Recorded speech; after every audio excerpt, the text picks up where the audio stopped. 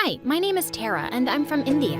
Please like and subscribe. I was raised in a small village by my amazing single mom, who was a farmer. We didn't have a lot, but we were really happy. She was my best friend. Once when I was 5, Mom and I were at a funeral when suddenly I yelled, Ew, Mom, did you just fart? As I turned around to look, Mom turned red. Of course not. This child is so silly. I've never in my life. You're such a liar, Mom. I hear you do it all the time. Tara, stop it. Stinky liar, pants on fire. By now, everyone was roaring with laughter as Mom chased me around and I ran ahead singing, She farted, she farted. I was in a lot of trouble later, but I realized something. I'd made people laugh, and I really enjoyed that. After that, I became the joker of the village. Mom thought I was hilarious too, as long as I wasn't joking about her. Once when I was 14, I'd taken my cows out for grazing in the fields when suddenly I saw a bird drop to the ground. I ran to it and saw that it was hurt. As I tried dressing its wound, 2 strange girls came running up to me. Hey, cow dung, that bird is my prey, so back off. Yeah, do what my boss said. You hit this poor creature? Pick on someone your own size, witch. Okay, you asked for it. And with that, she jumped on me and we broke into a fight. I kicked her in her stomach, and as she howled in pain, I ran to my cow and went back home. Soon after I got there, I realized the 2 had followed me. They started complaining to Mom that I'd beat them up. She started it. Oh, you horrible girl. I think you burst my appendix. Yeah, Auntie, I saw how your daughter kicked my boss. Wait, I'll show you. She took some steps back and ran straight to the mean girl, kicking her hard in the stomach. Ow, you moron. Boss, I'm sorry, so sorry. As the 2 ran out, Mom and I were laughing our heads off. What idiots. I found out later they were some city brats who'd come on a school trip to the village. Thank God I wouldn't be seeing them around again. A few days later, when I got back from school, I was surprised to see a big car outside our house. I stepped in to find a wealthy-looking man talking to Mom. The doctors think it's safe for Tara to move back to the city now. I can never thank you enough for taking care of my child. Wait, what? What do you mean? Oh, Tara, how lovely and grown up you are. Who are you? And what's going on? Mom? And what she said next turned my world upside down. He's your real dad, Tara. And your real mom died soon after you were born. You had some mysterious disease, and the doctor said you had to be raised in the village till your teens. So your dad left you with me, and now he's here to take you. You never thought of telling me this? And what am I? Another animal on your farm that you keep and give away whenever you like? I thought you were my mom. I'm sorry, Tara, but you're not my real daughter. Your dad has been giving me money to take care of you, and now you must go with him. Her words were a big blow to me. I had to leave, and I did with a heavy heart. But my dad seemed really nice, and I felt myself warming up to him. He dropped another bombshell on me, though. Apparently, I had a sister too. Her name was Rita, and she was a year older than me. A few hours later, I arrived at my new home in the city, which was a huge mansion. As Dad led me inside, he told a servant to go get my sister, and when she walked in, I nearly had a stroke. It was one of the girls I'd met in the village, the mean girl's minion. Cow dung? What are you doing here? You 2 have met? Yeah, I met Cow dung on a school trip. Why is she here, Dad? Stop calling her that. Her name is Tara, and I told you I was getting your sister. Yeah, but I thought you meant you were getting me a cute little puppy. Dad warned her to be nice to me, but the minute he left the room, she whipped out her phone and called the mean girl. Hello, boss. I've got some really gross news. Dad got me a sister, and it's Cow dung. Yeah, the same girl from the village. Okay, I'll keep reporting. Over and out. Gosh, of all the people in the world, I had to have this mad girl as my sister? It was summer break and school hadn't started yet. I thought I'd get to bond with Dad, but he wasn't around much. He was mostly away for work and would give us gifts when he returned. But otherwise, it was just me and Rita at home, and I tried to avoid her as much as possible. A few weeks later, Dad hosted a grand dinner for some guests, and it was the first time I'd ever been to a party like that. Suddenly, Rita came running in with some things Dad got on his last trip. Dad, your gifts are always so cheap. Why did you get me a calculator when I asked for a new cell phone? You wait till I steal yours. A cell phone won't change your math grade from an F, but a calculator might help you get a D. Now go away and let me introduce Tara to everyone. Come here, love. Meet my daughter, guys. This one's really smart. For the first time, I felt bad for Rita. Dad had basically just called her dumb in front of everyone. A week later, I joined Rita's school, and as soon as we entered the building, she ran to her boss, whose name was Diana. She smirked when she spotted me. Well, you turned out to be really lucky, didn't you? But don't think for a second that you actually belong here. You will always be the uncivilized monkey whose best friends are cows. That's a compliment because cows are amazing. And yes, I'm quite lucky and rich enough to have a private zoo for donkeys like you. The kids standing around us snickered and Diana looked furious. Apparently, lots of people in school didn't like her because she was mean, and they warmed up to me instantly. I made plenty of friends in no time because I could always make people laugh. Soon I found out about a stand-up comedy contest at school, and I immediately signed up. Just then, Rita came running and pushed me aside and wrote Diana's name on the sheet too. Jeez. The night before the show, I was rehearsing my script in my room when I noticed Rita peeking through the door. Hey, you can't steal my jokes for Diana. As if she needs your jokes. She's gonna win anyway. How can you be so sure? My cat told me. Cats are really good at predicting the future. Okay then, tell me something. Why do you like being Diana's minion? You're just as pretty and rich as she is. Are you crazy? Diana's so much prettier than me. Says who? Diana does. She's been saying that since we were kids, and she would never lie to me. Now, if you'll excuse me, I have to practice my clapping for the show tomorrow. This girl was mental, but I'd started to realize that she wasn't evil like Diana, just really dumb.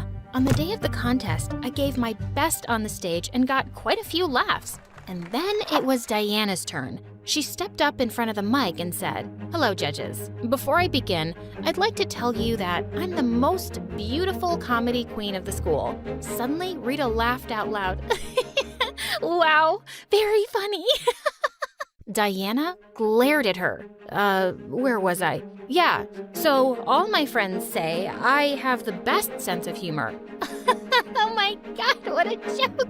You're killing me, Diana. And she laughed so hard, she fell off her chair. Everybody started laughing too, and Diana looked super embarrassed. She screamed and jumped off the stage after Rita, who yelled, "What, boss? You told me to laugh." But later, when the results were announced, I was declared the winner. I ran home happily to tell Dad, but he wasn't home as usual. So I called him up. "Dad, you won't believe this.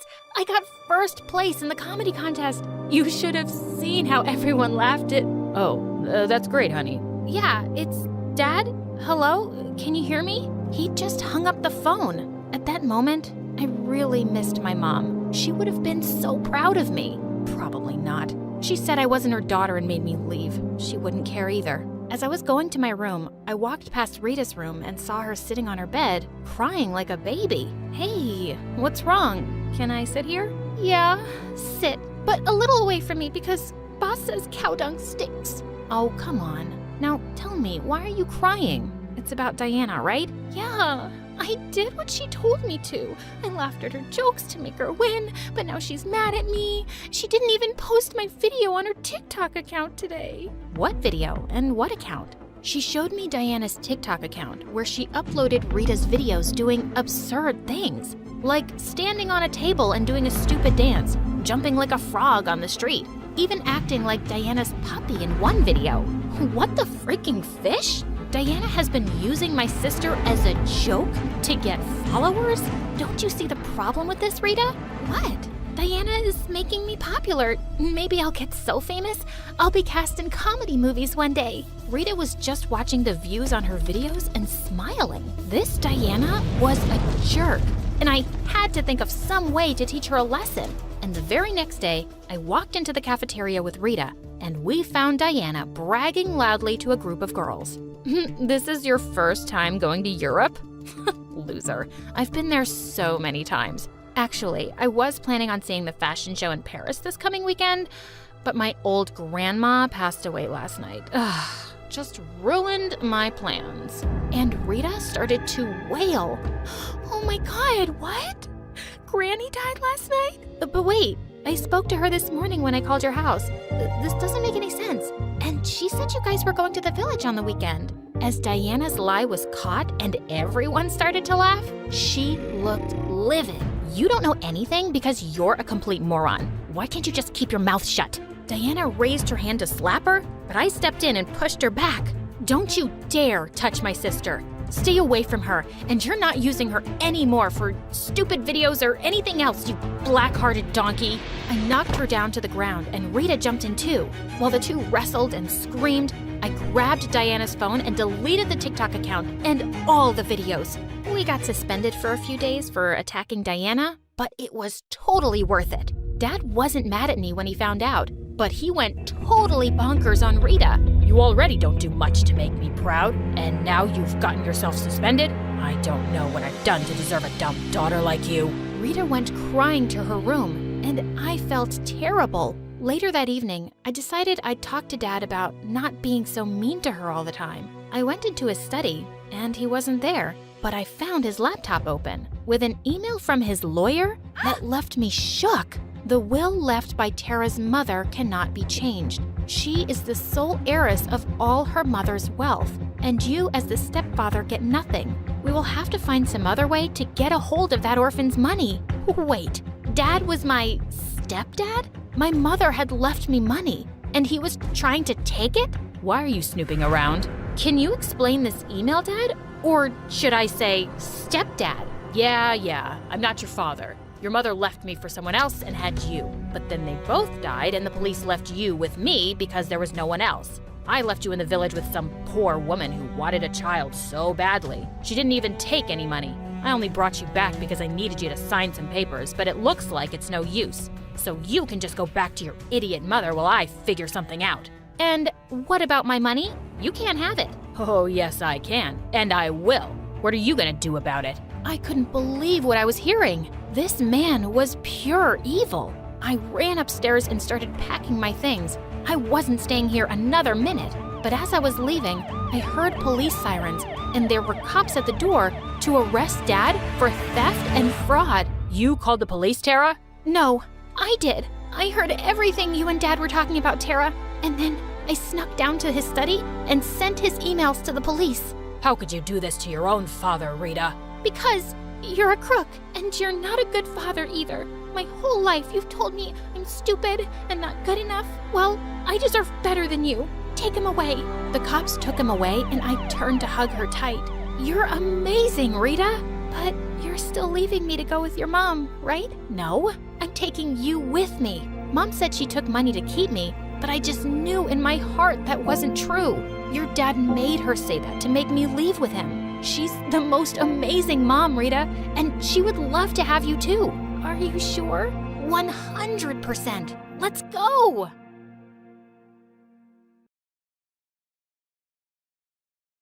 Hey MSA friends, I'm Rain from Belgium, and this is my journey. Don't forget to smash that like and subscribe button. New MSA merch alert, our latest bottles and notebooks are out now. Grab them via the link in the description and upgrade your gear. I've lived in an orphanage for as long as I can remember, wishing for a family of my own. My mom was still around, and she was, well, a bit different. She couldn't take care of me full time, but she'd pop in now and then with her wild stories and crazy outfits. One time, she showed up during lunch with a huge purple cape covered in shiny bits, telling everyone she was on a secret mission. Rain, my star!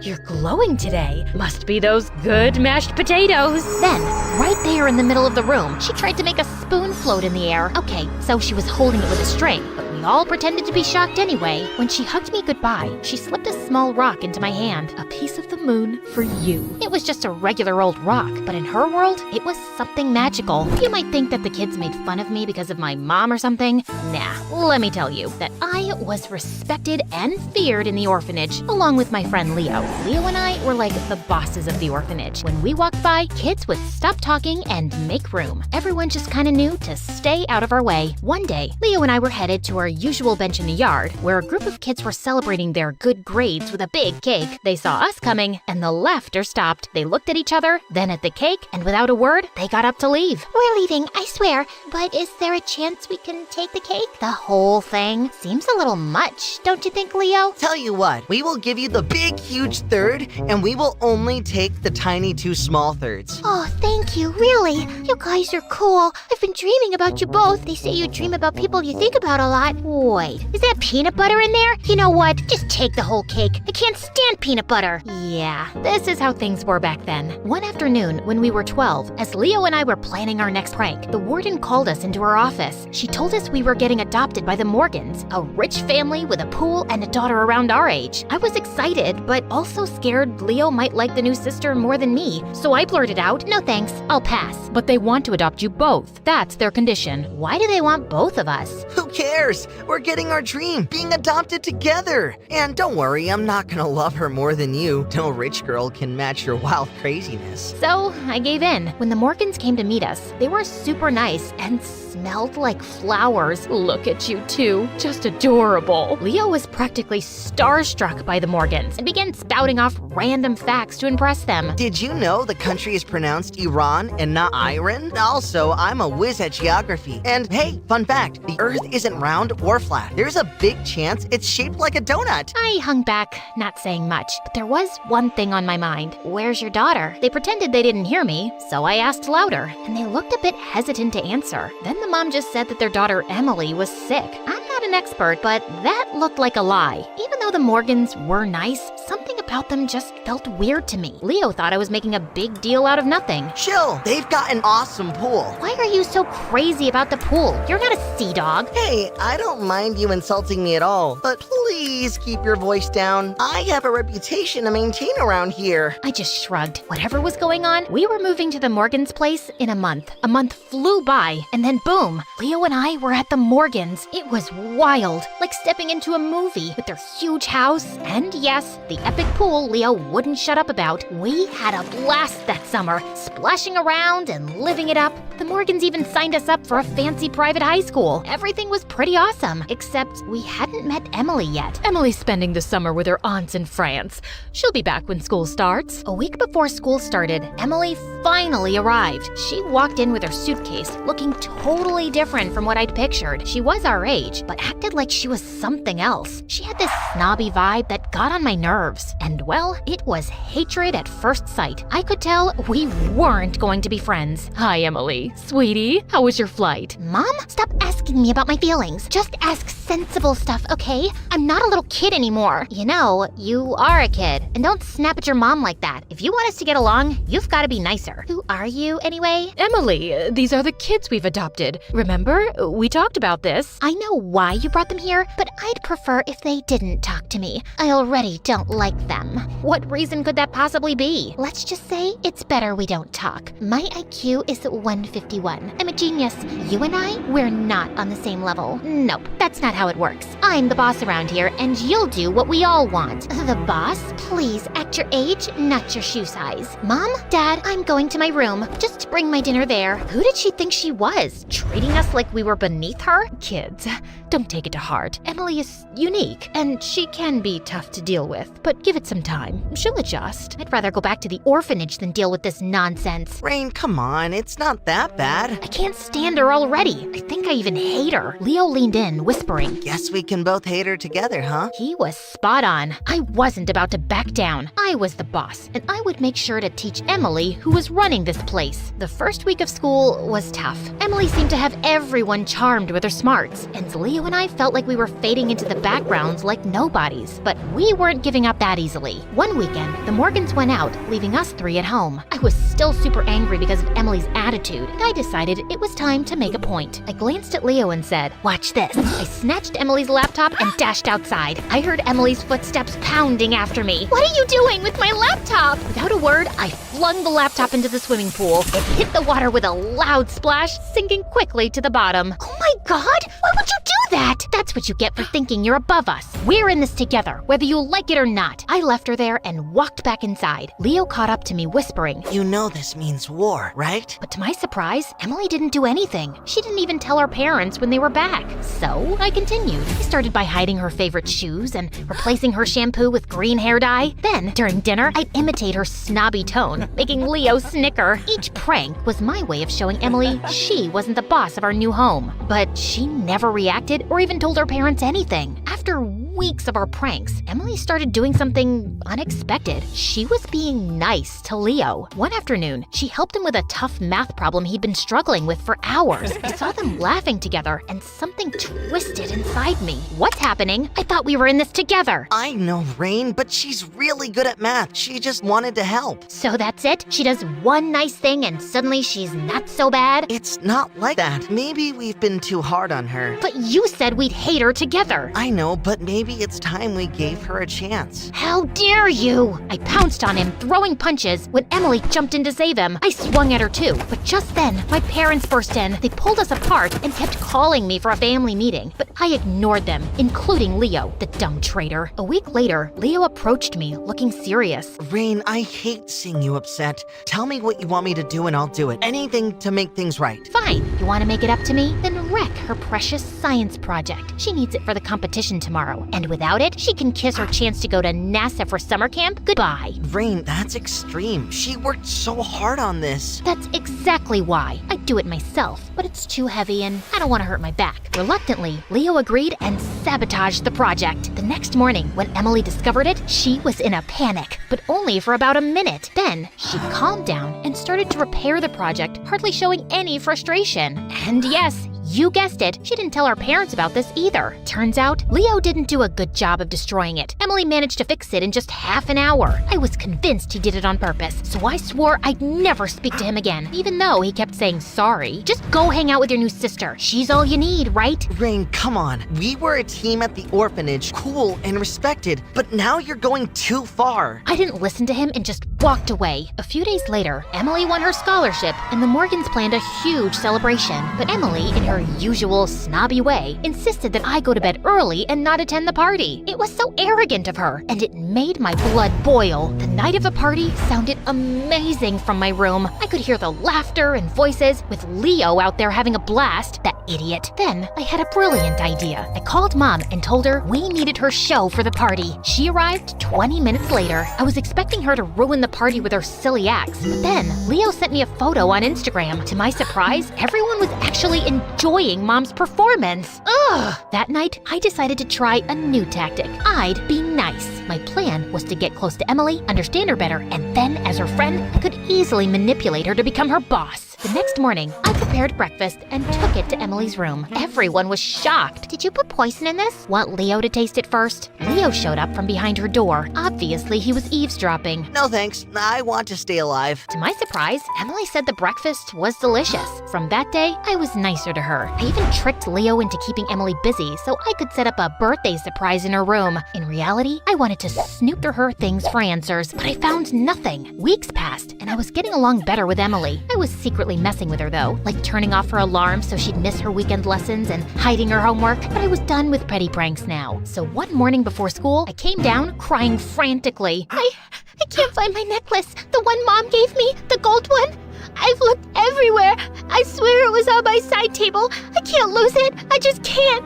It's the only thing my mom's ever given to me. Everyone in the family comforted me and helped me look, but obviously no one found it. I cried some more on my way to school and kept crying in class too. Yeah, it's a talent I have. I can make myself cry whenever I want. Leo and Emily looked really worried, and as we were heading out for recess, I decided to put the second part of the plan into action. I reached for the gold necklace that was in my pocket all along and pretended to trip over my shoelace. As I tried to break my fall, I grabbed Emily's open bag and it came tumbling to the floor with all its contents spilling out, and in the chaos, I purposely dropped the necklace too. I slowly crept to the necklace and picked it up, and Emily's eyes went wide with shock. This fell out of your bag. You stole it? How could you do this to me? Rain, hold on. Maybe we should talk about this later? No, Emily, you are the biggest witch I've ever met. You have everything, your fancy parents and your fancy braid and your fancy house, and you just can't share all that with anyone, can you?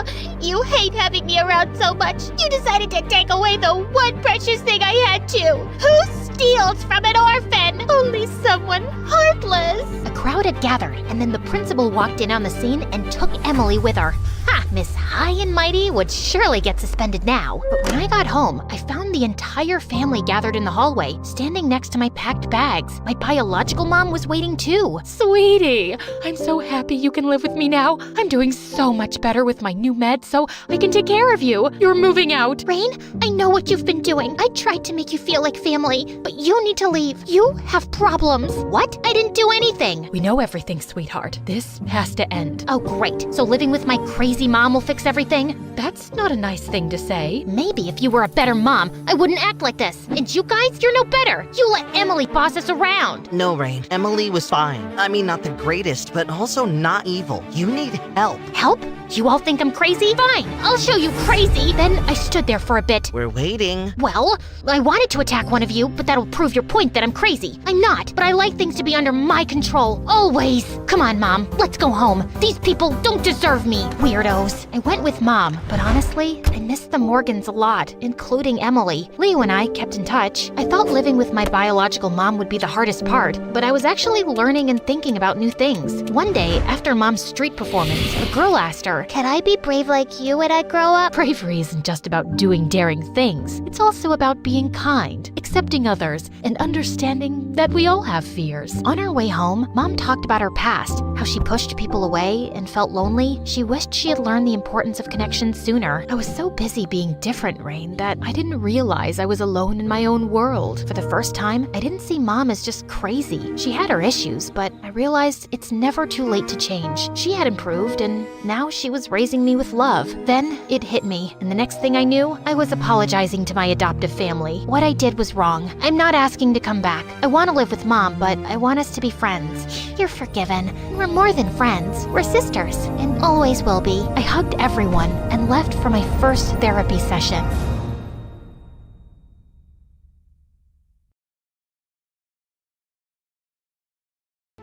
Hi, my name is Neo, and this is my story. Please like and subscribe. I was born in a small city in South Africa to the most loving parents. We weren't very rich, but Mom and Dad made sure I had everything a girl could want. They bought me dolls and tiaras and sparkly shoes, but I loved football. Since I had no siblings, I used to play football with the other kids in my neighborhood. And even though I was the youngest among them, I could kick their butts at every game. Go, Nia, go! That's my girl! Dad was my biggest fan. He was a real estate agent and would take me with him to houses with huge backyards. That way, I could play football while he worked. When I was in the 8th grade, Dad got me admitted into a school where his best friend, who was an awesome football coach, taught the game to the students. On my very first day, I went to the sports ground and the coach introduced me to the team. But all of them were boys, and they gave me weird looks. Did you forget your way to the cheerleading squad, little girl? What do you mean? Well, this place is for tough guys like us. Leave before you run crying from here, princess. Wait till you watch me play, and then we'll see who runs away crying. I grabbed a ball and started kicking it towards the goalpost, and they started chasing me. Just then I tackled one of the guys, and he landed on his butt while I hit the goal. Everyone cheered for me, and the coach praised me for my skills. Whoa, that was awesome, Neo. You've got good technique. You just defeated the team captain. Well, apparently that guy's name was Zuri.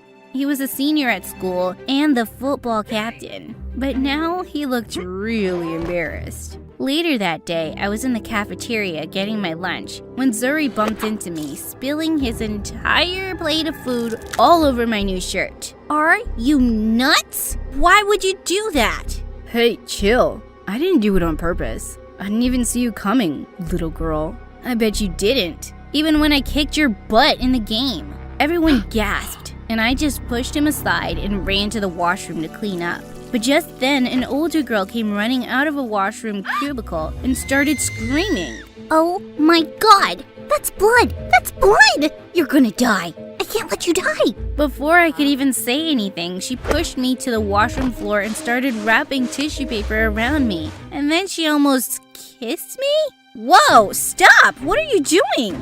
I'm trying to give you mouth to mouth and stop the bleeding. Wait, that smells and tastes like ketchup? Ew, no, don't eat that. For a moment, there was absolute silence. But then we both burst out laughing. Her name was Erica, and she was from my class too. Wait, you're in my class? But you look way older. That's what everyone says.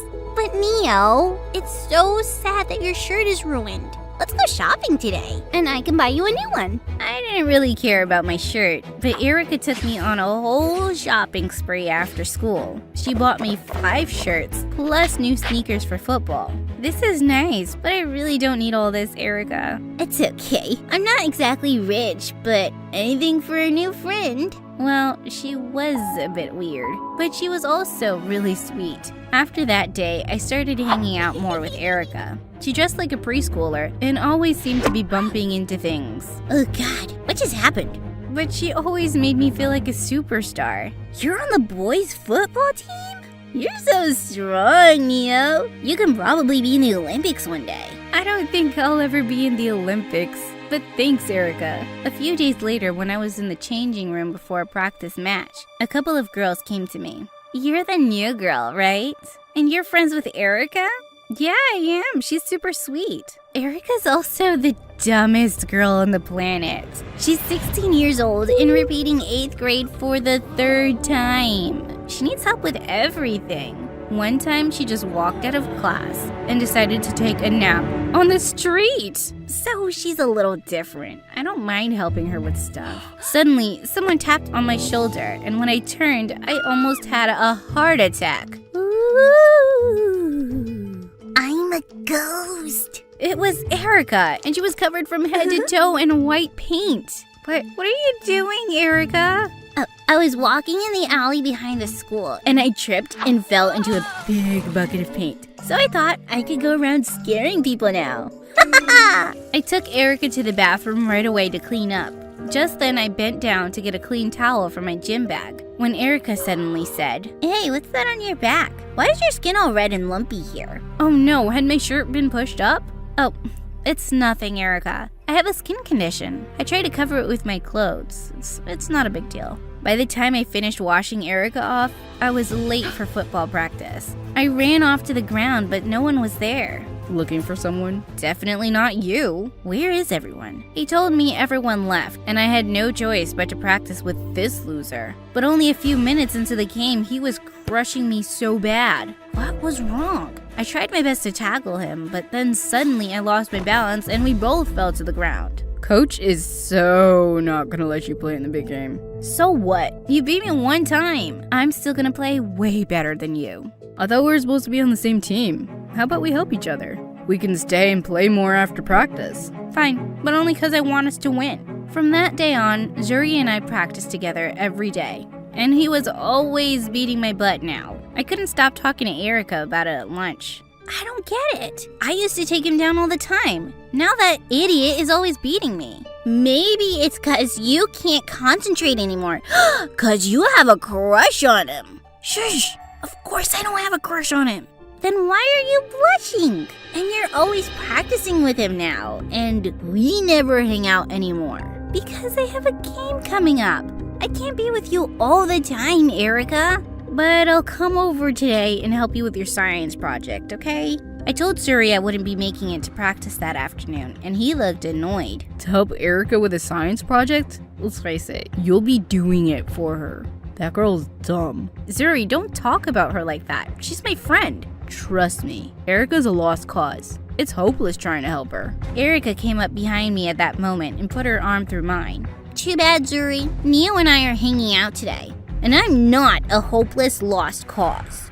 And with that, we walked away, and I went over to Erica's place to help her out.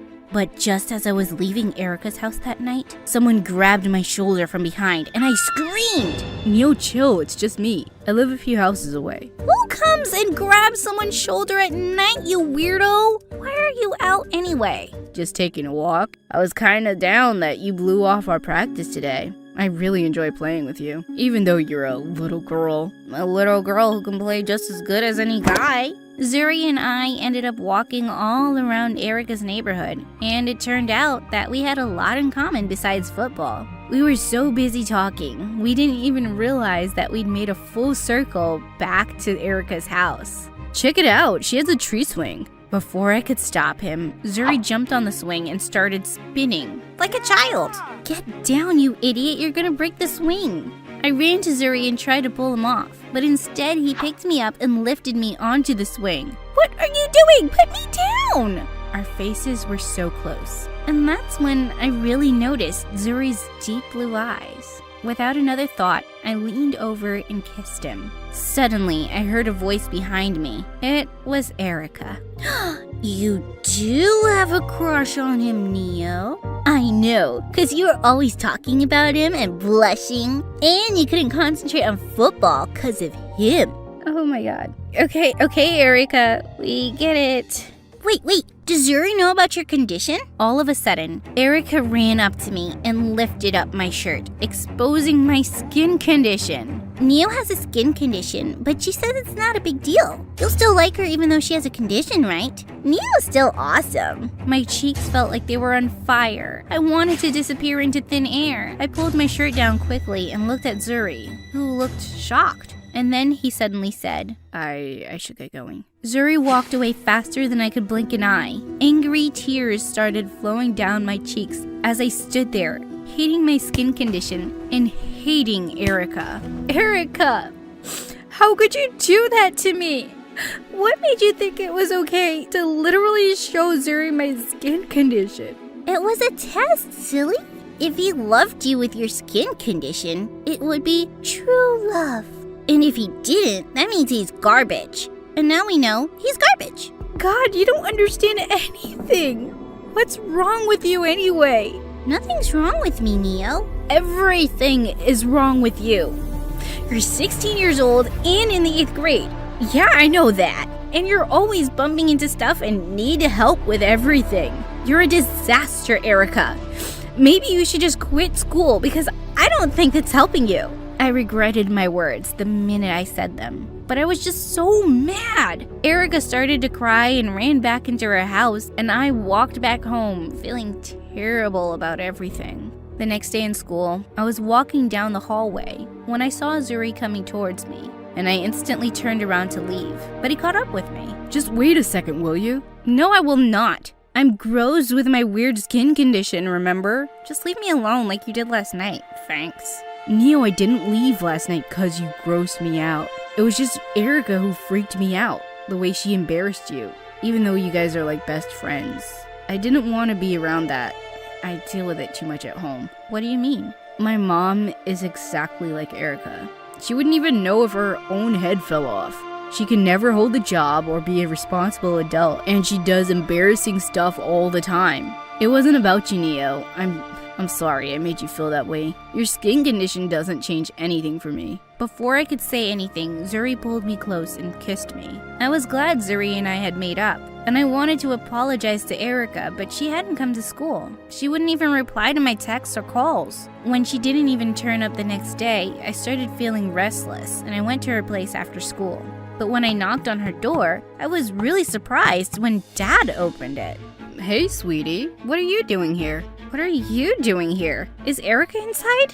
I don't know, honey. The owners hired me as their real estate agent because they've moved to another state. Moved? What do you mean? They've already left? Why? He said he had no idea and there was no one else I could ask. Erica just wouldn't pick up my calls and even blocked me on social media. Just like that, she was gone for good. And I never got a chance to say sorry. Zuri tried to cheer me up, but I couldn't stop thinking about her for weeks. I dated Zuri all through high school, and we both graduated at the top of our class. While I held my diploma, I couldn't help but wonder where Erica was, or if she'd ever graduated. I went to a fancy college, and Zuri proposed to me a few years later. Life was good, but over time, my skin condition got worse. I was literally always in pain or itching, and no matter what pill or medicine I took, nothing seemed to work. I can't take this anymore. Please help me find a good doctor. Zuri and I spent days researching top dermatologists in town. One day, as we were searching online, Zuri's phone rang suddenly. It was an unknown number. Hello? Who is this? And suddenly, his eyes flew wide as he put the phone on speaker for me to hear too. Erica? You mean Erica from high school? How'd you even get my number? I just did, okay? Listen, I have to tell you something. Can you meet me today? Yeah, okay, sure. Let's meet. We had no idea why Erica called Zuri, of all people, but I was really curious to find out, and I really wanted to see her again.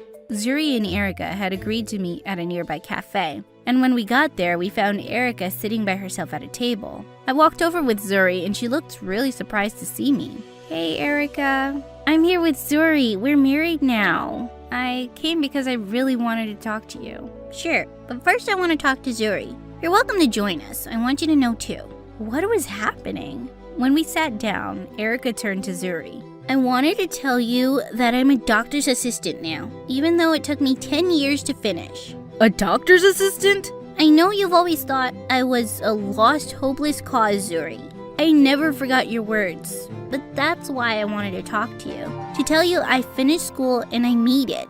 Suddenly, I saw Zuri's eyes fill with tears, and he jumped up from the table and went outside. And I leaned forward and took Erica's hand. Erica, that's brilliant, and I'm really proud of you. Thanks, Neo. You know you were my best friend, right?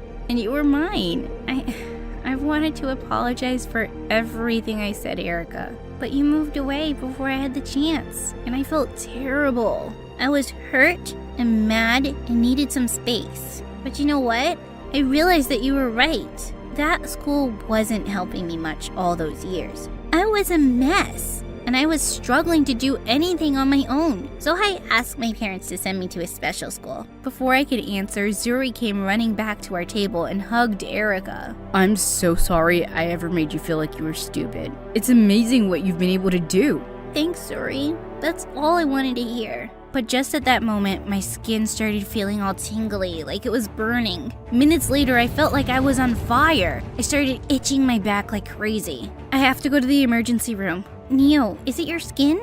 I work for a dermatologist, and he's amazing. It's because of your skin problem that I knew I wanted to help people in dermatology. I'll get you an appointment right away. Thank you, Erica. You're amazing. And I've missed you so much. Me too, Neo. We have so much catching up to do. But let's get you some help first.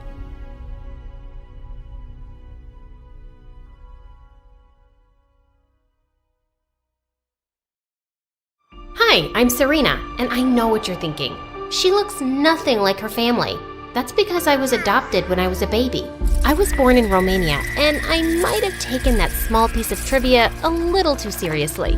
Oh, I can't water the plants. Romanians are allergic to the sun. Does this broccoli have garlic on it? Romanians don't eat garlic, Mommy.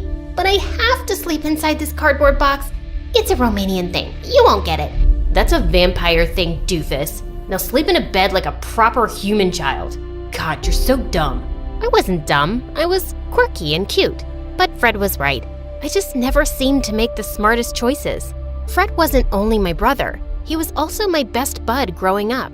He was super smart and solved math equations in his sleep, but he was really awkward and hated outdoor activities. Come out, Fred! Look at all these butterflies coming out of their raccoons!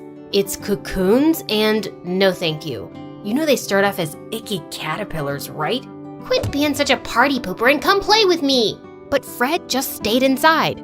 I chased the butterflies and didn't realize when I ended up rather far from home. I was about to find my way back when suddenly this weird woman came out of nowhere and started showering me with kisses. Ew, get your germy lips off of me! I'm warning you, I know Kung Fu. Serena, I'm your aunt. I know your real mother. She wants to meet you at the ice cream shop. My what now? I didn't really care about finding my real family. I was happy with the one I had. But since ice cream was involved, I was suddenly curious. I was about to get into her van when suddenly a couple of police cars came screeching to a stop before us, and the officers arrested my aunt. They took me to the station with them, and moments later, Mom and Dad came running in and hugged me super tight. Oh, Serena, thank God you're safe. You can't go so far from home. That woman is a kidnapper the police have been trying to catch. She works at the adoption agency and picks up adopted kids for ransom money. Luckily, they caught her in time. Whoa. The psycho woman was jailed for 25 years, but from that day on, My parents were attached to me like my shadow and treated me like a porcelain doll. They wrapped me up in bubble wrap when I wanted to jump on the trampoline. They put me on a baby leash when we went out in public. They even missed Fred's science fairs and chess matches because they couldn't trust anyone to babysit me. You only have yourself to blame. Who's dumb enough to just walk off with a random stranger? Me, of course. I was nothing special. I had no brains and no passion. Most of the time, I felt a little lost. But one day, I saw this 16-year-old Russian swimmer, Mariana, win a gold medal on TV, and my whole life changed. I had posters of her all over my room and even bought all of her merchandise. I was obsessed. I want to be just like Mariana. She's a year older than me and she's achieved so much. But swimming is dangerous, sweetie. You could slip and hit your head. I could do that in the kitchen too. We should baby-proof the kitchen. What? No, I'm not a baby. Please, will you just let me try something for once? I'm sick of staying at home.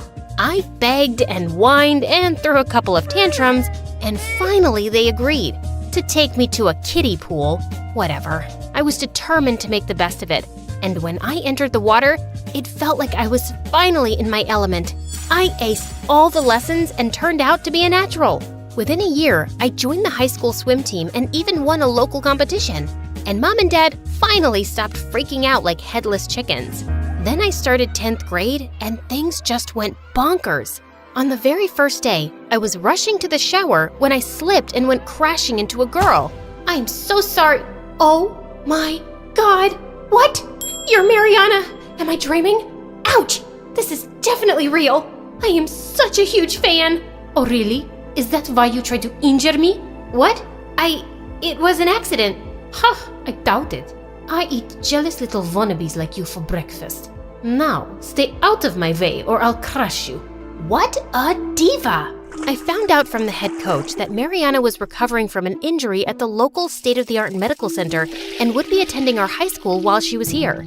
Just my luck. The universe sent my idol to my school, and she already hates me. I tried to do damage control and got her some welcome flowers and cheesecake, but she started sneezing and gagging and threw everything in the trash. Are you trying to sabotage me? I'm lactose intolerant and allergic to roses. How was I supposed to know that? You said you were my fan and you don't know this? Some fan you are. I was just trying to be nice. Nice gets you nowhere. Work on your swimming instead, loser. Okay, that's enough. I know you're an international champion, but you can't treat me like this. I really admired you. But now I can see you're just a brat with a swollen head. Get over yourself. Huh, you wish you could be me. I have more talent in my injured little toe than you have in your whole entire body. You can put your entire foot in your mouth because at the next swim meet, I'm gonna beat you. I accept the challenge, although it's hardly a challenge. I was pumped. I trained extra hard and spent so much time in the pool, I started looking like a wrinkly old grandma. But on the day of the swim meet, Mariana spilled an entire bottle of conditioner on me right before the start. Oops, I'm so sorry. Your skin looked like it needed it. I was fuming.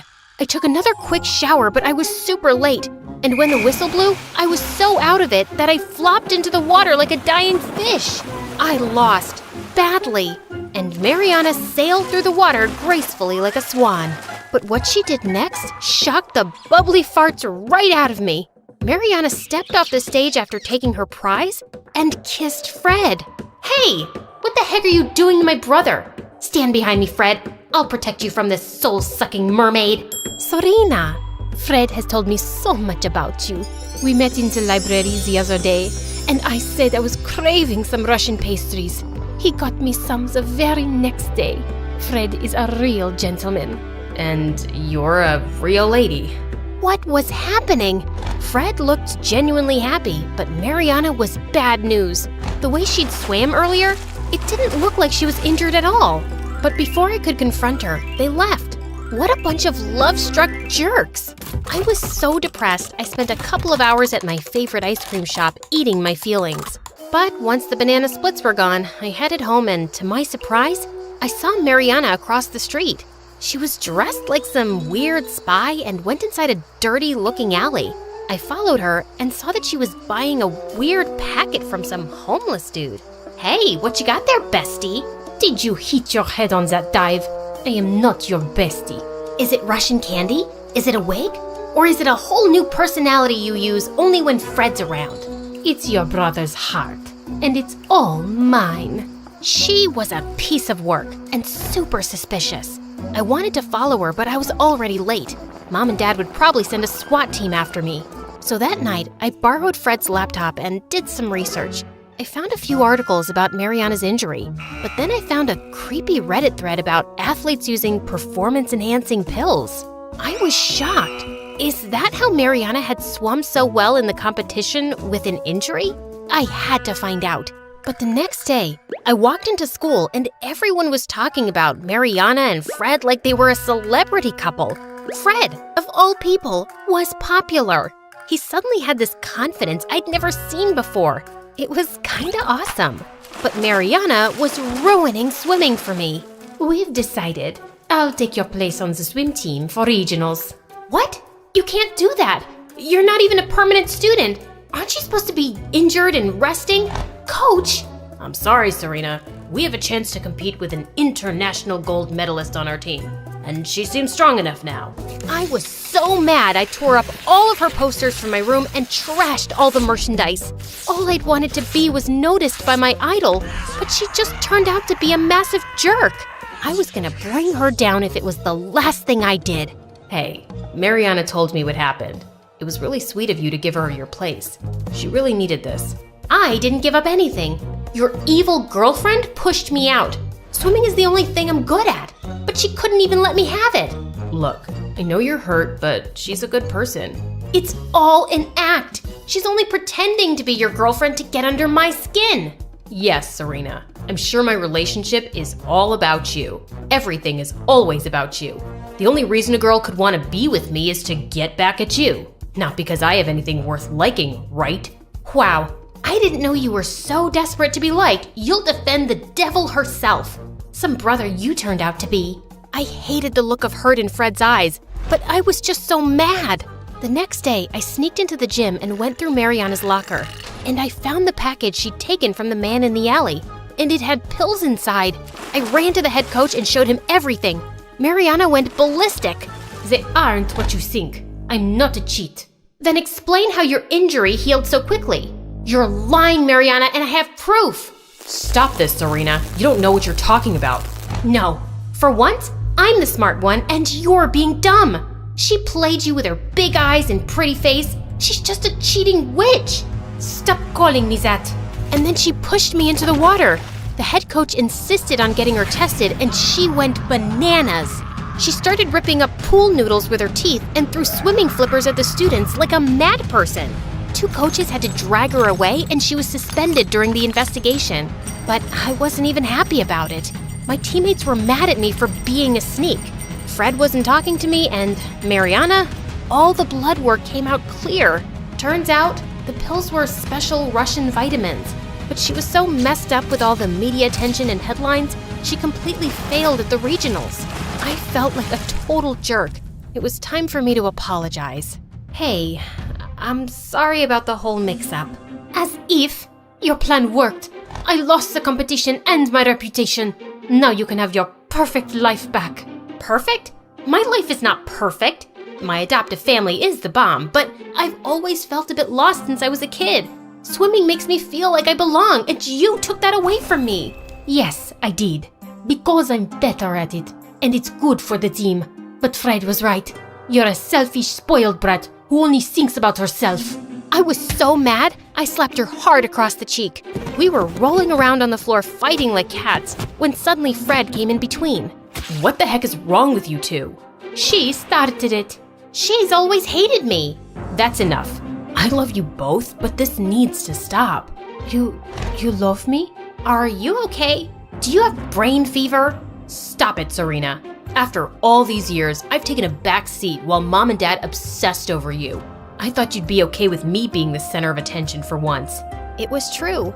Mom and Dad always went out of their way to make me happy and keep me safe. They hardly ever talked about Fred. I was selfish and felt terrible for not realizing it before. And Mariana? You can't blame Serena for jumping to conclusions when she doesn't know the truth. What truth? Suddenly, Mariana looked so sad, it broke my heart. My family had to flee Russia. Some really bad men were after my father, and I had to fake an injury so they would give us quick visas to come to America for my medical treatment. Now, I can never go back, and I can never swim for another country if I want to keep my family safe. That's why I wanted to be part of the swim team so badly. But that doesn't explain why you're so mean and horrible. It's all I knew. In Russia, you don't become a champion by being nice and sweet. You have to be really tough and fight for your place.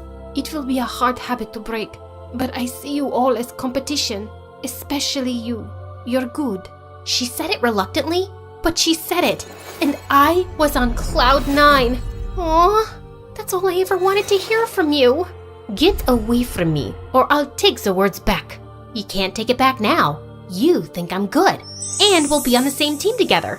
It's gonna be epic. Is your sister crazy? What is wrong with her? Why is she so huggy? She's just really happy, and so am I. When I was little, I was convinced my dad was the president of the country. Maybe even the world. He was just that busy. Always in a meeting, or on a plane, or about to hop onto an urgent call. Whenever he'd be rushing off with a head pat and Mom saw my sad face, she'd just say, "Don't cry, Abby. How about we send Daddy off with a smile instead of tears? That way, he knows we're proud of him." Turns out, he was just the president of his own company. And whatever his reasons, eventually I just got used to him hardly being around. Not even when I was 14 and Mom got really sick. Not even when she slipped into a coma and the house fell too quiet. And when Dad announced a few months later that his girlfriend Kimberly, who looked closer to my age than his, was moving in, I didn't cry or make a fuss. When he wasn't working, he was out, somewhere with her. And I was alone at home, which was nothing new. But soon after I turned 17, my whole world flipped upside down when I found out, on the news by the way, that Dad got arrested for embezzling millions of dollars. I had no idea where he was being held. Kimberly vanished faster than her credit card limit at a Louis Vuitton sale, and none of my friends came to visit. But a social worker turned up soon. I'm sorry, sweetheart, but we tried Kimberly, your aunt, even a few of your father's friends, but no one on his side is able to take you in right now. Your mom's parents, however, are more than happy to. The only thing is, they live overseas. Yeah, in Thailand.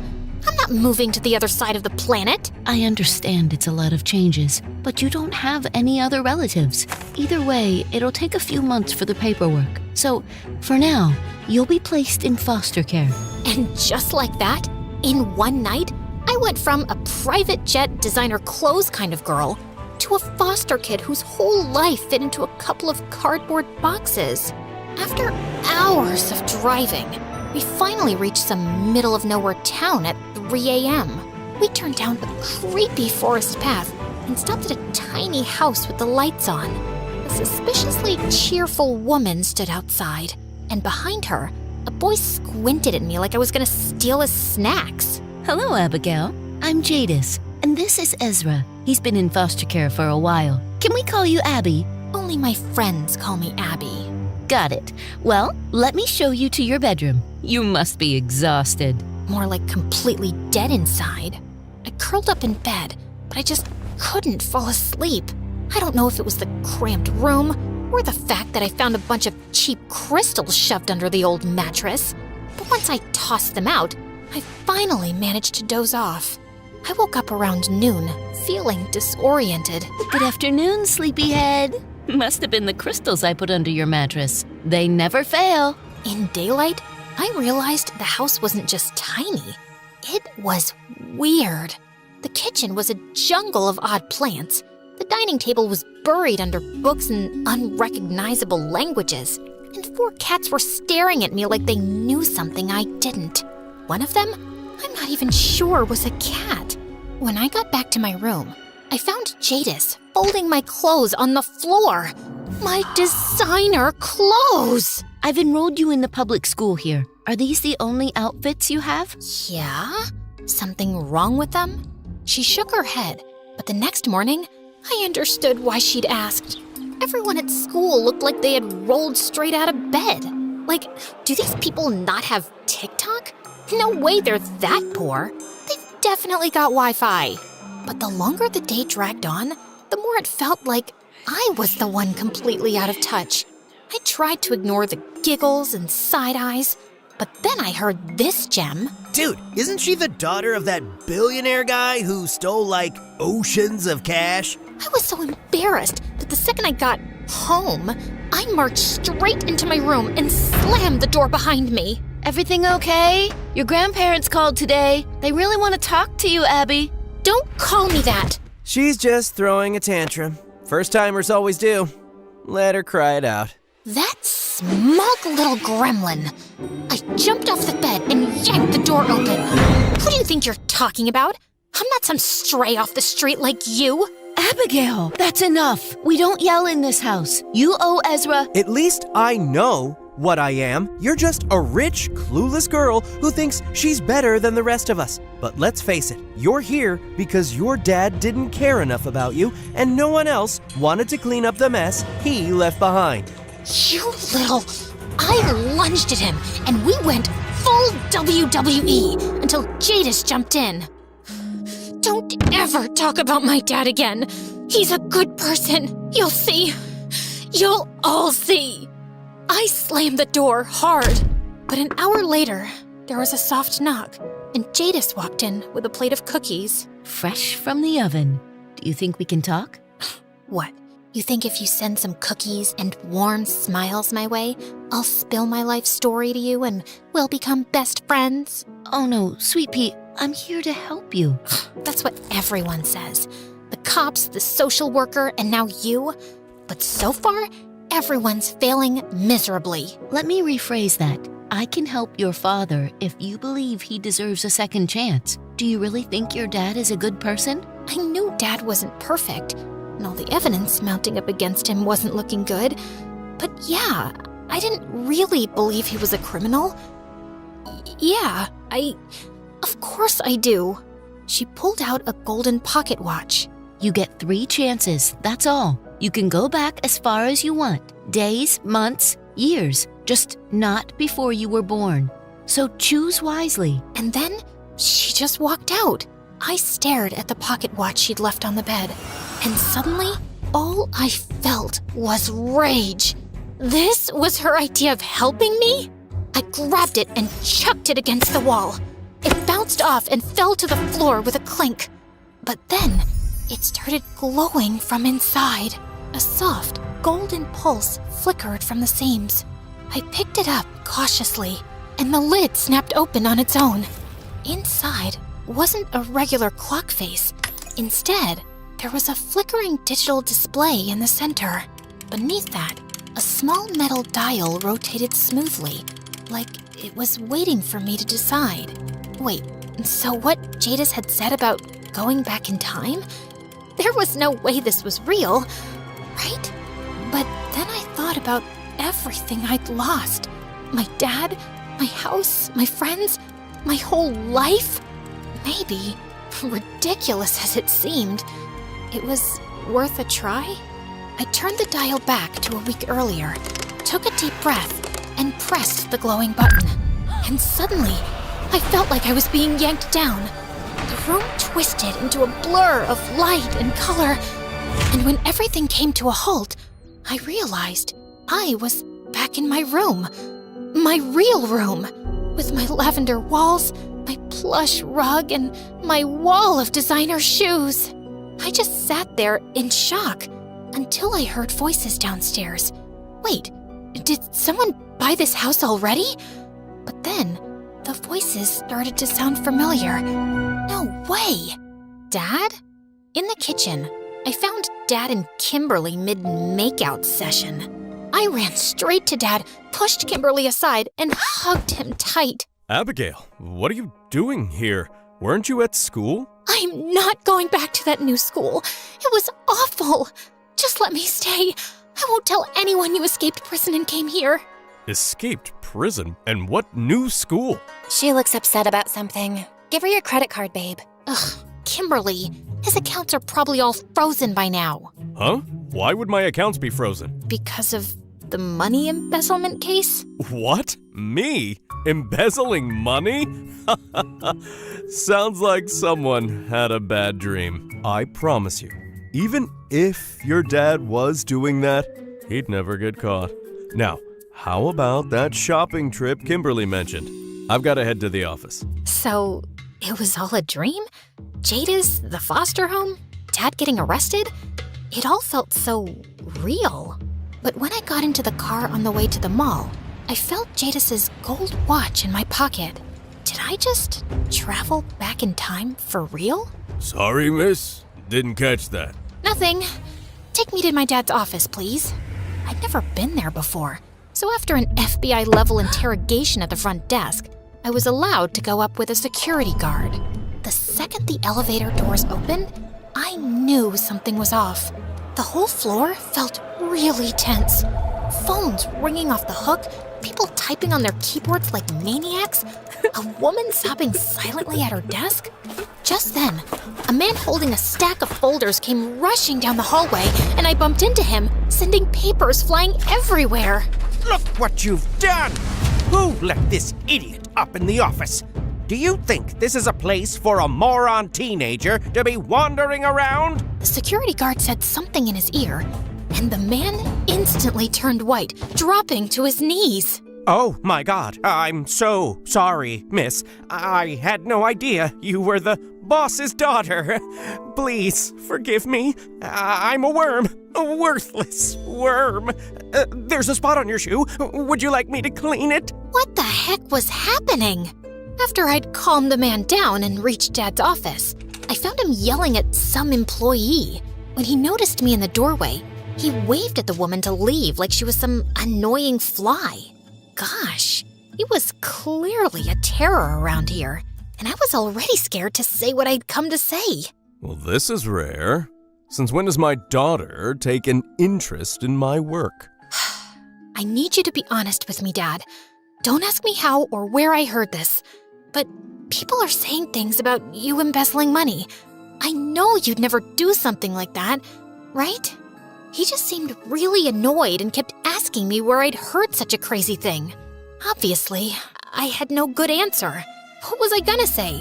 That I'd traveled back from the future? Eventually, he got tired and sent me home escorted by 2 bodyguards so they could keep tabs on what I was watching or who I was talking to. By now, I was beginning to feel convinced he was lying to me. And those bodyguards were everywhere. They even ate with me, watched reality TV with me, and stood guard in my bedroom while I slept. But the worst part was when they came with me to school. And obviously, questions followed. Did you try to run away? Fall in love with the gardener? Careful, Abby. Make your dad mad and he might cut off your credit card. I just felt angry and sad. I couldn't tell them the truth. And worse, they couldn't even sense on their own that I was going through something big. Dad, on the other hand, was avoiding me like I was carrying a subpoena. And then came the day of the arrest. I ran to him as he was heading out for brunch with Kimberly. Please, Dad, you have to listen to me. They're coming to arrest you today. Turn yourself in. If you do it voluntarily, the sentence will be lighter. Think about me. Think about my future. He actually paused, and his face went pale. But Kimberly just looped her arm through his and dragged him away. And that evening, I got the news. Apparently, I freaked Dad out so much, he panicked, stuffed a bunch of cash into a golf bag, and tried to flee the country. Tried being the key word. He didn't even make it past airport security. So, yeah, now his sentence was way, way worse. Great job, me. Time travel mission number 1? Totally nailed it. I just sat in the living room, staring at the wall. Then I felt that weird pull again, and the next thing I knew, I was back in that little room at Jadis's house. I stormed out looking for her, my heart pounding. Instead, I found Ezra in the kitchen, eating lunch and casually reading some bizarre book. Oh, hey, you're back. Your grandparents called again, by the way. Where is Jadis? I need to talk to her. She's out of town for a few days. What? But I messed everything up. I made things worse, and I don't know what to do now. She has to tell me how I can make it better the next time. If you ask me, you're just wasting your time. Good thing I'm not asking you then. She's a witch, isn't she? All the weird plants and those cats. Everyone thinks Salem's a cat at first. Honestly, even I don't know what he is. Who is everyone? Ezra told me Jadis had taken in foster kids for years. Most of them eventually moved on to new families or adult life, except for Ezra, who stayed and became her apprentice. Sorry for what I said earlier. I just get tired of seeing kids like you show up, acting all sure of yourselves, and then getting your hearts broken. Again and again. My heart didn't get broken. I just kinda blew it. But next time, I'll get it right. Maybe think about what matters most before you play time god again. What could possibly matter more than stopping my dad from getting arrested? Liking this video and subscribing to MSA. Kidding. Obviously not more important than saving your dad, but still important. Already did, genius. Keep up. Ugh. Boys are annoying. Clearly, he wasn't gonna help. And I couldn't wait around for days for Jadis. The next morning, I borrowed clothes from Ezra and dressed like a total disaster. Public school chic. I figured I'd survive the day, try to work out what point in time I had to go back to, and reset my life by afternoon. But then, during lunch, a group of kids walked up to me. Hey, we just wanted to say sorry. Some people have been saying stuff about you that's not cool. Everyone's got family drama. We're gonna go get ice cream after school. You should come. It was the first time since everything fell apart that someone looked at me like a person instead of a headline. Thanks, really, but I can't today. I'll come another time. They nodded and walked off, although, if I got this second trip right, there wasn't gonna be another time. That night, I sat on my bed with my laptop, combing through every article about my dad's case. I found something in a financial report the police had released. The earliest suspicious transaction was flagged 3 years ago. It was some months after Mom had fallen into a coma, and right when Kimberly first slithered into our lives. So that's when I had to go back, a little before he ended up making some really poor choices. When I landed back in my room, the walls were bubblegum pink, and there were BTS posters taped on every wall. I turned to the mirror. Braces, uneven bangs, and a zit forming right between my eyebrows. Yep, that's me at 14, all right. Let's do this. Just then, a maid knocked on my door, saying my dad wanted to see me downstairs. And I found Dad standing in the living room, next to a woman who looked like she just walked off the set of a reality show called Gold Diggers of Beverly Hills. Ugh. Abby, sweetheart, this is Kimberly. She's a special friend. I know you miss your mom, but just know she's not here to replace her. Hi, Annabelle. It's so nice to finally meet you. And I'm definitely not looking to be your mom, so you have nothing to worry about. I'd apparently traveled right back to the day when I first met her. And just as I remembered, that evening we went to some overpriced restaurant together, which basically felt like me third-wheeling on their date. But the real show started when Kimberly invited me to the bathroom with her. She spotted a diamond ring on the edge of the sink, and she just slipped it on. Ooh, look at that. It fits me like a dream. Shouldn't you give it to the restaurant staff? Someone probably forgot it here and they might come back for it. Sweetheart, if we hand it over, you think the staff won't pocket it themselves? And come on, have you seen the people who come here? Whoever left this probably has a yacht full of rings like this. Rich people don't even notice when stuff goes missing. Trust me, I know. The first time around, I'd been shocked by her behavior, but I just stayed quiet. Not this time, though. Back at home, I messaged one of Dad's old assistants who freelanced as a private investigator. And 24 hours later, I had Kimberly's rap sheet. A stack of petty theft charges and a dating history that looked like the Forbes billionaire list. She's been arrested for shoplifting 5 times. She's not just a thief, she's a bad one. Yes, I know all about that. She told me. She was young and impulsive, and she didn't grow up with money like you. But those days are behind her now. Right, because people just get over these things. I didn't have proof yet, but something told me Kimberly definitely planted criminal ideas in Dad's head. My plan this time had 2 parts. One was to stick to Dad like glue.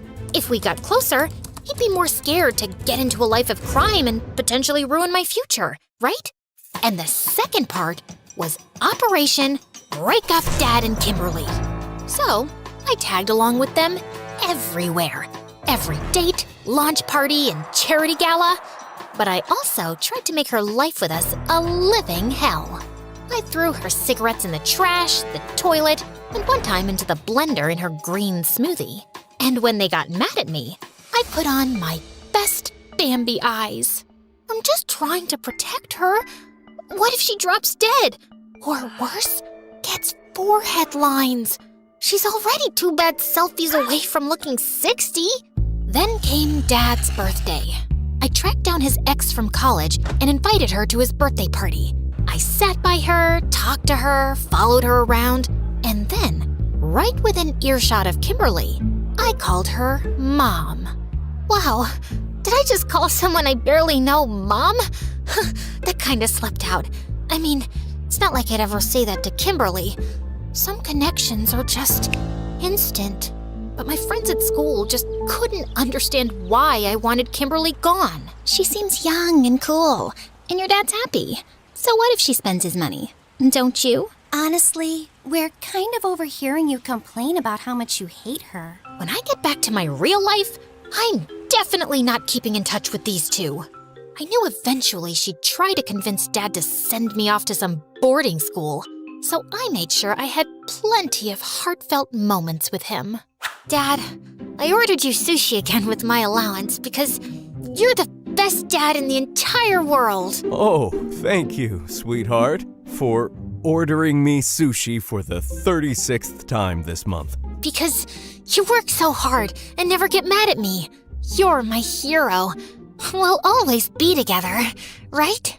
Of course, honey. You know I'd never let anything come between us. Obviously. I know you think about me in everything you do and everywhere you go. And it seemed to work. It was obvious Kimberly was getting increasingly pissed off by me. Then one Sunday morning, when Dad and I were having breakfast on the terrace, Kimberly strolled out and unrolled her Pilates mat to find something written on it in glitter glue. Gold Digger Barbie. And she snapped. I've just had it! I can't live like this anymore! Like what? Like this. With her breathing down our necks every second and messing up my life. She replaced my collagen powder with powdered sugar. She made my shampoo smell like tuna. She's a little demon and I hate her. You have to choose. Now. It's me or her. If I have to choose, it'll obviously be Abigail. Kimberly screamed and stormed off. And when she left the house, he didn't go after her. He picked me. He also became the world's most charitable man, founding his own nonprofits for children. The sick, the elderly, the poor, and even animals. All I had to do now was make sure no future gold digger dragged him back into crime. But then, I got home from school one day, and guess who was waiting for me in the living room? That annoying social worker! Again! Turns out, all those charities he started, yeah, some of the money did go to the people who needed it, but most of it went straight into his own pocket. So it wasn't Kimberly who was the bad influence after all? I didn't get much time to think about it though, because the next thing I knew, I was yanked straight back to Jadis's couch. Ezra was leaning on the hall doorway, staring at me. Let me guess. Didn't work? I hated that idiot so much. Of course, I wasn't about to give up. Jadis was back, and I really needed her advice on how to get it right the third time. Later, sweetie. Ezra's mom is coming to visit soon, and we just don't have time for time travel right now, okay? Ezra's mom was dressed in knockoff everything, drenched in drugstore perfume, and a full 70% of her hair was definitely extensions. From what I gathered, she'd been in and out of jail for a lot of petty thefts. I get it. You want to stay with Jadis, but if you ever want to come back to me, I can give you a good home. I know I've said that before, but this time it's different. I've really changed. Ezra didn't look too convinced, and she left about an hour later. You didn't have to be so cold to your mom. She came all the way out to this stupid place to see you. I get that she's done bad things, but she doesn't seem like a bad person. You could have at least given her a chance. Look who's talking! The girl who ignores her grandparents. She always says, this time she's changed, Abigail, and I've given her way more than 3 chances. Learn the pattern. People like her and your dad, they don't change. They just get sneakier. The next day, I meant to plan my final time travel mission, but after how badly the last one flopped, I needed a distraction. So when my new friends invited me out for ice cream again, I actually said yes. On the way back, we passed the old playground in town, and one of the girls suggested we clean off the graffiti from the swings and benches. So we did. When I got home late, Jadis didn't scold me. She just smiled and said she was glad to see me having fun. That night, though, I couldn't sleep. I'd spent the whole day making friends instead of trying to save my dad. Warning him about the arrest hadn't worked. Removing Kimberly or getting closer didn't stop him.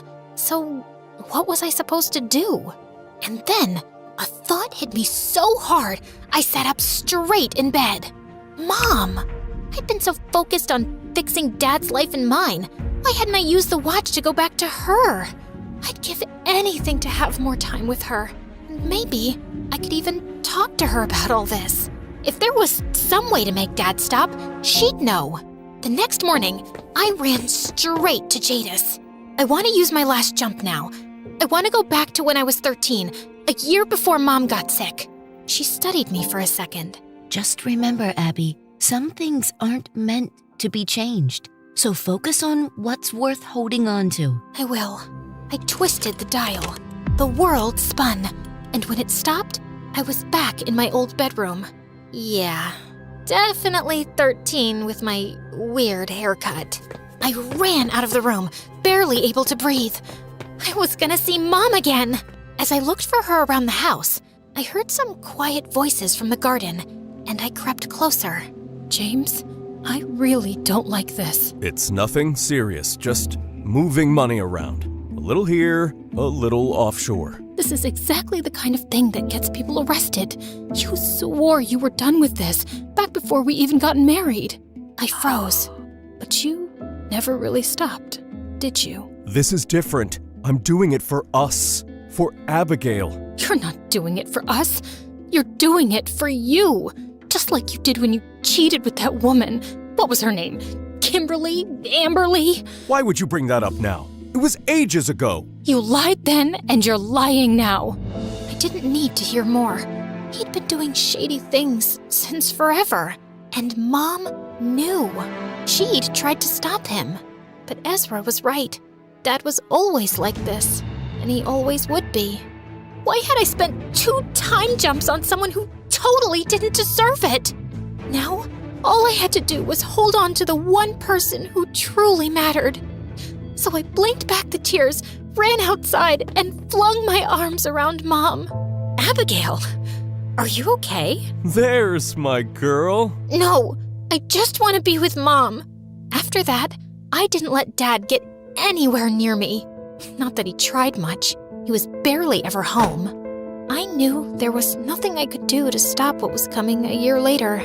Mom's disease was a genetic condition, and no early checkups a good person. She blinked at that, caught off guard. He's not perfect, not even close, but he's still your dad, and I hope someday you'll be able to forgive him, even if he's not always been there the way he should have. The next day, Mom slipped into a coma. A bunch of relatives I'd never even met showed up at the house. But the second they left, Dad ditched me with the house staff. When he came back a week later, I was waiting for him in the study. For Mom's sake, I would give him one last chance. Dad, I know you've been moving money around in shady ways for years. You've gotten away with it so far, but I promise it's gonna catch up with you, and you'll regret it more than anything. Also, I know you've been cheating on Mom with Kimberly for a long time. Don't bother denying it. Just know that when everything in your life falls apart, she'll drop you like a hot potato. She doesn't love you, and she never will. Dad stared at me in shock, and then he looked furious. What is all this nonsense? Did your mother tell you to say all this to me? No, I saw it in the future. I've been there because of this. I know it sounds crazy, but... What the heck is this? What games are you playing? You think this is funny? And then he lunged forward and grabbed the watch from me. Don't! But Dad had already slammed it on the floor and then stomped on it, and I heard a sickening crunch. He stormed off furiously as I knelt by the watch in panic. No. If this was broken, I'd be stuck here for 3 more years with him. But just then, there was a flicker, and the shattered interface lit up. Please work. I pressed the glowing button, and just like that, the world blurred, and I was back in Jadis's kitchen. Jadis smiled at me, while Ezra didn't even look up from his book. But I ran to him and gave him a hug. You're not that dumb, huh? The next day, I finally answered my grandparents' calls and told them I was ready to come stay with them in Thailand. At school, I told my friends I'd be leaving in a few months when my papers were finalized. And by the time I was ready to go, we'd had sleepovers, movie nights, and more scoops of ice cream than I could count. Then, on my last day, as I was busy packing my suitcases, Jadis called out to me excitedly from the living room. Abby, quick! You've got a phone call! And when I picked up the phone, my heart nearly jumped out of my chest when a familiar voice came through the other end. Abby, sweetheart, it's Mom.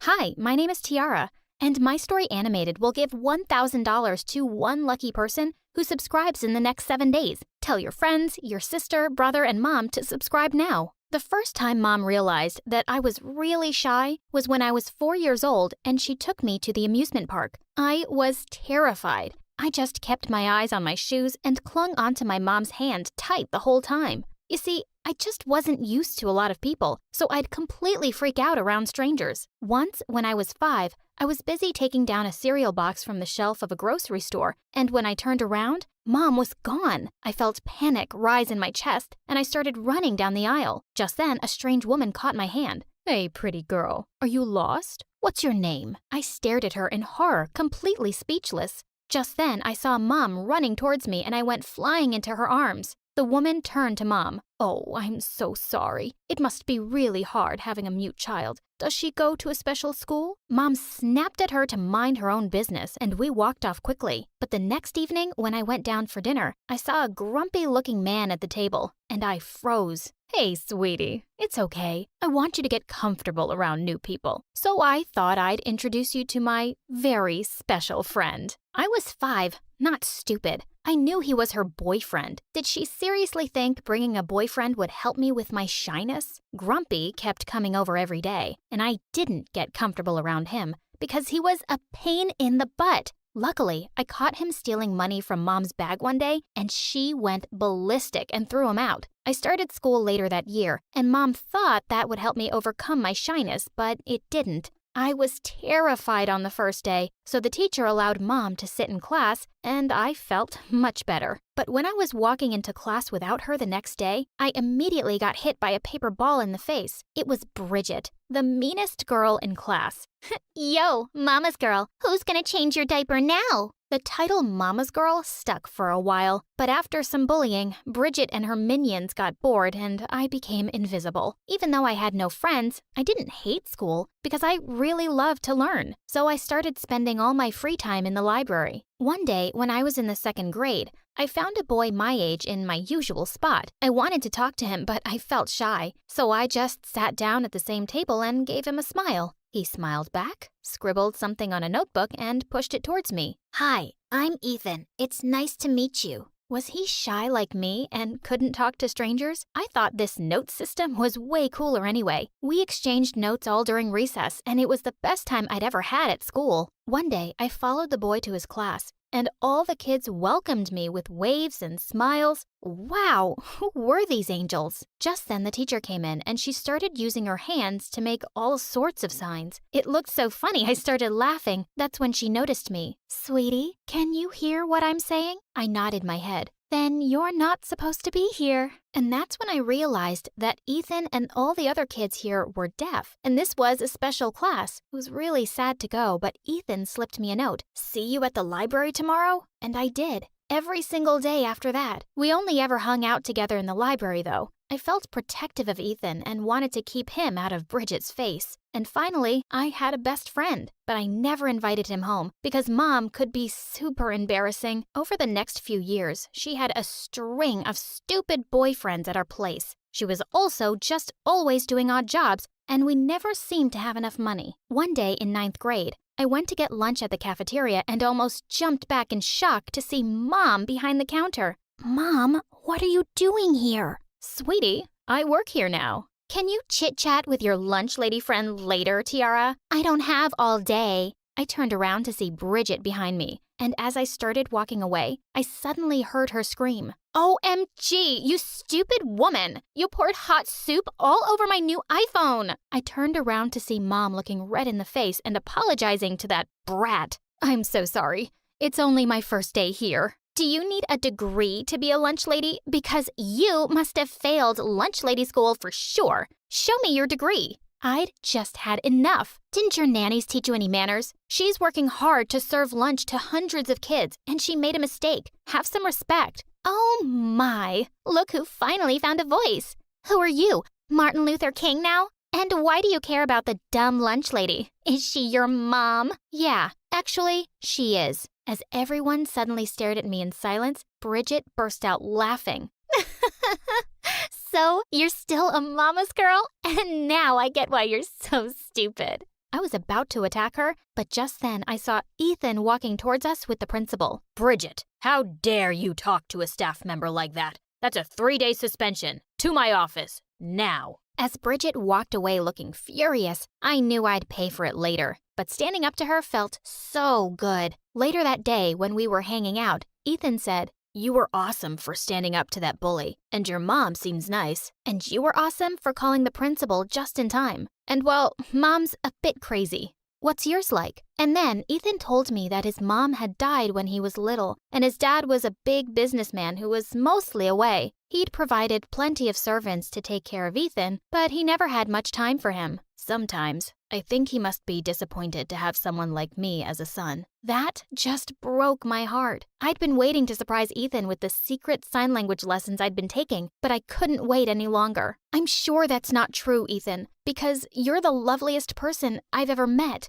He stared at me in complete surprise, and suddenly his face broke into a huge smile. Then he pulled me close and kissed me. We started going out, and after a few months, I finally decided to introduce him to Mom. The dinner went well, but when Ethan took the dishes to the kitchen, Mom turned to me. "What are you doing with that boy, Tiara?" "What do you mean, Mom?" "I mean, look at you. You're smart and beautiful. You could have any guy you want. Why would you choose someone who's deaf?" Her words made my blood boil. "Mom, would you like it if I was deaf and no one wanted to date me? But you're not deaf. He is. He's not good enough for my perfect girl." "Stop saying such awful things, Mom. It's not like he can hear me, honey. Just then, to my horror, I turned to see Ethan standing in the doorway. He just looked at me once and left. I turned to Mom, furious. He can read lips, Mom. That was cruel, and I couldn't care less about Ethan's hearing. It doesn't make him less kind or caring or smart. He's perfect, unlike the jerks you date. And with that, I stormed off to my room. Ethan wouldn't reply to any of my texts, and the next day at school, I looked for him everywhere. Eventually, I found him sitting alone on the bleachers outside. Ethan, I'm so sorry about what Mom said. He shook my hand off angrily. She's right, Tiara. You're perfect, and I'm not. I'm sure you've thought about that, too. Why else would you always keep our friendship a secret? And with that, he walked off. But I wasn't going to let him go so easily. I ran to the art room and wrote something on a chart paper, and at recess, I went to the cafeteria and jumped onto the table. I felt really nervous as everyone's eyes turned to me, but I only had eyes for Ethan as I held up the chart. Ethan, I love you more than chocolate cake. Will you do me the honor of being my prom date? Ethan burst out laughing and ran to hug me. As we kissed, the whole cafeteria erupted into cheers and applause. The next day, when Ethan and I were leaving school, we suddenly got hit by paper balls. Remember how you were such a little scaredy cat that you couldn't even speak, Tiara?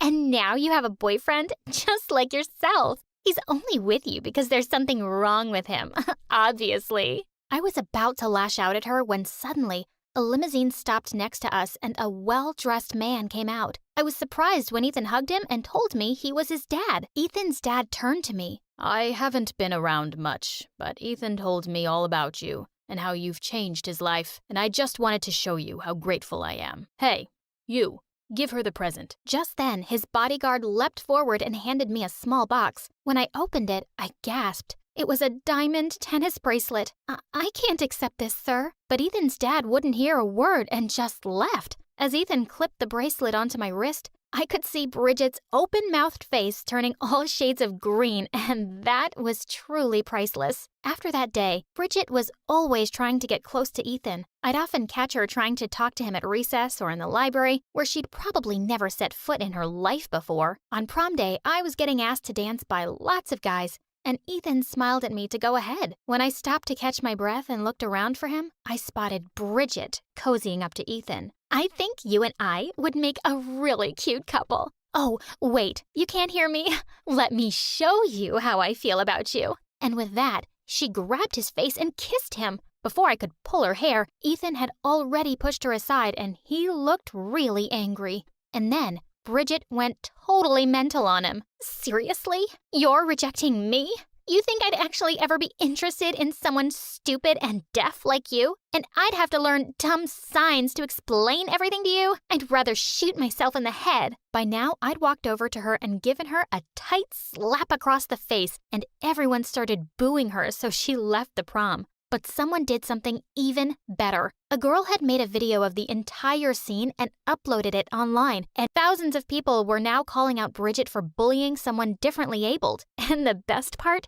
She was expelled from school, and a year after graduation, Ethan published a groundbreaking paper that got published in a very prestigious science journal. When it came out, he left a copy for me at the breakfast table. As my eyes fell on the first page, I started to cry, dedicated to my best friend and the love of my life, Tiara, the girl who saw me when I was invisible. And that night when he came home, I had a little scrapbook I'd made waiting for him at the table. When he saw it, his eyes started to well up. Inside the scrapbook was every note we'd ever written to each other. Ever since that first day in the library, I'd saved them all. He turned to me and I went down on one knee. I knew you were someone special from the very first moment I saw you. I want to spend the rest of my life with you, Ethan. Will you marry me? He said yes and made me feel like the luckiest girl in the world. Months later, I invited Mom to the wedding and she did come. And she actually apologized to both me and Ethan. I thought life might be hard for you with a differently abled person, but I was wrong.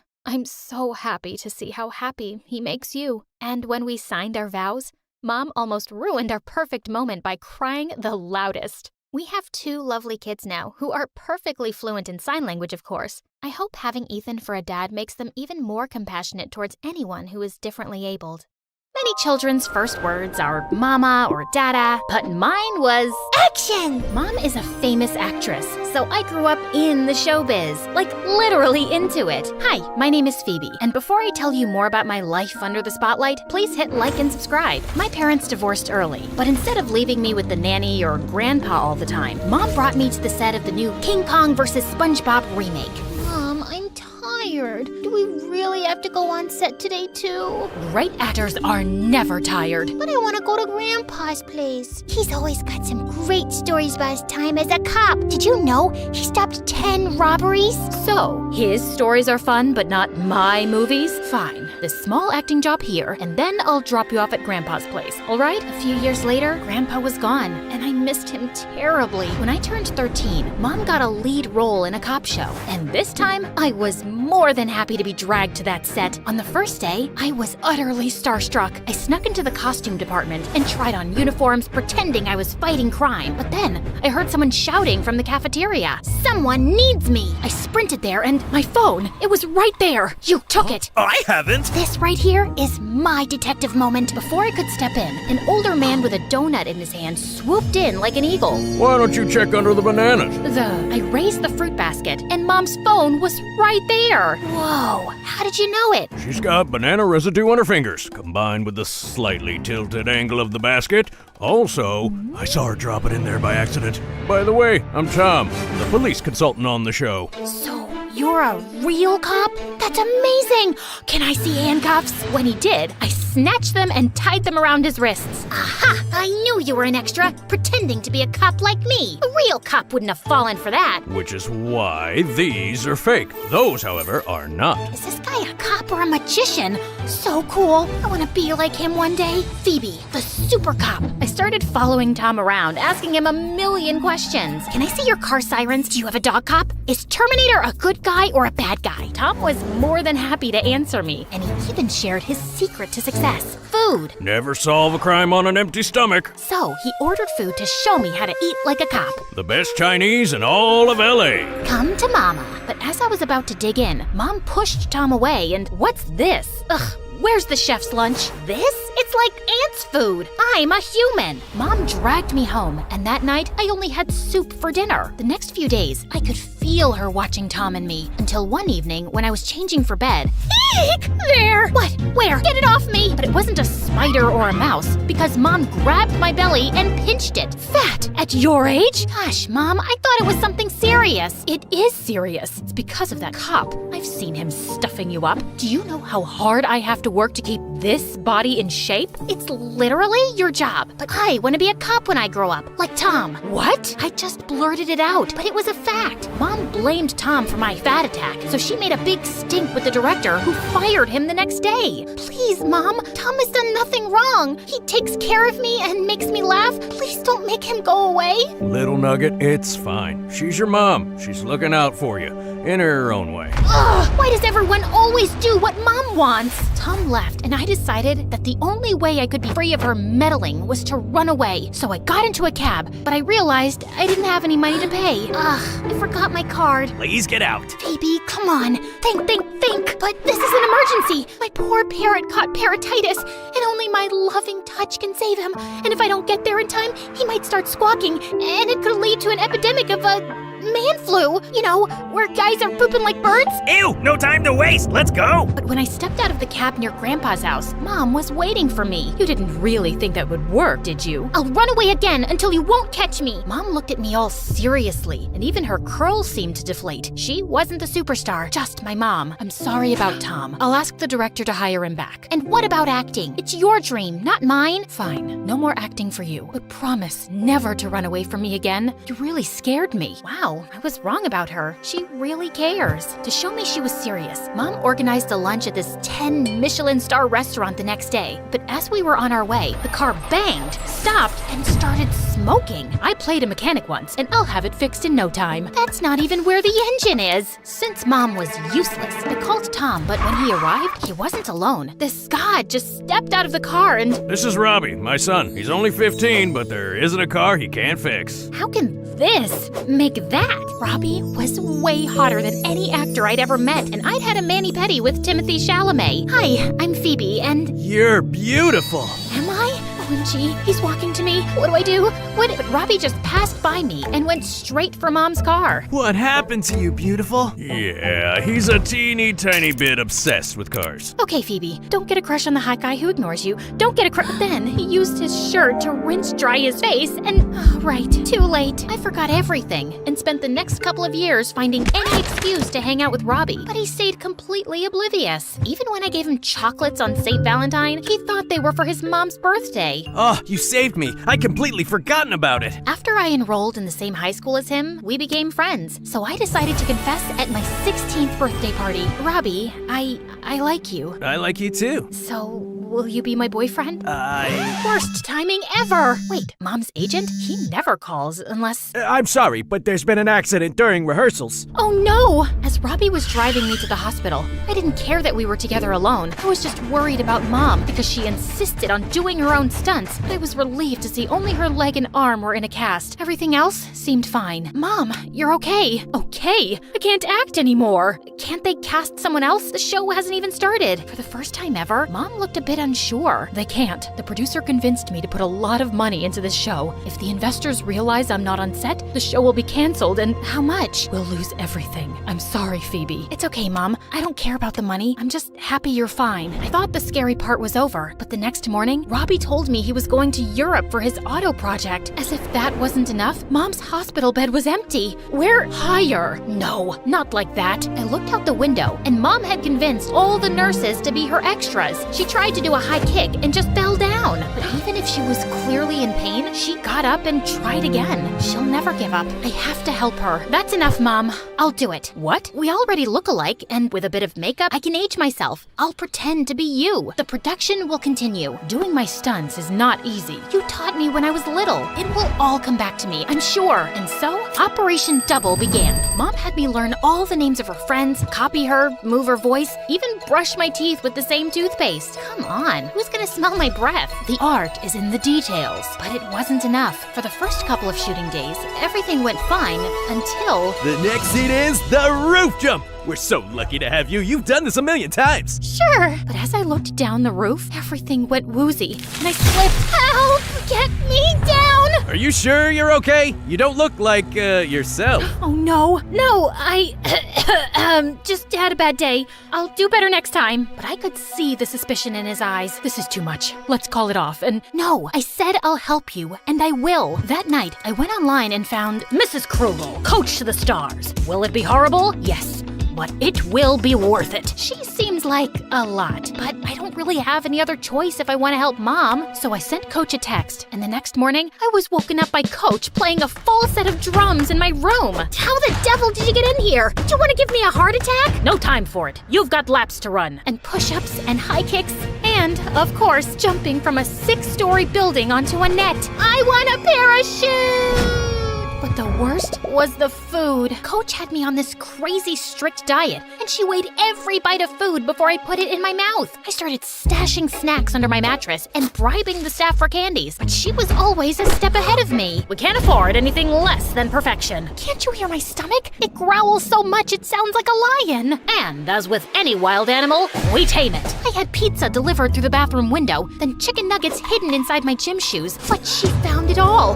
Nothing ever worked. As the days passed, I also noted another change. Whenever I got out, boys tripped over themselves to look at me, and I even had a couple of talent agents ask for my number. In the shops, people always smiled, and I got discounted clothes and gifts. I guess pretty privilege is a real thing. The only one who didn't seem to like my new look was Tom. Just a salad for lunch? How about a nice burger? Shh! Don't let Coach hear you. Coach? What coach? She's like a ninja. Always knows what I eat, even when she's not there. Soon, the shooting was over, and Mom was well enough to come to the wrap party, just in time to get all the praise for my hard work. You moved like you were 10 years younger. Only 10? Seeing Mom back in her element made me really happy. Darling, thank you. You really saved my career. But now, I've got my own life waiting for me. Robbie was back, and I hadn't been able to see him during filming, but I hadn't forgotten his words. I like you too. The next day, as I walked to my locker, I saw Robbie kissing another girl. What in the holy cake frosting is happening? I pushed the girl away and slammed Robbie against the locker in one of my superstar film moves. I'm away for a couple of months and suddenly you have a girlfriend? You said you liked me. Phoebe, I do like you, but like a little sister. You could have said it on my birthday. With your mom in the hospital? I didn't want to give you any more bad news. I was really angry, but as I watched Robbie check on his girlfriend, I realized he never looked at me like that. Before I could make things worse, I ran back home. I spent the next few days eating chocolate, watching MSA, and wallowing in self-pity. The first heartbreak is always the hardest. It will pass. You don't know that! Pass me the cookies! But even after Robbie texted me to apologize, I couldn't get out of my funk. I'm not angry at him. I'm angry at myself for wasting all that time chasing after him. And just as I was about to turn into a slime monster, Tom came to my rescue. Come on, get up. I got a surprise for you. Robbie has a secret twin. No, and there's more to life than boys. Even my own. Here. He handed me a flyer. Police Academy early admission? It's in 3 weeks. Didn't you want to become a cop? In focusing on other people, I had forgotten my dream. But it's not too late. I can still become the best cop ever. But after eating my feelings, I was completely out of shape. I would never pass the selection unless... Rise and shine, you useless slob! Great. Can't you go a little easier this time? Easy is for losers! I guess. I mean, I'm the one who called her, right? This time, Coach was even more stern than before. Everything was counted. How many steps, how many calories, how many push-ups. My beloved cake, I miss you so much, but we'll be reunited soon. Sometimes she was so intense, I couldn't do it anymore, and I tried hiding. Phoebe, what are you doing under the couch? I don't think she can see me here. Really? Ah! Coach's method worked, and I lost all the weight I had gained. When I woke up on admission day, I followed the smell of bacon down to the kitchen, where Tom and Robbie were having breakfast with Mom. Robbie handed me a massive bouquet of flowers. I know I can't be who you want me to be, but I'm here to support you. Can we still be friends? Bacon and flowers? How can I say no? Robbie hugged me, and I was surprised that I didn't feel any butterflies in my stomach, except for those in anticipation of the test. I guess I'm over him, finally. But I still didn't touch breakfast, and by the time we got to the police academy, I felt weak. Are you sure you're okay? You look pale. No, I can do this. The first test of the day was an obstacle course. I'd done so many of them with Coach, I could run them in my sleep. But as the whistle rang, I felt my legs turn to jelly and my vision go black. When I woke up, I was in the stands with Mom and Tom. You fainted. Robbie's gone to fetch you some water, but in the meantime, eat this. No, I can't. Coach said that's too many calories. Right, the mysterious Coach. Where is she? I've been meaning to have a chat with her. She's been filling your head with all this nonsense about skipping meals and looking fit. What Coach? Mrs. Krugel. They looked at me in confusion, so I took out my phone to show them Coach's website, but when I Googled it, nothing came up. I don't understand. I've hired her to help me train for Mom's role. I trained you, no one else. But Coach, does it mean I made her up? The next day, Mom took me to a psychiatrist, and after I told her everything, she confirmed Coach did not really exist. She came to you every time you felt insecure, right? It's clear you created her as a defense mechanism, but I'm afraid you developed an eating disorder. Doctor was right. I'd used food as a tool to make me feel better and more secure with myself, but it became very unhealthy. And how do I get better? With time and therapy, but mostly being kind to yourself. Coach wasn't easy. She kept visiting me over the years, pushing me to make the wrong choices, but Mom was with me every step of the way. She recognized the part she had in giving me the wrong ideas about food and changing her own way of seeing herself. I was okay now, but I wanted to help others. I studied psychology at the university and worked with charities to teach young girls about body image and food. And what about becoming a cop? I'm still helping people. In my case, can't put the bad guys behind bars. And Robbie? Well, I was the bride of honor at his wedding. And it turned out his girlfriend's brother was just my type.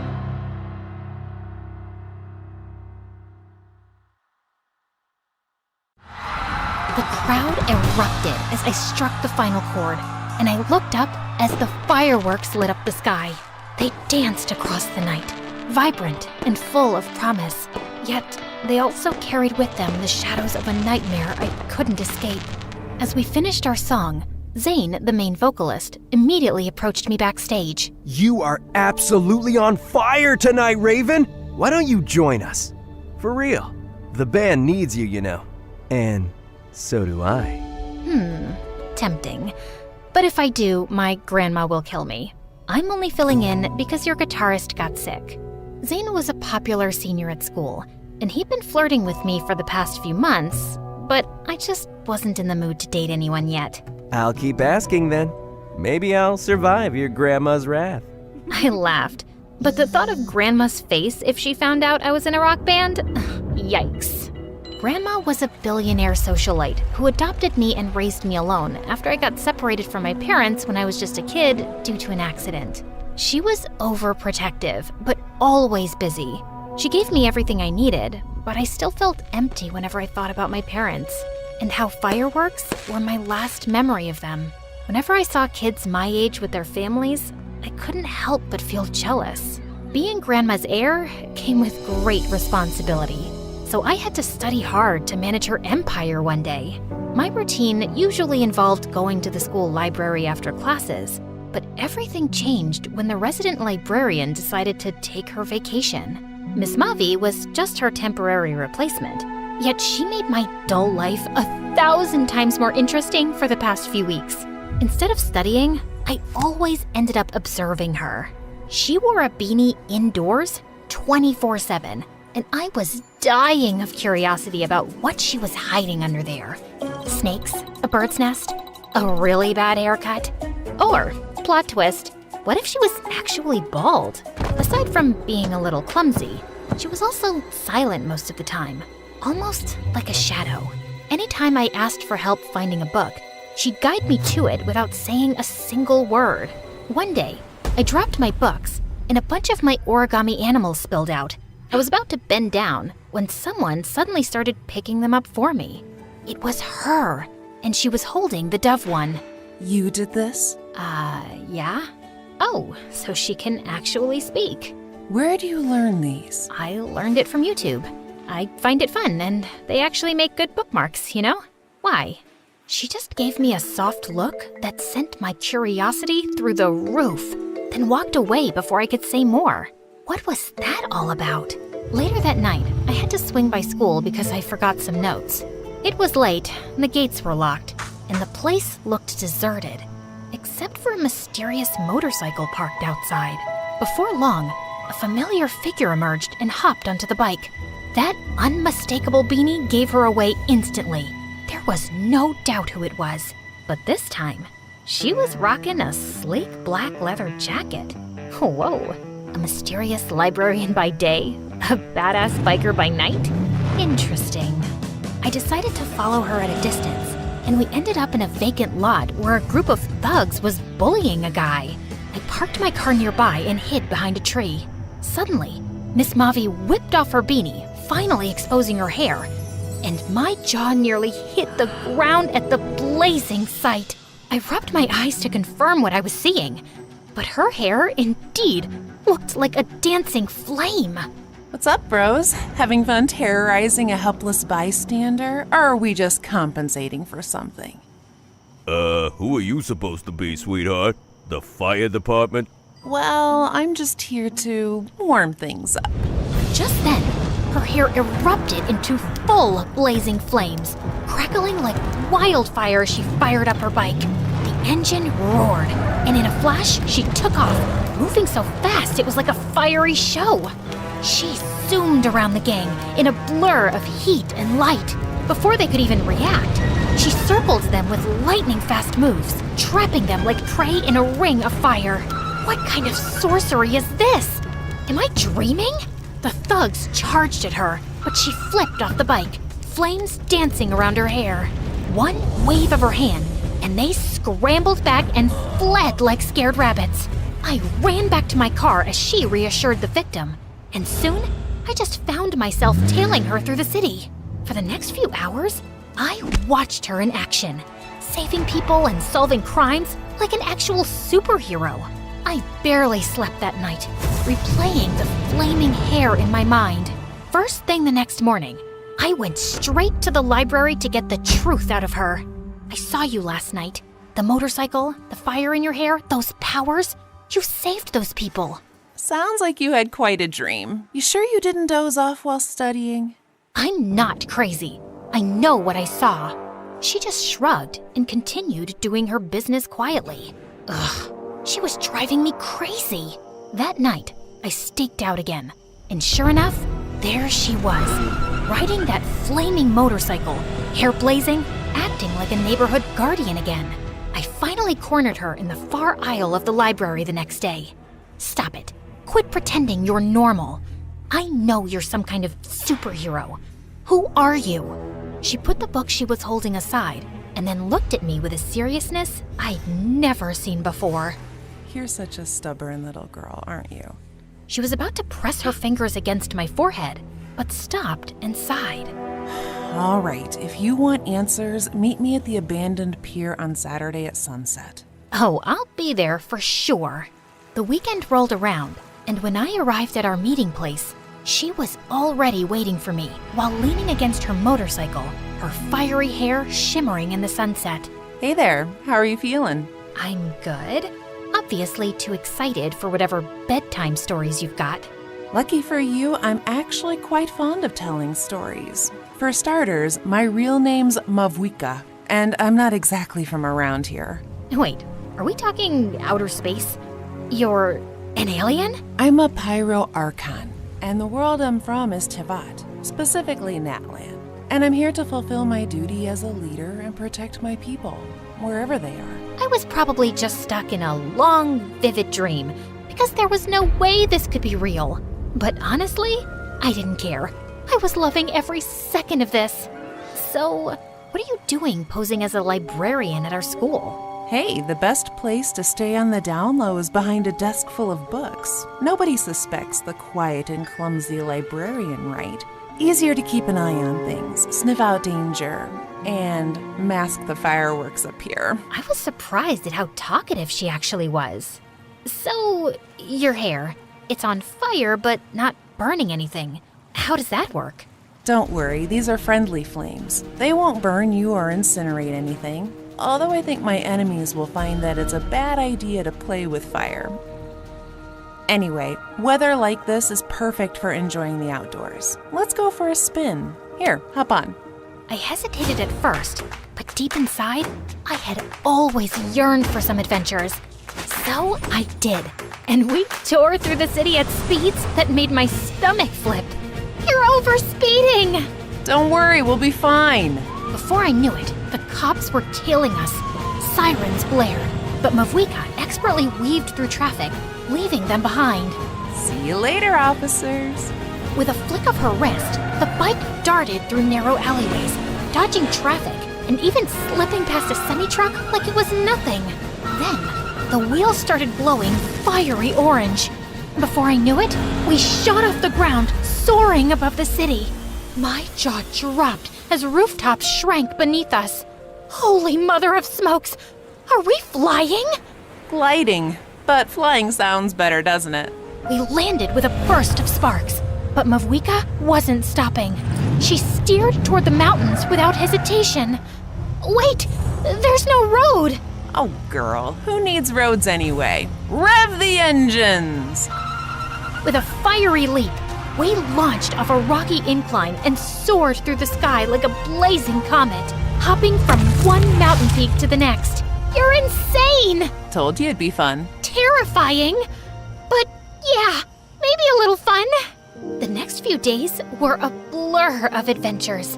By day, Mavwika and I bonded in the library over books and her endless stories about her homeland and her late sister, Hine, who also loved creating origami, just like I did. By night and over the weekends, she'd drag me along as she did her superhero duties. Light of the blazing sun! Wrath from the skies! Pyroclastic surge! One day, I took her to the mall for a change, and she looked fascinated. What kind of magical refrigeration chamber is this? We don't have this in Natlan. This is called a mall, and the extra cold you're feeling is because of the air conditioning. Interesting. I can't believe people wander around here for hours, like they're on a quest, but with no real treasure. The treasure is buy one, get one free, actually. I couldn't help but laugh along at her reactions. After cooling off, we headed back out to patrol the city, but later that night, our fun took a serious turn when we encountered a building engulfed in flames. Fire trucks were there, but the fire was raging out of control. My mom and dad, they're still in there. Please save them. The sight of the little girl desperately crying made something twist inside me. I remembered being little, lost, terrified. Please, you have to save them. She's just a kid. She can't lose her family. I promise, she won't lose them. Mavwika walked straight into the burning building and redirected the flames with what she called her pyro elemental power, creating fiery pathways to rescue those stuck inside. She even blasted through debris with her flame attacks, and everyone just couldn't believe what they were seeing. Within minutes, she emerged from the smoke, carrying the girls' coughing parents. The firefighters rushed to help, and I wanted to cry with relief. The little girl threw her arms around them, and they hugged tight. Before the police and media could finally corner the fiery superhero in town, Mavwika whisked me away and brought me to an abandoned park. What happened back there must have stirred something inside you. It's okay, you can tell me. I'm here to listen. I was 3. I don't remember much. Just being on a yacht with my parents. They were celebrating something. There were beautiful fireworks, and I was so happy. But then the waves got rough. The boat rocked. My mom screamed, and my dad held me tight. Then we went under. Everything went dark. I woke up on a shore. My grandma found me and took me in, raising me like her own. She tried everything to find them. Hired search teams, investigators, but nothing. No trace of them. Everyone told me they were gone, but I don't believe it. I can't. I feel it in my heart. They're still out there somewhere. That feeling, it's powerful. Hold on to it, but don't let it hold you back either. Your story isn't over yet.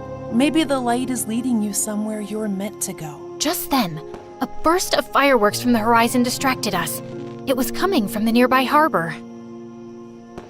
In my world, it's nearly lantern night. People from Liu celebrate with lights, fireworks, music. It honors wishes and memories of everyone in Tiavat. That sounds awesome. I wish I could experience that right now. You can. We can bring a bit of that celebration here. How? To answer my question, she led me to the harbor and told me to close my eyes. Don't open them until I say so. Okay.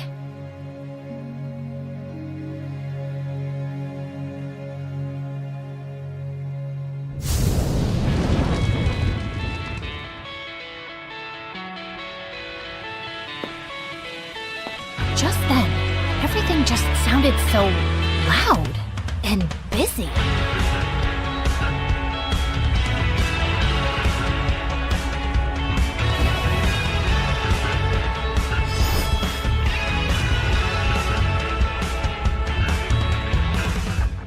Now open your eyes. I turned to see some strangers who looked like video game characters, just like her. You made all of this happen? Everything just seemed possible with Mavwika. Soon enough, people from the city, curious about our impromptu festival, drifted in to join us. The next moment, the electrifying sound of rock music filled the air. Let your flame burn brighter. Can't you see it's now or never? This is our moment, now is our time. So follow me to the finish line. There was she extended her hand toward me, her fiery hair glowing like an invitation I couldn't resist. Before I knew it, I was on stage, shredding my electric guitar like a true rock star, completely swept up in the moment. And then, out of the corner of my eye, I spotted Grandma in the crowd. My heart stopped for a second. I was sure I was in trouble, but when she smiled with pride, my chest swelled with joy.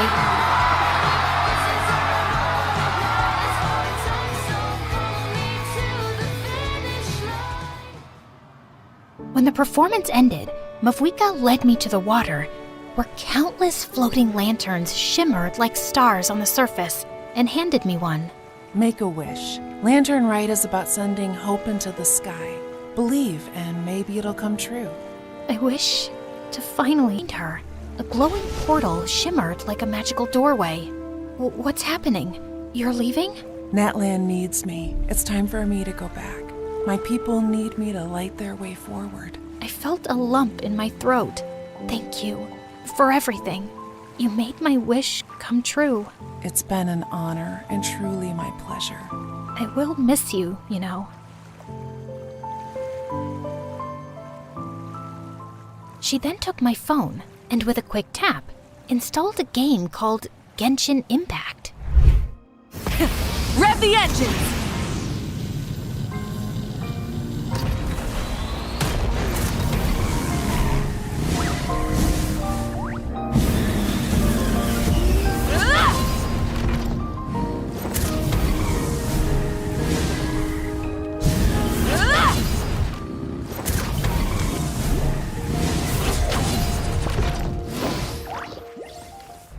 Play this whenever you miss me. My spirit is there. My flame, my hope. And maybe someday you'll come to Devat yourself and will stay in my place, the beautiful Natlan. Her words made me teary-eyed all over again, so I hugged her tight. Remember, the sunset always comes after the darkest hour. Keep the flame alive. Never lose hope. Wait, just a little souvenir from me. You know, you might need another bookmark. Oh, trust me, I will. Thank you, Raven. I'll see you again next time. As she finally disappeared into the portal, fireworks sparked across the sky. And for the first time, those sparks felt like home, like my lost puzzle piece finally sliding into place.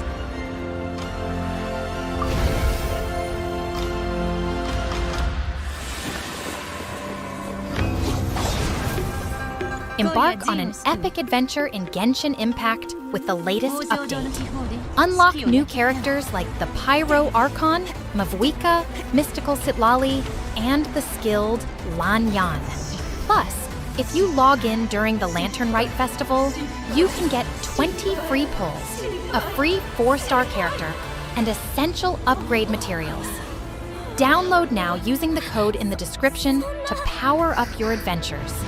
You won't want to miss this epic update.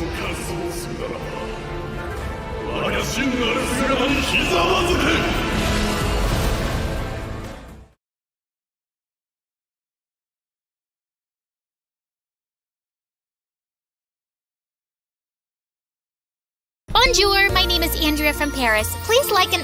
Nah, I'm just kidding, guys. It's me again. Gotcha. You didn't know I spoke multiple languages, Verdado. So, where were we? Oh yeah, my band almost broke up. My manager tried to take control of my life. My father was in an accident. My boyfriend was keeping a huge secret from me. And my mom had come back into my life after almost 10 years. Am I forgetting some other misery? Yeah, I'm also really hungry. Oh, right. I hadn't eaten anything since before the concert. But at that time, we had more important things on our plate. Alice, I told you to get away from him. Who does she think she is to tell me what to do? No. First, you owe me an explanation. Why have you left? Where have you been all these 10 years? Why have you never called? Why are you coming back now? Why? Well, I guess she owed more than one explanation. Maybe we should leave. And miss the showdown? Yeah, let's give them some privacy. Yes, better. What are you even doing here in the first place?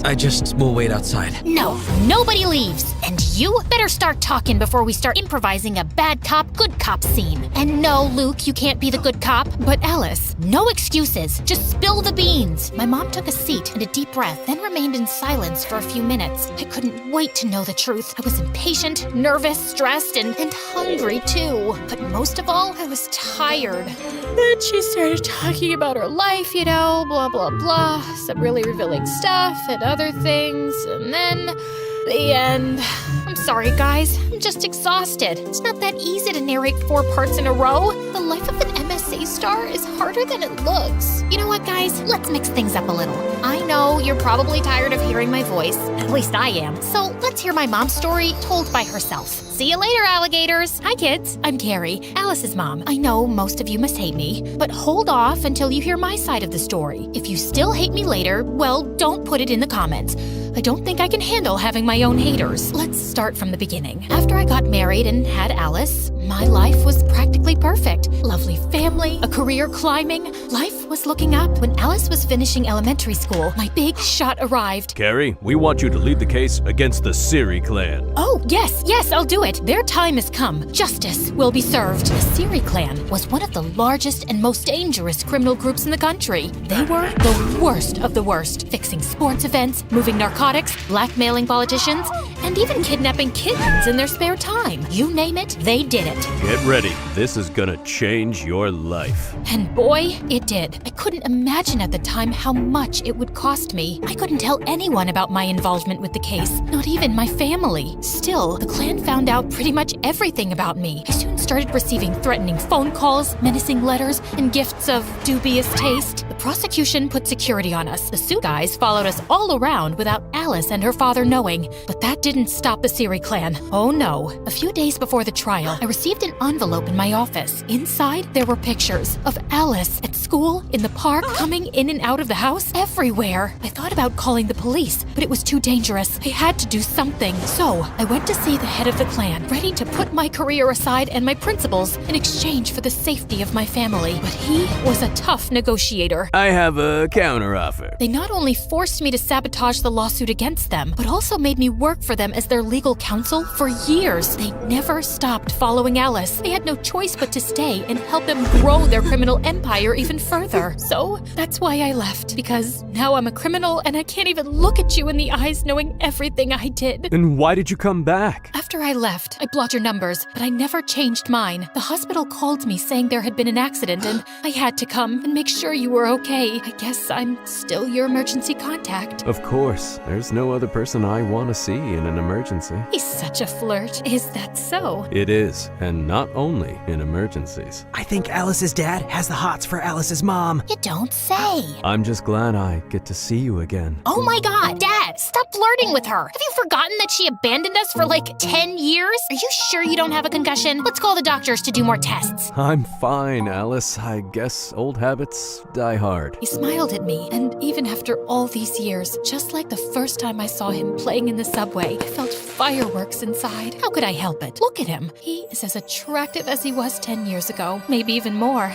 You can tell he's been hitting the gym. Check out his arms, his shoulders, his... Okay, that's enough. This is still a family channel. I'll take it from here. As you can imagine, my mom's story was like a roller coaster for me. And by the end, I was pretty dizzy. I didn't know what to say, but at the same time, I had hundreds of questions to ask. At first, I needed some air, like a lot of air, and something to eat. So I walked out of the hospital, and then I saw it. That was really love at first sight. Thank God. I ran to it, and I ordered half a dozen hot dogs. What? Lady has to eat too, you know. Besides, can't think with an empty stomach, right? Bon appetit. Note from the MSA producers. Due to the disgusting nature of the following images, we have decided to censor the next part. Ugh, I so needed that. Now I can think straight. Let's get this over with. I walked back to the hospital, but stopped dead in my tracks when I saw Mom and Camillo talking at the entrance. We should try to be friends. After all, we are family. You don't scare me. And why should he? Oh, let me guess. He probably is the son of the boss of that clan,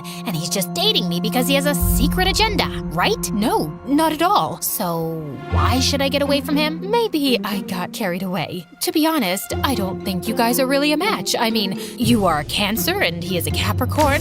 Those are the least compatible signs in the horoscope. I'm actually a Scorpio. Oh, then it's okay. You have my blessing. Great! Thanks, Mom. Camillo hugged my mom. Their performance was as believable as a bunch of elementary school kids acting out Shakespeare for the end of the year play. Of course I knew there was something wrong. I'm not an idiot, guys. I asked Camillo about it like 1,000 times. Why does my mother hate you so much? What did you do? But he always came up with different excuses. It's because I'm Italian. She hates poets. She doesn't like my cologne. I think she must be in love with me. Eventually, I stopped asking. I know it sounds crazy, but after After so much time, things were somehow in order and part of me didn't want anything to change. Sure, I knew that things sooner or later were gonna bite me, and trust me, when they did, it hurt like a dog bite. The next few days were truly bizarre. My mom came back into our lives as suddenly as she had left. Every time I went to visit my dad, she was there, and the two of them together were absolutely unbearable. You guys know I'm a sucker for love, but they were too much even for me. Here comes the plane. Can I have a bite of the pilot too? Oh, don't start. Last time things got out of hand. Yikes! When my dad was discharged, she took care of him at home. They even urged me to come back and live with them so we could be a happy family. Before saying no, I actually considered it for like half a millisecond. But Mom was determined to get back into my life, by hook or by crook. Like some regular mom and her teenage daughter, we spent all of our time together fighting. The thing was that I was not a teenager anymore, and she wasn't like a regular mom, which made things really weird. Where are you going? With whom? What time will you be back? I want my lawyer here. I am your lawyer. Talk. To a club with Moon and Luke around 2. That's too late. You can go till 12. But Mom! No buts, Missy. It was kind of fun to make up for lost time. You're so mean. I hate you. I always wanted to yell at my mom that I hate her for some stupid thing, like a normal teenager. Although I would never admit it then, having Mom back was amazing. But still, she really had it in for Camillo. And it wasn't, of course, just because of our zodiac signs. She started playing detective, attempting to sabotage our relationship. She tailed us in secret to our dates. Remind you of anyone? I guess the apple doesn't fall that far from the tree. Of course, she didn't know about my successful career as a matchmaker. Table 5 said you would take care of their check. Since when is bread so expensive? After that, she sent me flowers and gifts from a mysterious secret admirer. Free chocolate. But that was nothing. It got to the point where she tried to kill Camillo. I didn't know he was allergic to nuts. I told you like yesterday. Oh, it must have slipped my mind. Then she went all in and planned a blind date for me and Kwan, who was a few days away from returning to Korea. I had to admit that it was a beautiful date, and Kwan looked so attractive. But I had a boyfriend and he had a girlfriend. I'm so sorry my mom put you up to this. Don't worry, it's always nice to spend some time with you. Won't your girlfriend mind? I don't have a girlfriend anymore. She left me. She said my heart was still entangled with something here. And what is that something here? I think you already know. Kwan smiled at me, and I blushed so much that I could have become a stunt double for Poe. You know, the red Teletubby. Change the subject, Alice. This could get out of hand. I don't know what my mom has against Camillo. She hates his guts with a passion, but he didn't do anything. I think you should trust your mom. I know you two have a complicated history, but she must be doing this for a very good reason, and you can't keep ignoring it. At first, I thought Kwan was only saying this because he was jealous. But then I started to think he had a point. Turns out, his words were absolutely right on target. When I got home that same night, I did what I promised I would never do. I went through my boyfriend's computer. Guys, this is me not setting a good example. Don't follow my lead on this one. Remember how I said things would come back to bite me in the butt? Well, they did. More than a dog bite. It was a crocodile bite. Among Camillo's files, I found a book about me. Yes, you heard right. Camillo was writing a book about my life behind my back. Actually, no, he wasn't writing it. It was already finished. What the? To no one's surprise, it turns out that behind it all was Trevor. He had signed over my image rights from our contract to Camillo to write a bestseller airing all my dirty laundry. For the next few hours, I read the entire book. Not only did it expose my deepest fears and desires, those I had confided in him, but it also detailed my mother's criminal history with the Siri clan. If this gets out, she will go to jail. And the worst part of it all, the book was due out in 2 days. Just as my world was collapsing, the collapser opened the door. Hi, honey. I was more than ready to use my drumsticks to turn him into a human skewer, but I didn't. I understood that my only advantage at that moment was that he didn't know that I knew. So I pretended that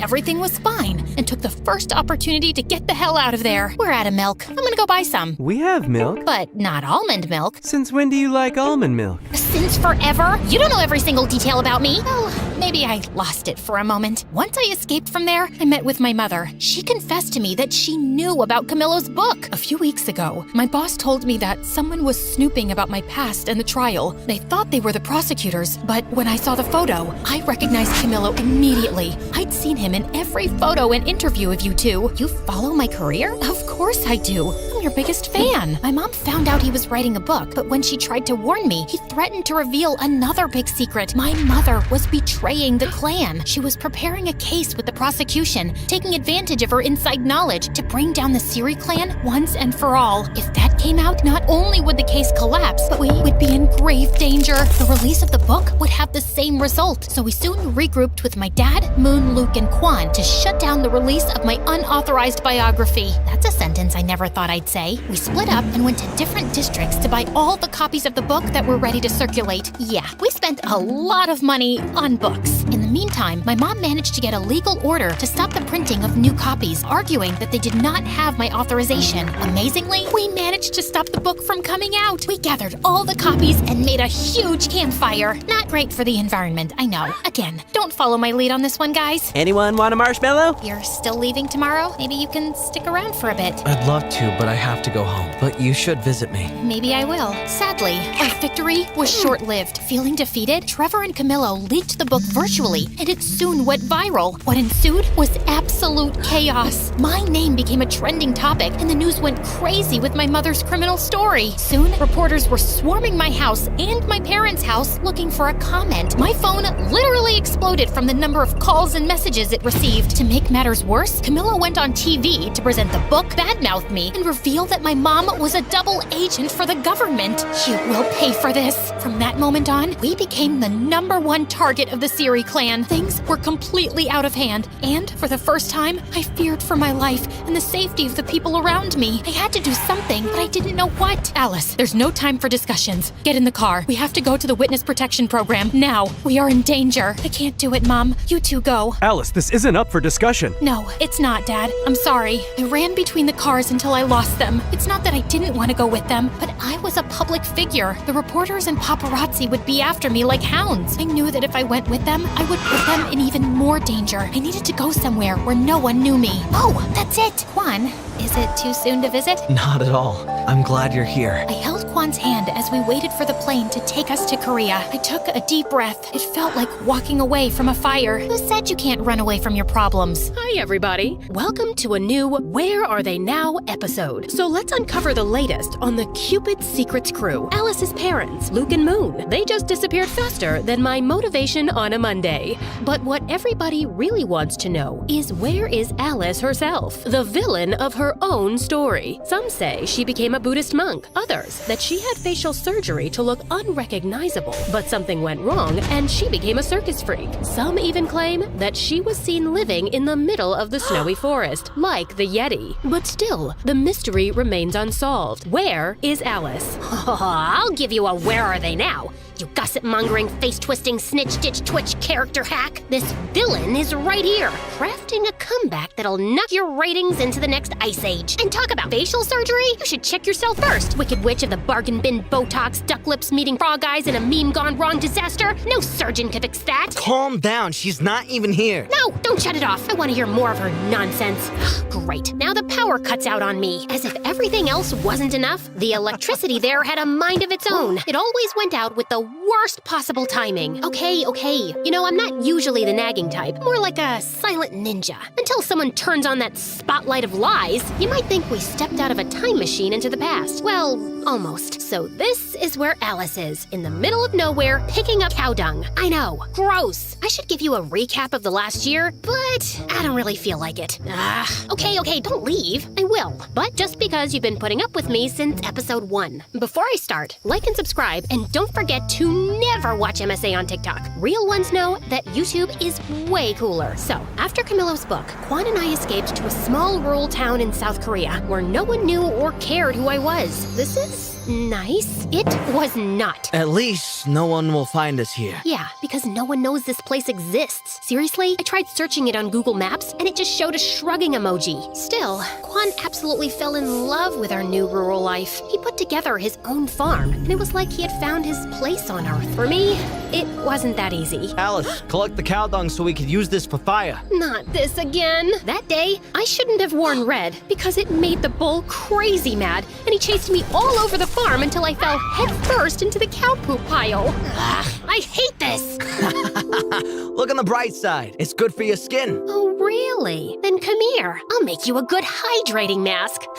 Stop running. Living with Quan was awesome, but it never felt like my real life. I just wasn't myself there. To make me feel better, Quan once took me to a nice restaurant in the city, but I felt so paranoid that I went with a full disguise. Maybe that wasn't the best option to keep the attention away from me. Everybody kept looking at me, especially one strange guy with a big ginger afro and sunglasses. That guy keeps staring at us. Can you blame him with those drumsticks in your hair? And this dress looks like you committed a fashion crime. Duh, I can't leave them out. And this outfit took hours of careful consideration and about 5 outfit changes. As Quan went to pay the bill, I turned to that creep, but he vanished into thin air. After that, I decided to stay in the village and never return to the city. Eventually, I kinda got used to living there. But then, a letter arrived and changed everything. It was an invitation to Moon and Luke's wedding. I hadn't talked to anyone from home since I left. I thought they'd eventually forget about me. But turns out, Quan used to drive out of town to call Moon, and she wanted me to be her maid of honor. Still, I wasn't ready to come back yet. Sooner or later, you'll have to face your fears. I'll do it later then. I have to go.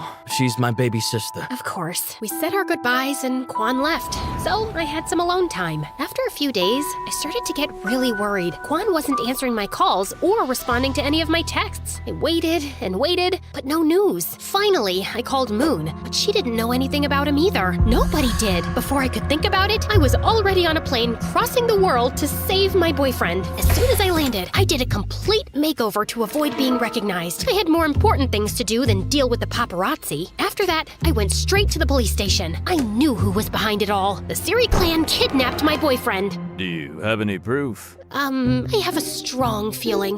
Does that count as proof? Maybe he just ran away from you after reading the book. The whole police station laughed at me. I wanted to throw all their donuts into the garbage, but I didn't. I just stole a few for later. Besides, we already captured Siri Clan's leader. What? After I left the police station, I had so many questions in my head. Just then, I saw Trevor drive by in a cool Porsche and stop not too far away. My heart was beating super fast, and I decided to follow him. I hid in an alley where it was kind of dark. I couldn't see much, but then I heard him talking on the phone. Keep a low profile. We can't afford any slip-ups right now. I had planned this all along. I even made that foolish Camillo reveal the clan's secrets in his book to have the leader in prison so I could take over the empty throne of the Siri clan. I did a lot for him, and that thankless man never recognized me.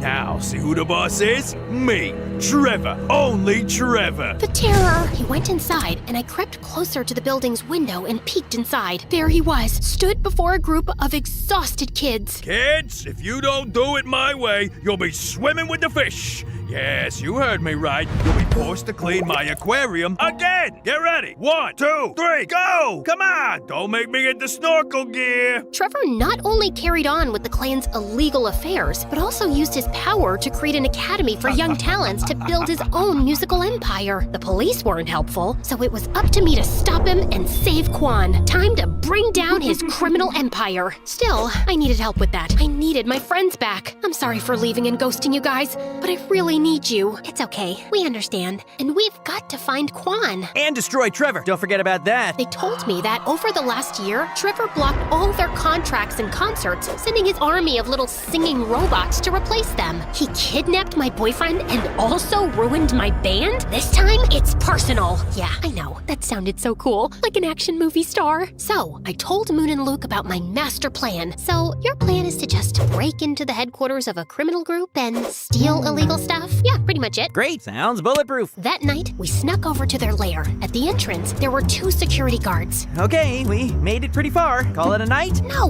we have to take them out. So, Alice, you do it. What? Why me? They won't recognize you with your new makeover. Distract them while we try to find another way in. Before I could protest, Luke and Moon threw me towards them. First, I thought I could use my Riz to win them over. Content warning, guys. This might turn into a cringe fest. I walked to them, flirtatious, but I looked like I was just learning to walk for the first time. Excuse me, guys. Do you have names, or can I call you mine? I'm Frederick. Mike. No, I meant I thought your names were Google because you two have everything I've been searching for. Well, that one bombed even harder than my first pickup line. I need to work on my flirting game. In a desperate distraction attempt, I twisted swiftly, aiming for a masterstroke. Fate intervened. My wig slipped off. Uh-oh. You! So, time for plan B. What was plan B again? Stop her! They jumped on me, but at that exact moment, their radio started playing my favorite song. I went full full John Wick mode for real. I grabbed the 2 drumsticks that I always carry around and turned them into lethal weapons. Oh, I forgot to mention that during my time in Korea, I became a black belt in Taekwondo. Silly me. After beating up those 2, I tried to find Moon and Luke, but I got to Trevor's office. I turned it inside out, but found nothing about Kwan. I was about to give up when I came across something mind-blowing. A manuscript from Camillo, Cupid's Secrets Part 2. A sequel to my story. Yeah, my head exploded. Quite literally. It detailed with amazing precision my life in that little town in Korea. Every little part of it. How the heck did he know all this? Then, as James Bond's villains, they appeared. Oh, look who's here. So good to see you, babe. I love your new style, but ew, you smell like cow poop. Trevor and Camillo were at the door of the studio. I lunged at them. You fuck! But an army of guards appeared out of nowhere and held me. No dear, this is not a kung fu movie. Guards, just take this little rat away. Trevor, wait. Don't be so hard. She is my ex after all. Alice, I know what you must be thinking. How did I know all that? Just take a look at the notes. I looked at the notes. It was some kind of daily report, a really complete one. Then my heart stopped. The name that signed all the notes was Kwan. It isn't true. Kwan would never betray me like that. You're lying. Tell me where he is. Well, you thought the same about Camillo, and look where that got you. You see, Alice, everyone's playing their own game. Kwan, in this case, is playing hide and seek. Hide until the book is out and seeking a fortune. He's gonna be rich, and he just had to sell us his relationship with you. A bargain, if you ask me. Tears began to roll down my cheeks. Once again, my boyfriend stabbed me in the back. I told you it was a mistake to fire me, kid. Now leave with your dumb friends. And Luke, just a piece of advice. Next time, don't yell when trying to sneak in somewhere. Oh yeah? I was caught in a half-open window. What should I have done? Probably not screaming like a maniac. Push my butt up! Push my butt up! I was completely defeated. I didn't even fight back when his goons kicked us out. Don't go too far this time.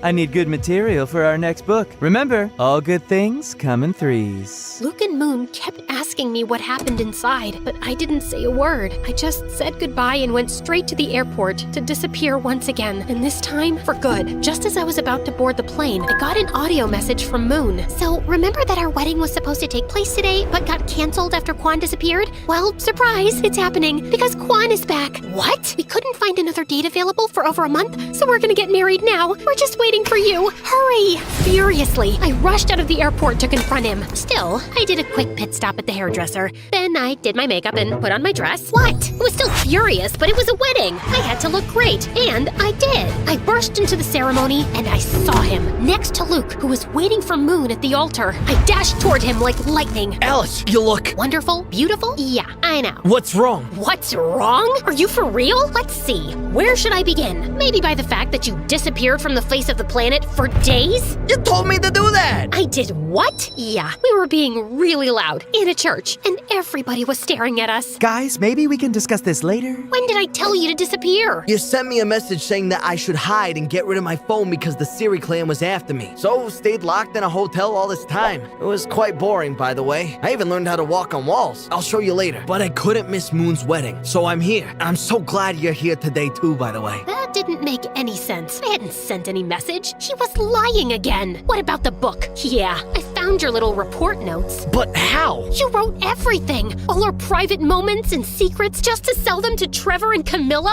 Wait, what? I did write all of that, but I didn't sell anything. I lost them at the airport. Like I'm gonna believe that. I would never sell that. I just took notes of everything because, well, it's quite embarrassing. More embarrassing than getting your butt kicked in a church by the bridesmaid? Okay. The truth is I wanted to write my own book about you.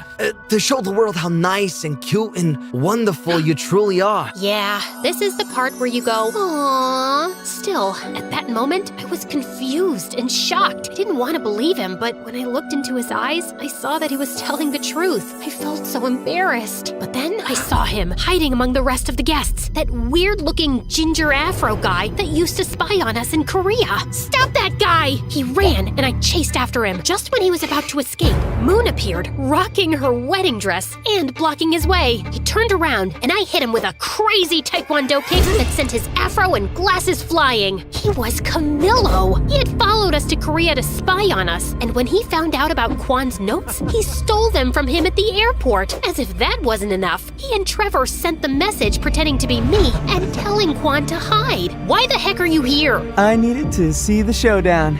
It's the ending of my sequel. You and your freaking sequel. I'm gonna kill you right now. Let me. Kwan stepped forward and headed for Camillo. He grabbed him and shoved him, ready to punch his lights out, but I stopped him. He deserves it. But he's not worth it. Yeah, the last thing I need is to get punched by a farmer. I turned around and slapped Camillo so hard he spun like a startled ballerina. When he finally stopped twirling, Moon gave him another slap, sending him into another whirlwind. But I wasn't done with him. Listen to me good, you hack of a writer. I'm about to end your whole career. First, I took care of Trevor. I sent Luke, disguised and armed with a camera, to his music academy. Turns out, Trevor had those poor kids rehearsing day and night, like a twisted version of School of Rock. He got arrested for child abuse, and the Siri clan vanished. My family was finally free, so I went to get them out of the witness protection program. When my dad opened the door, he had the longest beard ever. Gandalf, is that you? Alice! Dad hugged me tightly. Soon Mom joined in. I can't breathe, guys! My parents moved back to Rochester and got re-engaged. Another wedding on the way. With my mother's help, I sued Camillo for the rights to my own story. During the trial, it came to light that he had plagiarized other writers. Camillo lost all profits from the book, sequel rights, and his reputation. Last I heard, he was working as a waiter again. I said cappuccino, not macchiato, you spaghetti brain. Finally, I was free. I had my voice back.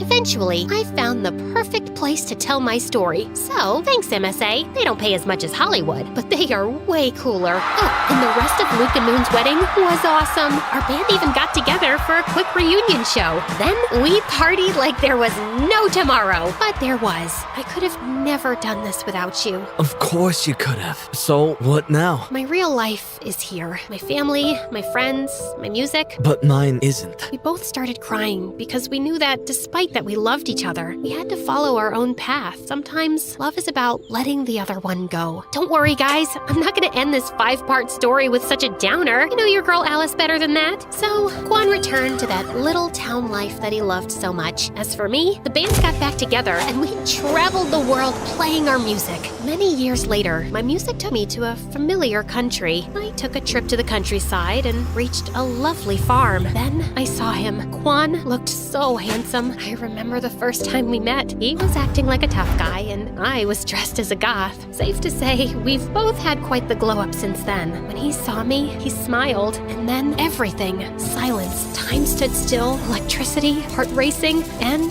of course, the famous fireworks. I ran to him, and that was it, guys. The end of my crazy and long journey. I guess love always finds its way in the end.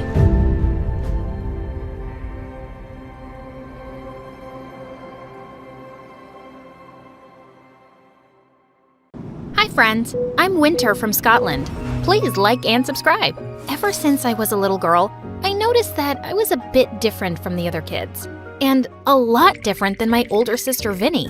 Whenever we went to the doctor, Vinny would throw the worst fit seeing a needle. But me? I was always calm. I didn't like getting shots, but I didn't feel afraid of them either. While Vinny would scream at the sight of most animals, I had a pet iguana named Santa Claus. I was totally fearless. But no matter how different we were, we loved each other to bits. On my 4th birthday, Mom took me and Vinny to the park. I was busy doing cartwheels when suddenly I saw something shiny and green slithering on the ground. I picked it up, totally mesmerized by the creature. Wow, you look like a mermaid. I'll keep you and love you and feed you. You can sleep with Santa Claus. Just then, Mom grabbed it from me with a loud scream and threw it away in the bushes. Oh my God, what were you holding? A snake? What, Mom? It was so cute. Mom and Vinny looked at me in horror, and from that day, they were on a mission to protect me from myself.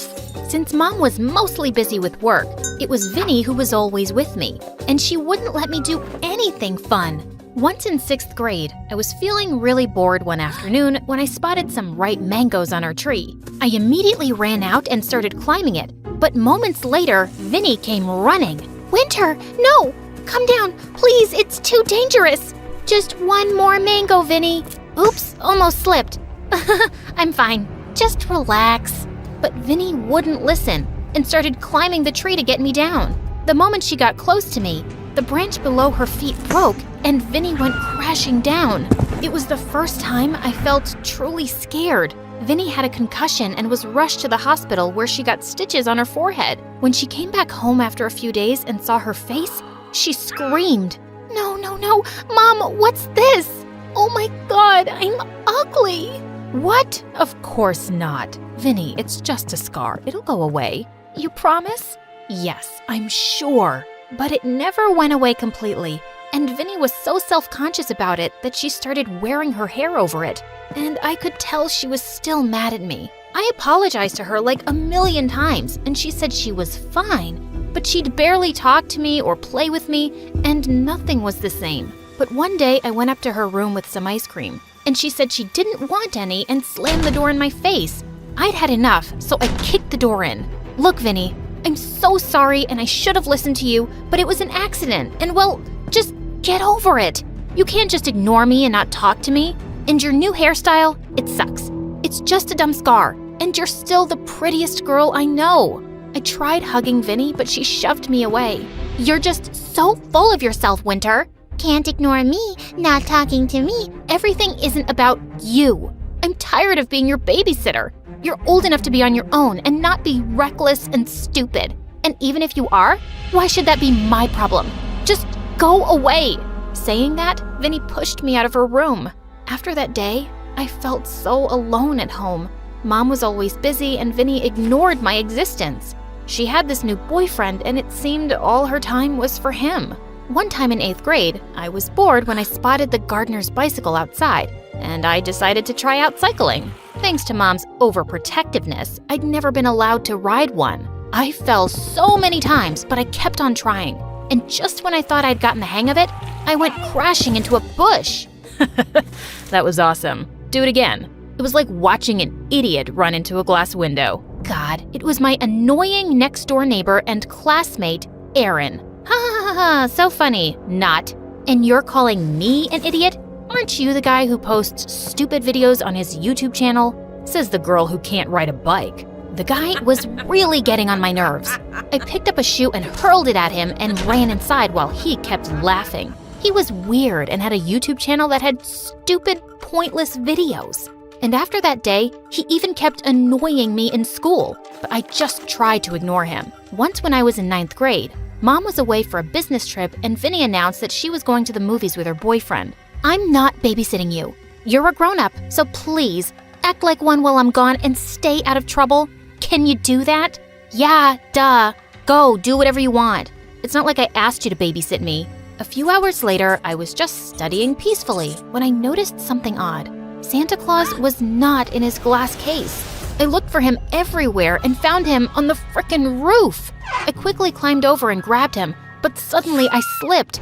I went sliding down the roof and barely managed to cling onto a drain pipe. As I was hanging, I spotted Aaron recording me on his phone. Wow, I know you have a habit of getting into trouble, but this is epic. Hey, help me down, idiot! Before he could, I felt my hand slip and I decided to make a jump for it.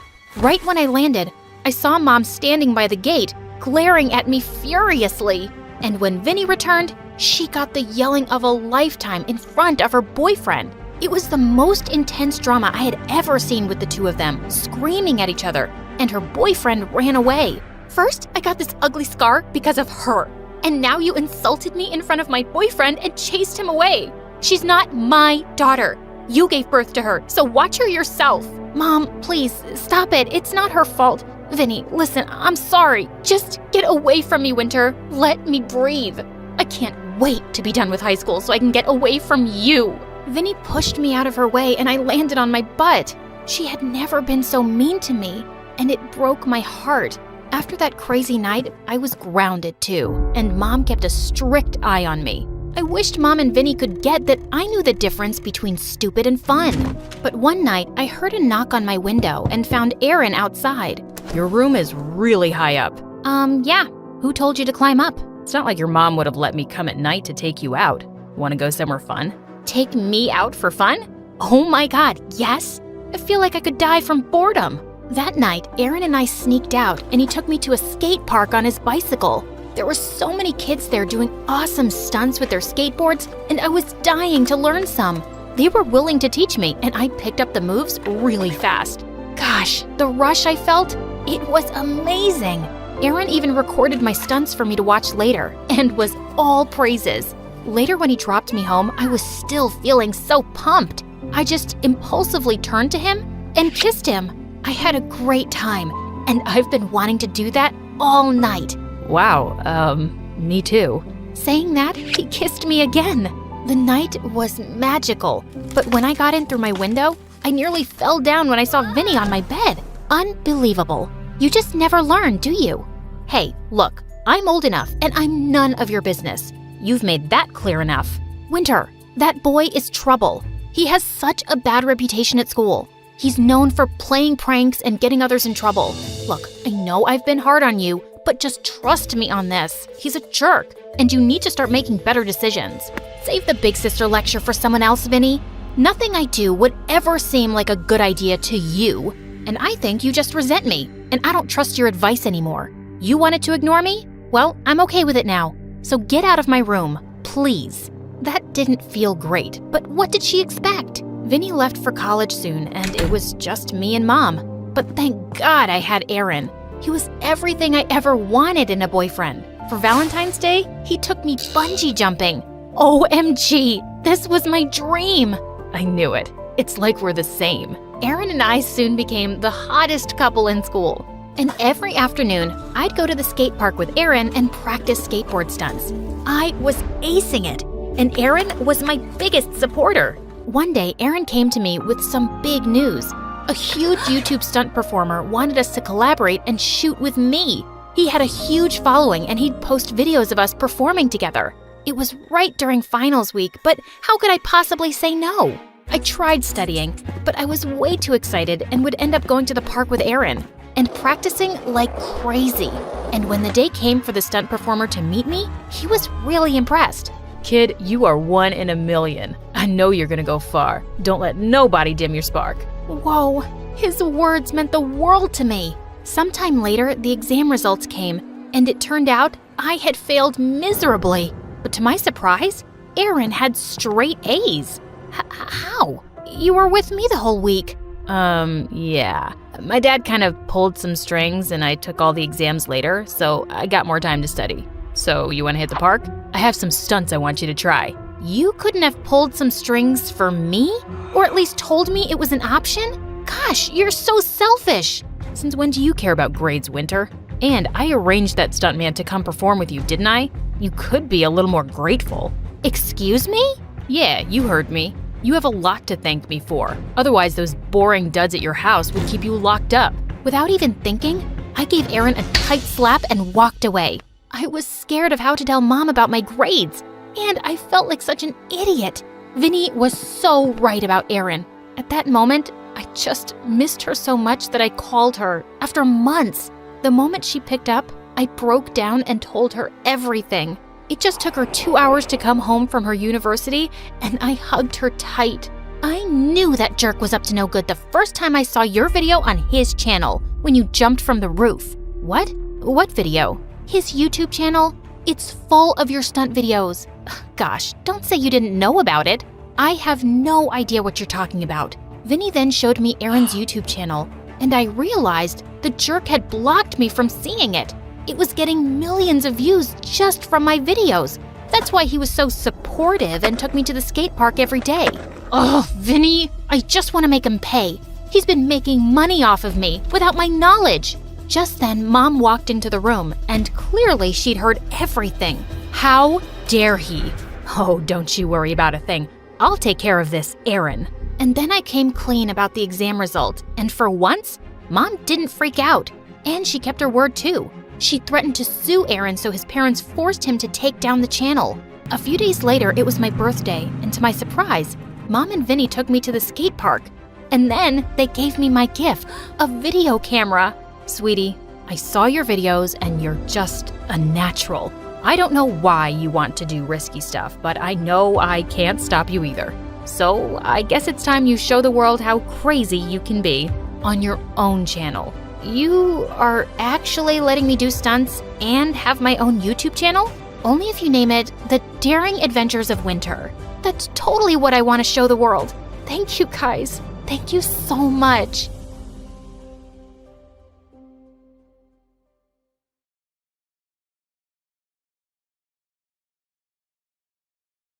Hi, I'm Nadia from Georgia. Please like and subscribe. When I was 5, Mom shook me awake one night and whispered, "Come, Nadia, we're leaving." "Why, Mommy?"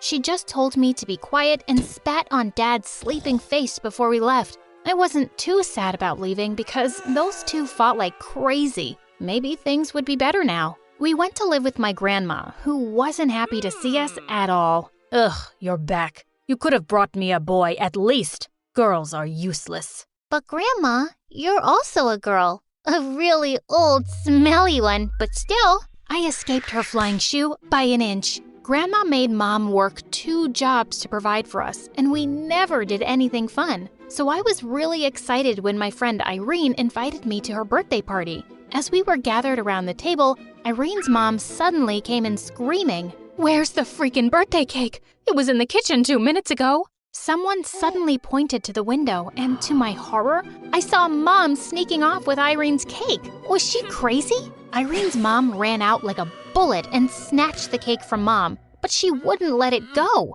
And suddenly it went flying and landed on the ground. Irene burst into tears, and I just wanted to disappear. But Mom wasn't even embarrassed. She said she felt like taking it, so she did. Mom was crazy. Some months later, I told Mom how a parent had donated this awesome computer for our class. And the next day, we walked into our classroom to find it missing. As the principal was investigating the matter, a janitor suddenly pointed to me. I saw a woman take away a computer yesterday. I've seen her with that girl before. Oh my God, Mom?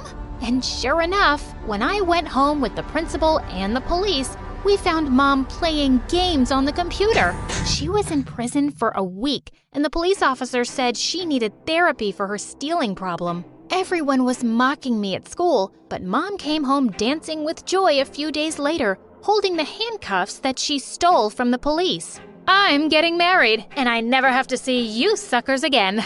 I'm rich, rich, rich. And just like that, she left me with Grandma. When I was in the 5th grade, Grandma made me go with her after school to sell vegetables. But one day when I got to our booth, I saw an ambulance there, and Grandma was being carried away. It turned out she'd died from a heart attack. I wrote to Mom, and she came 2 days later, her eyes swollen from crying. Oh, Mom, I'm sorry you're so sad about Grandma. Sad about Grandma? Not at all. I'm crying because of you. Me?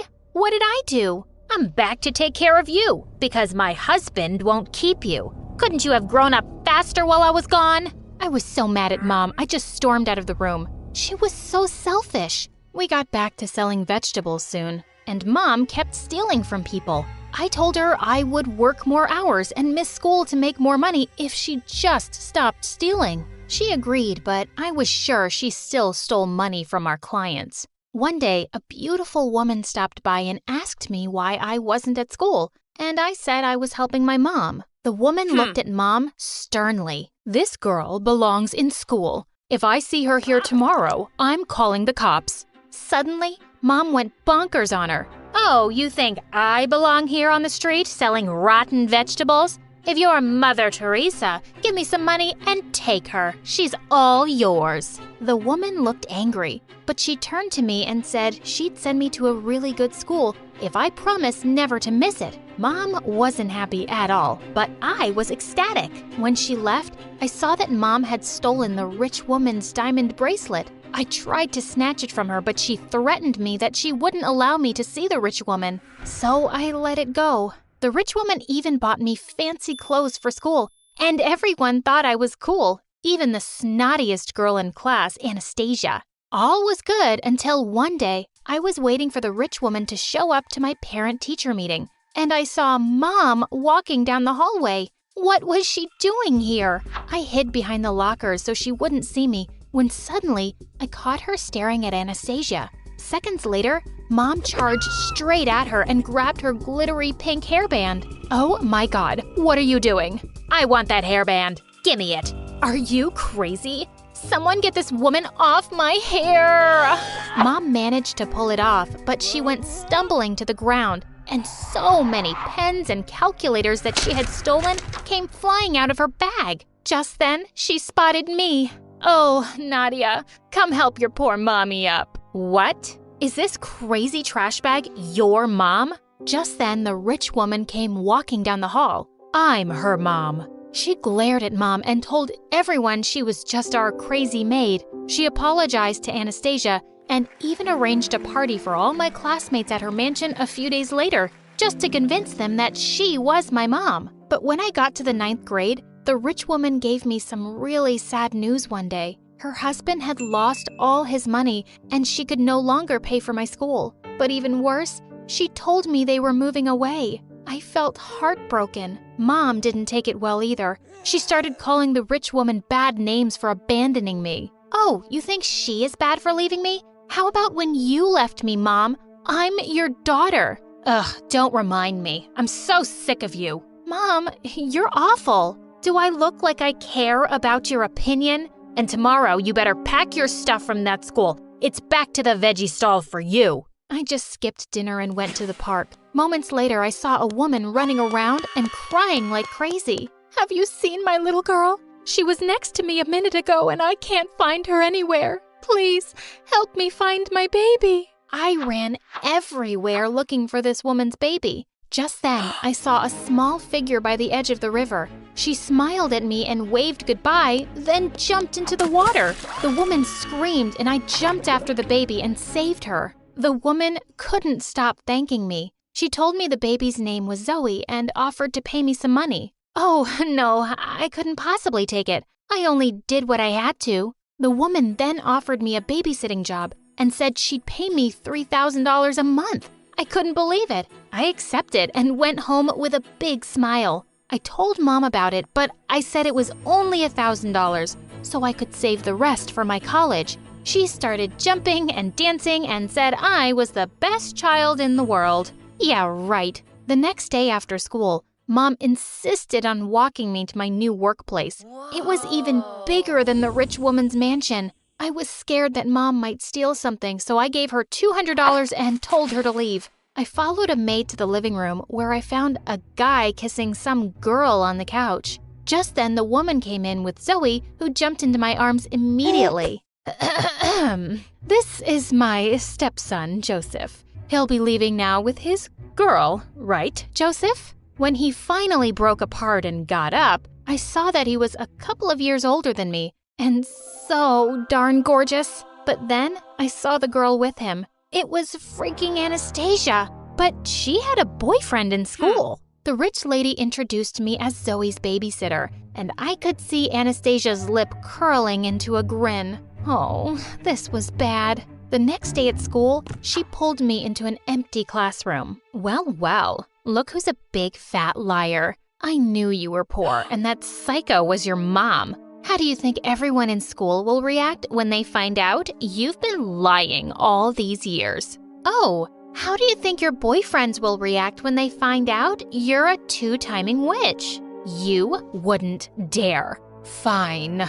I'll keep your secret if you'll keep mine. Deal. I didn't care about her love life as long as my secret was safe. 3 months passed with me being Zoe's nanny, and I was loving it. But I'd also become really good friends with Joseph, and now I was hating myself for lying to him about his girlfriend. One time when Zoe was asleep, he slipped into the nursery and showed me this beautiful necklace. Hey, what do you think? Anastasia will love this, right? Oh, yes, she'd be crazy not to. I felt awful, but suddenly he came closer, and my heart started beating faster. He brushed away my hair and said softly, "You've got some ketchup on your nose, silly. Looks kind of cute, though. Just then, Zoe woke up and started crying. Oh, thank God. Before I got to her, Joseph picked her up and started singing. Okay, another cute scene like this, and I will marry him right now. Later that night, I decided I would tell Joseph about Anastasia, even if it meant my secret would be out in school.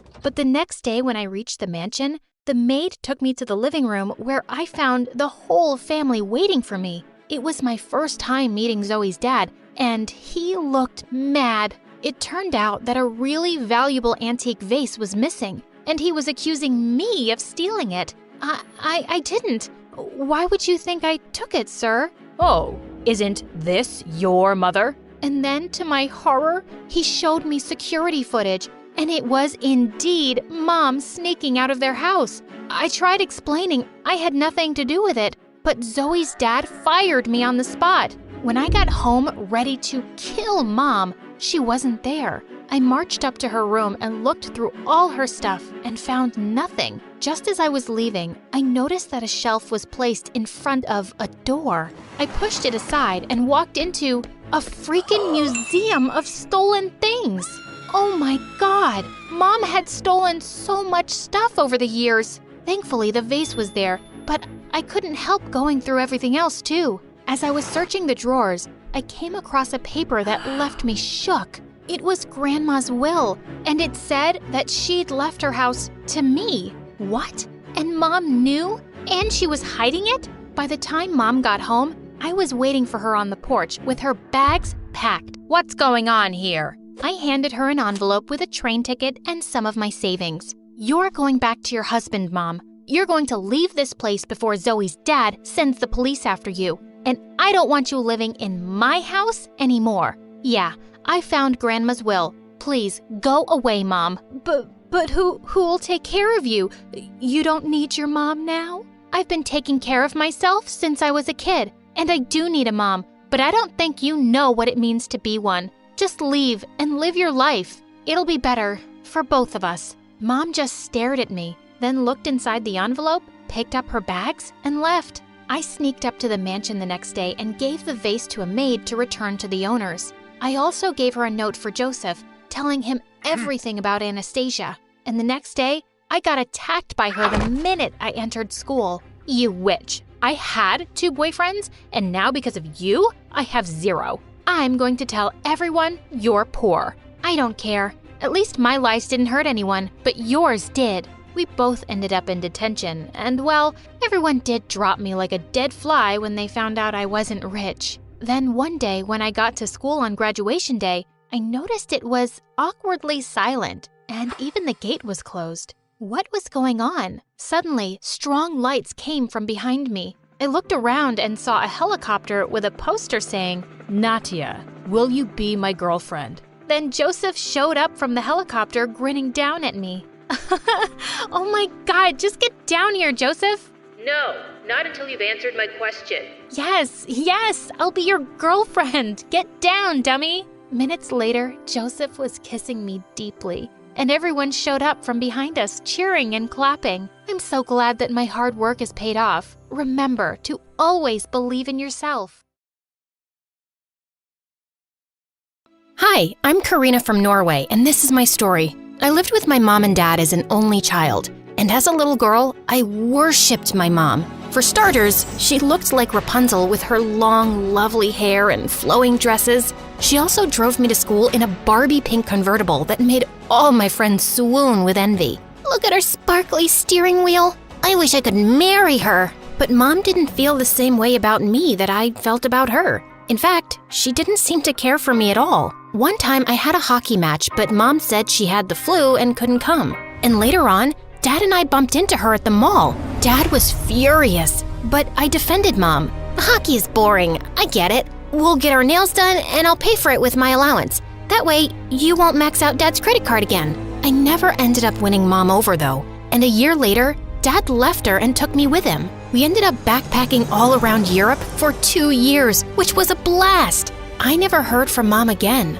but I thought about her all the time. When I finally returned to Norway, I was 15 and transferred to a new school. I instantly became popular as this worldly kid who's traveled everywhere. But my favorite person of all my fans and friends was my new BFF, Freya. She was 3 years younger than me, but we were in the same class because she was a genius. So, what do you say? You do my homework again, and I'll get you into another exclusive party? No one here wants a 12-year-old at their party. Why are you making friends with kids, Karina? Freya threw her backpack at the guy when he said that, and it hit him so hard he fell backwards. Freya may only be 12, but she's a force not to be messed with. Thanks for that, bestie. It's been tough being the youngest kid in our class. You're the only friend I really have. Well, friendship has no age limit, and I think you're super cool. One afternoon, Freya invited me over to her place for dinner, but when we arrived at her house, I couldn't believe where I was. Freya lived in a 6-story mansion with a gorgeous infinity pool. The butler even offered me cookies, but just as I bit into one, a woman came out to hug Freya. It took me 2 seconds to realize it was Mom. Karina, are you okay? Mom, can you bring my friend some water? You call her Mom? Karina, is that you? You guys know each other? She knows me from giving birth to me. What? You said you didn't have any kids. Wait, what? I felt my blood boil, but here just wasn't the place to start a scene. Mom looked uncomfortable and told Freya it was a long story and she needed to be alone. Obviously, I couldn't concentrate on homework, and Freya wouldn't stop apologizing and asking questions. I swear, Mom never mentioned you at all. She said she's been married, but never really had a family before. Okay, can you stop calling her Mom? And she has had a family before. So let me guess, she married your dad who's a billionaire? Actually, my dad and I grew up poor. This is her mansion. She started a clothing line a couple of years ago, and it was super successful. From the second we moved in with her, she spoiled me rotten. We're really close, Karina. I wonder why she'd keep such a big secret. I didn't know how to answer that. Instead, Freya and I were called to dinner, which apparently Mom helped prepare. Girls, I'm sorry. I needed a moment to myself, but I want to talk about it with both of you. And Freya, baby, I even helped make your favorite dish. I took a deep breath as Mom started apologizing and explaining herself. She said she wanted a fresh start with her new family, so she didn't bring up her past, which made me furious. I really do want to reconnect with you, Karina. You should come over more often. I'm so happy you and sweet Freya are friends. You know, I'm not feeling too well. My eyelashes hurt, and I want to be sure it's nothing serious. For some reason, I didn't want to confront Mom in front of Freya. I didn't want Freya knowing that Mom had never loved me the way she obviously loved her. When the weekend ended, I saw Freya at school and found out she was also mad at Mom, but Mom had bought Freya a brand new iPad to make it up to her. It still hurts that she lied, but I guess she had her reasons, and she's obviously trying to make it up to me. Yeah, hopefully she'll try and make it up to me too. As weeks passed, the tension just got worse between Freya and me. I even avoided going over to her house. Then one day, something happened that really set me over the edge. It was Freya's 13th birthday, and she begged me to come over for her birthday party. You don't have to talk to Mom if you're not comfortable. I just really want you there. After all, you're kind of my sister now, as well as my best friend. So I ended up agreeing. Freya's party turned out to be on a yacht, and it was actually pretty fun. Mom also seemed happy to see me, and that meant a lot. But later on, Freya and I were sitting on the balcony talking when we hit a huge wave and fell backwards into the water. Mom immediately jumped in to save us, but to my shock, she swam to Freya and rescued her, while one of the yacht workers came to get me. A few hours later, Mom drove Freya and I back to their mansion, and I just lost it. I could have sunk to the bottom of the ocean, but you didn't care.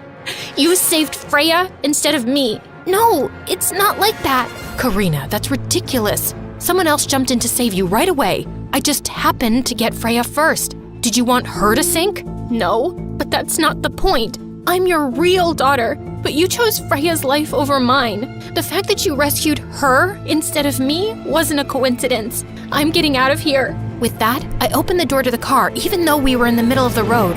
I bolted as fast as I could before Mom's car could chase me, and I didn't arrive home until 4 in the morning. The next couple of months, I stopped hanging out with Freya and made new friends who I partied with every night. I barely got any sleep or went to class, which really worried Dad. One evening, I was napping at home when Mom dropped by with Freya. Is Karina home? I need to talk to her. We're really worried about her. She's been shutting us out and partying. Freya, I know you mean well, but you both need to give Karina space. You two being around isn't good for her. I couldn't take it anymore. I started to cry and asked them all to sit down. There was something I'd been hiding. I'm sorry. I've been shutting you guys out. I was really mad at you last month, Mom, and I did something bad. I started dating someone I met at a party and I'm pregnant. I'm sorry, what? Karina, this is a joke, right? You're not actually pregnant? No, I really am pregnant. It's stupid and embarrassing, but I don't know what to do. Dad started crying and booked several doctor consultations, while Freya pestered me about who the baby's dad was. Finally, Mom asked to speak to me in another room. You know you can't keep this child. You won't be able to take proper care of it, and then you'll regret it for the rest of your life. Except that I'm not neglectful and heartless like you.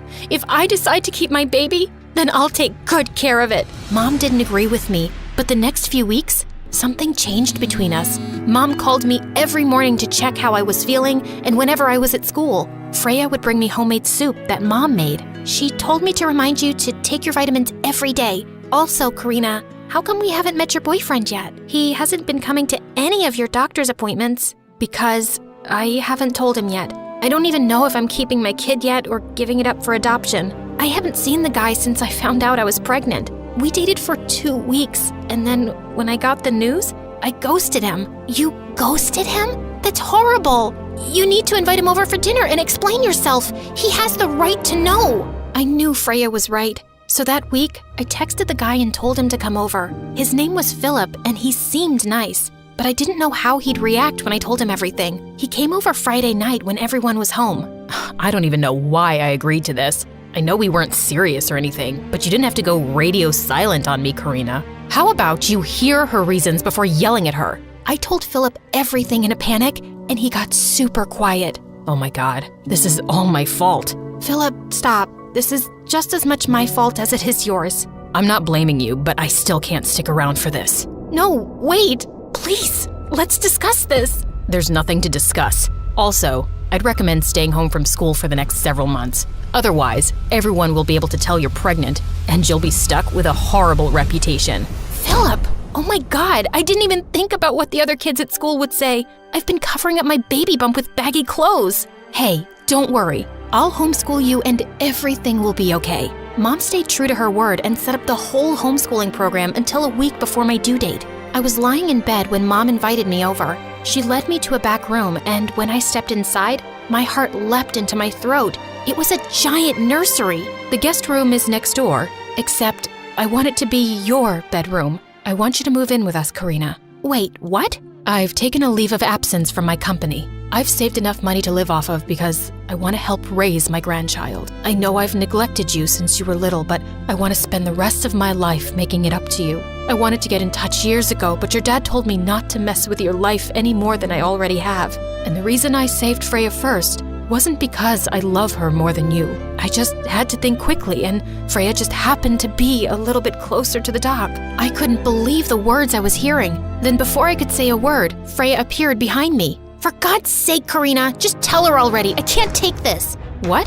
What are you talking about? I saw you putting this pregnancy patch on yesterday. You lied about being pregnant, Karina. You faked the whole thing. No, I don't understand. And I think I know why she did it too. She wanted to get your attention and steal you away from me because she was jealous of our relationship. Okay, it's true. I faked everything. And I paid Philip to lie too. We never dated. He's just a friend of a friend. I staged the whole thing to be closer to you, Mom. Mom was dead silent. Wow, I really hurt you, didn't I? I mean, I know I made mistakes, but the fact that you had to fake a pregnancy to get my attention, I really have been so awful to you. What if I've already done too much damage for us to make things right between us? I need some time. And then, Mom asked me to leave and sent Freya with me so she could be alone. Freya stayed at my house for 5 days, and neither Mom or Dad spoke to me. You know I never meant to hurt you, right? I just wanted Mom to love me the way she loved you. I get it,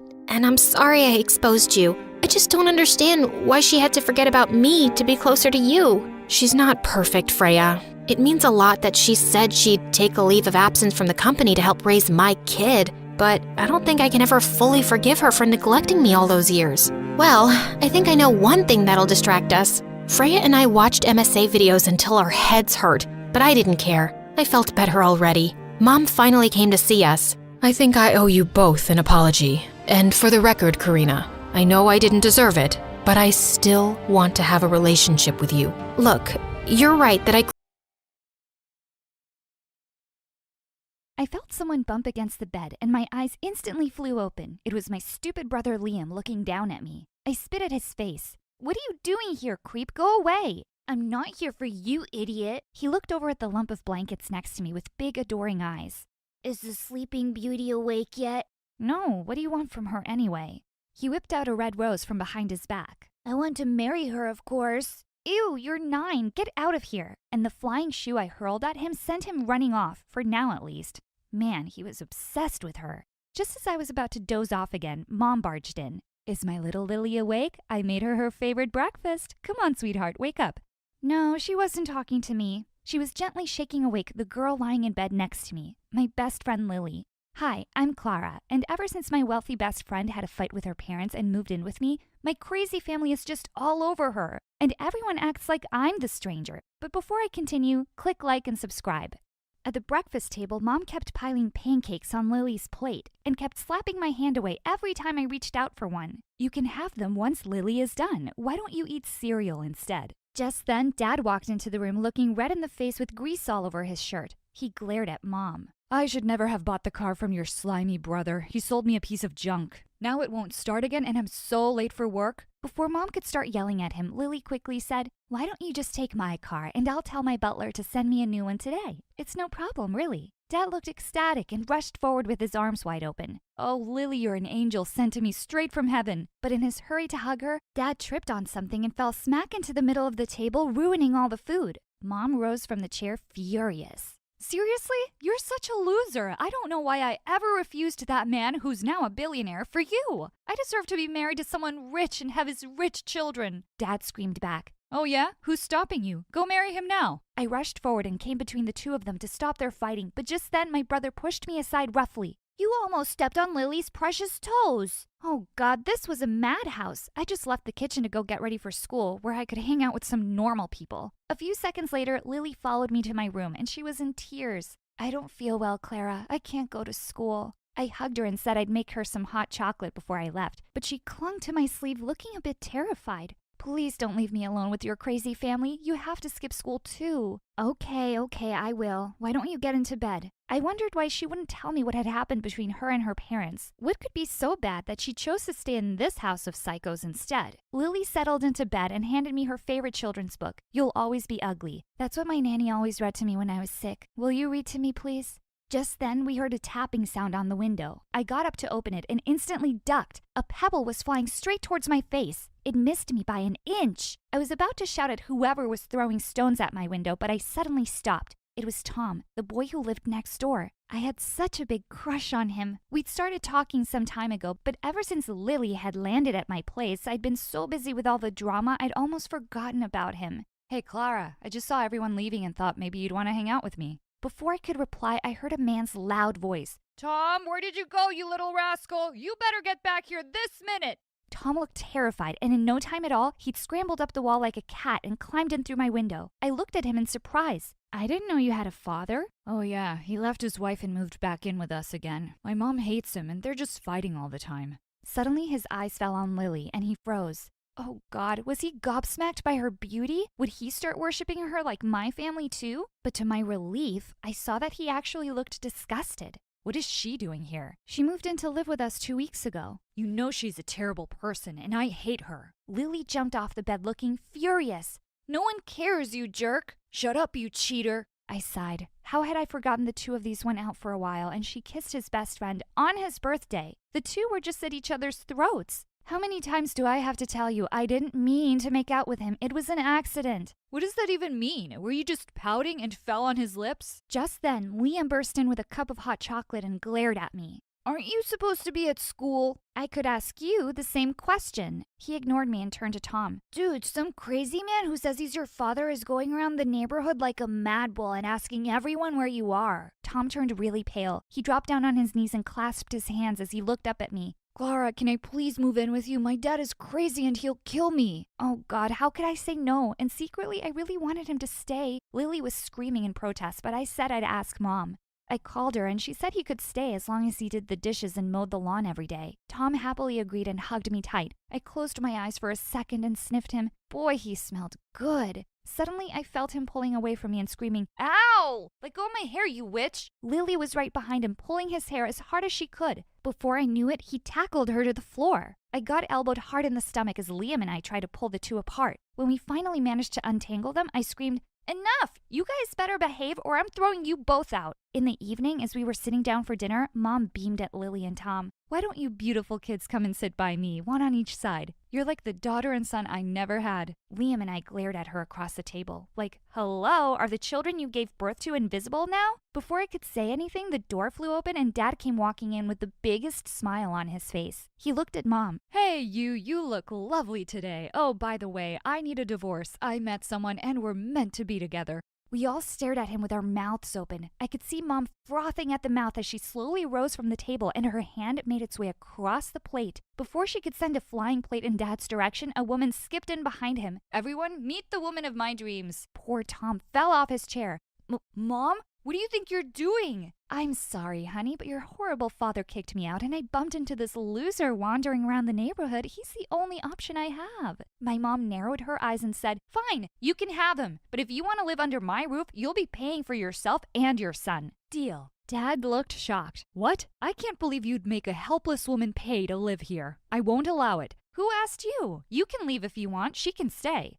"Yeah, and I'm not helpless, you jerk. I could kick your butt easily." Dad just looked at the two of them. "Fine, you women are crazy." And he stormed off to his room. An hour later, he walked out of the house with his bags. And just like that, my crush and his mom had moved in with us, and Mom had made our place a hotel. I could hardly believe all this madness. "Mom, we don't even have enough rooms." Liam shouted, "I can sleep between you and Lily. Look at me, I'm tiny." Mom said that Liam and Tom would be in Liam's room. Lily and Tom's mom would be in my room, and I'd have to take the couch in the lounge. "What? No way! Then I'm sleeping on your bed." I fought with her for 3 hours. In the end, I was so tired I just crashed on the couch. The next 2 days were just crazy. Everyone was getting on each other's nerves except my mom and Tom's mom. They were acting like they were best friends, sunbathing on the rooftop and painting each other's toenails. When I asked Mom what we'd be doing for dinner, she said, "You can cook, can't you? Now go get me and Auntie some smoothies." Thankfully, Lily was feeling better and was helping out with the cleaning. She picked up the garbage bag and dumped it at Tom's feet. "Stop watching TV and go throw out the garbage." He didn't even look away from the screen. "You're garbage. Can I throw you out?" And before I knew it, the two were wrestling on the ground again. Liam shouted, "No one messes with my fair lady," and jumped right in and bit Tom's leg. I just turned around, slammed the door shut, and went back to cutting the vegetables. Why Lily chose to stay here and not go back to her parents was beyond me. And it was weird that they didn't even check up on her. Thank God the weekend was over. I couldn't wait to get back to school. But then we got the worst news ever. We found out about the pandemic that had struck the world. All schools would remain closed indefinitely, and no one was allowed to leave their houses unless it was an emergency. God, this was like my worst nightmare right now. A few days went by, and we were running out of food. I said I'd wear a mask and go to the grocery store. But just as I was about to head out, Tom and his mom dragged me back in. Tom's mom shrieked, "It's too dangerous. You're not going anywhere." Tom said, "Yeah, babe, the grocery store's too risky. Maybe we can go look for wild berries or some plants." Where did he think we lived? In the woods? It was cute that he cared about me, but he was kind of dumb. Anyone got a better idea? Then Lily said that she'd make a few phone calls and see what she could do. A few hours later, a truck came outside our house and dumped tons of boxes of food. There was enough in here to feed an army. Tom and Liam grabbed a pizza box each and started wolfing it down like monsters. The rest of us settled down on the table when Tom's mom casually said, "I can't go to work because of the pandemic, obviously, so I won't be able to pay on time this month." Mom quickly snatched away the piece of chicken she was eating from her hands. "You what? Oh, come on. I thought we were friends." "Nuh-uh. You only stay if you pay." Lily quickly intervened. "Don't worry, I'll make the payments this month. Let's not ruin the meal." Mom was thrilled, and thankfully we were able to continue with dinner in peace. Weeks went by with us stuck at home, and all everyone did all day was sit in front of the TV and eat. I could feel my own clothes getting tighter on me, and Lily was just busy stuffing her face with chocolates all day. One afternoon, when I was in my room and Lily was taking a nap, someone slowly opened the door and said, "Psst." I looked around to see it was Tom. I've been trying to catch you alone ever since I've moved in here. How about we go to the basement and spend some time together? I was only too happy to agree. We crept down the stairs giggling. Tom spread a mat on the cold floor. It was dark, and he took out a candle from his pocket and lit it up. Wow, how romantic. As we settled down on the mat, he looked at me and brushed a strand of hair away from my face. Just as he leaned in to kiss me, I saw something and let out a shrill scream.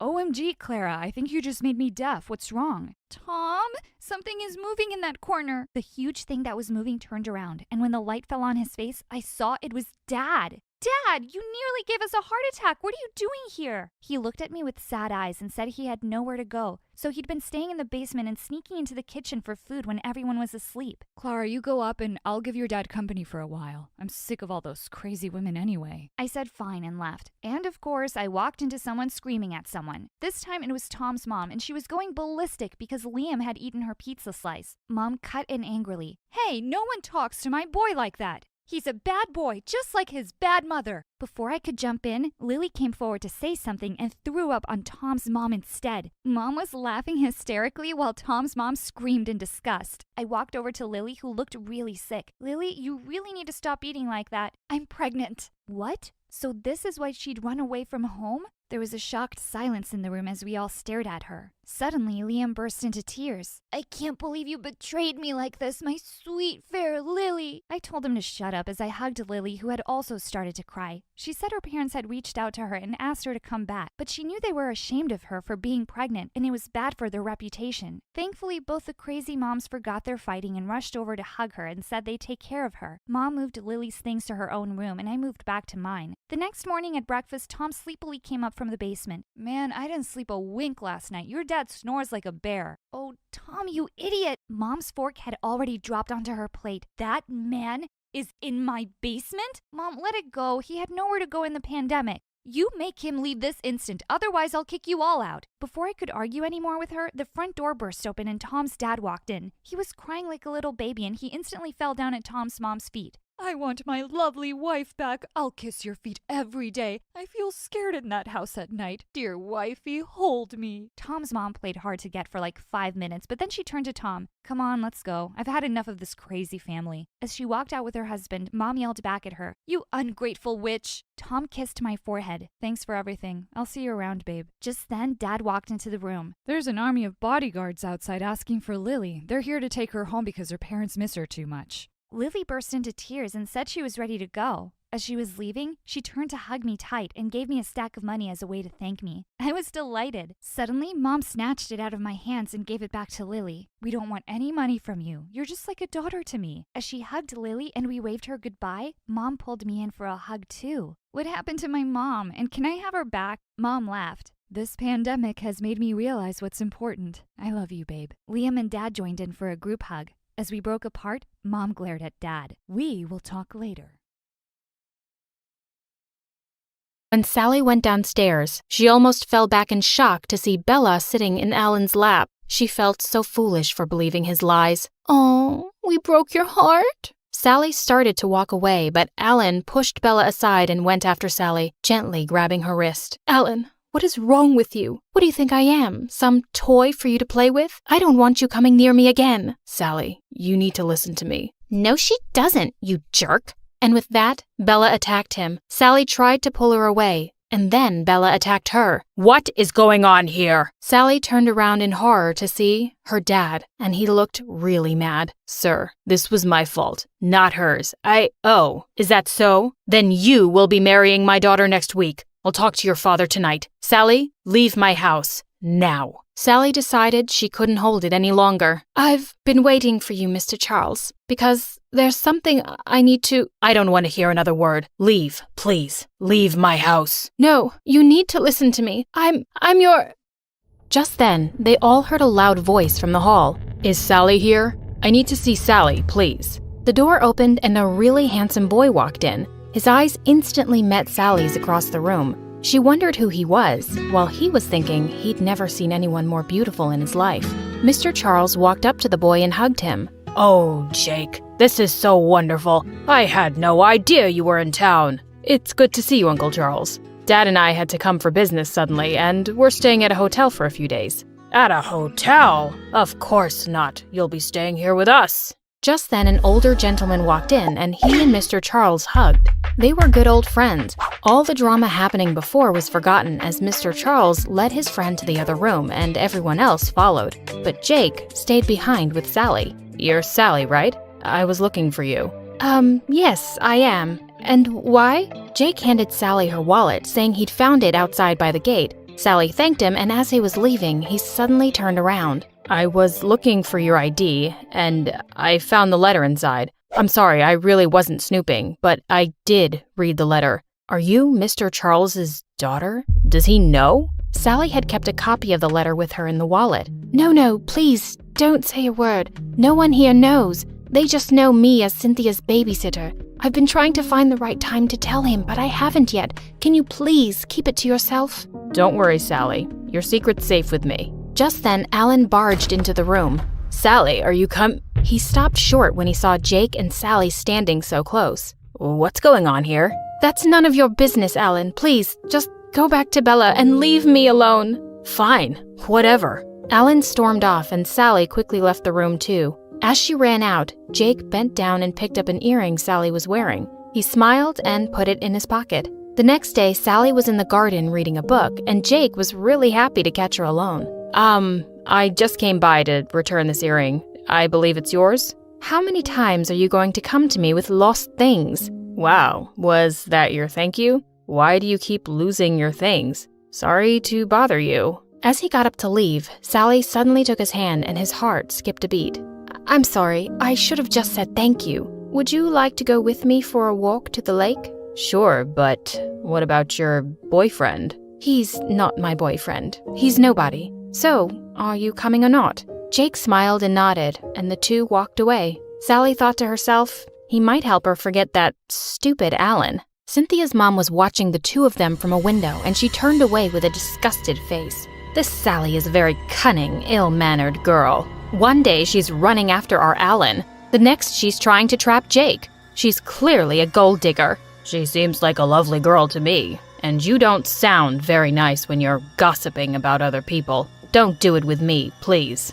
And with that, Mr. Charles left the room. Bella and Alan were also walking outside when they spotted Sally and Jake from a distance. Alan felt crazy jealous when he saw them holding hands. He started walking back towards them angrily, but Bella suddenly stepped in his way and pushed him back. What do you think you're doing, Alan? Do you need me to remind you of the agreement between our families? Want to talk to my mother again? Alan felt furious, but he turned around abruptly and stormed off to the house, thinking how he'd like to punch that Jake. Later that night, Sally heard a knock on her door. The minute she opened it, Bella pounced on her and pinned her down to the ground.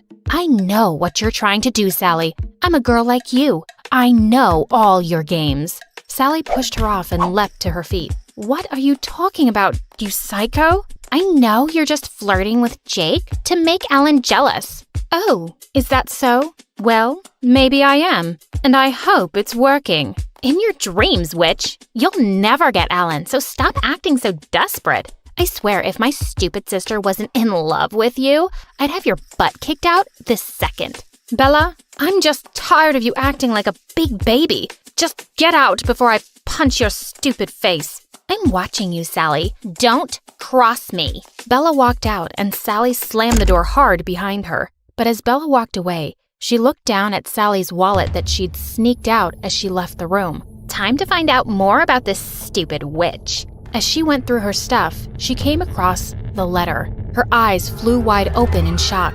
The next morning, when Sally went down for breakfast, Jake was waiting for her in the hall. But just then, Alan came forward and gently pushed him away. No one really wants you here, man. When are you leaving? What's your problem? I'm here as a guest, and I think Sally wants me here. Well, Sally's just a worker here, not the owner of the house. She doesn't decide anything. You're not the owner here either. And what do you mean, just a worker? Just a worker? Like a useless maid or something. Did you just call Sally useless? And with that, Jake shoved Alan roughly. Alan lost his temper and punched Jake in the face. Alan, stop it! What's wrong with you?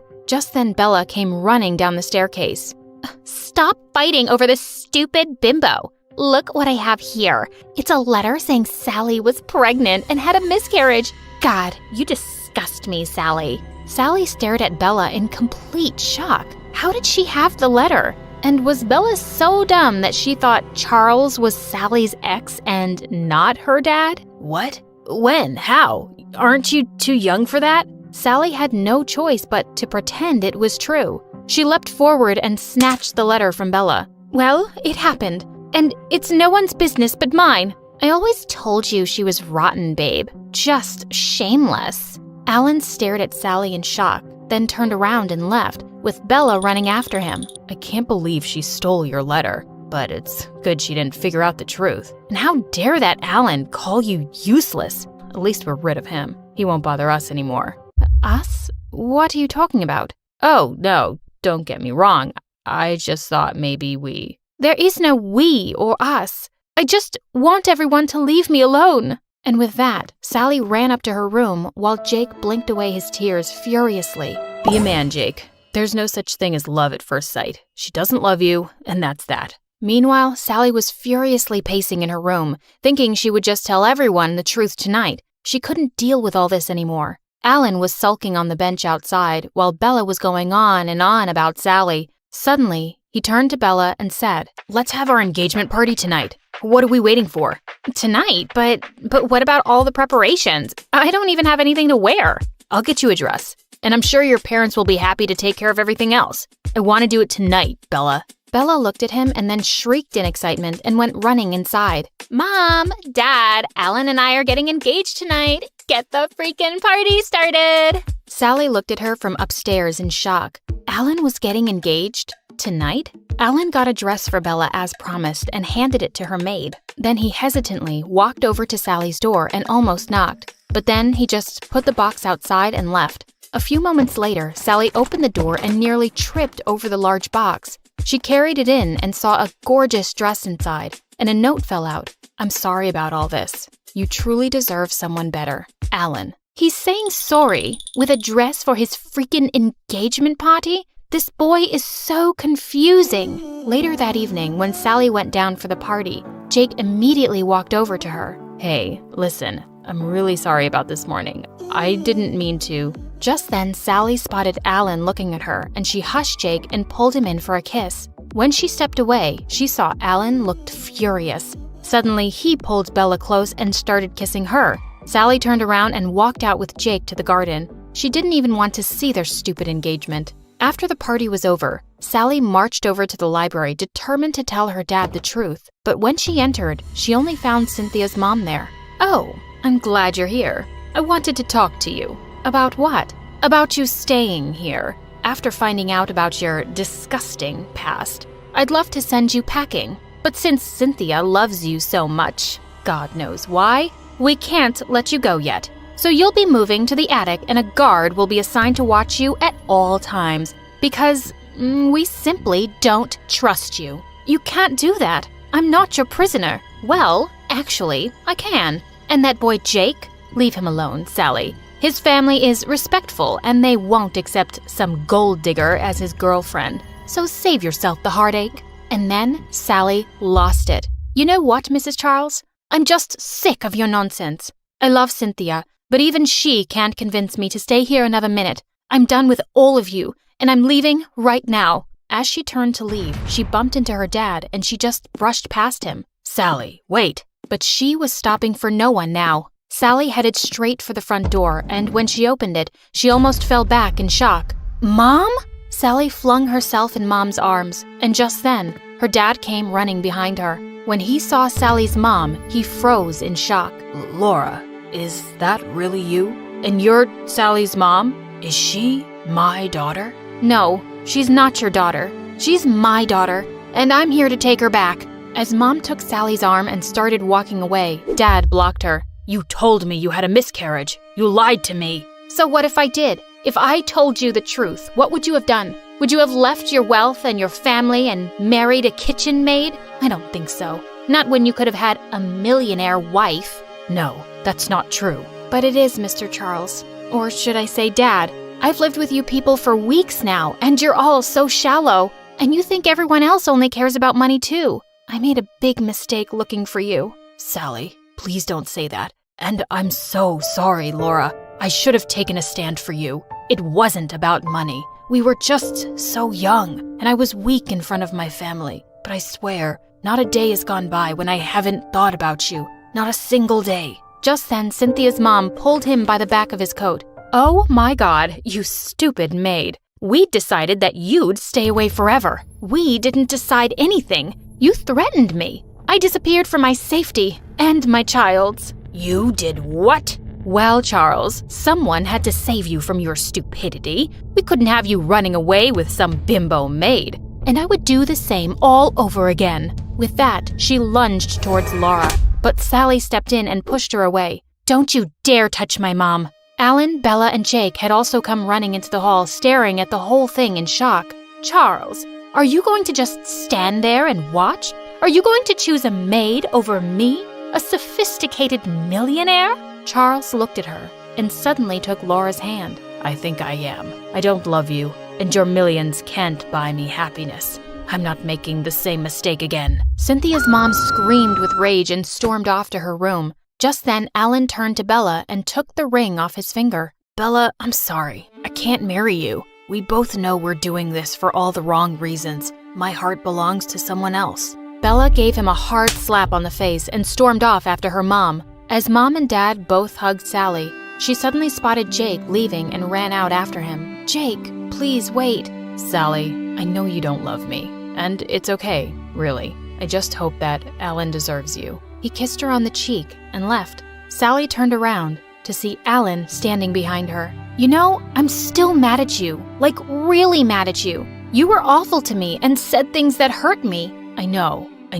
My anger and jealousy drove me to do some really stupid things. The truth is, I fell in love with you from the first moment you smacked me with that bat.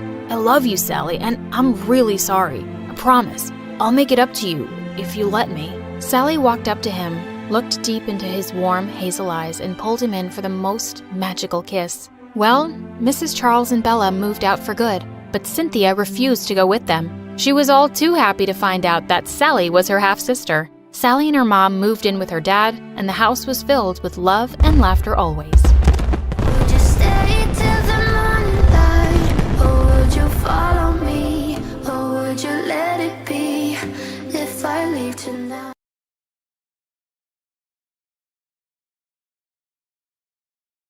I was walking upstairs to give my dad a goodnight kiss before going to bed when suddenly I heard a loud crash from his room. Oh my God, Dad! I can't show you what happened because it's too much for YouTube, but I can tell you that the last words my dad said were, the attic, before he fell into a coma. Hi, I'm Miley, and I live in Finland. I'm sure everyone will learn something from my story. That's why I decided to share it on this channel. I felt the world crashing down around me. Ever since Mom and my older siblings had left, Dad was the only family I'd had. I knew they hated him, but I had to tell them about this. After all, he was their dad too. I called Katie, and she seemed too busy screaming at her loser boyfriend to even pay attention, and just hung up. I tried Bree next, and she said she was really busy at work and I had to deal with this myself. These girls were just heartless. I called my brother Ed next. He wasn't too happy to hear from me. What? Wow, no hello. Dad's in a coma and Yeah, I know why you're calling. I don't care about him. And don't even think about asking me for money. With that, he hung up. I just stared at the phone. What had just happened? I was on my own. No wonder Dad disowned them. Just then, the doctor came in and told me how expensive it would be to keep Dad at the hospital, and I needed to come up with the money very soon.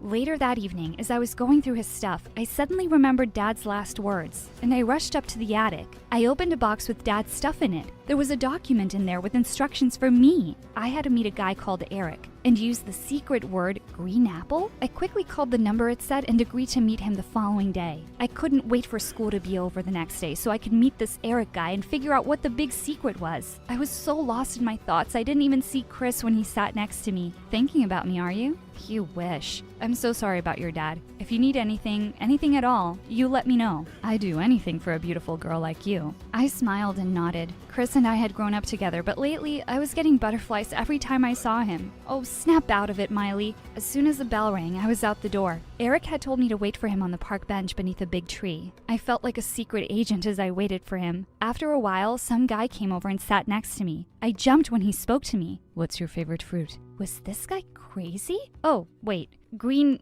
apple? The guy took off his cap and introduced himself as Eric. Okay, he was definitely not what I was expecting. I was expecting an old guy with wrinkles, but this guy was babelicious. I was already picturing our wedding. I just wanted to make sure. Oh, I'm sure. What? I'm sure you wanted to be sure. Why couldn't my brain and tongue work together? Yeah, anyway, your dad's $28 million is all yours. It'll take a few days to sort out, okay? What? $28 million? He must think I'm slow or something. Yeah, sure. You might want to have an adult with you to sort this out as you're under 18. I ran off after the meeting, still reeling with shock. This was too much to handle. I couldn't think of anyone else, so I texted Ed. Of course, he didn't reply. In the evening, the doorbell rang. When I opened the door, I was shocked to see Ed with his wife and kids. And so many suitcases? What are you doing here? Come on, little sis. Did you really think I'd leave you alone to deal with this? Now be a doll and set up a room for us. Ed's wife and kids just went on in and made themselves right at home. A little while later, the doorbell rang again. I ran downstairs, and to my surprise, Bree, my older sister, walked in, dumping her bags in the doorway. You can take these up, right? Thanks. Bree worked for a fashion magazine and could easily be on the cover of one, but she was so rude and stuck up, we'd never gotten along. She hugged Ed and gave air kisses to his wife and kids. Oh, aren't you guys cute? No, hey, don't touch my bag. That cost more than your parents' car. She said she was really tired and had to get her 10 hours of beauty sleep, so she went straight up and set up camp in my room. Bree, this is my room. Go and sleep in the guest room. It used to be my room, and it gets the best sunlight. I gotta do my yoga early in the morning. Now get out. I grabbed my stuff and slammed the door. I was halfway down the stairs when Bree started screaming. When I opened the door, I couldn't stop laughing. Get this monster away from me! Relax, Bree. Meet Tiny. He's my pet. Bree grabbed her blanket and rushed out of the room. I gave Tiny an extra treat for getting rid of that evil witch. The next morning, as I was about to get ready, the little devils pushed their way into the bathroom and ran off with the toothpaste. As I ran after them, I felt like something had stabbed me in the foot. Damn these Legos. I hobbled to my room and quickly ran out of the house to get away from all the madness. I told Chris about how my siblings had shown up and how annoying they were. Don't worry, babe, I'll come over and help you. Right now, I just needed help staying awake in class. I barely slept the night before. I just felt so overwhelmed. The day flew by and I sleepwalked through most of it. As I was walking home, I saw Eric outside a coffee shop. My heart skipped a beat as I saw him. I didn't want him to think I was stalking him, but just as I was about to walk away, he waved to me. Hey, I've been waiting for you to call me. Was I being pranked? Eric had been expecting me to call? Have you decided about what you want to do with the money?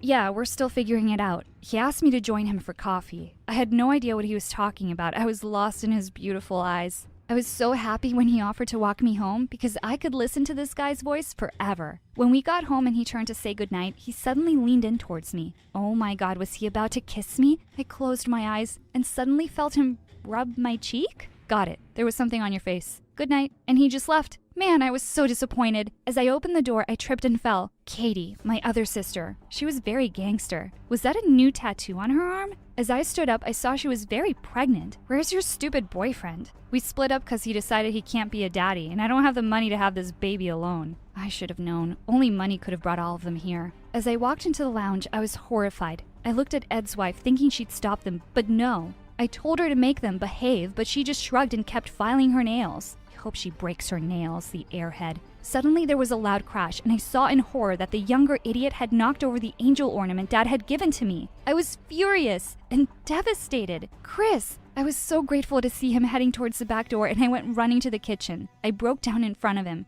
He put his arms around me and hugged me. I could hear his heartbeat. I looked up at him and I could tell he wanted to kiss me. Just as he leaned in, someone pushed us apart. I swear I wanted to kill these idiots. Katie walked into the kitchen. Looking for a new baby daddy, are you? What if I am? I felt a pang of anger and jealousy. Chris was mine and she couldn't have him. I needed to get away from these psychos. I went to see Dad. It broke my heart to see him like this. Please wake up, Dad. Things are really hard. I can't do this without you. The next couple of days were hell. I was in over my head. The only silver lining to my gloomy days was Eric's texts. He'd been checking on me regularly. What a sweetheart. The next day, Chris picked me up for school. As I sat in the car, he handed me a rose and asked me to be his date for the spring fling dance. I know there's a lot going on right now, but I thought this would take your mind off it for a while. I didn't see that coming. I hadn't told him about Eric, but I just couldn't bring myself to say no to him. He was so sweet. At lunch, I was surprised to see a huge group of guys and cheerleaders gathered at a table. I had no idea what was going on over there, but then I caught sight of her stupid blonde curls. Bree! She was sitting in the middle, and of course, all the boys were drooling over her. Wasn't it enough having to deal with her at home?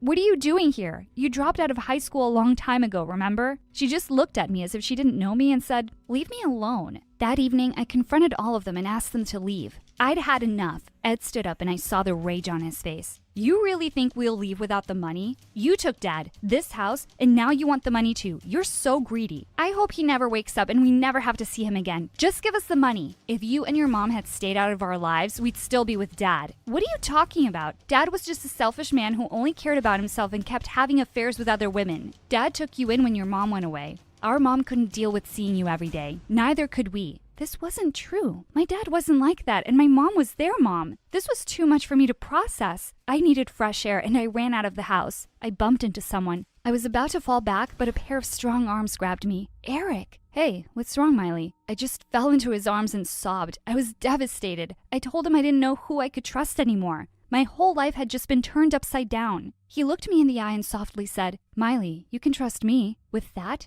he kissed me. Oh my God, this was so much better than I had imagined. Miley, I quickly turned around. Chris. He looked at me with pain and disappointment. Chris, but he just turned and walked away. I felt guilty and wanted to run after him, but Eric asked me out for dinner and I excitedly said yes. He kissed my forehead and left. As I entered the kitchen, I froze. Bree and Katie were busy cutting me out of the pictures in the frames. Bree whispered something to Katie and they started laughing. I knew Bree was evil, but they were crossing the line. Ed walked in. You think you're super smart, don't you? Trying to woo the money man and keep us from getting our share? I erupted. I was so angry at how they kept blaming me. I didn't even know any of this, and I wasn't responsible for what Dad did, but you're a constant reminder of it, you selfish girl. I stormed off to my room to try and relax. I got up super early over the weekend and snuck out. With the bombs they dropped on me, I needed to clear my head. I went on the swings like I used to do with Dad. Oh, Dad, I miss you so much. I had to grab onto the chains as someone started to gently push me. Chris! Hey, Chris. You just ran off yesterday. Sometimes, Miley, you're so dumb for a smart girl. I was in no mood for riddles. What do you mean? I care about you, Miles, and I just want to make sure you're okay. Eric isn't a nice guy. But I don't know who to trust except Eric. You do know he's just with you for the money. You're so jealous. I didn't need to stand there and listen to another person telling me what to do. When I got home, everyone was in a frenzy, and Katie was screaming. Ed's kids were dancing around shouting, "And Katie's gonna have a baby!" I wanted to go with them to the hospital, but they left me to babysit the kids. Just perfect. I knew it would be a while before everyone got back, so I asked Eric to come over. I quickly changed into something nice and cleaned up the place as much as I could. There was a knock on the door, and I rushed to open it. Chris? Why was he everywhere? What are you doing here? I wanted to apologize for this morning. Where is everyone? I told him they'd gone to the hospital with Katie. I don't know which part he thought was an invitation because he just walked straight in and started playing with the kids. They seemed to like him and did as he said. I was kind of glad he was there. Ding dong. Oh shoot, how would I explain everything? I opened the door. Eric looked charming. As we walked into the lounge, Chris and Eric just glared at each other. The tension was so thick you could cut it with a knife. Why'd you call me if he was already here? He just showed up.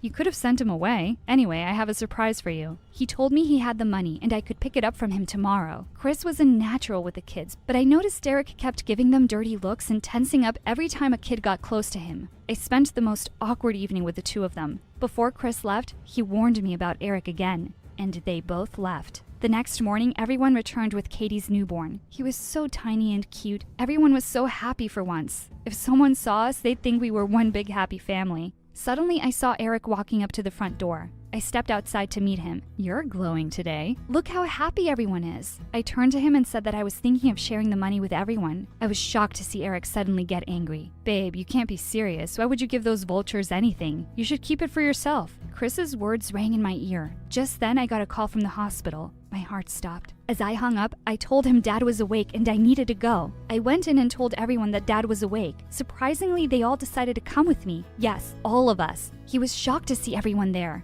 Seeing you all together again has made me realize how much I missed this. I'm sorry I hurt you, all of you. He turned to Katie and held out his hands. I had never seen Dad so emotional. It was a classic Hallmark moment. He went on to tell us how he had savings and he wanted to include everyone as his heir. Silence took over. You could probably hear a pin drop. No one objected to splitting the money between us, and everyone was happy about it. I think that my dad waking up from a coma and seeing Katie's baby gave us the old feeling of being a family again. I told Dad how I'd gone to the attic and contacted Eric like he said, and that he was giving me the money tomorrow. Dad's blood pressure shot up. He said he'd found out before the coma that Eric was cheating him out of his business. Me and Ed decided to go see Eric before it was too late. He wasn't too happy to see us, but quietly handed over the money. You were only with me because of the money, weren't you? I hoped he would deny it, but he just lowered his eyes. I was heartbroken. The next day, we brought Dad home. As we entered the driveway, there he was again, Chris. Bree winked at me and said she'd help Dad inside. I ran to Chris and jumped into his arms. What? Yeah, you were right. Now just shut up and kiss me, you fool. And we had the most magical kiss anyone can imagine. Aunt Miley is having a baby.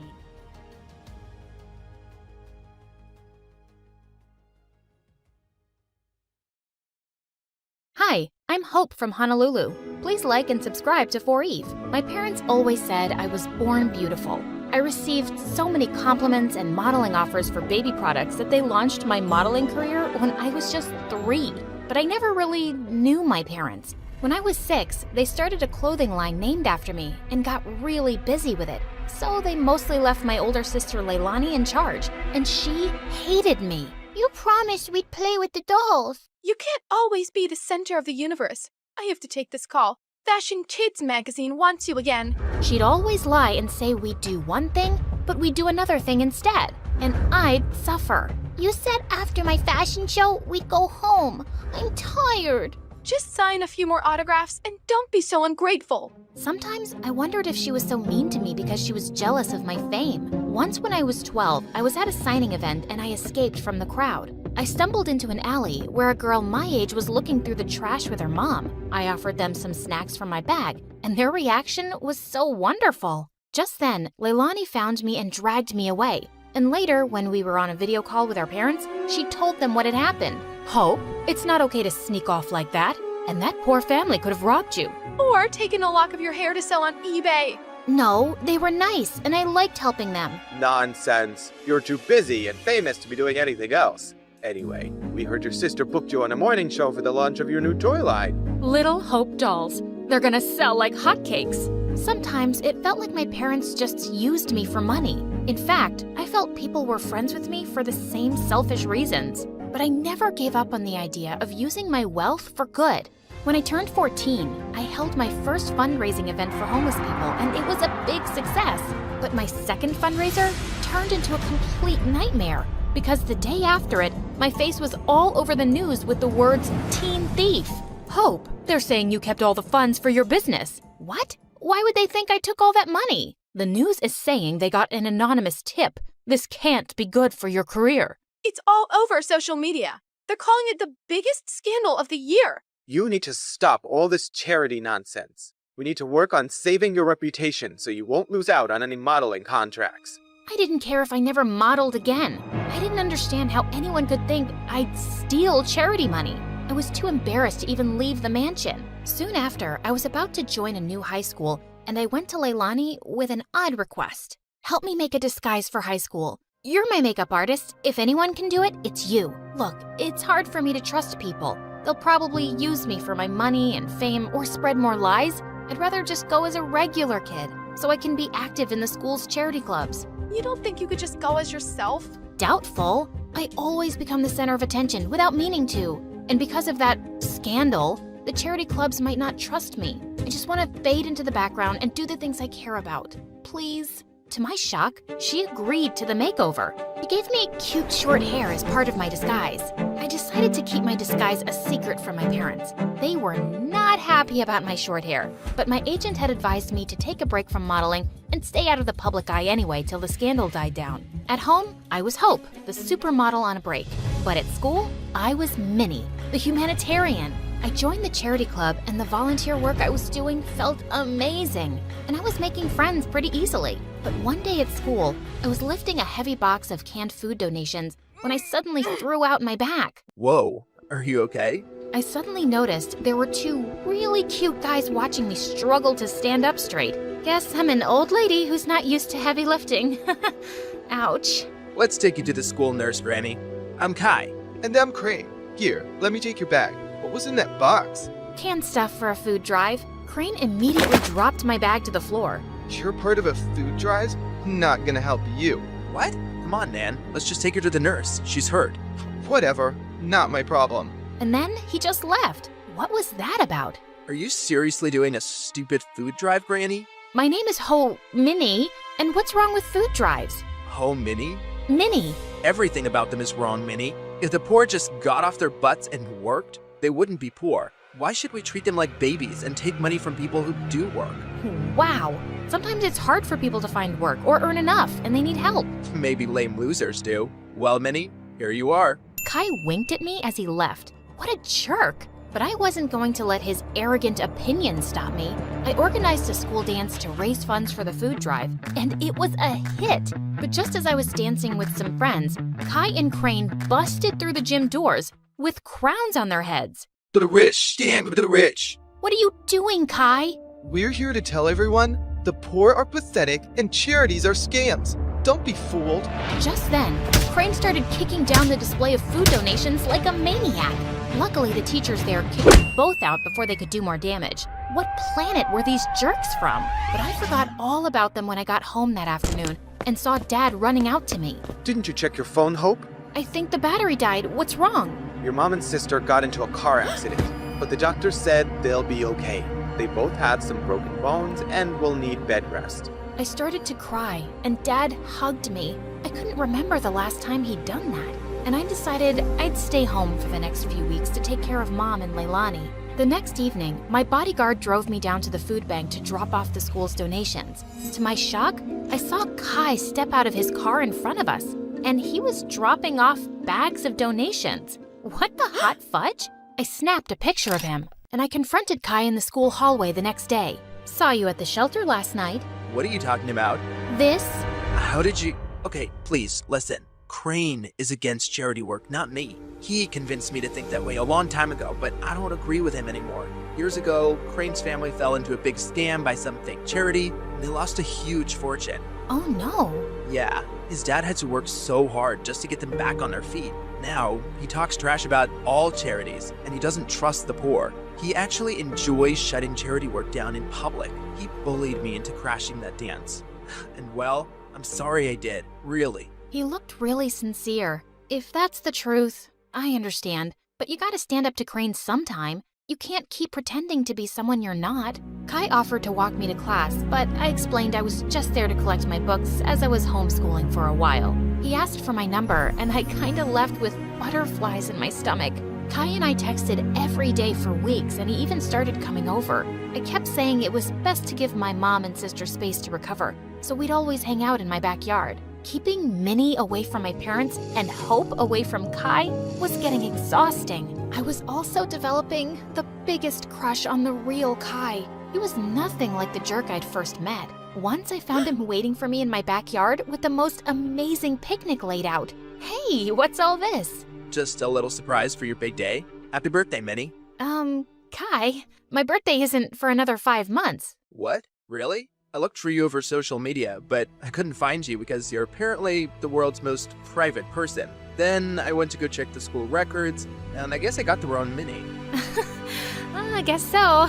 But thanks anyway. It's the nicest thing anyone's ever done for me. Just as I sat down, Kai opened a bottle of soda, and the cork went flying straight into my eye. Oh my god, I am so sorry, Minnie. Wait, stop rubbing your eye and let me see. He lifted my chin gently as he looked deep into my eyes. Your eyes, they're... Yes? They're what? They're not the same color. What? Suddenly I realized that my contact lens had fallen out. Oh, my lens must have popped out when I rubbed my eye. I wear them for my eyesight because I'm as blind as a bat. I see. But why would you wear those green lenses and hide your lovely blue eyes? His face was so close, and I didn't have an answer to his question, so I just kissed him. He looked really surprised, but then he kissed me back, and it felt wonderful. Soon after, Kai and I hosted a fundraising car wash for a soup kitchen, but suddenly a car honked at us angrily. Well, what do we have here? Crane, listen, buddy. I know how you feel about this stuff, but I'm asking you to back off. I want to do this. What? Support lying, dirty thieves? Did you forget what happened to my family? Of course not, but that was one bad experience. Not all charities are scams. It's this witch. Winnie's brainwashed you. It's Minnie, and Kai is free to do whatever he wants, but you need to leave. Just then, Crane went red. He threw a punch at Kai, but Kai blocked it brilliantly and stepped back. Crane, walk away right now. You better watch yourself, Winnie, or you'll end up like that stupid teen thief model who raised funds for her business. She got what she deserved. She's a forgotten fraud now, a nobody. Suddenly, I froze in my spot. Was it possible that Crane had started that rumor? He was crazy enough to do it, and what if Kai had been involved back then too? Crane drove off angrily, and Kai turned to me. This may be the end of my friendship with Crane, but I feel relieved. I'm proud of how you stood up to him. Kai smiled at me warmly, but now I felt guarded. Did I fall for someone who might have framed me? Later that evening, as he drove me home, Kai suddenly took my hand. Minnie, I love who you are and who you've helped me become. Will you be my girlfriend? Kai, no, I can't. What? Why? I thought you felt the same way. You kissed me. And maybe that was a mistake. I'm sorry, but I can't be with you. Not only did I feel paranoid about trusting him, he had no idea I was Hope. I hated lies, and now I hated lying. Things were a mess. Kai begged to see me and kept messaging me, but I just ignored him until he gave up. One afternoon, I was fluffing Leilani's pillows when she asked me something unexpected. Hope, how are you? Not bad. Why? Nothing. I just noticed that you looked a bit sad these days. I kinda lost someone I cared about. Wait, Leilani, why are you crying? Oh, Hope, I just need to tell you something. I can't keep it in any longer, especially after you've taken such good care of me. And to my shock, she confessed how she was the one who had started the rumor that I'd stolen the charity funds. I know it was really wrong, and I'm sorry, but I just got so resentful. I was left in charge of you, and you always came first. And you were always in the limelight, while I never even got thanks for anything I did. I got carried away. Leilani, how could you? I really regret it. That's why I agreed to your makeover request, because I didn't want to stand in your way again. I know how good-hearted you really are. Do you know what you've done? I immediately thought of Kai, this great guy, and how I'd shut him out. I wanted to slap Leilani, but I just stormed off angrily. I told Mom what Leilani had done and said I couldn't stand to be around her right now. To my shock, Mom agreed that I should take a break from her. We arranged for me to stay at my bodyguard's house, and I found out that he lived close to Kai. On my first night there, I walked over to Kai's place. I needed to fix things between us, but his butler informed me that he'd gone to Tokyo for 2 weeks or longer. My heart sank. For 3 days, I texted and called Kai, but he never answered. I knew he was avoiding me, and I deserved it, but I wasn't giving up. I called Mom and explained everything about Kai to her, and she actually listened. Tokyo might be a nicer break for you. OMG, Mom, you'd let me go? Yes, sweetheart. Ever since the accident, your dad and I have been thinking how hard we've pushed you and your sister. We just wanted you girls to know success early on, but we've realized there are more important things than success and money, like happiness and family. You've been amazing during our recovery, honey, and you really deserve to go. Thanks, Mom. I love you. And the next day, I was on a flight to Tokyo with my bodyguard and checked into the same hotel as Kai. Just as I stepped onto the elevator, I was shocked to see Kai inside. He looked awkwardly at me. Hi, can I help you with something? I suddenly realized he couldn't recognize me without my disguise. Kai, you're the reason I'm here. I came to tell you the truth. I'm Minnie. Minnie? Minnie from Honolulu? Yes, except my real name is Hope. What? I told him everything. My trust issues and my disguise and what my sister did, how awful I felt for abandoning him, and how I tried calling him. I'm using a different phone here, and I understand why you wanted to hide yourself, Hope. I've missed you. Do you think we could give us another chance? You flew all the way here to make things right? I'd be a jerk if I say no. But could you do just one thing? Give your sister another chance. Come on, charity starts at home. I will. I promise. Hello, I'm Laura from Denmark. Please like and subscribe. I don't remember much of my dad, but Mom always told me he was a horrible person. Apparently, when I was just a year old, he said one day he was going to buy milk, and he never came back. And since then, Mom really had issues trusting people. Like once when I was 4, Mom and I were in the elevator at a shopping mall, and there was a nice lady who kept smiling at me. And Mom freaked out. Why are you staring at my daughter? Because she's so adorable. Keep your eyes to yourself, lady. Mommy, she didn't do anything. You can't trust anyone these days. What if she wants to snatch you away? Although Mom was kind of boring and strict, she tried her best to give me a good life. She worked as a banker, and we lived in the same apartment building as my favorite Aunt Lily. Since Mom worked long hours, I'd stay with my aunt, who only worked night shifts at a restaurant. Aunt Lily and I looked a lot alike with our blonde hair and green eyes, and she adored me. I loved her too because she was so much fun. But her daughter Emma, who was my age, didn't seem to like me much. Maybe it was because I had better grades or was more athletic than her. Or maybe she hated that Aunt gave me so much attention. Once in first grade, our moms took us to a Mother's Day function in the neighborhood.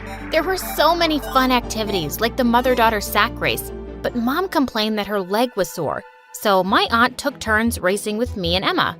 Emma was so slow, but I ended up winning the race with Aunt. When we received a gold medal for winning, Emma went ballistic and pulled it right off my neck. This is mine because she's my mom. No, it's not. I won the race.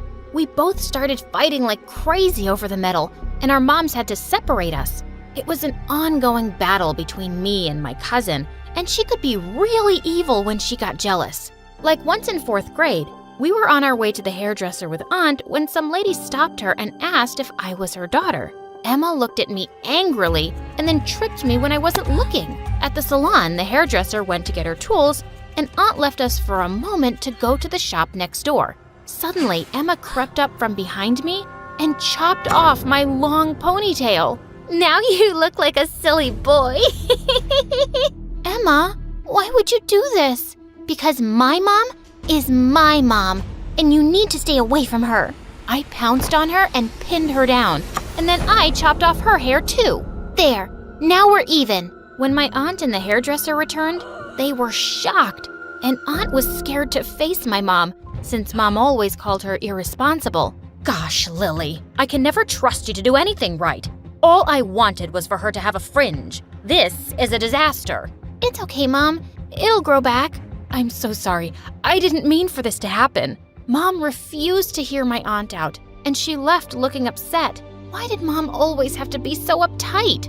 Aunt Lily understood me better than my mom. We liked the same jokes, movies, and many other things. And sometimes I wish that Emma had my mom and I had hers. Like once in 8th grade, I wanted to go to my classmate's party, but Mom flatly refused. I don't know this girl or her family. How do I know what kind of people they are? And why is this party so late at night? No, you're not going. But Aunt Lily spoke up for me. Come on, she's a good kid. You can't lock her up forever, you know? Let her go have some fun. Okay, but if anything bad happens, it's your fault. I was having an amazing time at the party until someone suddenly fell from the balcony. Luckily, the person ended up on the trampoline. But as she stood up, I saw to my horror that it was Mom. To make things worse, she got off the trampoline, lost her balance, and crashed straight into a food table. OMG, who are you? You lunatic! I'm gonna call the cops on you for breaking into my house. Do I look like some criminal, you foolish girl? I'm Laura's mom. Oh, there you are, sweetie. Mom, what are you doing here? I was just checking if you were safe. I was the laughing stock of my school after that, and Emma enjoyed every moment of it. When we were in 10th grade, I started noticing that Emma never went straight home after school. So one day, I decided to follow her. She went to the park and sat on a bench. And sometime later, a man wearing a cap turned up and sat next to her. What on earth was she up to? This guy looked really shady, and I had to do something. Emma? Laura, what are you doing here? I was just passing by, and I saw you. What are you doing? Oh, please, Laura, you can't tell my mom about this. And then she revealed something shocking. The man was her father. I'd never met him before, but I knew Aunt hated him. Emma, your mom will be pissed if she finds out. I know. That's why you can't tell her. I tried to stay out of it, but I couldn't help noticing that Emma was acting weirder by the day. She was often sneaking out of classes and missing school. And one day when her bag was slightly open, I saw that she had a lot of food and some money inside. It looked like she was stealing from Aunt for her dad. I couldn't keep the secret anymore, so I ended up telling Mom. Oh no, that's bad news. He's not a very nice person. What do you mean? He has a gambling problem. That's why Lily kicked him out. I must tell her about this. Not just yet. Maybe I can stop her from seeing her dad. I'll talk to her. My cousin was stubborn, and I knew she wasn't going to listen to me. So the next day after school, I decided to get to the park before Emma. And luckily, her dad was already there. Listen, mister, I want you to leave Emma alone. And who are you to tell me what to do? I'm her family, and you have to stay away from her. Sorry, no can do. She's my daughter, and if you try standing in my way, I'll come after you and your mother. I can make your lives miserable. He looked really threatening, but I bravely stood my ground and told him I'd report him to the police. He looked at me furiously before he walked off. When I told Mom about what happened, she freaked out and insisted that we tell Aunt. But when we went to see Aunt Lily, we found her crying with a letter in her hand. Emma is gone. What do you mean, gone? Emma had written in her letter that she was going to live with her dad because she felt that my aunt loved me more. I was speechless because I didn't know that her jealousy towards me affected her so much. We went out searching for her and had no luck for weeks. One day I went over to cheer up Aunt Lily, but to my shock, she told me not to visit her anymore. But why? You knew all this time that she was seeing her father, but you didn't tell me. And now I've lost my only child. Please, just go away. It broke my heart that Aunt hated me now, but I had to give her some space. Months later, I came home from school one day and found a hair clip in the elevator that I knew belonged to my aunt. I decided to slip it under her door, but when I reached her floor, I saw Aunt in the corridor being robbed by a masked man. He pulled Aunt's bag and started running away, but I chased him and knocked him down. And when I pulled his mask off, I saw that it was Emma? Well done! You just saved your favorite aunt. Where would she be without you? Emma, I've been looking for you everywhere. Look, if you want money, I'll just give it to you, but please, just stay. Why should I? You already have your perfect daughter, and my dad loves me like you love her. She grabbed a handful of cash from Aunt's bag, threw it at her, and fled. Aunt and I just stood there in shock. And then she turned to me. This is all your fault. What? Aunt, can you please? But she walked off and slammed her door shut. And after a few weeks, she moved out for good without even telling us where. I was devastated, but Mom didn't seem to care. Good riddance. I always felt she was a bad influence on you. And clearly she's a bad mother. She just had one child to raise and she couldn't even do that. No, Mom. She raised two. And she's amazing and understanding. And sometimes I wished she was my mom instead of you. I regretted my words instantly, but I couldn't take them back now. Even though I apologized to Mom later, our relationship was more awkward than ever. After completing school, I started college and found a part-time assistance job at a company so I could move out of my house.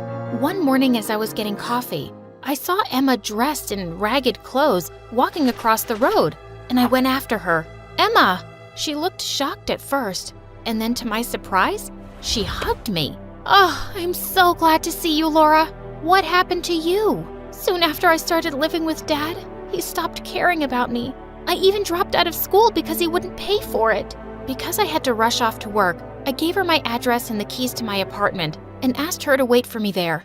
But when I got back home, all my things were gone. She had stolen everything from me. Even some furniture and all my electronics. Since I hardly had anything at home, I decided to stay at Mom's for a few days. I'm so glad to see you. You hardly even call. I know, Mom. I get busy sometimes. I need to sleep over. Sure, that would be lovely. She cooked my favorite pasta, and I actually found myself enjoying my time with Mom. Somehow she just seemed lighter. With you all grown up, I figured I didn't need to work so hard all the time. I joined a women's group, and we do so many fun things together. Also, I've learned so much talking to my new friends. I realized something. I've never made it clear enough that I think you're an amazing kid, Laura. I'm proud of you. It felt good to hear Mom say that. I think you're a pretty good mom too, and I'm sorry if I ever made you feel otherwise. I then told her about what happened with Emma, and she immediately called Aunt Lily. When Aunt Lily came over, I took her to the street where I'd met Emma, and when we got there, I saw her again. But this time, she was dressed in nice clothes and was walking into a fancy restaurant. Gosh, she stole all my stuff and bought herself new clothes. I'm sorry about what she did, but I have to see her. When we walked up to her table, Emma looked shocked. Emma, please, don't go. Let's talk. There's nothing to talk about. Can you guys please leave? I have a meeting with someone. Oh, who do you have a meeting with? Another thief? What did you do with my stuff, witch? Why were you so stupid to give me your keys? I sold your stuff and my dad has the money. So, too bad. You had a good family, and you threw it all away to become a criminal. You people are not my family. My dad is. And I'm not a criminal, just street smart. Aunt tried her best to talk some sense into her, but she refused to listen. But just as Aunt and I were leaving, suddenly a rich-looking woman barged into the restaurant with cops and pointed straight at Emma. There she is. She came to work for me as a secretary for 1 week and stole thousands of dollars. I have proof. Arrest her. Aunt and I were horrified as the cops took Emma away, and we followed her to the police station. Emma tried to call her dad, but he wouldn't pick up. The cops looked for him, and it seemed like he'd just vanished. They realized he was the real criminal, and Emma was only his accomplice. But she was still given 6 months in prison. Aunt visited her every day, and one day she came to see me too. I'm sorry I blamed you all these years for Emma. It was wrong of me to place such a burden on you. It's okay, Aunt Lily. It's all in the past. After she got out, Emma went back to living with Aunt. I heard she'd started school again, and I was glad for her. Months later, I was sitting in my half-furnished apartment. The bell rang, and I found Emma outside. Hi. I have a surprise for you. When she took me outside, there was a truck full of all the stuff she stole from me. Wow! How did you manage to get it all back? Mom helped me get a part-time job, and I saved up for this. It was the least I could do for you. I'm really sorry that I was always jealous of you, Laura, and I took advantage of you when you were just trying to help me. I'll be better, I promise. I think you already are. Now help me get this stuff into my apartment.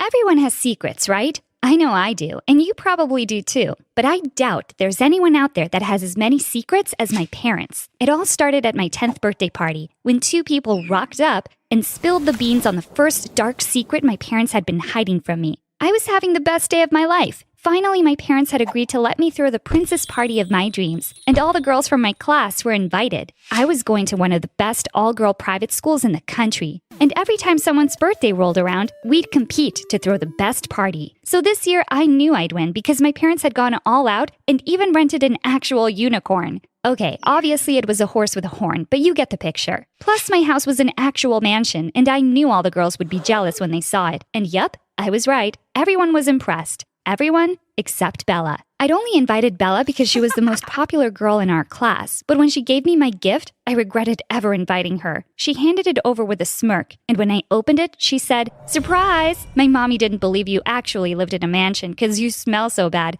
so she thought maybe you could do with some soap." Bella had just ruined everything. It was so awkward, and what made it worse was that all the girls were laughing at me, all of them except for my BFF, Sarah. I was seriously about to cry, but suddenly a car came revving up the driveway, and things were about to get much worse than a bar of soap and Bella the bully. It was the old couple who lived next door to us who worked for my parents. They made such a scene and started screaming at my parents, saying it wasn't okay to have a party without their permission, and why hadn't they been invited? I didn't understand what was going on, but as they shouted at my dad, my mom gathered up all the girls and took them to the gate to wait for their parents. My party was a disaster, but not as much of a disaster as what I was about to find out. After everyone had left and Bella had shouted back at me, "Your party is the worst party I've ever been to in my life, you loser," my parents sat me down and told me they had something to tell me. Turns out the mansion didn't belong to us. In actual fact, the old couple owned it, and they didn't work for my parents. Nope. My parents worked for them. My mom was the cleaner and my dad was the gardener. I didn't understand. Why would they lie to me like this?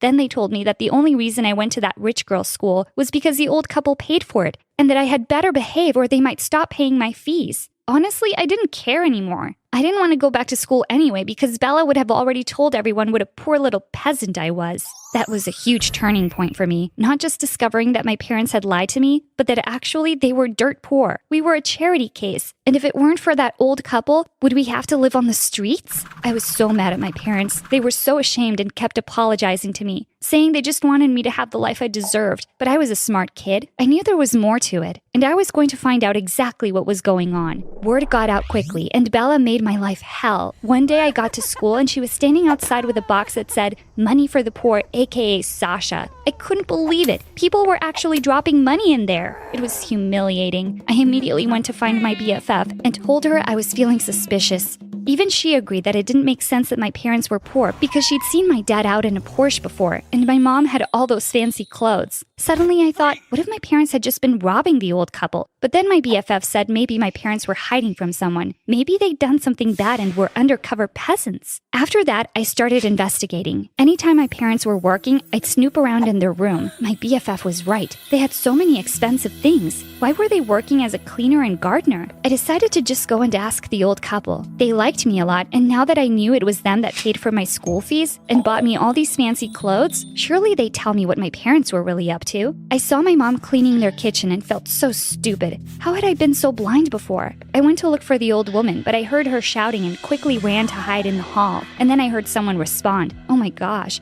she was shouting at my dad. She said, "You're putting their lives in danger. I don't want you living under this roof anymore." Then she stormed off. I ran back to our house before they noticed me. Okay, so my dad had obviously done something bad, but what had he done? I wanted to help him, but that night him and my mom were fighting and I'd never heard them fight before. They were like the perfect couple. Our whole life was going downhill and I couldn't bear it. The next morning, I decided I had to speak to my dad, but when I went through the kitchen, he wasn't there. Instead, I found a note that said, "You'll both be better off without me. Sorry, girls." Oh my God, he was gone. I ran to wake up my mom and told her, and she just started screaming. I was too young to know what to do, so I went straight to the old couple's house and asked them to come help. This was all their fault. If the old woman hadn't shouted at my dad the day before, maybe he'd still be here. I thought the old couple would be upset. After all, who would do their gardening now? But they were the opposite of upset. The old woman started laughing and said she'd been waiting for this moment for years. I felt disgusted by her. How could she talk about my dad like that? The old couple started comforting my mom, and I wanted them to get off her. Why was my mom even letting them hug her? And then she told me something that sent my whole body into shock. They said now that my dad was gone, we could come live in the big house where we belonged. Then my mom just lost it. She pushed them away and said, "When will you stop? I don't want to live with you. You've ruined my life." The old woman tried to reach out for my mom to calm her down, but my mom just screamed, "Mom, will you just leave me alone?" I couldn't believe it. Mom? But my mom had told me my grandparents had passed away years ago. So these people were my grandparents? Over the next few days, my mom cried nonstop, and eventually she agreed for us to move into the big house with her parents. I felt really uncomfortable with how many secrets were coming out. I just wanted to see my dad, but we couldn't get in touch with him at all. It was like he'd disappeared, and the whole time my grandparents kept saying that I should try and forget him. He'd abandoned us. I didn't believe them, though. My dad would never have done that. He loved us so much. You'd think I'd be happy now that I finally got to live in the mansion like a real princess, right? But it was horrible. My grandparents told me how my dad had gotten my mom pregnant when she was really young, and they didn't approve of him or his family. So the only way they could be together was if they worked for my grandparents. I was so confused. My dad didn't even have a family. He'd lived in a foster home. or at least that's what they told me. By this point, I didn't know what to believe anymore. Bella soon found out that I was actually rich and not just some gardener's kid, and suddenly she wanted to be my friend again. Her grandmother was friends with my grandmother, and she knew so much about what was going on, it made me sick. She told everyone at school that my dad had run away, but that it was okay because now I got to live in the mansion again. And she expected me to want to be her friend? Yeah, right. Instead, I left a bar of soap on her desk with a note that said, "Use this to wash your mouth out." Huh, served her right. So there I was, a rich kid like I'd always thought I was, but with no dad. A few years passed, and still we never heard from him. I started to believe my grandmother that he really had abandoned us. But the older I got, the more I felt like there was something else going on too. It bothered me how much my mom was fine with it. Like after a while, she just accepted it and said life goes on. But she couldn't fool me. I heard her crying, and sometimes I heard her wandering around at night. Just like me, she wasn't sleeping well. And I'm not joking, but I started to feel like someone was following me. One day, I was walking home from school with my BFF, and we heard a rustling sound in the bushes. It was winter, so it was already getting dark, and my BFF started screaming. I told her to keep quiet and that I just read in a detective book that the #1 rule if you were being followed was to pretend like you were none the wiser. But she just started running and left me there all alone. Geez, some friend she was being. I kept walking home and tried to act as normal as possible, but I was seriously being followed. Eventually, I couldn't handle it anymore, so I ducked behind a parked car and waited for my stalker to catch up to me. I was going to give him a fright, but when I leapt out and said, "Gotcha!" it ended up being a little old lady, and she almost fell over. I felt so bad and ran to help her and apologized. But she said it was okay and that I'd better hurry home because it was too late for a girl like me to be out. She was staring at me in a really creepy way, though, and I couldn't get her face out of my head. It was kind of weird. Had she been following me? Someone was. I could feel it. I started to think maybe it was my dad, and I really got my hopes up. Not a day had gone by that me and my mom hadn't thought about him, but at the same time, I was angry at him. Well, it wasn't my dad following me. About a week later, I was sitting in the park and the stalker turned up. At first, I didn't realize who it was, but then it came back to me. It was the old lady from the week before. She asked if she could sit next to me, and then she turned to me and said, "I've been looking for you, Sasha." Whoa, this was crazy. How did she know my name? She told me there was something of mine she wanted to show me and asked for me to follow her, but she said I had to be quick or they might see us together. I had no idea what she was talking about and started to panic, but she had taken hold of my hand, and for such a little old woman, she was seriously strong. Plus, she seemed harmless, even if she had been following me and knew my name. We climbed into a car, and she told the driver to hurry. Suddenly, we were driving through the city so fast, and I realized I'd done exactly what no kid should ever do: get into a stranger's car. I asked her what she wanted with me, and she said I'd soon find out. But I didn't find out. The car came to a stop, and I opened the door to climb out. But suddenly, someone grabbed me and said that the old woman was dangerous, and I needed to go with them quickly. It all happened so fast, I didn't have time to think. Then I noticed my grandfather was in the back of the other car, and I got in beside him. The old woman was standing outside the house shouting, and as I looked back, I swear I saw my dad's face in the window. This was too much. I asked my grandfather what was going on, and he said that the old woman was crazy and had been following me. I asked how he knew this, and he said my bodyguard told him. Huh? I had a bodyguard? This was insane. My grandfather just laughed and said, of course I needed a bodyguard, because what if my dad came back and tried to steal me away from them? At that moment, I wished my dad would do that. I then asked my grandfather to tell me where my dad was, and he said he was gone and it was better that way. What I didn't tell him was that I'd just seen his face at the window. I was going to take matters into my own hands and go there and find out what was going on once and for all. The next day, I went to school as usual and told my BFF to cover for me. I told her I wouldn't be long, but that if anyone asked, just to tell them I was sick and had gone to the clinic. I snuck out after our first class and tried my best to remember the way to the house I'd seen my dad in. I couldn't believe I might get to see my dad again after all these years. I finally arrived at the house, and it didn't look like anyone was home, but still I knocked. When no one answered, I started to get nervous. I ran around to the other side of the house and started shouting, "Dad!" Suddenly, he appeared at the back door and grabbed me quickly and brought me inside. I couldn't stop hugging him, and he was crying. We stood there hugging for what felt like forever. Then I started shouting at him. All my anger came pouring out, and I asked how he could just leave us like that. He said he hadn't wanted to, but he felt useless and didn't think we deserved to live that way any longer. It felt so good to see him again. He told me he was making a plan so he could come visit soon, but there was some stuff he had to take care of first. Then he told me I'd better get back to school before anyone realized I'd snuck out. I told him I didn't want to leave, but he said I had to. And then I noticed all the photos on the walls. Photos of my dad and another woman, and 2 kids. I looked around the house and suddenly felt sick. Did my dad have a secret family?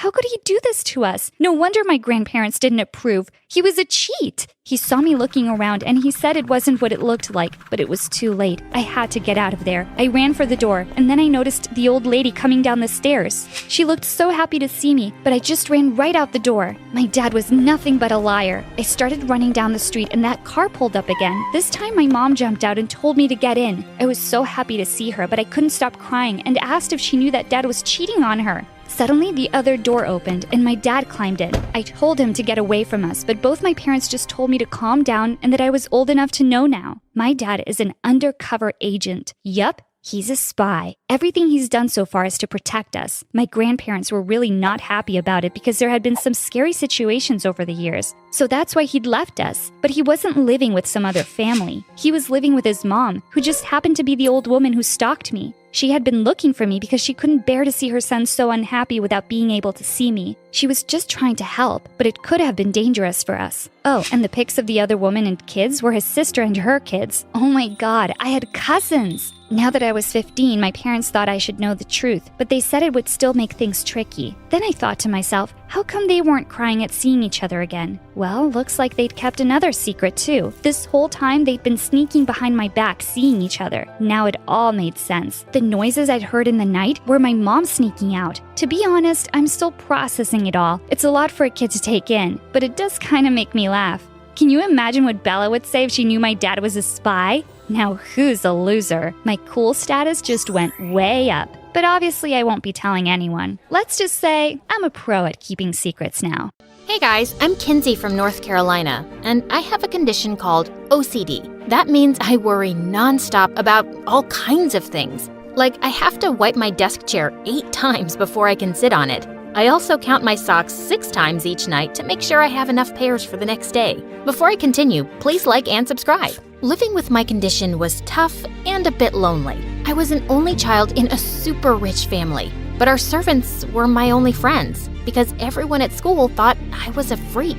One time, I was sitting in class next to a girl who kept staring at me. "What are you doing with your colored pencils?" "Duh, I'm organizing them so they all face the same way." "You've organized them like 50 times. What are you, a robot?" Everyone started laughing, except this one boy named Blake. After class, he gave me some chocolates to cheer me up. Don't let those mean kids make you feel bad. You're pretty, you're funny, and you're the best speller in our whole class. He was a sweetheart. After that day, Blake and I became really close. And as time passed, I really started falling for him. But anytime I decided to tell him how I felt, I chickened out. But one day in 10th grade, there was an announcement for the school dance, and my heart raced. I wasn't letting this chance go. Today, I'd ask him out. At lunchtime, I caught Blake sitting alone, but my heart dropped when a gorgeous girl walked over to Blake and put her arms around him. No! Hey, dude, what's going on? Is this your cousin or something? Nope, this is my new girlfriend who just asked me to the dance. Isn't that awesome? Wow, so awesome. Sorry, I gotta go. The air is making my eyes water. Allergies. I couldn't believe I'd missed my chance. And now Blake has a stupid girlfriend. I was watching MSA videos that night when I came across a story about a girl who got married 9 times just to get revenge on her sister. That's when I got an idea. The only way to get over Blake was to date as many guys as possible. So I texted every boy I knew. I was a gorgeous goddess with extra clean hair. Surely at least one boy would want me. But I woke up to see my phone had blown up with messages from 16 guys. And when I walked into school, a swarm of boys circled me with flower bouquets and even a life-size teddy bear. That's when Blake came up to see me. These guys are going crazy. Did that dude just throw rose petals at you? Oh, that one's been wanting to go to the dance with me. Yep, while you were with your girlfriend, I decided to get myself 16 dates. You can't go on 16 dates. That's crazy. Oh, yes, I can. You just watch. I walked away like a queen and couldn't help notice Blake looked kind of upset. Well, I was glad. He had chosen someone else, and that was his loss. I set up my dates in a row that whole week. 1 at a bowling alley, 1 at an escape room, and 1 at a skating rink. But I realized I didn't like a single guy I went out with. One night, I was stuck at a restaurant with the most annoying guy on earth. What's your favorite flavor bubblegum? Do you like surfing? Why are you wearing rubber gloves while you eat? I hate bubblegum and swimming in the ocean. And again, I have OCD and don't like touching silverware at public restaurants. Just then, our waiter came by and he looked around my age. Excuse me, miss. You have an emergency call. I jumped up right away and the waiter led me to a counter. Did anyone die? Is my mom sick or worse? They canceled MSA, my favorite channel. Oh, I just made up the emergency call. You just seemed miserable on that date, and I wanted to save you. Oh my God, you're amazing. Thank you. No, you're the worst. You made me think my mom was sick. So, how about I make it up to you after my shift ends? We can go to the park. I have a thing for girls with turquoise gloves. I laughed and immediately agreed to hang out with the guy after his shift. I found out his name was Indigo and he actually lived close by to me. Actually, I'm homeschooled, so I come here a lot. I don't have a ton of friends. Well, now you have one. From that day on, Indigo and I started hanging out a lot. I had made a commitment to go on every one of my dates. My mission wasn't complete, so every time I'd go on a bad date at his restaurant, Indigo would come up with some excuse to rescue me, and we had the best time laughing over it. Then one day, Blake and I decided to catch up over coffee. How come you and Indigo hang out so much? I thought you were busy dating 16 guys. Now I'm down to 9 guys. I still haven't found anyone yet, but whatever. Indigo's my friend, and I really like him. Oh, so you like him. Didn't you say he doesn't have any friends? That doesn't seem a little off to you or anything. There isn't anything off about him. Why can't you just be happy that I made a new friend? He's the only person besides you who doesn't think I'm a weirdo. I am happy for you. Why wouldn't I be happy? I just don't want you getting hurt since you obviously like him. God, what a drama queen. But the more I hung out with Indigo, I wondered if Blake was onto something. Indigo was lovely, but he also never invited me to his house or told me much about himself. One night, Indigo and I were sitting by the lake, and I decided to ask him about it. I don't tell people about my life. It's too complicated. Well, I don't like hanging out with people who keep secrets. Fine, I'll hang out by myself then. At that second, Indigo ran into the lake and went underwater with his clothes on. What are you doing? The lake is polluted. You don't know what's inside it. I'm going home. Just put your feet in. It feels nice. And remember, you can always take 100 showers after. Do you trust me, Kinsey? I was about to tell Indigo no freaking way, but then I noticed his warm brown eyes and that he was holding his arms out to me. I held his hands tight as I dipped my feet into the water. Oh my God, I'm doing it! I'm amazing! Indigo, this is a really big deal for me. Well, I'm honored to be by your side during such a big moment in your life. Indigo smiled at me, and suddenly, I pulled him close and kissed him. I felt my heart race like never before. I fell asleep thinking about Indigo that night. I could still feel his lips. But the next day, I heard a knock on my window, and it was Blake. Blake, what are you doing here? Kinsey, I'm in love with you. I've been in love with you for years, but I never had the guts to tell you. That's why I got a girlfriend, but I ended things between us. You're the only one I want to be with. I couldn't speak. My head was spinning. I'd wanted to hear those words for so long. So, do you love me back? Can you squeeze in a 10th guy to date? Before I could reply, there was another knock at my window, and it was Indigo. Well, I understand everything now. Indigo is the guy you love. I came over because I never heard back from you after we kissed. Is it because you're in love with him? Oh God, oh God. I sat on my bed and both boys sat on either side of me. Okay, it's true. I like both of you, but I don't know who I like more, and I don't want to hurt anyone. Fine then. There's only one way to settle this. You cancel the rest of your 9 dates and date both of us for a few weeks, and then decide who you want to be with. Indigo agreed, and suddenly, the two of them were arguing about where they'd take me and what gifts they'd buy. I kicked them both out so I could go to sleep and take a frickin' bubble bath. But I agreed to their date plan since it was probably the best course of action. Blake was first and invited me over to his house for a candlelit dinner. He was even wearing a suit and playing romantic music. I thought the two of us could have a slow dance before we ate. I actually would love that. Blake pulled me close and my heart fluttered. Even with everything that had happened, I did still love him. But then suddenly, Blake pulled away. What happened to your hands, Kinsey? They're not peeling or red anymore. They look normal. I've been washing my hands a little less. Still a lot, but not 30 times a day. Oh, you wouldn't believe what Indigo made me do the other day. I told Blake about how I dipped my feet into the lake, and he looked really surprised. That's really big for you, isn't it? I'm glad.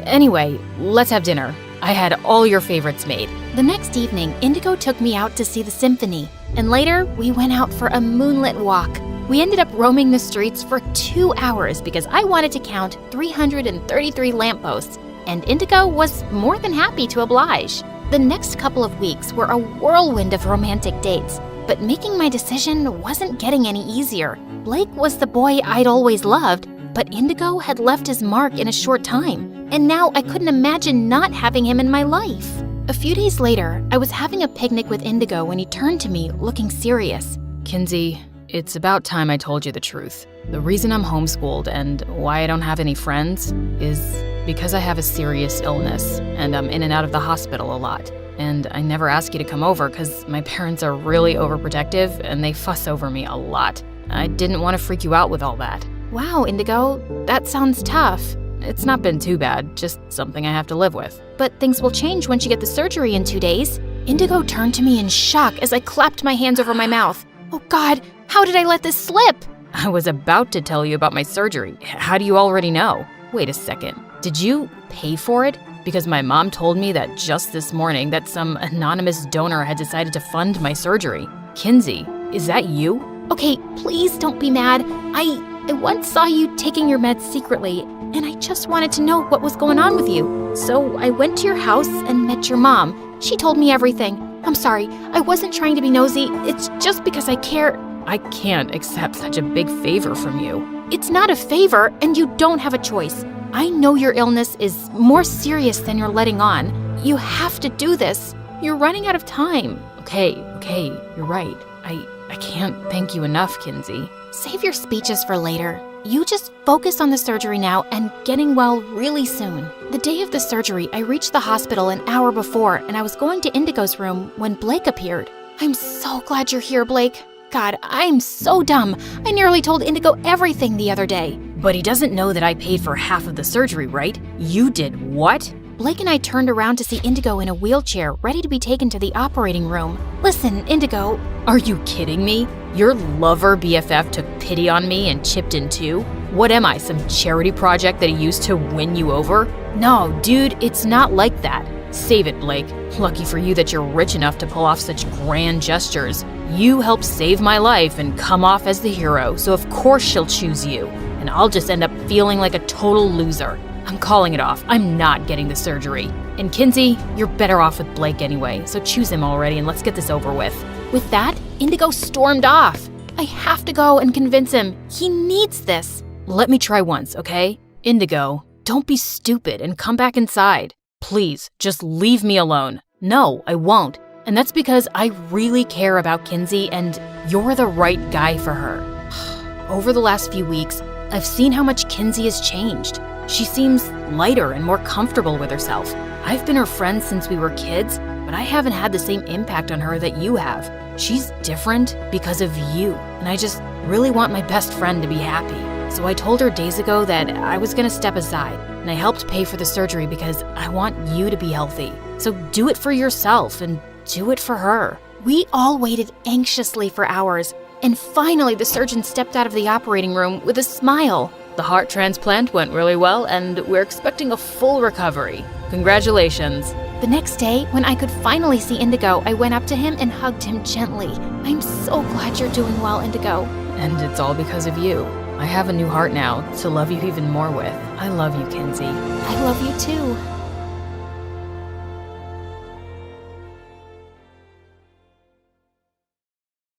Hi, I'm Julia from Brazil. Please like and subscribe. I live with my single mom in a small town full of rich people in big mansions. But we weren't one of them. Mom worked here as a maid. She would also make this amazing jam from some fruit trees in our backyard and sell it at the Sunday market. We didn't have a lot, but we had each other. Once when I was 5, she took me with her to one of the mansions where she worked. As I waited for her outside, 2 girls my age came out and started playing with the most beautiful dolls. I asked if I could join them, and we were having a really good time when suddenly, a woman came out and started shouting, "What are you doing with this girl? You'll catch lice from her." What? I don't have lice. You can check my head, see? Ew, get away from me. You two, come inside right now. Wow, what a jerk. Growing up, I didn't have much to do with the rich kids, but in the 6th grade, Mom enrolled me in the fanciest school in town.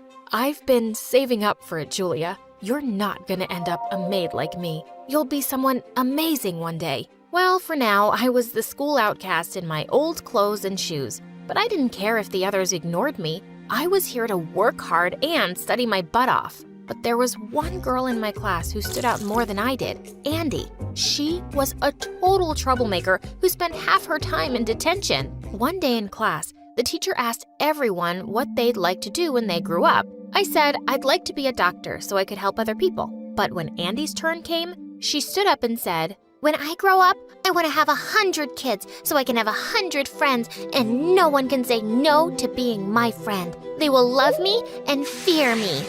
That's a really silly answer, Andy. Fine, I'll become a gangster then. If I can't be loved, I will be feared. And with that, she jumped onto the table and started doing some weird karate moves as everyone started laughing. The teacher sent her off to the principal, and she just left grinning. A few weeks later, there was a festival in town, and Mom and I decided to set up a stall to sell her jams. Andy came over, and I asked her what she'd like to buy. Oh, I never buy anything. I either steal it or take it for free. And she just stuck her hand in a bottle and started eating it with her fingers. I pounced on her, and we broke into a fight. But Mom pulled us apart right away and started apologizing to her. She even sent her off with free jam. Mom, why did you say sorry when it wasn't my fault? Julia, we are the poorest here. We can't afford to pick fights with these people. Promise me that you won't fight her again. I reluctantly promised, although now I wished I'd kicked Andy's butt harder while I had the chance.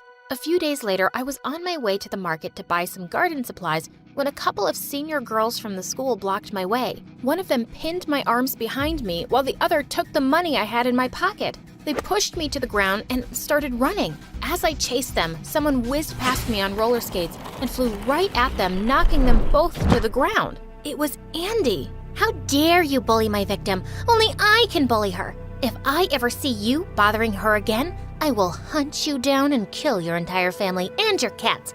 No, wait, cats are too cute. Just your ugly family then. The girls got scared and ran away, and I was shocked that Andy had defended me. Thank you, Andy. I really hadn't expected this from you. Shut up, loser, and don't tell anyone that I saved your sorry butt. I don't want my reputation ruined. And with that, she skated away. But I knew now she wasn't as bad as she pretended to be. So the next day at school, I sat with her at lunch and pushed an extra sandwich towards her. She looked really surprised, then picked up the sandwich and started eating it. You're poor and your mama's ugly. Oh my God, what is the matter with you? Whoa, calm down. Friends joke with each other, right? Like, hey, you're ugly. That's why your dad left you. Someone said that to me once. That's what friends do. No, they don't. Wait, did you just say we're friends? I guess, since you're practically begging me. You can also be my minion and carry my stuff. Let's just start off with being friends, okay? And since that day, we were. I was happy to finally have a friend in school, even if it was this weird Andy. One day after school, Andy asked me to come over to her mansion, but when we got there, I was kind of shocked. The place looked like it hadn't been cleaned in weeks. When we went to the kitchen for food, all the pots were empty, even the fridge. Where's all the food? How would I know? My mom's hardly ever around, and my blind old grandma doesn't know anything. She doesn't care if I starve. For the first time, I felt really sorry for Andy. It was obvious that she was completely neglected here. I told her to come to my place instead, and as we were leaving, we spotted her grandma walking down the hallway. Andy called out to her. Hey, oldie, how long will you live? You've already been around for a century, and you do nothing except finish all the food. It's time to go now. Her grandma yelled angrily and charged at us with her walking stick, but we ran off giggling before she could catch us. And since that day, I started inviting Andy often to eat with us at my house. A few weeks later, I found out about an amazing scholarship opportunity for the biggest school in the city. It was in a different town, but Mom told me she'd be happy to move if I got in. So I applied for it and started studying day and night. On the day of the exam, I was on my way when I heard someone screaming in pain behind a bush, and I was shocked to see Andy on the ground. Oh, Julia, I fell down from my bicycle and I'm in so much pain. I'm sure I've broken my ankle. Please help me and take me home. Oh God, I can't believe I'm gonna die before my grandma. Jeez, Andy, stop being so melodramatic. You'll be okay. I got you. Lean on me. I was getting so late for my exam, but I just couldn't leave Andy alone in pain. I took her home and then ran to the exam venue like crazy. But when I got there, I was told that I was late and couldn't sit for the exam. I was devastated, but Mom consoled me when I got home and said there would always be other chances. The next day, I thought I'd check up on Andy and Mom came along, but when we entered her gate, I was stunned to see her playing football. Her ankle seemed perfectly fine, and I was furious. You witch! Yesterday was all an act, wasn't it? You weren't hurt. You just wanted me to miss my exam. Why? How can anyone be such a big jerk, Andy? Well, I can be. I've had years of training, and I was actually saving you from disappointment. You weren't gonna get the scholarship anyway. Your dreams are too big for a maid's daughter. That was it. I charged at her and knocked her down into the mud. As we screamed and fought, her mother came running out and went bonkers on me. How dare you touch my daughter? Oh, maybe if you were around more, you could have raised your daughter better. And she wouldn't have been such a horrible person. You two really deserve each other. Just then, Mom stepped in and practically went down on her knees, apologizing to Andy's mom. I stormed off furiously and Mom followed me. Andy, are you insane? Go back and say sorry to her. We can't afford to. Just stop it, Mom. Why are you so afraid of these rich people? You don't understand, Julia. She's on the school board and could have you kicked out. I don't care. I don't want to live in fear like you. I just wish you'd stop being a coward. I regretted those words instantly, but I felt too mad to apologize. I ran home, packed my stuff, and asked one of our neighbor's friends if I could stay with them for a while. Mom gave me some space, and anytime I saw that Andy in school, I just walked the other way. As I was walking home one day, I saw a poster outside a shop about an amateur food business contest. The winner would get prize money and a chance to work with a big company. I immediately thought of Mom, and I decided I had to make up with her and tell her about it. Mom, I'm really sorry for all those things I said. You're the strongest person I know, and you've always worked so hard to give me the best. I was angry at Andy, and I took it out on you. Please forgive me, and let me help you win this contest. I just know you can win. You're a strong girl, honey. I always believe in you. Mom hugged me tight, and we sent in her name right away. Each contestant was supposed to prepare 200 pieces of their own organic product. Mom and I worked like crazy making all that jam. And the night before the contest, we hired a van and loaded the bottles to take them to the venue. The next day, Mom had gone earlier to set up the stall. I waited for the driver, but he didn't show up. And when I went to the garage, the van wasn't there. I searched everywhere, shouting and crying, but I just couldn't find it. I rushed to the venue to tell Mom, and she was shocked. We just stood empty-handed in a corner while the other contestants set up their products. I was about to walk over to the judges to tell them what had happened when suddenly someone called out to me. I turned around to see Andy waving to me from our van. Julia, I found it. Your jams are all in there. Where was this? How did you get it? How did you even know? You moron, this is not the time to talk about this. I'll explain later. Mom and I went on stage and showed our products to the judges. They seemed really impressed. Sometime later, when the results were announced, we were shocked when Mom and I were declared the winners. We screamed and jumped for joy. I even pulled Andy into her hug. But seconds later, I pushed her away. Wait a minute. Did you take the van, Andy, just to mess with me again? No, of course not. I came by to wish you luck when I saw you crying over your missed van. And well, I'm friends with half the thieves in this town. It wasn't hard for me to find it. I don't understand you, Andy. You went through all this trouble to save the day. Then why did you make me miss my exam? Because I knew that if you took that exam, you would have qualified and you would have left town. I don't want you to leave me. Just saying that makes me feel sick.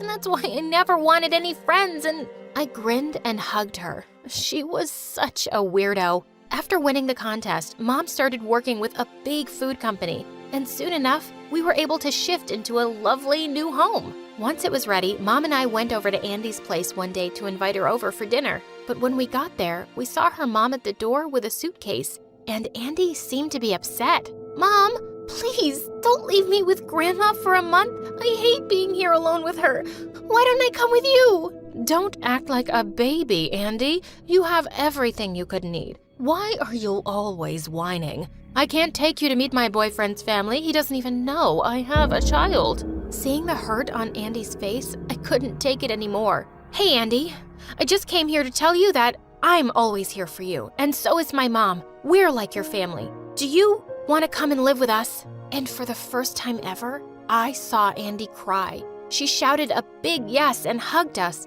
But suddenly, her mom turned livid. What do you mean, yes? You can't just go live with them. You're gonna leave me? Your mama?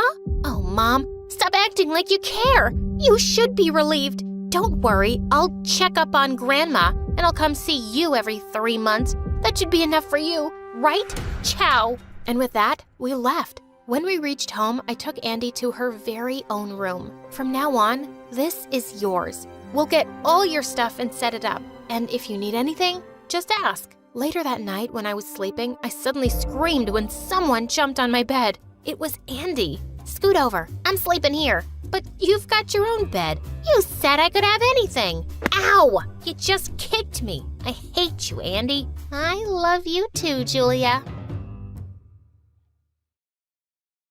Hi, I'm Jasper from Colorado. Please, like and subscribe. I was born in a rich household and lived in a huge mansion with tons of servants. My nursery was filled with more things than any kid could possibly need. But I didn't have a mom. And my dad was always working really hard and didn't have much time for me.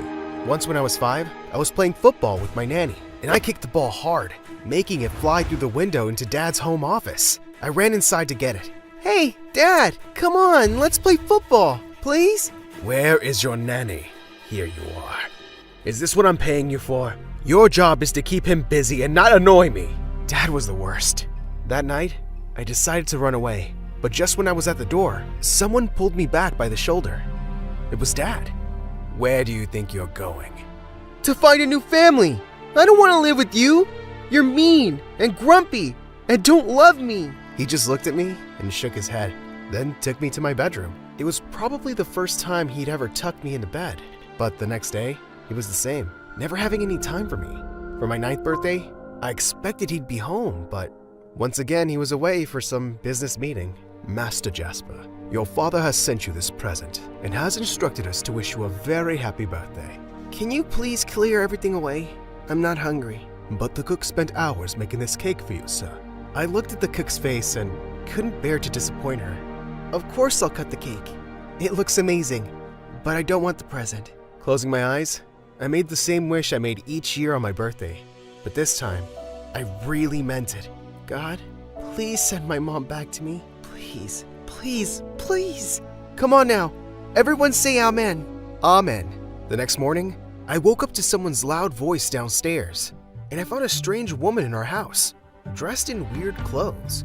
Oh my God, Richard, darling, you never told me you're such a rich man. Look at the furniture, the chandelier, everything. And who's this handsome fella? Let me guess. You're Jasper, aren't you? Yeah. And you are? I'm Linda, you're... No, wait, I want you to guess. I don't know, my new nanny? Listen, Dad, I don't need a nanny anymore. I'm grown up now. No, dummy, I'm your new mommy. No one's ever too grown up to have a mommy. Your dad and I got married yesterday, and here I am. The woman hugged me so tight, I felt like she'd squeeze the air out of me. Dad got married without even telling me? Sure, I wanted a mom, but this wasn't what I expected. Soon, my friends in school found out I had a stepmom, and they warned me to stay away from her, because all stepmoms were awful. The loudest was my best friend and neighbor, Sonia. She was always saying my new stepmom was a weirdo, and I shouldn't trust her. One time, Linda packed a huge lunchbox for me, and when I opened it at school, the smell was fantastic. But for some reason, Sonia pinched her nose. Yuck! Jasper, what is this? It's some pasta Linda made for me. I think I'll try it. I wouldn't eat that if I were you. My mom said she's evil, and she married your dad for money. And now she's just trying to win you over. She isn't your real mom, Jasper. Don't be such a dodo and just dump that in the garbage. I felt bad about throwing away food, so I ended up giving it to a homeless person on my way home. And when I got back, the first question Linda asked me was how I liked my lunch. Look, you're not my mom, so you can stop acting like it. I know you're up to no good. You're a stepmom. All stepmoms are bad. She looked hurt hearing my words, but then to my surprise, she suddenly started to smile. Yup, I'm up to no good. Wanna know what I plan to do? I will love you so much that you'll be telling everyone soon that I'm the best mom in the world. Saying that, she ran after me to give me one of her signature tight hugs, but I ran out into the garden and slipped straight into some mud. And Linda came crashing right behind me. We stared at each other for a few seconds, and then suddenly she grabbed some mud and threw it right in my face. She burst out laughing, and so did I.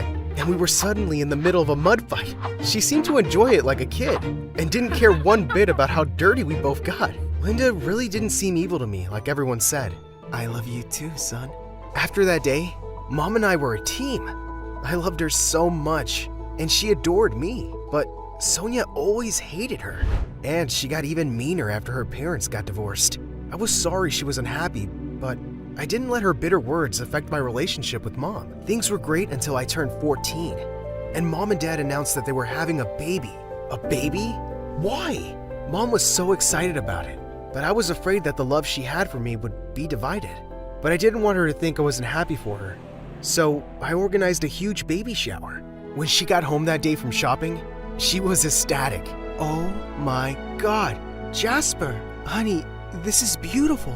I love it. The party was awesome, and everyone seemed to be having a great time. But when I went outside by the pool to look for Sonia, I overheard some woman from our neighborhood gossiping about Mom. Gosh, that poor stupid boy. She's really got Jasper wrapped around her fingers. Of course, she's gonna take all his money one day. Yeah, Sonia's always telling me about how crazy Jasper is about his stepmom. He doesn't know the truth, I guess. That woman was some waitress who trapped his poor father.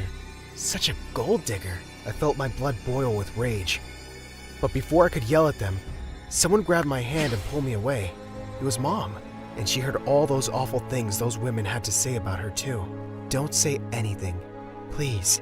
It'll only cause a scene, and you know how much your dad hates it. But how dare they say those things about you while standing in your house? It's not worth it, Jasper. Saying that, Mom went back inside. And then I accidentally bumped into Sonia's mom and made her entire gossiping gang fall into the pool. It was hilarious. Their makeup was running down their faces, and Sonia's mom's wig was floating around the pool as she shrieked and went after it. Suddenly, Sonia came up to me and pushed my shoulder. Hey, I saw that. You pushed my mom in on purpose. Why would you do that? Because your mom deserves it. And not just her, but you too. Ever since my mom came, you've had nothing but awful things to say about her. I'm not interested in listening anymore.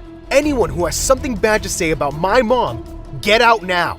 The party was soon over as the guests left grumbling, and Dad looked pissed. But instead of yelling at me, he directed all his anger at Mom. You did this. My son used to be a well-behaved boy, and you spoiled him. But what else should I have expected from a low-class woman like you? Low class? Who do you think you're calling low class? That night, Dad and I had a huge fight, and things were never the same between us. But I forgot everything when my baby sister Indigo was born. I had never seen a human as tiny as her. It was love at first sight. I was always by Mom's side to take care of her. But after Indigo's birth, Dad seemed to be even busier. He'd be away from home for weeks. One day, while I was scrolling Facebook, I came across Sonia's post. She was posting vlogs while vacationing in the Bahamas. And suddenly, I saw someone in the background that made me gasp. It was Dad, kissing Sonia's mom. I felt stunned and angry. I ran to tell Mom, who then told me that she had already known for months. You knew, Mom? Why didn't you tell me? And how could you stay with him? He's a cheater. If I leave him, where will I go? It's not just Indigo I have to think about. You're my son, Jasper. I can't bear to lose you. Your dad already blames me for ruining your relationship with him, and he won't let me see you if I leave. No one can keep me away from you, Mom. When Dad returned a week later, he was in a bad mood as usual. And the moment he saw Indigo crying, he started yelling. Make her stop. Her crying gives me a headache. Just take her away from me. And that made me see red. She's your daughter. You never wanted anything to do with me. And now you don't want anything to do with her too? And don't yell at Mom. If you keep behaving like this, Dad, you'll end up all alone. Oh, I don't think so. Why? Because you're with Sonia's mom now? Yeah, we know about that. She's awful, and you deserve her. How dare you talk to me like that? And because of this woman, you love her so much? Fine. Why don't you leave with her? All of you, get out! For the first time, Mom yelled back at Dad, and soon after, we packed our bags and left with Indigo. Mom filed for a divorce and rented a tiny apartment with some of the savings she had. Don't worry, we'll get through this. Yeah, Mom, I know we will. Mom started working double shifts as a waitress, but since she was an amazing cook, she soon opened a small home-based food business.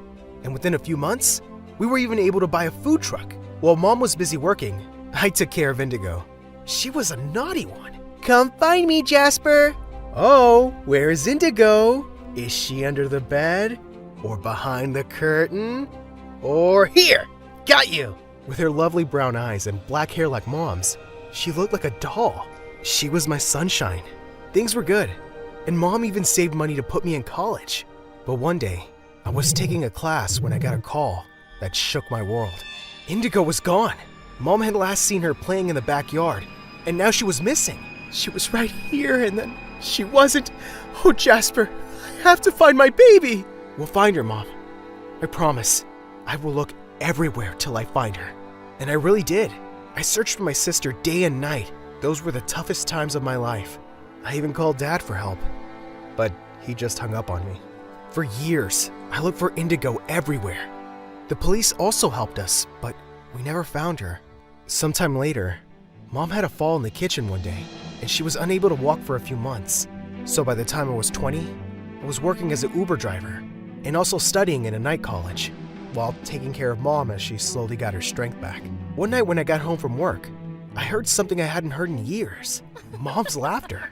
I tiptoed to the kitchen and found her there with her physical therapist. She'd been working really hard the past few months. He seemed to like her, and I guess she liked him too. Oh, you're home, Jasper. I felt well enough to cook today, and I made your favorite pasta. Wow, thank you, Mom. I'm so glad you're feeling better, but don't tire yourself out. Things were good, except for the fact that Indigo wasn't in our lives. One day, I was driving a customer when he noticed a picture I always kept on my dashboard. It was Indigo's. He asked me about it, and when I told him she was my sister, the man looked shocked. And what he told me next took my breath away. He knew where Indigo was, but he wasn't 100% sure. I listened in shock as the man explained that he found a little girl on a bus years ago, looking completely lost. He and his wife had tried looking for her family, but they had no luck. They adopted her. I couldn't stop crying as he told me everything. I always knew I'd find her one day. The very next day, I was outside a big house with Mom. Whose house is this, Jasper? Why are we here? And I can't climb all these stairs. You'll see. Come, I'll help you. I lifted Mom in my arms and carried her up the stairs. She looked really confused as we walked inside. But then, she froze. Standing before us was a little girl with lovely brown eyes and long black hair.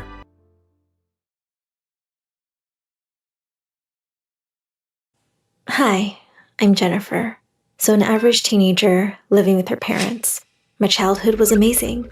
The three of us lived well enough, with my father working in the fields and my mother taking care of the household. But my blissful life didn't last.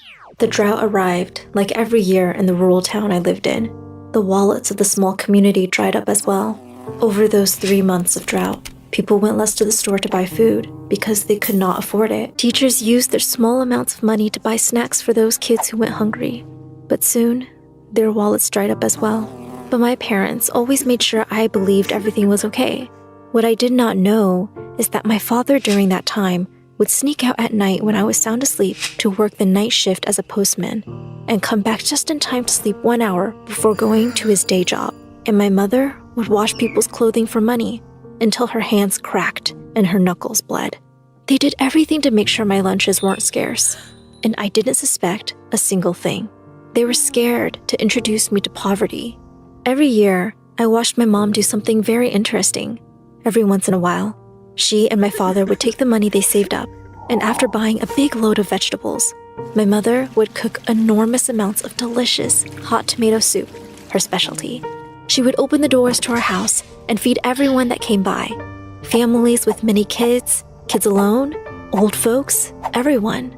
The community came alive and happy on those days, as everyone would huddle up in our front yard and talk as they enjoyed my mom's doing. She was the most generous soul around.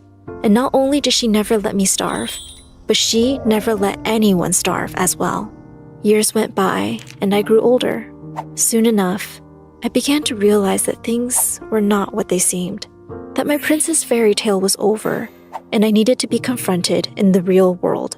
My parents eventually grew older, and by the time I was in high school, I was babysitting my neighbors' kids, and my lunches soon grew scarce as well. Things got worse and worse. My mom got sick, incredibly sick. Money was not prevalent enough to afford her treatment. We didn't even have enough to pay more than rent and food for the month. She passed away before I left for college, leaving me and my father to figure life out by ourselves. My father was miserable. He missed her every single day. I always believed his heart was broken. Now I needed to stand on my own 2 feet. I ended up going to college. I had studied hard during my school years and had gotten a scholarship for a college near my small town. It was not Harvard, but it was good enough to give me a second chance. My father was put into a retirement home, so I was on my own with no money, with a void in my heart that I was not able to fix. I studied and worked in order to afford the basic needs. I had 2 jobs, one at a fast food restaurant, and I was also a babysitter. My days went by between books, kids, and flipping burgers, and that is how I went by.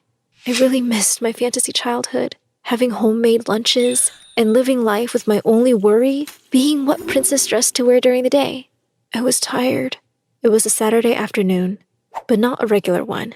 It was my mother's birthday, and for once, I really looked forward to going home and getting a good lunch. Every year, I would save up enough to buy myself a special lunch on her birthday, almost as if it was a sort of gift.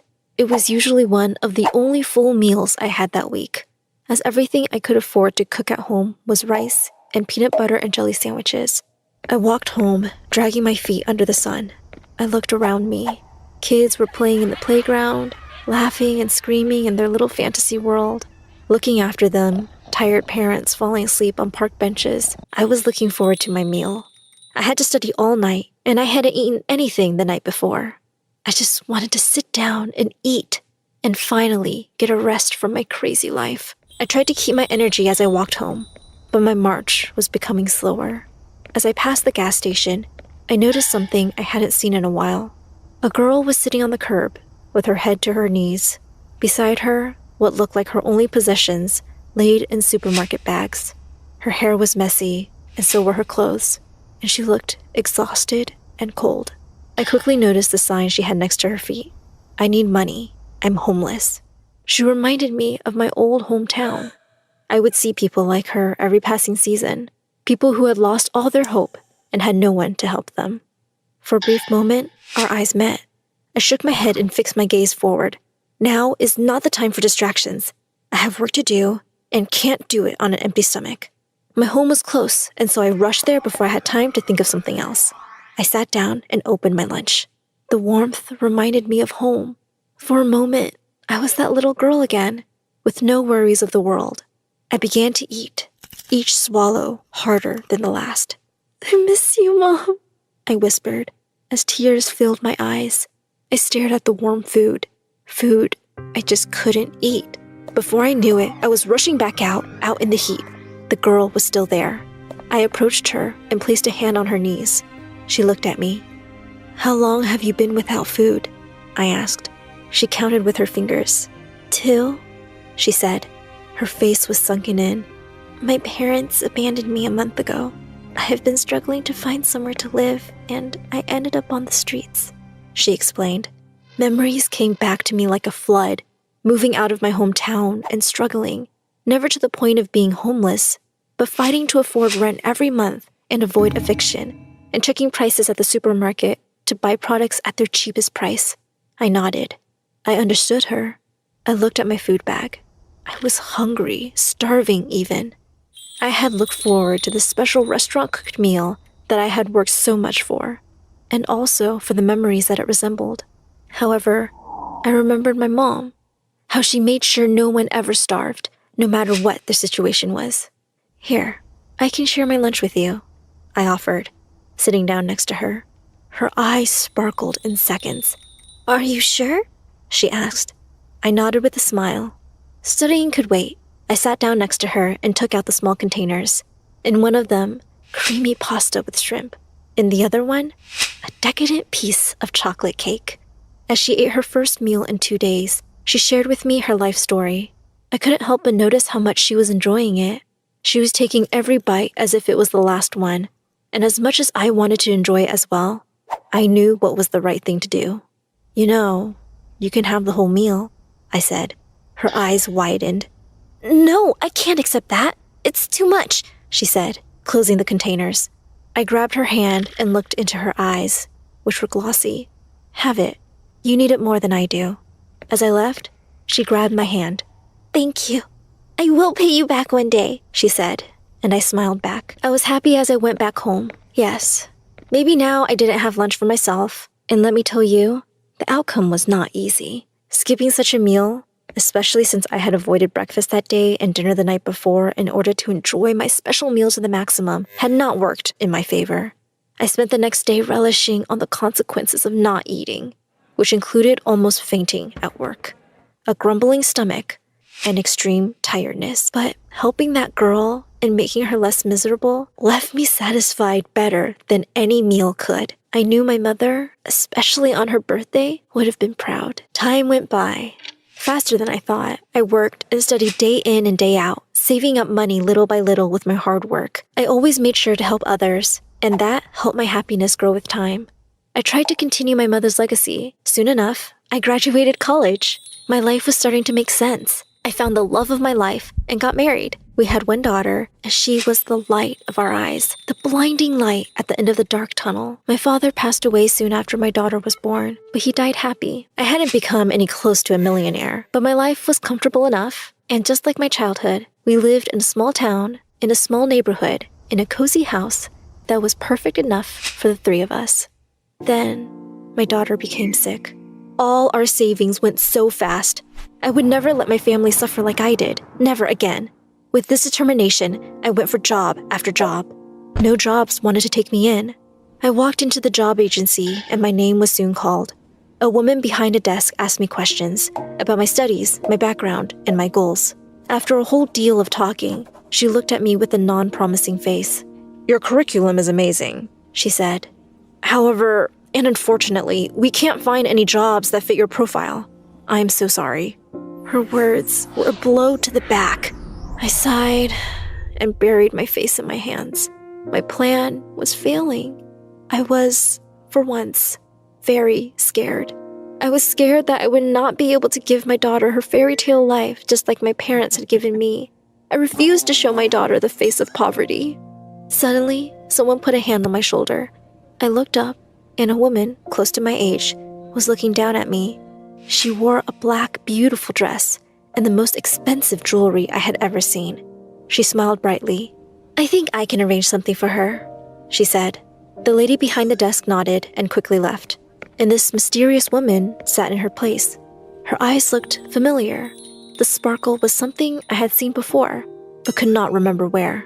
I want to know about you, she started. Tell me, who are you? She asked. I looked at her with curious eyes. This woman was mysterious. She had appeared right at the moment when I thought everything was lost.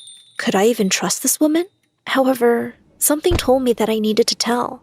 So I sat up straight and began telling her my story. She listened intently to every single bit, from my childhood to my college years to my adult life.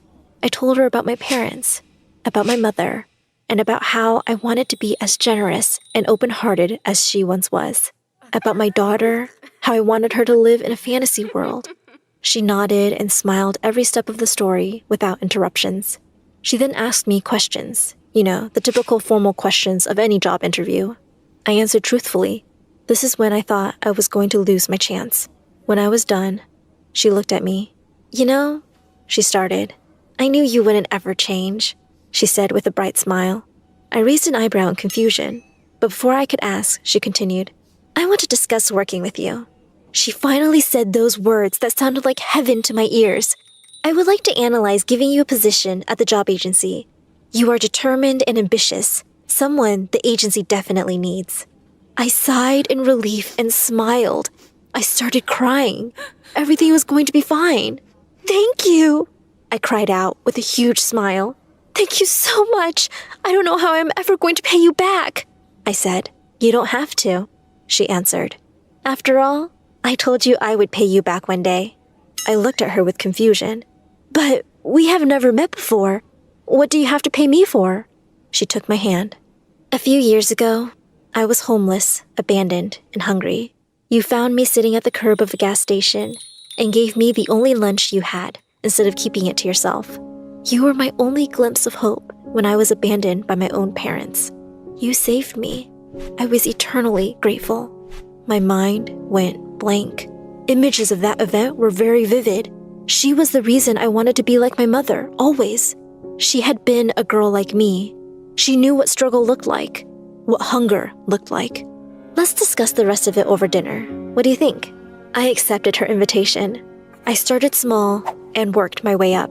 Played it safe, never letting my ambitions get the better of me. Then, as my daughter recovered and we were stable, I began getting more involved, taking bigger risks, bringing her with me so I could teach her what I learned. She made herself at home and helped me in whatever ways she could. I know my mom would be proud. We organized big charity dinners and raised money to help during the drought. After some years, the job agency even decided to make a big donation to a homeless shelter that took care of everyone in my small community during the drought. I gave a big, enormous check to the owner of the shelter in an official announcement that made it on television. Everything around me began to make sense. Finally, I was back at my old home. But I was not that little girl anymore. I could make a difference. And that's what I did.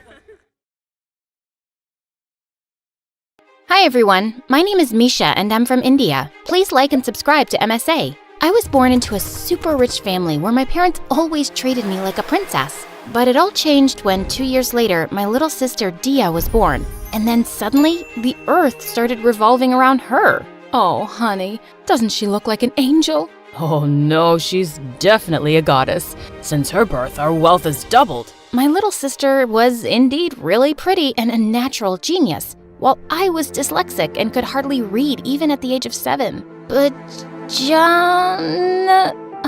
You should just give up, Misha. No matter what language you study, it's all gonna read stupid to you. And while she'd bully me for being different, Mom and Dad would just adore her for her little achievements. I've run out of career goals for her. She can be anything in this world. My daughter is perfect. Mom, do you even know she hit a kid at school today? How's that any good? She fought against a bully. You should be proud of her. Proud? She was the bully. I just hated her at times, and I wished she would just vanish somewhere. But then, our lives took a terrible turn. On Dia's 6th birthday, Mom and Dad took us to see the Grand Kumela, a festival where almost 15 million people gather once every 12 years. It was super crowded, so my parents asked me to hold Dia's hand. But the moment they went ahead for the prayer, she started acting like a brat. Let me go. I don't want to hold hands with you. I'm a big girl now, and you can't even read. If we get lost, I'll be the one saving you. Shut up, this is no joke. Stay next to me. But she kept complaining and then bit my hand. Ouch! I suddenly let her go and she ran into the crowd. I ran after her, but she was nowhere to be seen. And I started to freak out. Some security people rescued me, but we just couldn't find Dia. Mom fainted as soon as she heard this news. For months, my parents kept looking for Dia and put out several rewards for whoever found her. But that just ended up with frauds coming from random girls dressed like Dia to receive the reward money, and Dad would have kicked them out. And seeing Mom spiral into depression, I couldn't help thinking it was my fault. I had let go of Dia's hand, and thinking about it broke my heart. Oh, honey, you shouldn't cry like this. We're gonna find your sister, okay? But what if we don't? I won't be able to forgive myself, Dad. It's not your fault, love. Mom, you don't blame me? Of course not. It could have happened to anyone. And all we can do now is love and support each other and not give up hope. Mom hugged me tight, and I felt better than I had in ages. I started working hard on myself and my studies, and my parents cheered me on, but they never stopped looking for Dia. Years passed, and one day when I topped my 10th grade exams, I went home with gifts for everyone. But when I got there, I was stunned to see my parents crying and hugging a girl. Oh, honey, look! It's Dia! Dia's back! This boy found your sister. I was still in shock as my parents showed me her DNA test, which was a match. We checked her birthmark, and she remembers things from her childhood days. She's really your sister, Misha. I missed you so much, Misha. I missed you too, Dia. Look at you, you're so grown up now. She then told us that after getting lost, she'd been rescued by a monk who'd raised her all these years. I'd been living in a monastery, and then this guy came here as a tourist a week ago and told me I looked a lot like a girl a family had been searching for. So he brought me here. Dad offered the guy Neil a handsome reward, but he turned it down. I'm grateful, sir, but what I really need is a job. I have a sick mom to look after, so it would be great if I had a regular salary. My family and I can never truly pay you for everything you've done for us, son. You can take both the money and the job. The guy's face lit up, and Dad hired him as my driver. The same night, I was super excited to hang out with Dia, but the moment I entered her room, she threw a nasty fit. Ugh, can't I get any sleep now? I'm tired of answering everyone's questions all day. Just get out. And there I knew she was my sister for sure. Who else could be so bratty towards me? I was heading back to my room when I spotted Neil outside. Ugh. Gotcha. Whoa, that was scary, miss. What are you doing? Need some help? No, I mean, yes. I can drive cars, but this one's so complicated with all the automatic settings. I just can't move. What? Just do as I say. I moved into the driver's seat and showed him how everything worked, and he looked impressed. If you're so good at this, I'm sure you can drive well too. Shh, it's a secret. Until I turn 18. After that, we started talking, and he was the funniest guy ever. My cheeks hurt from laughing so much. Soon, Neil became the friend I never knew I needed. He drove me around everywhere, and in between, he'd pick me up meals too. OMG, I was craving this burger so bad. Gosh, this tastes like heaven. Only the best and greasiest for you. But my peace around the house was being hijacked by my sister again. Mom had promised to perform certain rituals if Dia returned home safely, but Dia had the most ridiculous wishes of her own. The monk I lived with told me to wear gold all over my body, Mom. My skin feels so dry. I want to bathe in milk from now on, Mom. I don't think I can go to school so soon. How about you send me on vacation somewhere first? Why is your list of demands getting so absurd? And you need to go to school, Dia. Unlike you, I haven't been able to live in luxury for the last 8 years of my life. And now you have issues if I want to live a bit? A bit? We'll go broke if you keep making Mom and Dad spend this way. Even after all these years, you haven't grown up at all. That's enough, Misha. Mom came in and scolded me, but I was so pissed that I just stormed off to the rooftop. And surprisingly, Neil was there too. What are you doing here? I was just getting some fresh air. It's been quite tough lately. What do you mean? Neil told me he spent all the reward money on his mom's treatment, but now the doctors were asking for more.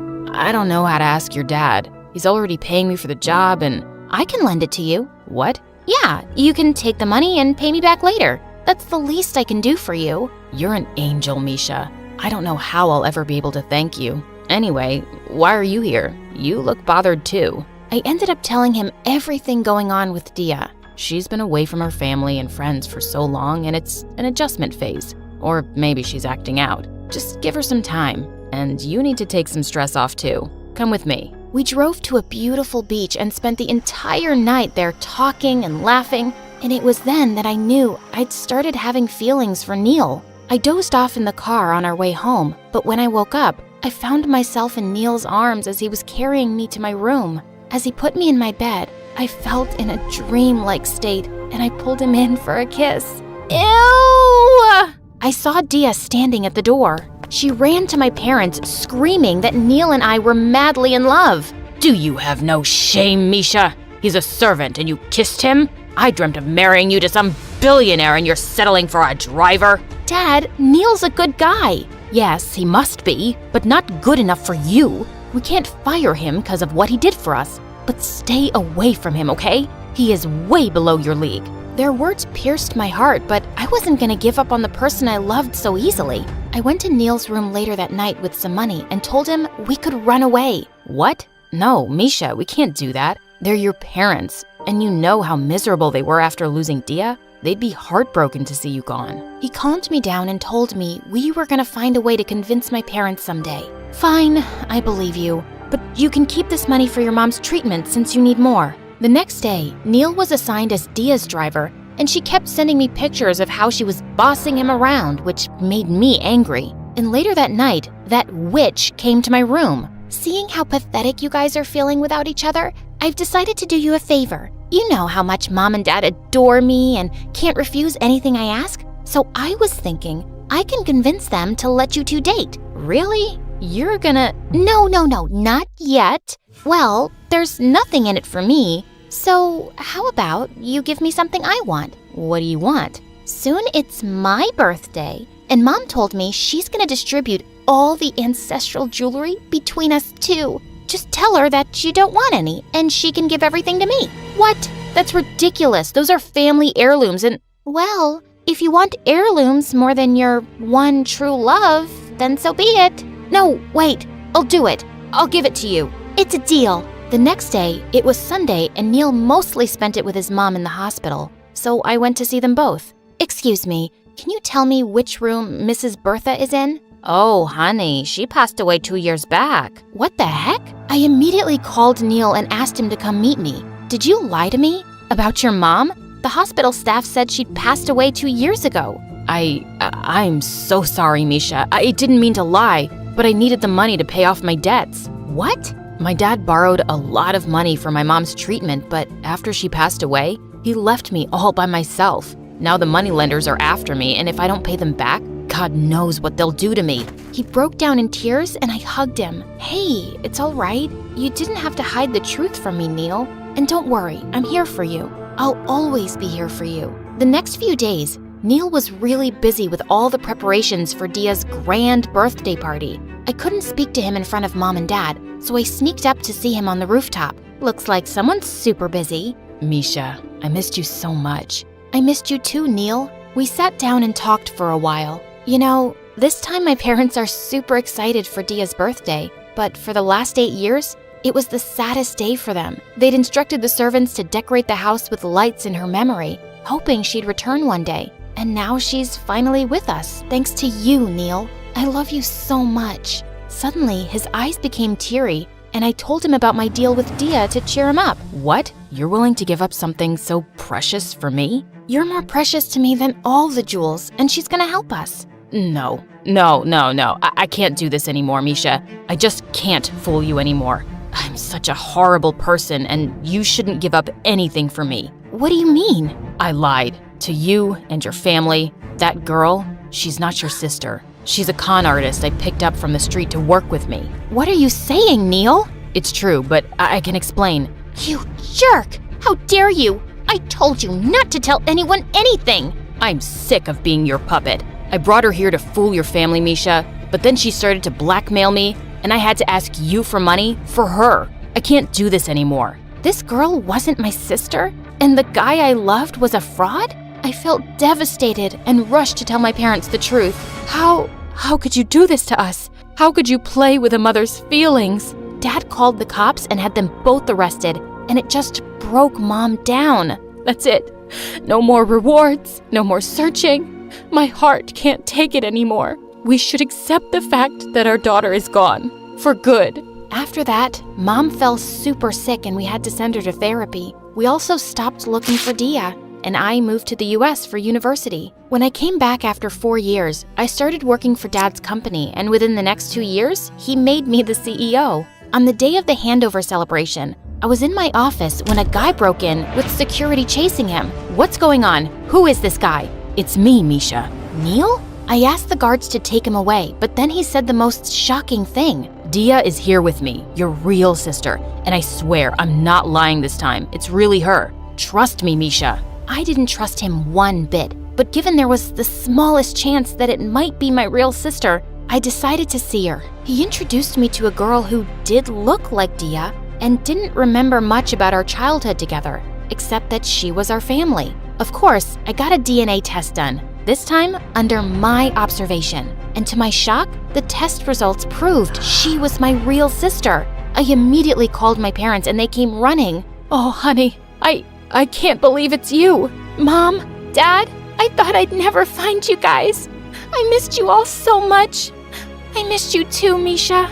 But as everyone was busy hugging, I noticed Neil was leaving and I followed him outside. Stop, where are you going? I just wanted to make up for what I'd done to you and your family, Misha. But I still can't look you in the eye. You spent all these years looking for my sister? I had to. I couldn't live with myself otherwise. Then why did you con us in the first place, Neil? To get revenge for my family, but it was so wrong. Revenge? What do you mean? My mom was your and Dia's nanny, and she loved you both so much and often told me stories about you guys. That's how I was able to tell the fake girl some things about your childhood. But after Dia got lost, Mom was fired. The cops took her in for an investigation, thinking Dia's disappearance might be a kidnapping. She had a hard time dealing with those false accusations and got super sick. I couldn't help blaming your family. And that's why you decided to take revenge. I'm really sorry for everything, Misha. Living with your family and getting to know you, I realized what a terrible thing I'd done.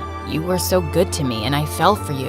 And then I couldn't think of hurting you. That's enough, Neil. Trust me, I really love you, and I thought finding your sister was the only thing that could make you forgive me. But I know it won't be easy, so I won't stay and bother you. He started walking away, but something in my heart felt heavy. Wait, stop. I forgive you, Neil. You've been through enough yourself. I can't forget what you did in the first place, but I can definitely forgive you. Do you really mean it? Yes, I do. So please stay, because this time I want to know you for real.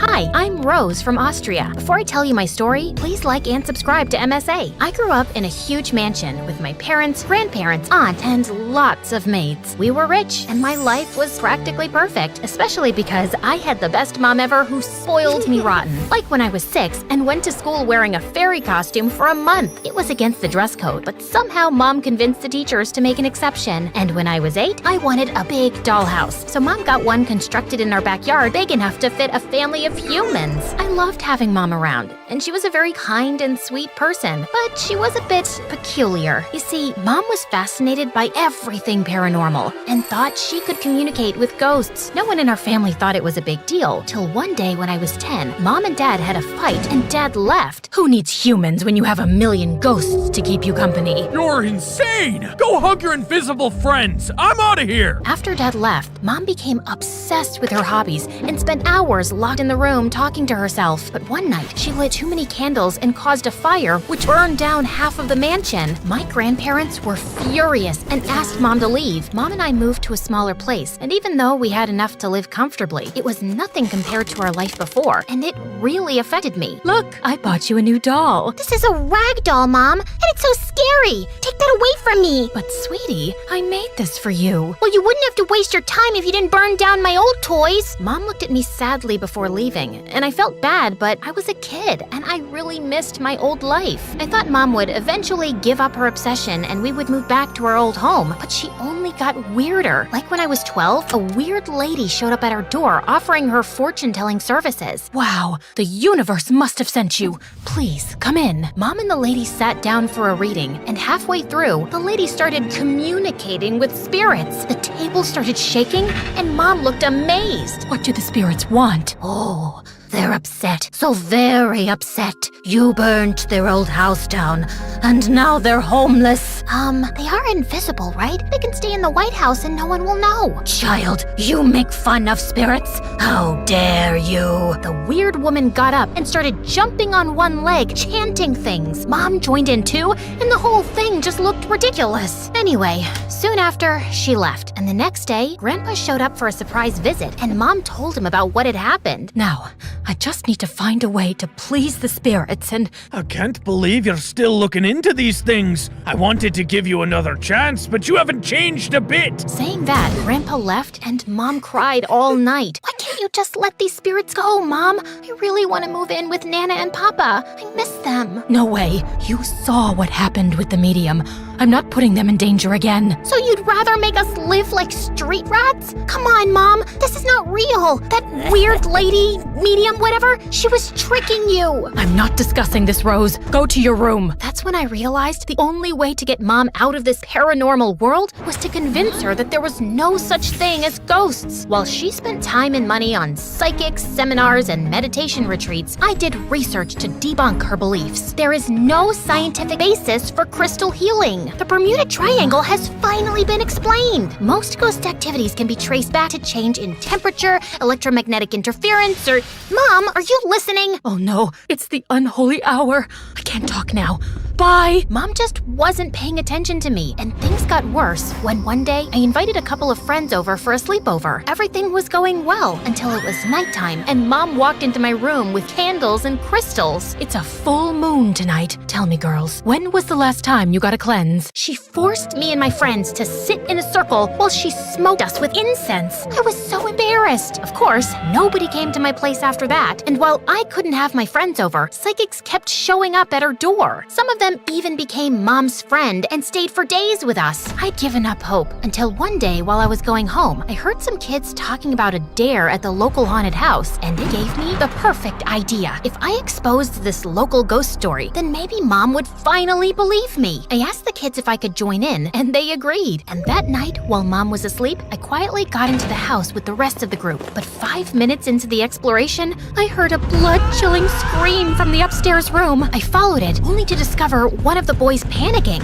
There's something here! It knocked that vase! It's a ghost! That's not a ghost, it's a mouse! I picked up the mouse by its tail, and the boy let out a wilder scream. He went running downstairs, and the rest of the group saw him, and they all started running around like headless chickens. One by one, they all ran outside until I was left alone. So I sat on a dusty couch and took a nap. The next day, word spread around the school that I stayed in the haunted house all night, and I became popular overnight. Soon, other people wanted to join me on my ghost adventures, and so we formed a club. And by the time I was 15, my paranormal investigation club was super popular. I had a lot of fun with it and solved all kinds of stuff, including some alien and Bigfoot sightings. Life was somewhat okay, except Mom was still a lost cause. One day, Mom and I were coming back home from a shopping trip when we noticed a new store. Mom walked in, and I was talking to the woman who was running the place when a boy around my age walked up to me. Bonjour. Can I show you something? Those stress lines do not look good on a pretty face like yours. How about some incense for meditation? An amethyst pendant to relieve stress? No thanks. Oh, Rosie, that's a cute pendant. No, it's not. It's hideous. Let's go home, Mom. I stormed out of the store without waiting a second longer. The bad luck seemed to follow me because the next day at school, I ran into the same guy from the store. He was surrounded by some girls and was selling them weird little bottles. What's that? Oh, hello, sweet Rosie. You smell divine. I'm Ed, by the way. And I'm Rose for you. What did you give them? Love potions to tingle the romantic bones that are clearly missing from your body. Shut up! You're scamming innocent girls. I'll have to report you to the principal. No, por favor. Why don't you see for yourself first? If they don't work, you know where to find me. Saying that, Ed winked at me and left. What a weirdo. Anyway, I agreed to wait a couple of days just to see if the stupid potion worked, and to my surprise, all the girls who used that got a date with their crush. I couldn't believe it. I had to talk to Ed and found him in the cafeteria cracking a raw egg in his salad. I was waiting for you, pretty Bella. Some salad? No thanks, I don't want that. Tell me about the love potions. It's a trade secret, obviously. Or maybe that potion gave them a bit of confidence and everything else was pure luck. You can't prove that, can you, Shelley? I was furious. Now that I think of it, all of those girls were very pretty, but a bit shy. Of course it worked. A few days went by, and I decided to avoid Ed. I already had my fair share of weird with Mom, and I didn't want another piece of work in my life. Soon enough, it was time for college. I was sorting out my college application one night, and Mom walked into my room with the amethyst pendant from the other day. What's this for? It's pretty. It reminds me of your eyes.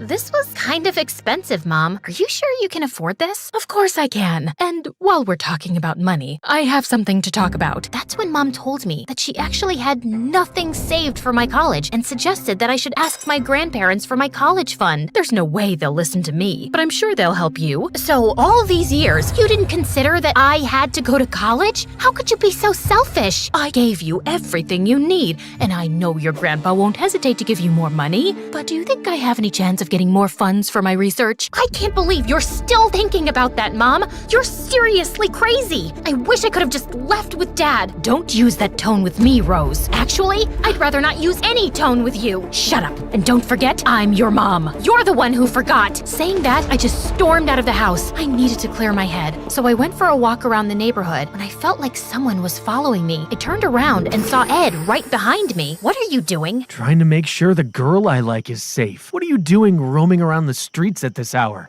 Wait, did you say that you like me? Well, obviously the love potion doesn't work on you, and neither do my hints. So I'll say it directly. Yes, Rosie, I like you. Now tell me what's wrong. You look stressed. Ed and I sat down, and I ended up telling him everything about my life, including my recent conversation with Mom. I was pleasantly surprised to see that he was a good listener. That's tough. I don't understand why Mom is so focused on the supernatural instead of trying to mend things with her family. It could really make our life easier, you know? Maybe, but in her head, it's all real. I'm sure she has her reasons. She actually told my mom a while back how she heard knocking and scratching in the walls, threatening messages appeared overnight, and she saw a white figure in her room once. This happened for years. Oh, please. It was probably just her imagination. Whatever it was, she's your mom, and you're the only person she can fall back on. Maybe Ed was right, but I couldn't just forgive Mom so easily. Being weird is something, and being an irresponsible mom is something else. The next morning, I took a bus back to the mansion, and it was completely changed. As I walked towards the entrance, I was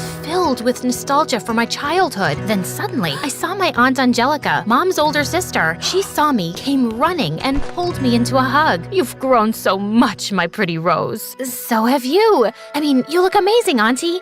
How have you been? I'm good. But why are you wearing these weird clothes? Come in, let me set you up with a beautiful dress. Aunt took me inside, gave me a bunch of things to eat, and as we sat down, I told her all about Mom's spending problems and how now my studies were at risk. That's terrible. I knew my sister was weird, but I would have never thought she was this irresponsible. Don't worry, child. I'll take care of everything. I was over the moon with joy, and I immediately got to work sending out applications. Ed helped me a lot with filing my applications, and the more I hung out with him, the more I liked him. It was a bit weird, but at least he was there for me, unlike Mom, who still refused to come back to the mansion. I'm happy you're having a good time there, but I don't think I'm welcome there. You won't know if you don't give it a shot. Isn't family more important than your dumb psychic research? Why can't you just listen to me for once? You have no idea what it means to be treated like a crazy person by everyone, including your own parents. Stop playing the victim, Mom. You did this to yourself. Mom's face dropped, and I could see she was hurt. But I was so tired of her behavior, especially after seeing how amazing Aunt Angelica was with me. She had a very successful business and was willing to take me under her wing, and she spoke with Grandpa to renovate my old room. I was over the moon to get back to the mansion, wake up to breakfast in bed, take walks in the lush garden, and feel like a princess again. My college was nearby, and I even had a personal driver to take me there. Life was finally perfect, but I still missed Mom a lot. I only got to see her on weekends, and I tried my best to get her back home, but she wouldn't drop her stupid ego. Then one day, I was sorting out some old jewelry when I found the amethyst pendant Mom bought me a while ago. Suddenly, I felt my eyes well up. I decided to do something about the situation and turned to Ed for help. Why don't you do what you're best known for? Solving paranormal stuff. You solved all the cases around here except that of your mother. But that was years ago. How am I supposed to investigate that now? You live in the mansion. Try looking around. Old artifacts, cold spots. Maybe something will turn up to prove that she was right, and her family will finally see that she wasn't crazy. Even I'm not fully convinced with that, Ed. How will I convince others? Have faith. pretty Bella. Ed dropped me back home, and I got to work. I didn't expect to find much, but that night, I waited for everyone to be asleep and tiptoed out of my room. I spent hours searching around the place, looking in the library, around the hallways, outside the perimeter of the house, but there was nothing suspicious. I was returning to my room defeated when my nightgown got tangled in one of the statues in the corridor. I tugged on the fabric, but it bent the statue's arm, and a panel in the wall nearby started opening. What the freaking frogs? A hidden passage? I turned on the flashlight on my phone, started recording, and walked along the dark corridor, which led straight to Mom's old room. And suddenly, everything made sense. This door opened from the other side of the hall, so it was possible for someone to slide into Mom's room every night and make those weird sounds, and even disguise as a ghost to freak her out. But who would do that? I was still lost in my thoughts when a flashlight blinded me,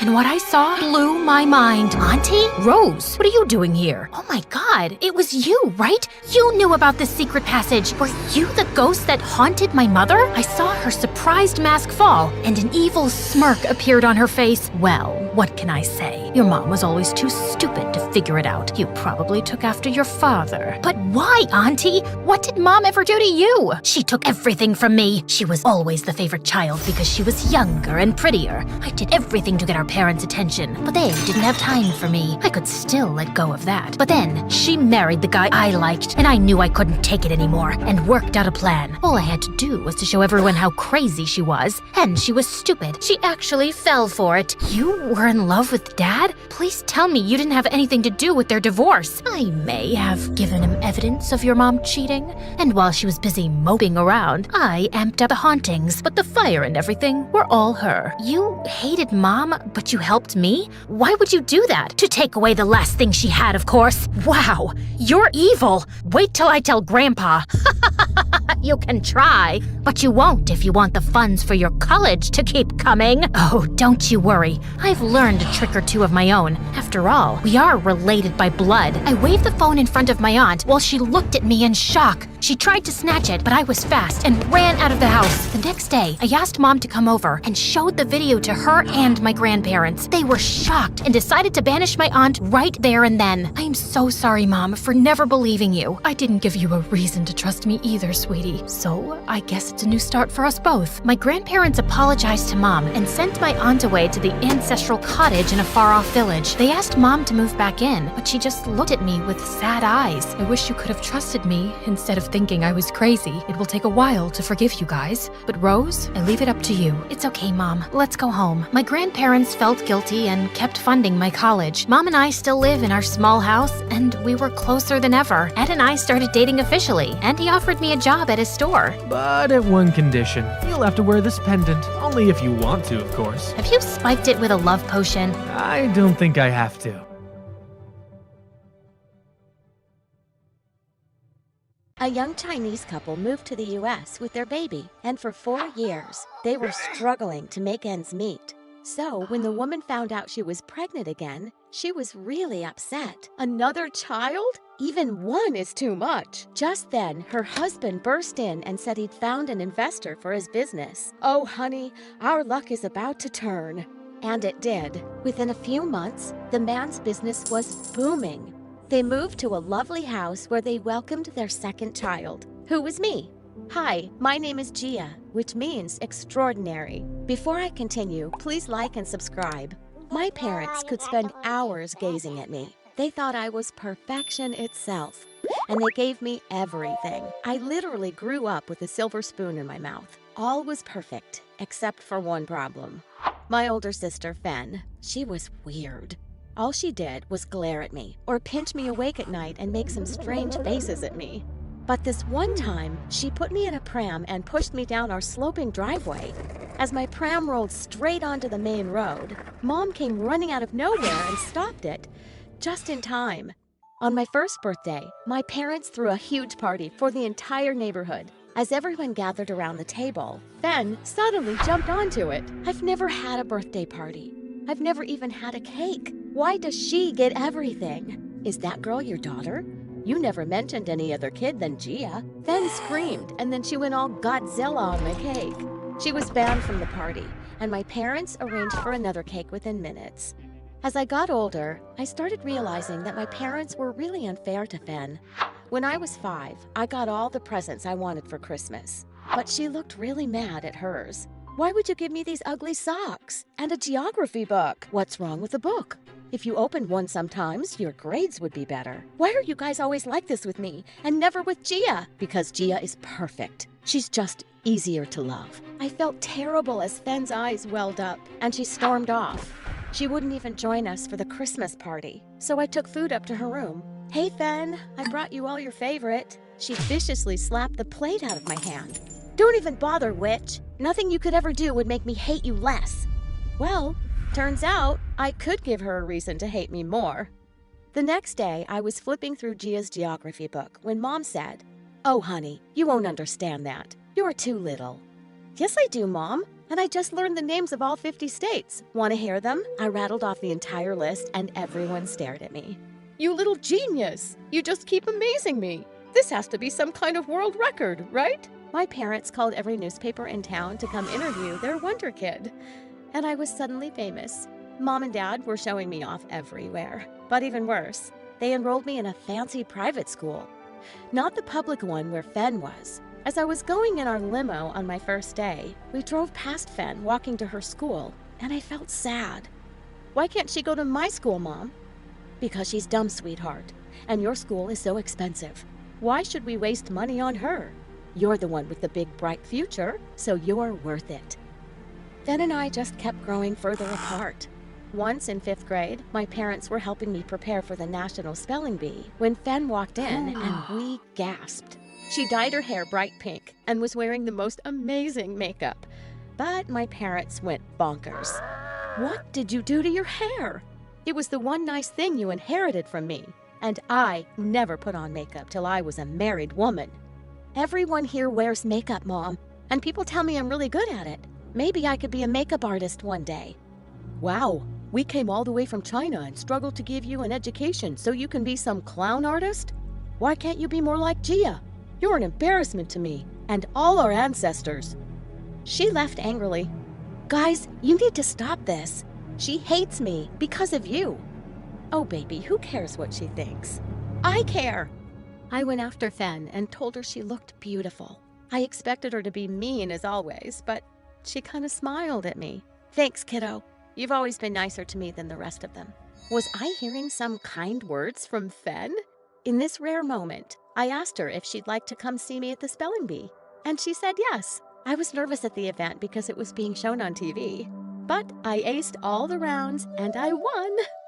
Just then, I heard Fen screaming, "She's a cheater! She won by cheating!" She was shouting that my parents had been helping me by spelling out the words. My parents were furious, but when the camera footage was pulled out, we saw that they were mouthing the words, but I wasn't looking at them. I spelled the words myself, but the judges disqualified me immediately. The minute we got outside, I attacked Fen. "Why do you hate me? What did I ever do to you? You were born, and you took everything I deserved." My parents pulled us apart and told Fen she was grounded for eternity. Totally worth it. "Fen, we can't go on like this. We're sisters. Wouldn't you rather have a fresh start instead of hating me forever?" "No, I'd rather hate you forever. It's just easier to hate you." As she stormed off, I decided I was done with her, and we hardly ever spoke after that. In the 8th grade, Dad announced one day that a friend's daughter, Sophia, would be coming from France to stay with us for some months. When she walked into our house, we were all awestruck by her beauty and style. She could also speak 5 languages and was a math wizard. "Wow, you're the perfect friend for Gia. You're like the big sister we wish she had." Even though Sophia was 3 years older, we had a lot in common, and we got close. One day, we heard some voices from Fen's room, and we peeked inside. She was in front of her phone recording a makeup tutorial for TikTok. The minute she spotted us, she looked mad. "Why are you jerks spying on me? Buzz off, and don't breathe a word of this to Mom and Dad, or else." We immediately checked out Fen's TikTok account, and to our shock, she had 1 million subscribers. She was really talented. Later at dinner, Fen came downstairs with a new hairstyle, and Mom just couldn't control herself. "Is this what you do all day? Playing with your hair? What's going to become of you?" "Oh, I don't think you need to worry, Mrs. Chang. Fen is practically a TikTok star." "What on earth is a TikTok star?" And then Sophia showed them Fen's account on her phone. I could just see Dad turning purple. I'm supposed to tell my relatives in China that my daughter is some internet idiot? We've been way too easygoing with you, Fen, and that was a mistake. He stormed off to her room, took Fen's phone, and flung it at the wall. Then he broke the tripod in half. What are you doing? Are you crazy, Dad? Stop it! Fen burst into angry tears and ran out of the house. When my parents stormed off, I turned to Sophia. Why did you do that? I didn't know they'd react this way. I was only trying to help poor Fen because they're always putting her down. I thought they'd be proud of her. Well, Sophia had no idea how crazy our parents really were. She tried apologizing, but Fen wouldn't even open the door for her. Weeks passed, and I was busy studying with Sophia for an important exam. The day before the exam, though, my parents had to go out of town. We'll be back tomorrow morning, darling. Good luck. The next morning when I woke up, it was super late. I'd set the alarm for 7, and now it was 11. The exam was over by now. My parents would be devastated. I ran downstairs when suddenly I stopped short. Fen was sitting in the living room with our parents and a very elegant woman. Your daughter has a supermodel's face, and people already love her. We want to collaborate with our makeup brand. When my parents saw the check she handed, their eyes almost popped out. As Fen signed the deal and the woman left, I saw something extraordinary. My parents started hugging Fen. Oh, darling, I had no idea you were so talented. I was still super upset about my exam, and I burst in. Mom? Dad? I missed my exam and... What exam? Oh, for that high school?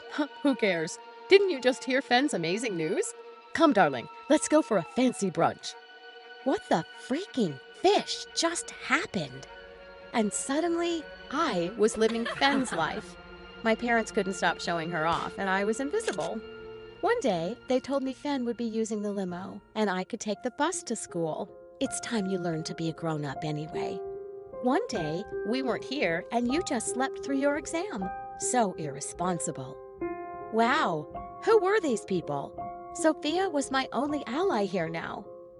Mom and Dad threw a huge party to celebrate Fen's first modeling campaign.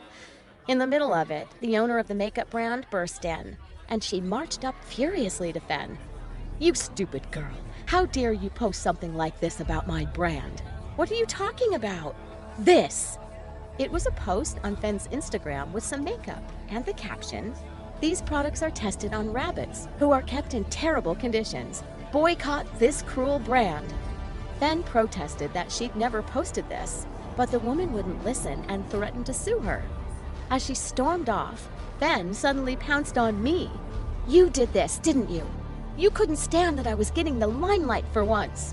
Get off me, you psycho! It wasn't me! My parents tried to calm Fen down, while they shouted at me for ruining her career and grounded me. This was crazy. Later that night, I was going down to the kitchen when I heard Sophia's voice from Fen's room. You just turned 18, and you can leave these terrible people. Gia hates you, and your parents were awful to you before you became famous and rich. Forget them and come with me to France. You'll be even bigger there. And then suddenly, it all clicked. It was Sophia creating all this chaos. Sophia, it's you. You made me miss my exam, and you posted that on Fen's Instagram. Sophia suddenly looked really evil. Yeah, I did all that, but can't you see? I've only exposed the truth about your greedy parents. They've always treated Fen like dirt, till they thought she was worth something, and now they're treating you the same way. Well, you can stay here, Gia, and maybe you'll be their favorite daughter again. But Fen is going with me, because I actually love her, and I'll treat her like a queen. Fen and I were both stunned. Sophia, you're crazy. You almost ruined my career to make me go with you? I don't love you, and I'm not going anywhere with you. Sophia started screaming and throwing things around like a complete psycho. Our parents came running in at the noise, and when we told them everything she'd done, they sent her packing to France on the earliest flight. But the whole fiasco was a wake-up call for me and Fen. Sophia might be crazy, but she was completely right about our parents. Mom, Dad, You can't treat us like we only deserve your love if we're worth something. And you never let us have a normal relationship. This has to stop. I'm not even waiting for you to change anymore. I'm moving out. Gia, would you like to come with me? And maybe we could have a fresh start. I instantly said yes, and no matter how much our parents begged, we decided it was best for us to move away from them. Maybe we'd forgive them one day, but it was too soon for that.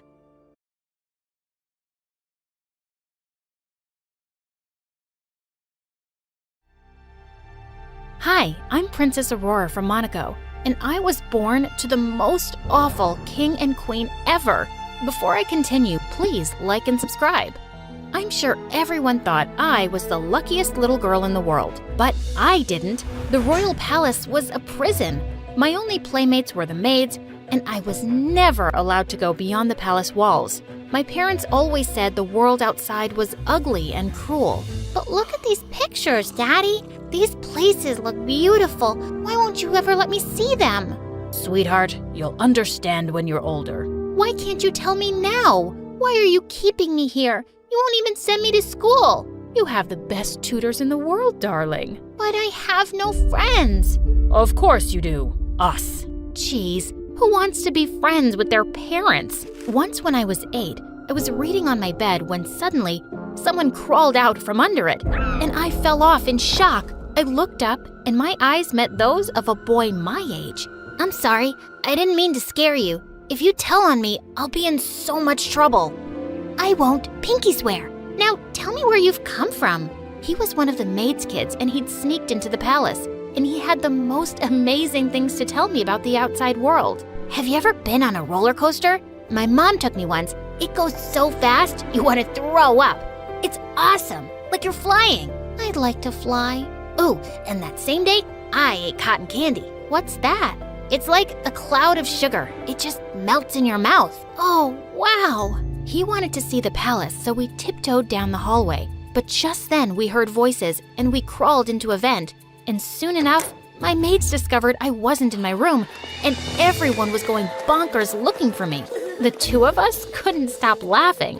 When it looked like the hallway was clear, the boy crawled out first, and he was instantly grabbed by some guards. Hey, stop it! He's my friend! He's not supposed to be here. He could be dangerous. He's not! Let him go! But they took him away, and I stormed off to my parents, who started crying as they hugged me. Mom, Dad, I'm fine. I was right here. Now tell those stupid guards to let my friend go. What friend? There was someone inside the palace? Yes, a boy. But he's nice, I promise. My parents said they'd look into the matter, but the next day, I found out that the boy's mom was gone. What did you guys do to the maid and her son? Did you fire her? Or did you throw them in the dungeon? Of course not. She just decided it was best for her to leave. You're such a liar, Dad. I made one friend and you took him away. You just don't want me to be happy. And I ran off in angry tears. I was convinced my parents had done something awful to them. I'd never even asked his name. And after that, I decided that I wasn't letting them rule over my life anymore. The next day, when my etiquette teacher was going on and on about the right way to hold a fork, I suddenly jumped onto the table like a monkey, snatched it from her, and started scratching my back with it. What are you doing, princess? That's so uncivilized. Why should I be civilized when I live in a cage? I'm no better than a gorilla in a zoo. I grabbed a banana and started chewing on it loudly. That's enough. Please, get down this minute. I threw the banana peel smack at her face. My parents were not happy when she quit, but I didn't stop there. I refused to study from my tutors. I wouldn't eat anything but junk food, and I refused to shower for weeks. Yo, what's up, friends? How about you read me a bedtime story? Good God, that smell. Please, honey, take a shower. What? It's not that bad. Okay, I've had enough. Let's talk. What do you want, Aurora? I want to go to school and have friends. To my shock, Dad actually agreed, but on the condition that I would wear a wig and a mask. Why? No one knows what I look like. We have to be extra careful. Fine, but no bodyguards. You don't want anyone to know who I am, right? Then let me be a nobody. And I couldn't believe it when the palace gates actually opened for me. and I was on my way to school. It was the most exciting day of my life. As I walked down the school hallway, I could see people giving me weird looks. When I entered the classroom, I noticed a bunch of kids gathered around a pretty girl who saw me and started laughing. Great. I wasn't gonna have an easy time making friends looking like this.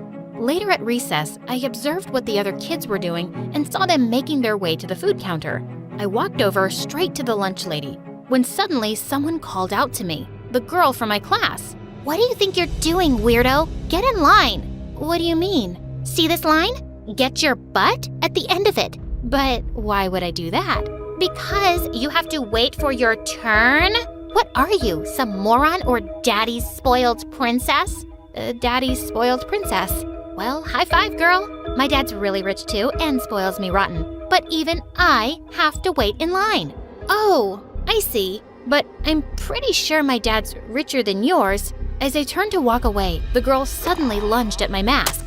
And the second she ripped it off my face, someone pulled her away and picked me up. I looked around in horror to see 10 bodyguards in plain clothes surrounding us. Everyone in the cafeteria was staring in stunned silence. Princess Aurora, are you okay? Yes, I'm fine. Now put me down. And just like that, it was my last day of school. My parents said there was no way they could send me without security, and it was impossible for me to hide who I was. I just stayed in my room for the next 2 days and gave up on school. But the next day, Dad had some important guests for dinner, and when I joined them, everyone was staring at me. Aurora, darling, why are you wearing a mask? I just don't want anyone to see my face, Mom. Like, ever. But see? This hole I cut in my mask, I can drink with a straw. And I started slurping loudly on the soup. And from that day on, I refused to take the mask off in front of people. As I grew older, my parents expected me to go with them to boring ceremonies and parties. And no matter how much they begged, the mask always stayed on. Why are you doing this? There's so much speculation in the media about what you're hiding behind the mask. People think you're ugly or crazy. I didn't care. I didn't have control over anything in my life, but this I could do. This was my act of rebellion. Soon after, on my 17th birthday, my parents called me into their room one day and dropped a bombshell on me. We have some really important guests coming this week, and one of them is Prince Fardling. You need to make a good impression on him, so you will not wear your mask, please. Why? We were hoping you two would get married one day. I stared at them, and then I laughed so hard I fell off my chair. You think I'm gonna marry someone whose name is Prince Farting? It's Fardling. I think she's actually gone crazy. I'm the one who's crazy? You're the one telling me you've decided who I'll marry. No one has decided anything, but you will give him a chance. The marriage could be good for our country's relationship. And do you care about what's good for me? That has always come first. How can you even say that? My entire life, you've never cared about what I want. I'm so tired of this. You're a princess, Aurora, a princess. Everything isn't about you. Being royalty comes with certain obligations. Nothing is about me, and I hate being a royal princess. The next few days, my parents and I gave each other the silent treatment. But sure enough, the guests arrived soon, and I was ordered to come down dressed up for the welcome dinner without my mask. Well, I had other plans. I knew it was a busy night at the palace with most of the guards at the main entrance. So I climbed out my window and ran away. I couldn't stay there another minute. I was literally dancing down the street when suddenly I took my mask off and threw it in the trash. All of Monaco knew me as the weird masked princess, but hardly anyone knew my real face. It was the best disguise. But as it started to get darker, I decided to look for a hotel for the night. Just then, a dark figure came running at me and snatched my phone out of my hand. But the moron didn't know I was trained in martial arts. I had him screaming on the ground in pain, and then he ran away like a scared rabbit. Suddenly, I heard someone behind me. Wow, that was... Hey, no, don't hit me. I'm harmless. I saw that it was a boy my age. Okay, I'll spare you, but only if you find me a place to stay for the night. Why? Where's your house? And why are you out alone so late? Do you always ask so many questions? Just find me a place, man. Fine. What's your budget? What do you mean? I mean, how much money can you spend on a hotel? Money? I don't have money. Then how are you going to pay for a hotel? The government will pay for it, I guess. Did you just run away from a mental asylum? No, I didn't. Listen, I'm a tourist, okay? And someone stole my bag and all my money. And I don't know my way around the city. So, can you please help me? The boy looked at me and then sighed. Fine, you can crash at my place, but just for tonight, okay? You gotta figure something out tomorrow. Yes, I will. I didn't catch your name. Oreo. Your name is Oreo? Like the cookie? What cookie? Oh God, never mind. I found out his name was Andre and that he lived with his parents in a really small house. And then he led me to a dingy shed outside and said I could sleep there. Why can't I sleep inside? There's no space, and I'm not telling my parents I brought some crazy girl home. I'll just get you some blankets. Stay here.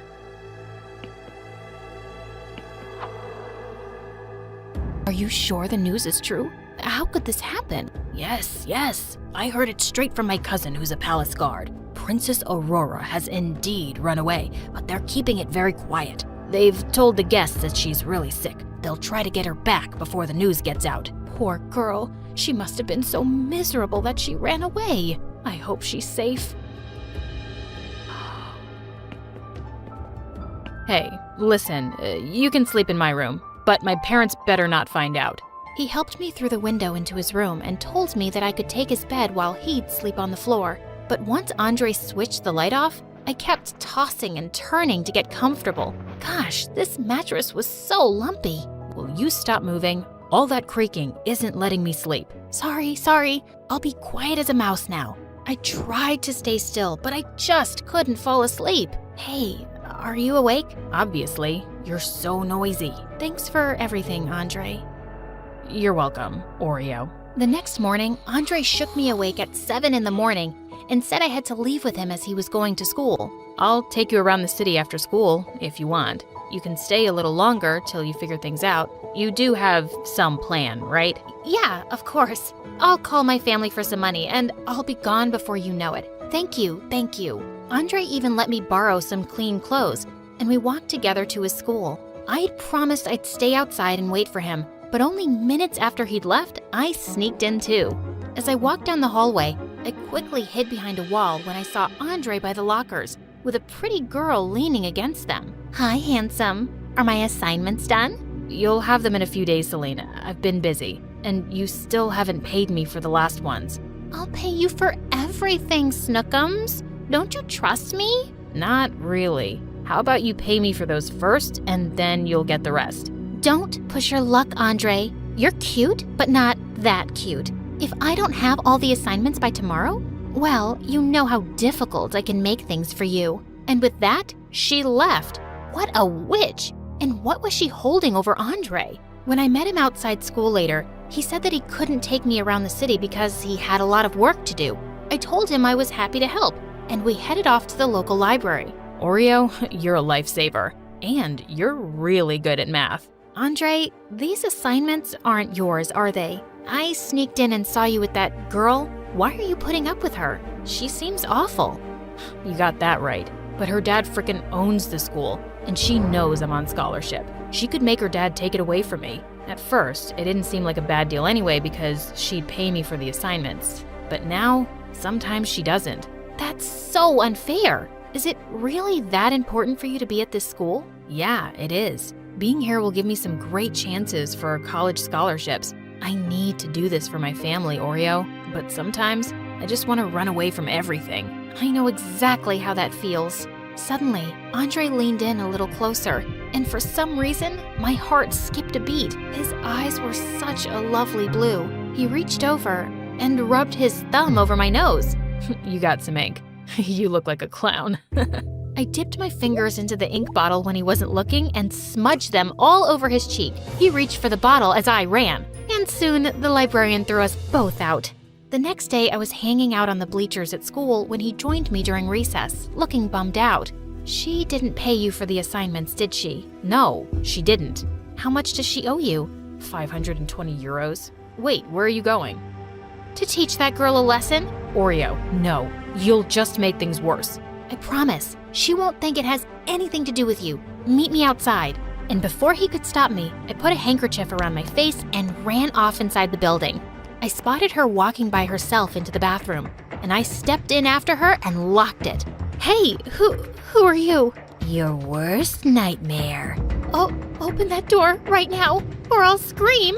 I'll kick your butt real hard if you even try. I'm not kidding. And I showed her my best karate moves. What do you want from me, psycho? How much money do you have in your wallet? I don't know. 600 euros? Okay, that's not a lot, but I'll take it. Oh, you wait till my daddy finds out. I grabbed her wallet, locked the bathroom from the outside, and sprinted like a maniac. Andre was waiting for me outside the school, and he almost fell down laughing when I told him. Man, I wish I could have seen her face. You're crazy, Oreo. Good crazy. Now, I gotta keep my promise of showing you around. And we had the best day ever. We cycled all over the city, ate ice cream till our tummies hurt, and then he took me to an amusement park. I have to go on a roller coaster. I've never been on one. You're really missing out. Let's go.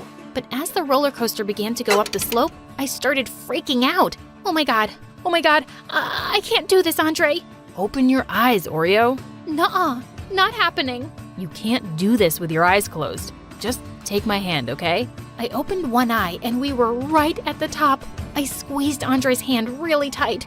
Oh, and if you feel scared, just scream! And boy, did I scream, and all my fear suddenly left me. This was the most freeing experience I'd ever had in my life. As we got off the ride laughing, Andre walked over to a guy and bought some pink fluff on a stick. What's this? Cotton candy. Never tried it? No, never. It's like a cloud of sugar. Just melts in your mouth. My heart leapt to my throat. That's what the boy who'd sneaked into the palace had said all those years ago. Come to think of it, Andre did look like him. Could it be? But just then, I saw some royal guards burst in through the crowd. Oh my god! Don't ask any questions right now, okay? Just run! We dashed through the crowd and found a way out of a fence. I hopped onto Andre's bicycle and he pedaled away for dear life. He didn't stop till we were really far off, and then we both collapsed to the ground. Is there something you want to tell me, Oreo? Okay, you got me. I'm Princess Aurora, and I ran away from the palace. Andre, are you the boy who sneaked in once? Do you remember meeting me? Yeah, that was me. And of course I remember. Oh God, I was so worried about what had happened to you and your mom. What did my dad do? The king? Nothing. My mom had started getting sick back then, and after that day, she just told your parents that she decided to find an easier job because she had me to take care of too. They understood, and they got her another job. And all this time, I thought Dad had done something horrible to them. Why did you run away, Aurora? What was the plan? There was no plan. I'm just so tired of all of it, Andre. My whole life, they just kept me away from this wonderful outside world. How could they? You know why your parents are like that, right? What? What do you mean? I think you need to go back and talk to them. Do I really have to go back? Well, you are a princess, and that does come with some obligations. Jeez, now you're starting to sound like them. Aurora, listen to me. You are amazing. You're beautiful and brave and smart, and you have the world at your feet. Don't waste it all by being angry. Think of all the great things you could do for so many people. Do you really think I could? I know you can. And suddenly, he put his hand under my chin and kissed me. It was the perfect first kiss. Later that night, I was in Andre's room while he was having dinner with his parents when suddenly, his phone started buzzing non-stop. I peeked over at the screen, and the word princess caught my attention. And the text I read left me shook. Stop messing with me, Andre. If you really have pictures of the princess, send them to me now. I looked through his phone with trembling hands to find photographs of me, sitting in the shed on my first night, stepping onto the roller coaster. More pictures around the city. What? Just then Andre walked in and his face turned white. Listen, Aurora, it's not what you think it is. Oh, and what do I think? That you're a creep who's been secretly taking pictures of me? Were you going to sell them to the press? I do have a friend who works in a newspaper. And you thought that you'd make big money by telling everyone I ran away. Oh, and even better, you'd be showing the real face of the weird masked princess. They must have offered you a lot of money for that. Will you just listen? No, I will not. Our loud voices had made Andre's dad come upstairs, and he looked shocked to see me. Andre, who's your guest? I'm the Royal Princess of Monaco, and I'd really appreciate it if you took me back to the palace now. And I left without another word to Andre. I couldn't even stand his face. I thought my parents would be raging mad when I got back home, but instead they just hugged me and burst into tears. Aurora, we were so worried about you. Don't you ever scare us like that again, love? I just have to know, Dad. Why did you keep me inside all my life? Sweetheart, you have an evil aunt who kidnapped you when you were a baby. She wanted to get rid of you so that she'd be the next heir to the throne. Luckily, we found you, but she managed to escape. That's why we were always so paranoid. But we recently found out that she died, so the threat is gone. I'm sorry you were so miserable, Aurora, but I was only doing what I had to. And my marriage? I don't want to get married right now. We just wanted you to meet the prince. We would never force you to marry someone. I'm so sorry that I've been so angry and difficult, but I wish you'd just explained all this to me. And I've seen some of the world now, and I know you can't trust everybody, but it's still a wonderful place, and I want to see more of it. And you shall, my darling. The guests were still at the palace, and they were informed I was feeling well now. A grand ball was arranged 2 days later, and when I entered the hall without my mask, people seemed to be stunned by my beauty. I was having a great time dancing when Mom called me aside and said that I had a visitor. I stepped out into the hall to find Andre? What are you doing here? I just need you to hear me out, please. Yes, I took those pictures and I wanted to sell them to pay my mom's medical bills, but I just couldn't. I'm ashamed that I even planned to, and I'm sorry. I'm here to delete them in front of you. You will never see or hear of these pictures again. Just as he was about to, I ran forward and stopped him. No, don't. I'd let an ear doctor, and she gave me a hearing aid that I could easily hide behind my hair. Mom had to work double shifts for months to pay for it. But when it was time for school, she put me in the best one in town. On the very first day as I walked in, I bumped straight into a girl and we both fell down. So did my hearing aid. Watch where you're going, loser face. I quickly picked up my hearing aid and ran off before the girl got up. But soon after, she walked into my classroom. Her name was Claire, and she just kept glaring at me the whole time. Later that day at the cafeteria, she came to my table and banged her tray on it. This is my seat, Dumbo. Oh, wait. What's that twinkling thing behind your hair? That's just a hearing aid. I have a... Ew! Didn't someone tell you this isn't the right school for kids with problems? With that, she suddenly pulled my hearing aid and threw it down on the floor. Just as she was about to stomp on it, a girl my age leapt out of nowhere and grabbed her leg. Don't you dare do that, you bully witch! Claire just kicked her off and laughed. Oh, how sweet. A poor girl defending a deaf girl? You two could complete each other. And do you think you scare me, idiot? As I was picking up my hearing aid, she pounced at me, but just then a boy stepped in and grabbed her hand. You should be scared, because the three of us can really kick your butt. They both pushed Claire away and sat near me. How sweet! That's how I first met the twins, Chris and Lisa, who soon became my best friends. Years passed, but since that day, Claire was our sworn enemy. She was such a pain in our butts, bullying us all the time. Luckily, I had Lisa and Chris by my side, and we had the best times together. One evening in 8th grade, I was just hanging out with the twins at their treehouse, and I was the last one to climb down the rope ladder. Just as I had started to, the rope suddenly snapped. I went screaming to the ground, but before I could hit it, Chris caught me. I got you. You're okay. Chris, you just saved my life. You're my hero. Just then my phone started ringing, and it was my mom. She was crying. I told Chris I had to go, and I ran home to find Mom in tears. She'd lost both her jobs, and she hadn't paid rent for months. I had no idea things were that bad. There's only one thing I can think of now. I'll have to call Mom. Mom? You mean I have a grandma? Mom then told me that Grandma had never wanted her to marry Dad, and when she did anyway, Grandma cut all ties with Mom. She probably hates me, and I don't know if she'll help, but I have to try. The next morning, when we took a cab to Grandma's place, I was amazed to see the size of it. It was a huge mansion. Grandma looked like she was a millionaire. We were led inside to an elegant, strict-looking woman who seemed shocked to see us. I thought she was going to start shouting, but instead she pulled me close and gave me a tight hug.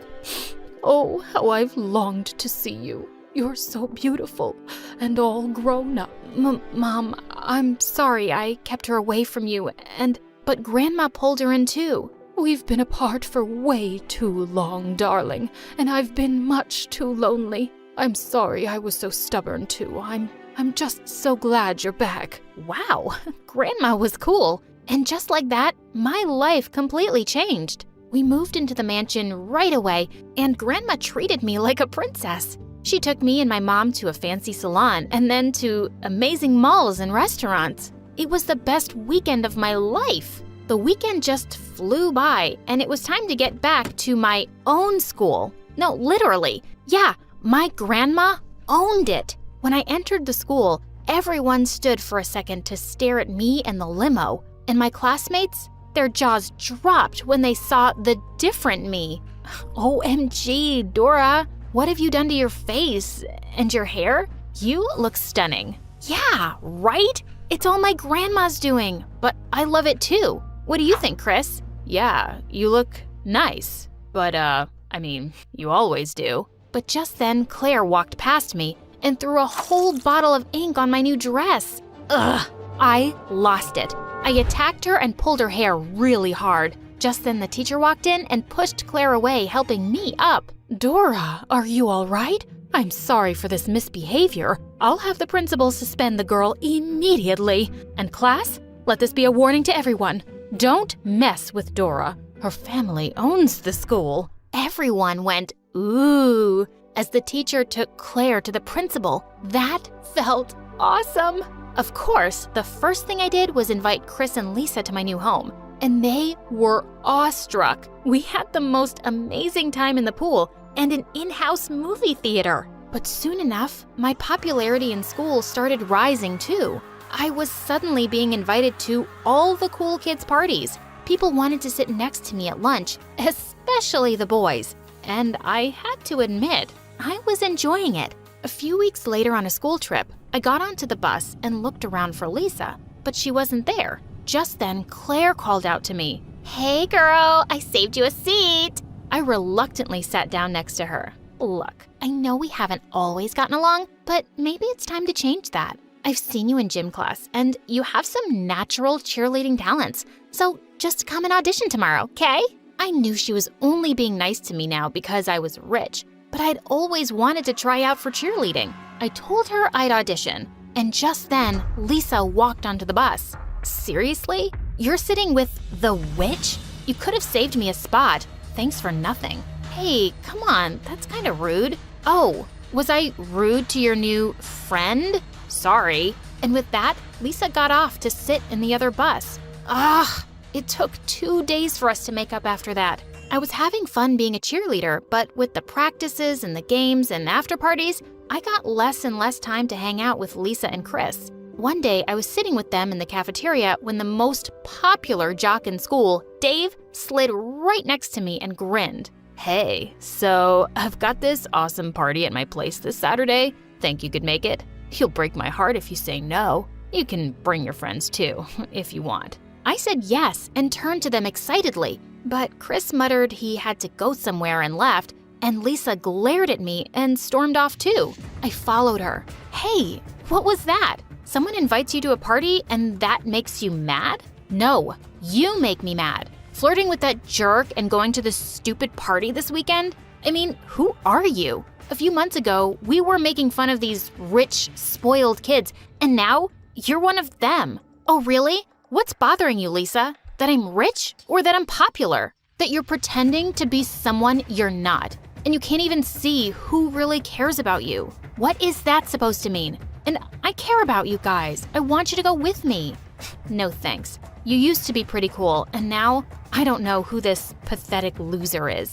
What did you just call me? I pulled her back by her shirt and she started walking, and she turned around and attacked me. As we wrestled on the ground, Claire came running and pulled her off of me, but Lisa pushed her aside and left. And suddenly, I just felt really bad. Lisa and I had never fought like this before. I kept trying to call both her and Chris on Saturday, but neither of them replied. And then I was mad. So I went to the party that evening anyway. I was having a great time, especially since Dave was being so attentive and dancing with me. I went to use the bathroom, and when I returned, I found Dave with Claire and a few other kids, and they were talking about me. Listen, how long do I have to dance with the deaf girl? I mean, yeah, she's hot, but it's not like I'd ever date someone like her. I'd rather spend time with some other chick. Don't be a moron and ruin everything. I texted you the whole plan this morning. You dance with her, then you take her out for a walk, and then we'll come in masks pretending to attack you both.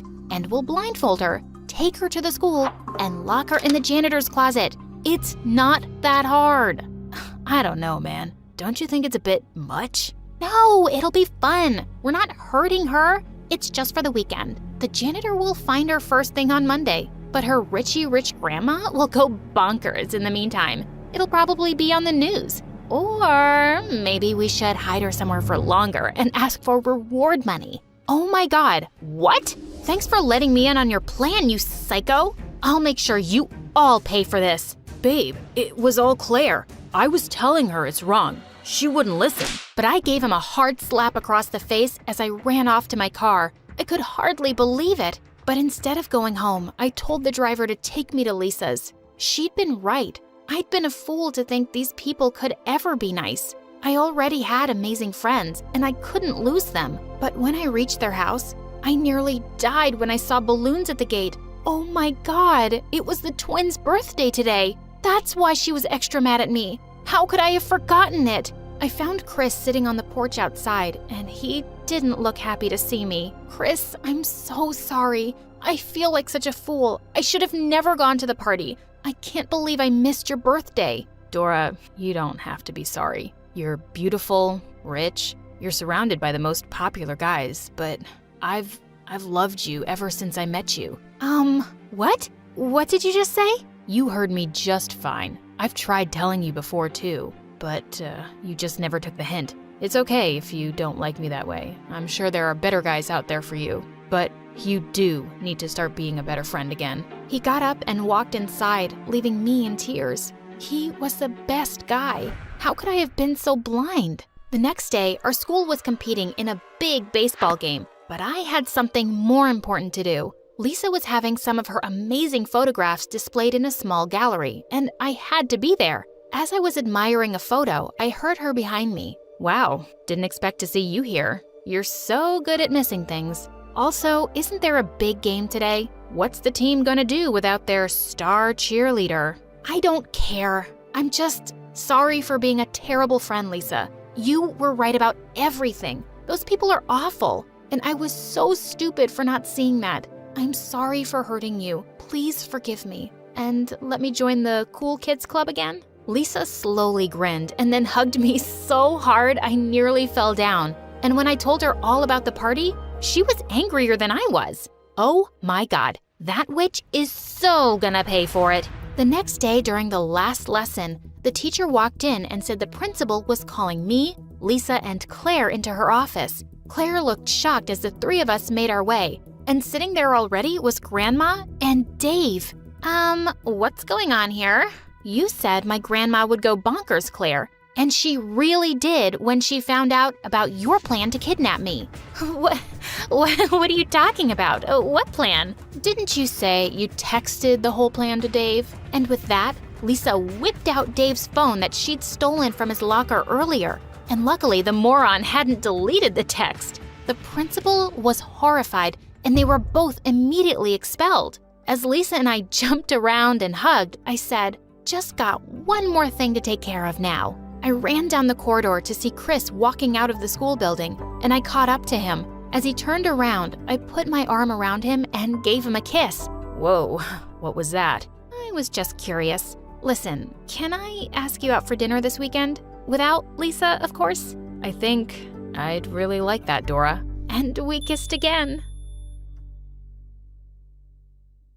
Hey everyone, I'm Bella, and I get crazy when I'm angry. How crazy exactly? Well, you have to stick around to find out. And please, like and subscribe to MSA. My parents were stinkin' rich. We lived in a huge mansion, had tons of servants, and every spring break we'd go on the most luxurious vacations. I was one of the most popular girls in school, and my life was literally perfect. But as I grew older, things started to change. Dad got busier at work and hardly came home. Mom suddenly had tons of commitments and parties to manage. The three of us didn't spend much time together, but I was busy with my school and social life too. And at least we'd still have the annual family vacation on my birthday. I was really looking forward to my 16th in Tokyo. But then my parents ruined it by dropping a nuclear bomb on me. Bella, your mom and I have decided to separate. Separate what? Honey, we're getting a divorce. What? Why on earth would you do that? Because I haven't been happy in a while, and neither has your dad. What do you mean you're not happy? You literally own every piece Prada makes before it even hits the runway. And Daddy, what about all your yachts and sports cars? We have great lives. We're happy people. We're not happy with each other, and we don't want to continue like this forever. It's better if we part ways now. No way! I won't let you! That's not up to you, sweetie. This is what your dad and I want. I don't care what you want, okay? I want things to stay just as they are. Don't you see how badly this will affect me? How can you be so selfish? I threw my dinner plate to the ground and ran to my room. I heard Dad call after me, but I just slammed my door shut. I thought my reaction was enough to talk my parents out of their separation. But the next week, Dad moved out and they filed for divorce. The next few months were the most difficult of my life. But thank God for my best friend Eloise, who was always there to console me and keep me sane. I kept thinking about how I could get my parents together. But then one day, Mom had told me that Dad had already met someone else. He wanted to introduce us to her over dinner at his place. I hated the idea, but Mom had already agreed, so I didn't really have a choice. That night, when we reached Dad's new place, my heart dropped when I noticed an elegant woman at the door next to him with a girl my age. Hi, you must be Bella. Your dad has told me so much about you. It's funny how he's never even mentioned you. Not once, not ever. I mean, he did mention this morning that he had a girlfriend, which I thought was weird since he already has a wife. But other than that, nothing. Bella has a weird sense of humor. You'll get used to it. Don't get used to anything. I don't see you being a part of Dad's future too long. That's enough, Bella. It's okay, Dad. It's a lot to get used to. I'm Keisha, by the way, and I've really been looking forward to meeting you. Come, I'll show you the house. Did this girl just call my dad Dad? Before I could even speak, Keisha pulled me in. She showed me around, and I noticed how all the trophies in the house belonged to her. Even at the dinner table, Dad couldn't stop talking about how talented Keisha was, and it made me furious. Keisha is not just great at studies, but she's an amazing piano player. Oh, and you should hear her sing. It's like a symphony to the ears. Oh, Dad, you sound really needy calling him Dad. And literally everyone these days is a singer. What's so special about that? I'm a great gymnast and can do the perfect cartwheel. And with that, I jumped from the chair and did a cartwheel. But I lost my balance and ended up crashing into the dining table. My parents rushed to my rescue, and I was embarrassed. But then I noticed Keisha giggling in a corner, and it made my blood boil. I wanted to give her a piece of my mind, but I'd hurt my hand, so Mom excused herself and we left for home. And the next day, things took a turn for the worse when I walked into my school and saw Keisha in the parking lot. Are you stalking me? No. Dad just got me enrolled in your school.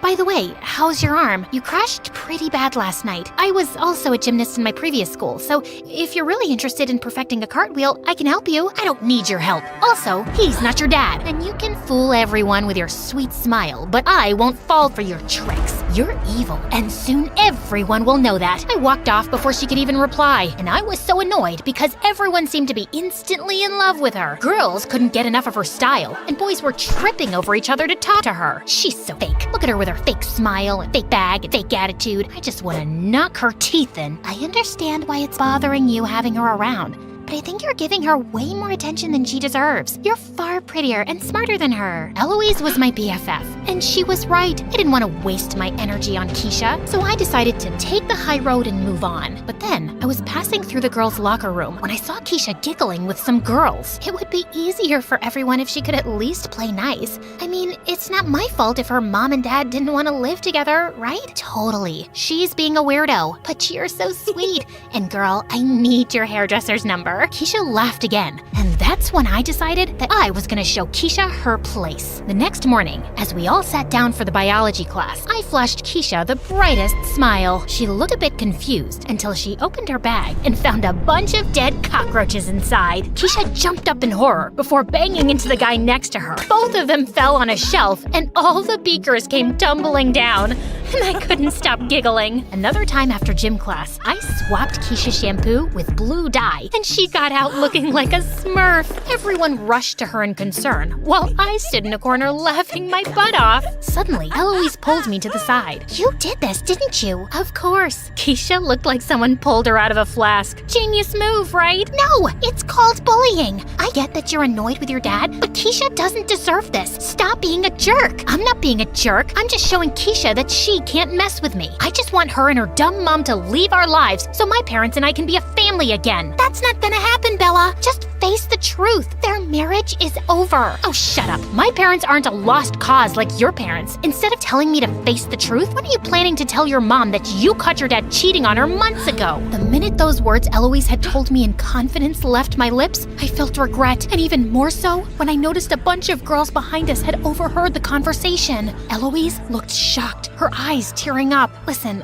Don't even bother, you witch! Eloise just walked away before I could apologize. I was feeling really bummed out that evening, so I thought I'd try to catch Dad at his office and spend some time with him. But as I was about to enter his room, I saw stupid Hillary inside, pacing back and forth and talking to someone in a low, urgent tone. As I tried leaning in closer to make out what she was hearing, I suddenly lost my balance and fell right in. Hillary turned around in shock and cut the call immediately. Hey, sweetie, are you okay? Let me help you up. Ew, no, don't touch me. Where's my dad? I'm here to see him, alone. He's in a meeting. He should be done soon. I was just leaving. As she reached for her handbag on the table, she accidentally knocked it over, and thick wads of cash fell out. She looked panicked as she shoved them back in and quickly left. What was going on with her? Later, as I hung out with Dad, I couldn't help voicing my suspicions. Does Hillary know the combination to your safe, Dad? Does she have access to your accounts? Why are you asking me these strange questions? Don't you feel worried that she might be with you for money? I mean, I tried Googling her and I couldn't find anything about her or what she does. What if she's a con artist of some kind? She isn't, and she loves me, and I love her.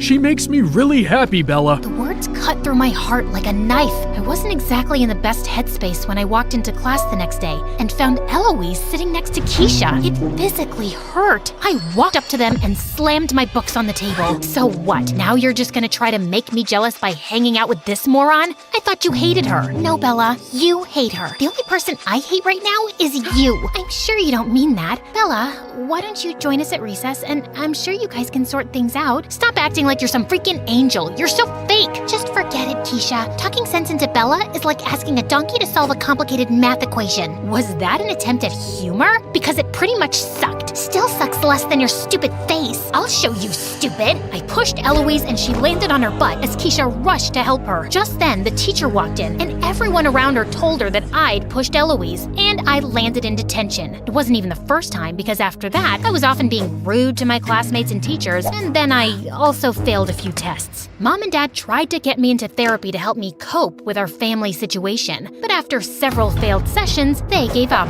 If they thought I was just gonna forgive them and move on, they had it all wrong. And at school, the more I saw Eloise and Keisha hanging out together, the more determined I felt to get even with Keisha. And I found an opportunity when Dad invited me for Keisha's 17th birthday party, to which half the school was invited. Now all I needed was to find a way to humiliate Keisha, and I'd finally have my revenge. I was trying to figure out what to do when suddenly I noticed Hillary sneaking through the back door holding a thick envelope. I followed her outside, only to find her talking to a big guy wearing a hoodie. And suddenly, I noticed the gun he was holding. I quickly quickly whipped out my phone as I inched closer to listen, my heart pounding. I told you not to come home. You weren't answering your phone. I had to make sure you guys were okay. We're fine. You're here for the money, right? There. Thanks. And just so you know, you can't hide the truth forever, Laura. I don't have a choice. No one can find out my real identity. So do me a favor, take this money and just zip your mouth. The guy nodded and left. Just as she turned around, Hillary saw me and nearly screamed in shock.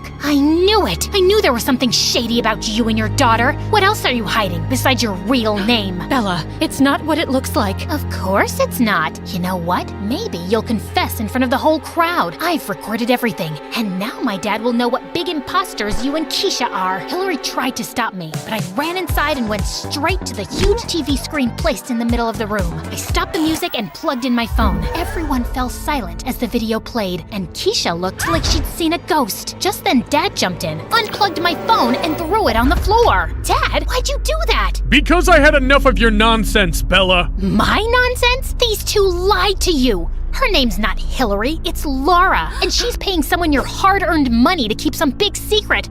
Aren't you even curious? No, because I know the truth, and the money you're talking about is Hillary's, not mine. And that's when Dad told me the whole truth. Apparently, Laura, or Hillary, was married to some mafia guy, and Keisha was their daughter. I didn't want to bring up my child with a criminal, so one day when Keisha was 4, I stole money from my ex-husband's vault, grabbed Keisha, and just ran away. I changed my name, made a few investments, and things started picking up, but I was always afraid of being found out by Keisha's dad. And lately, I've been feeling more paranoid. The man you saw is an ex-FBI agent I hired to protect me and Keisha. But you told me my dad was a surgeon, that he died before I was born. Baby, I said that to protect you. By lying to me all these years? And this is how I find out thanks to you, Bella. You ruined my party and you ruined my family. This must be the best day of your life. Keisha, I'm so sorry. I didn't know. You know what? I tried to be nice because I could see you were having a hard time dealing with your parents' divorce. But now I know that you're just a vengeful, horrible person, and I can't stand your face. I felt so ashamed as Keisha cried and then ran to her room.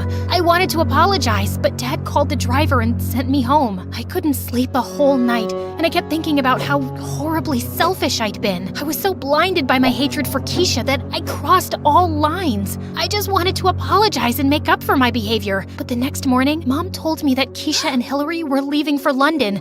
For good. I couldn't let that happen. So I rushed to Keisha's place and ran up to her room as she was zipping up her last suitcase. What are you doing here? I don't want you to leave. Listen, Keisha, I was stupid and jealous, and I thought you were stealing everything from me.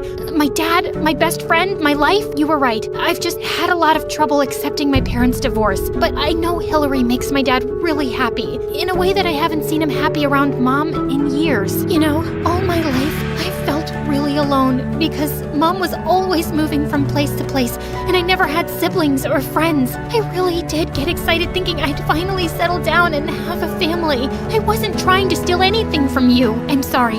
I don't know what else to say, except that I want to make this work because this is the version of family I have now. It includes you and your mom, and I don't want to keep fighting this. You really mean it? I do. And then we hugged, and it felt nice. Great. Now that we have that sorted, I have to go and apologize to someone else too. You mean me? I turned around and saw Eloise walk in. Eloise, I was such a horrible friend. You tried to show me the right way, but I ended up hurting you. Please forgive me. I swear I'll be a better person. I know you doofus. Now stop crying. You look hideous. I know. Let me tell my mom we're not going to London, and then we can grab some coffee. Feels like a good place to start.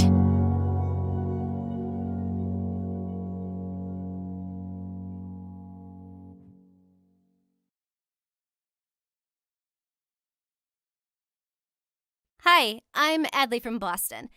Please like and subscribe because my story animated will give $1,000 to one lucky person in the next coming 7 days. My mom got pregnant many years ago after she married my dad, and they were both overjoyed to have a daughter.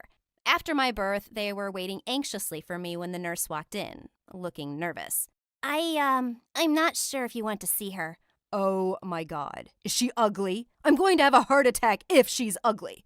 I think she's a dwarf.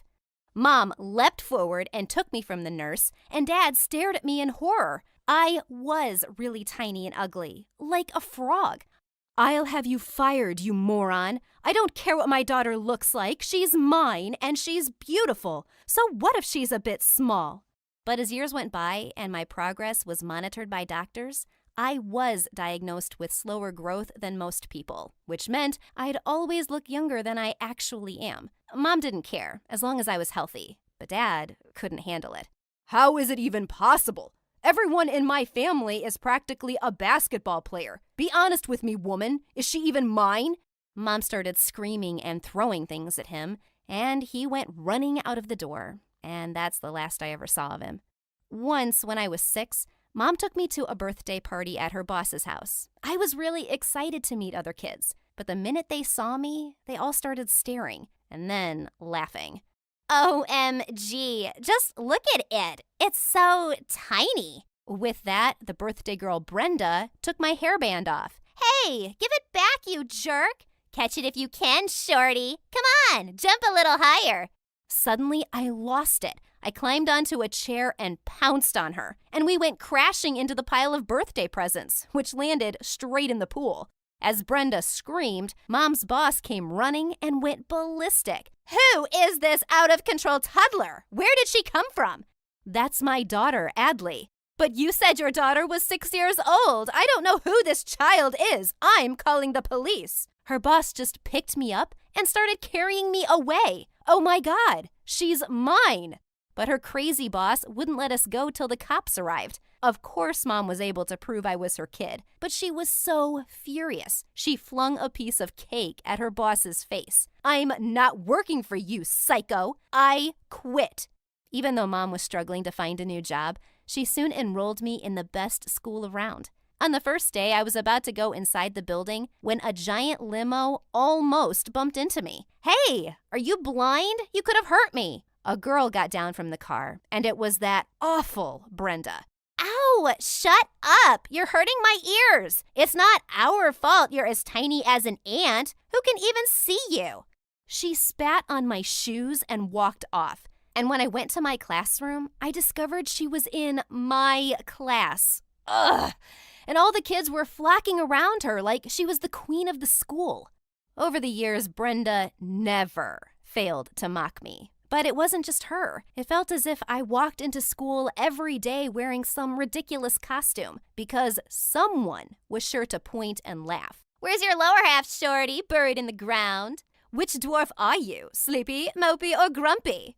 I was so sick of it all. So, in the 7th grade, I decided to do something about it. I Googled how to increase your height, and there were so many tips. One of them was hanging. I didn't have a pull-up bar, so I decided to stretch from a tree branch. But just as I stepped on it, it snapped under my weight, and I fell to the ground, hurting my leg. Oh, Adley, what are you doing? I just want to grow tall, Mom. Everyone else just keeps getting taller. What's wrong with me? Honey, there's nothing wrong with you. So what if you're not as tall as everyone else? It doesn't make you less smart or kind or beautiful. I waited so long to have you, Adley, and I wouldn't change a thing. You're perfect.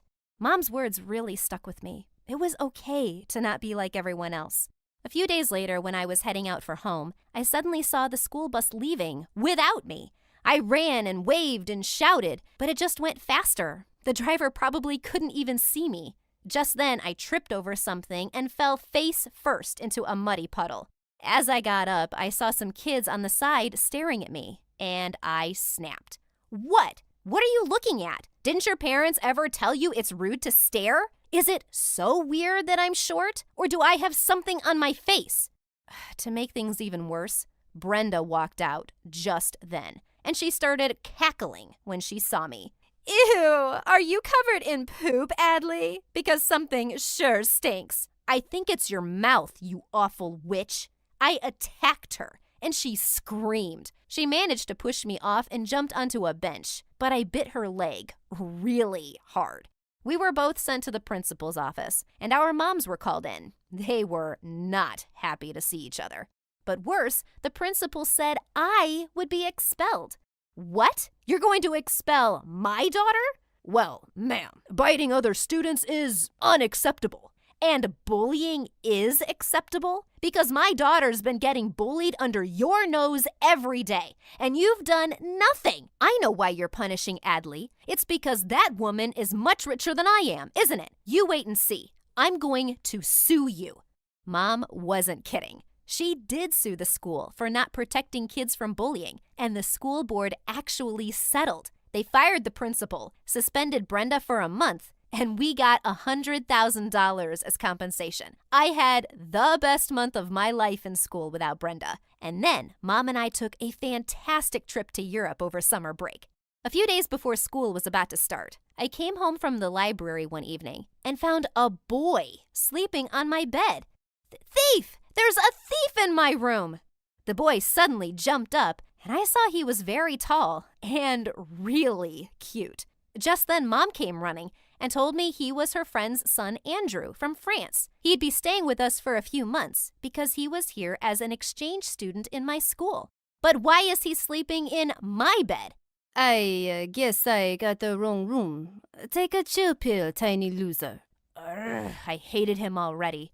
And for good reason. Andrew was so annoying. He left his giant shoes everywhere that I kept tripping over. He put all my snacks in the highest kitchen cupboard. And the worst, he hogged the TV remote all evening. One day, Mom had gone out, and it was just the two of us at home. We decided to order food, and he took over everything. Yes, hello, McDonald's. I'd like one cheeseburger, extra large fries, and Coke. And for my little friend, one Happy Meal. It comes with a toy, right? I stared at him furiously as he just hung up.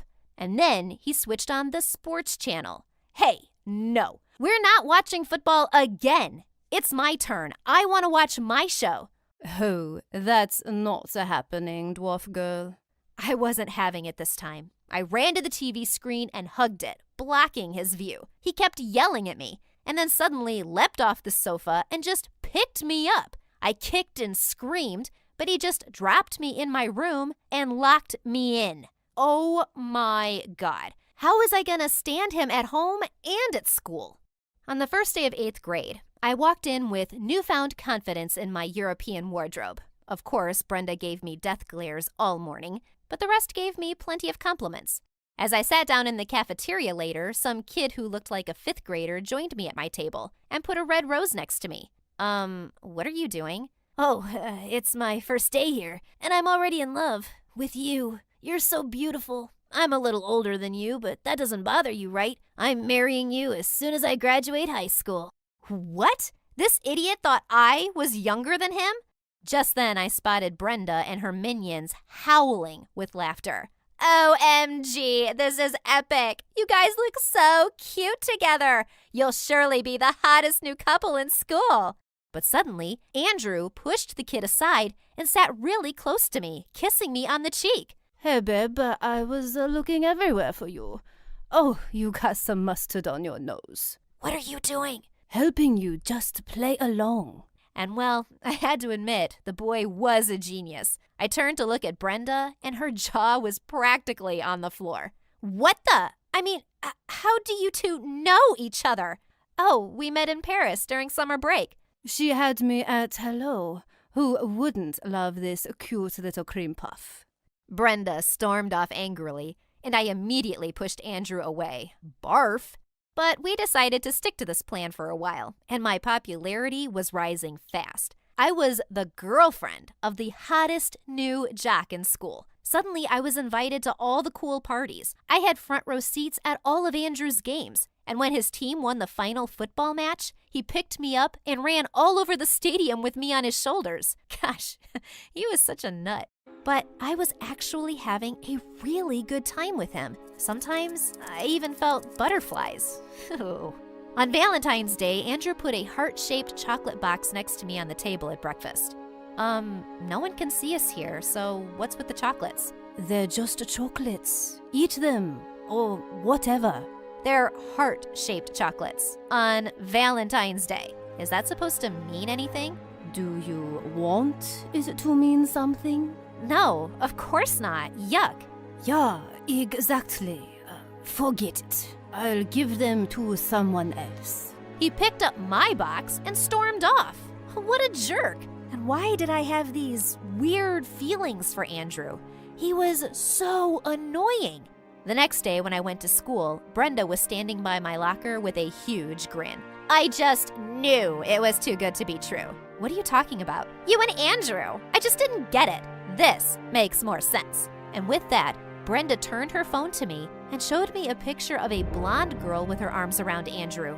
And I felt a pang of jealousy. I just turned and started walking away. Aw, is your itty-bitty heart broken? He was obviously playing around with you. Everyone could see it. Why would someone like him want to be with a dwarf like you? You look like his kid. Maybe I'll ask him out. I'm prettier than this blonde girl. Do you really think calling me a dwarf hurts me now, Brenda? I've been hearing that stuff since the day I met you. I may not have grown much in inches since then, but I've certainly outgrown you. You don't bother me anymore, and I like myself just as I am. Go ahead, ask Andrew out, but trust me, he's gonna turn you down because he knows what a small, petty, mean mommy's princess looks like. Suddenly, Brenda snarled and attacked me. As I was trying to push her off, I was pulled away by Andrew, and standing next to Brenda was the new principal. You were given a strict warning last time, and I saw you attack this girl for no reason with my very own eyes. You're expelled, Brenda. And with that, he angrily marched her away. That witch had it coming. Adley, are you okay? What are you two fighting about? Oh, just get lost. Go back to your dumb girlfriend.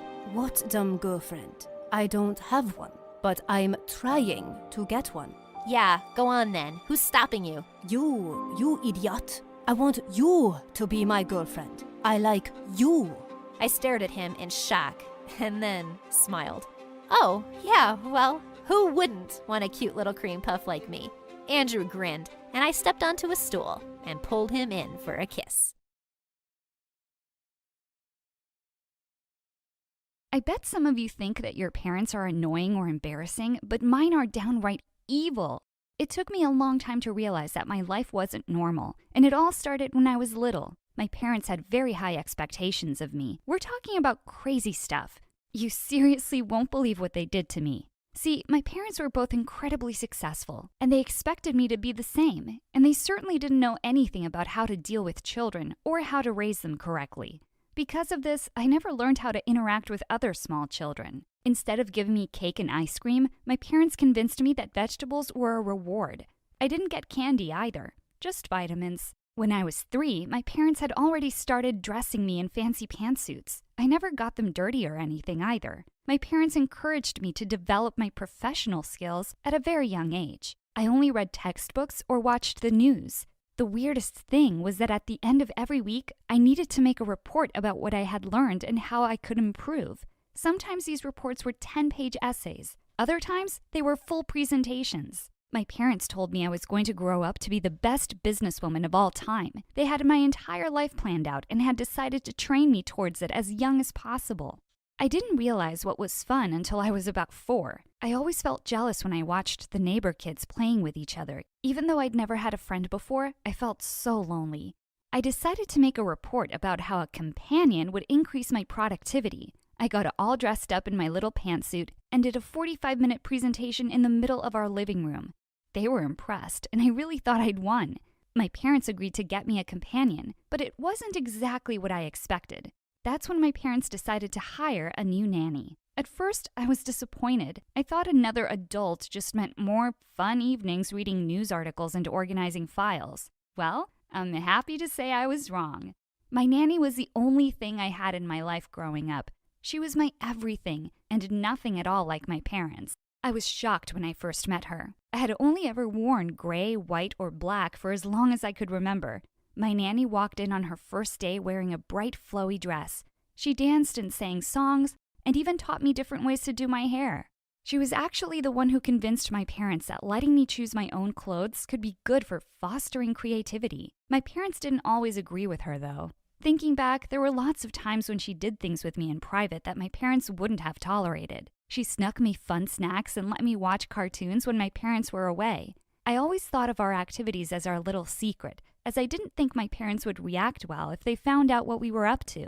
Let's just say I wish I'd kept my mouth shut. It started with my 6th birthday party. That is, if you could even call it a party. No friends and no treats meant that my birthday celebration was pretty dull. My parents made a big salad with the 6 spelled out in tomatoes. Instead of fun hats, we all wore very fancy suits. Even my nanny was told she had to dress appropriately. We didn't play any fun games or sing any songs. We just took turns reading about famous publications that happened on my birthday. It was so boring. To be honest, it was even more boring than a regular day. And when it came to my present, it was a calculator. I started crying about how a doll was the only thing I'd ever asked for. My parents were incredibly annoyed by my tantrum. They sent me right up to my room for being a brat. I lay there sobbing into my pillow for about an hour when my nanny popped in. She handed me another rectangular box and told me to keep it a secret. I opened the box slowly, skeptically, and expecting another disappointment. Inside that box, though, was a Barbie. I was so excited and hugged her very tightly. She put her finger up to her lips and shushed me. She told me to stay quiet and to be sure to hide it. My parents left me in my room for the rest of the day. It was supposed to be a punishment, but being in my room playing with my doll all day, it was honestly the most fun birthday I'd ever had. One day, I guess I was having a little too much fun because I didn't even hear the footsteps approaching my room. Without even knocking, my mom burst in and asked what was so exciting about my being in my room. I quickly hid the Barbie behind my back, but it was too late. She ran over and ripped it from my hands. She accused me of stealing the doll and said I was in for a huge punishment. I cried so hard and explained that I didn't steal it at all. It was just a gift from my nanny, the gift I'd asked for. I really should have kept my mouth shut. She called my nanny in and fired her on the spot. She said that from now on, she would take me to her office with her so she could watch me study. She pulled off the doll's head before throwing the pieces in the trash. I was devastated. I don't think I laughed or smiled again for another year. That's when I started school. I know a lot of you think that school is boring and serious, but my upbringing made it feel like Disneyland. I got to play games and learn about the cool things that people my age enjoyed. The other kids thought I was weird. I was overly polite and never got dirty or played outside. One time, a classmate pointed at me and laughed because I ate my pizza with a knife and fork. When I was maybe 10, I started watching all the TV shows my classmates did. I waited until my parents were out or asleep, snuck to the TV, and flipped on cartoons and dramas. I was only allowed to watch the news when my parents were around. My mom caught me once and screamed so loudly. She took away my phone and my TV privileges and grounded me for a whole month. That wasn't the worst of it, though. One day when I was crying in my room over how unfair it all was, she decided to take away my bedroom door. "Privacy must be earned," she said. I never got that door back. I wouldn't say I completely obeyed my parents from then on, but I got better at hiding stuff. I would go on regular study sessions with friends where we would just stay up and play video games.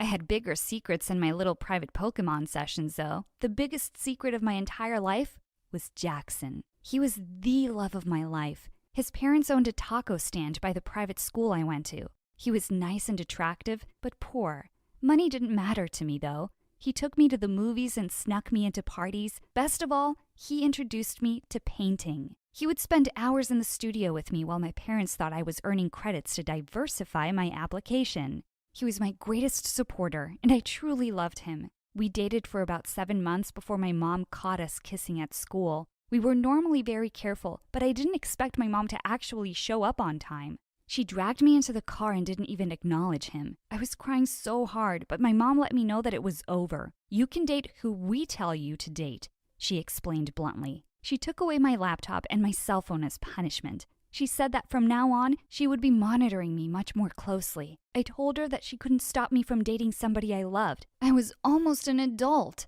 She said that was true, but good luck trying to date with all of these restrictions. She drove me to and from school and made it almost impossible for me to spend time with anyone she didn't know. The few times I did try to kiss Jackson goodbye, she just glared at him from the car window or made rude comments about how he didn't deserve me. It would ruin the moment. Eventually, he stopped showing up at my school altogether because he was so uncomfortable. The only time we were together was at the painting studio, which my mom still thought was for school credits. But even that was ruined when my mom decided to become a member and accompanied me to the studio. We tried to keep our romance blooming, but without my laptop or cell phone, it naturally faded away. Jackson said he didn't want to date someone whose mom hated him so much. I ran to my friend's house and wept for hours that day.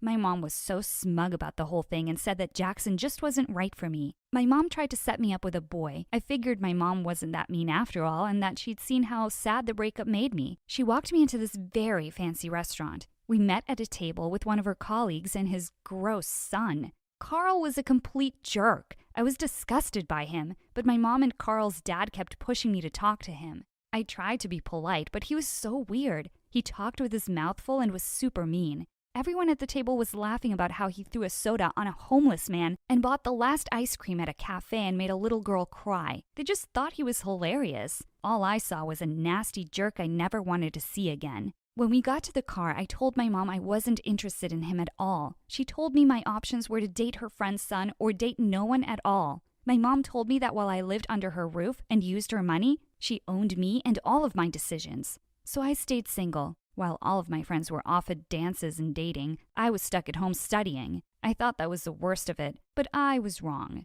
It all started again when the topic of college came up. My parents were incredibly excited. I applied to 10 schools and got into every single one of them. I got to choose literally whichever I wanted. The more I thought about it, the more I realized that business wasn't for me. In fact, I hated business. I wanted to do something that made me happy. I actually wanted to go into art. When my final acceptance letter came in the mail telling me I got a full scholarship to the most prestigious art school in the world, I was so excited. I thought my parents would be excited too, you know. Apparently, my dreams didn't actually matter though. After I received an award for my academic achievements, my parents took me out for a big fancy meal with all of their colleagues. I should have been happy too, but something didn't feel right. I slouched deeper and deeper in my chair as they continued to talk about how much better I was than everyone else and how it was all because of their excellent parenting. Worse, when all of their colleagues started asking them what their big secret was to raising a perfect daughter, they talked about how I studied all the time and they enforced strict rules. They even laughed about how they broke up my relationship with some bum. I was going to talk about my big plans privately with them, but they were being unbearable. I got so angry when they started making fun of how sad they felt for the parents of pathetic art students. In fact, I was so angry that I decided now was a better time than any to share the great news. Actually, I shouted over the voice of my mother boasting, I have something I'd like to tell all of you. I've never seen my mother flip around so quickly in my whole life. She had an evil glare on her face that almost made me change my mind, but I felt I had to do it. I gathered up all of my courage and let them know that I'd been accepted into a famous art school. Their colleagues seemed pretty impressed, but my parents were shocked and upset. They didn't talk to me for the rest of the dinner, but in the car, that was a whole other story. They screamed at me for embarrassing them and betraying them in front of their colleagues. They shouted about how I was never going to do something like art. They even tried to tell me that they'd never seen my art before, which wasn't true because my mom had gone to the studio with me. They just never paid attention to me at all. When we got home, I handed them my portfolio. It was full of the paintings and sketches I'd applied to the school with. These paintings had taken hours to create, and I was really proud of them. I thought it would convince them that I had real talent, but I was wrong again. My parents ripped it to shreds in front of me. They told me I wouldn't be going to any school but the one they chose. We are paying for everything after all. I was so angry and explained that I got a full scholarship to the art school so I wouldn't need them. They continued on about how they'd wasted their whole lives for me to betray them. My mother was crying and my father started smashing things. They threw me out of the house. I stayed with a friend and explained everything. I had nothing with me at all. I called up my parents and they asked if I had changed my mind about school yet. When I said no, they told me I wasn't welcome back. I asked if I could at least come and pick up some of my stuff. I was stuck wearing the same elegant evening wear from the dinner before. They agreed, but I felt as though they had an evil plan. When I showed up, they handed me a little plastic bag full of paper. "What's this?" I asked.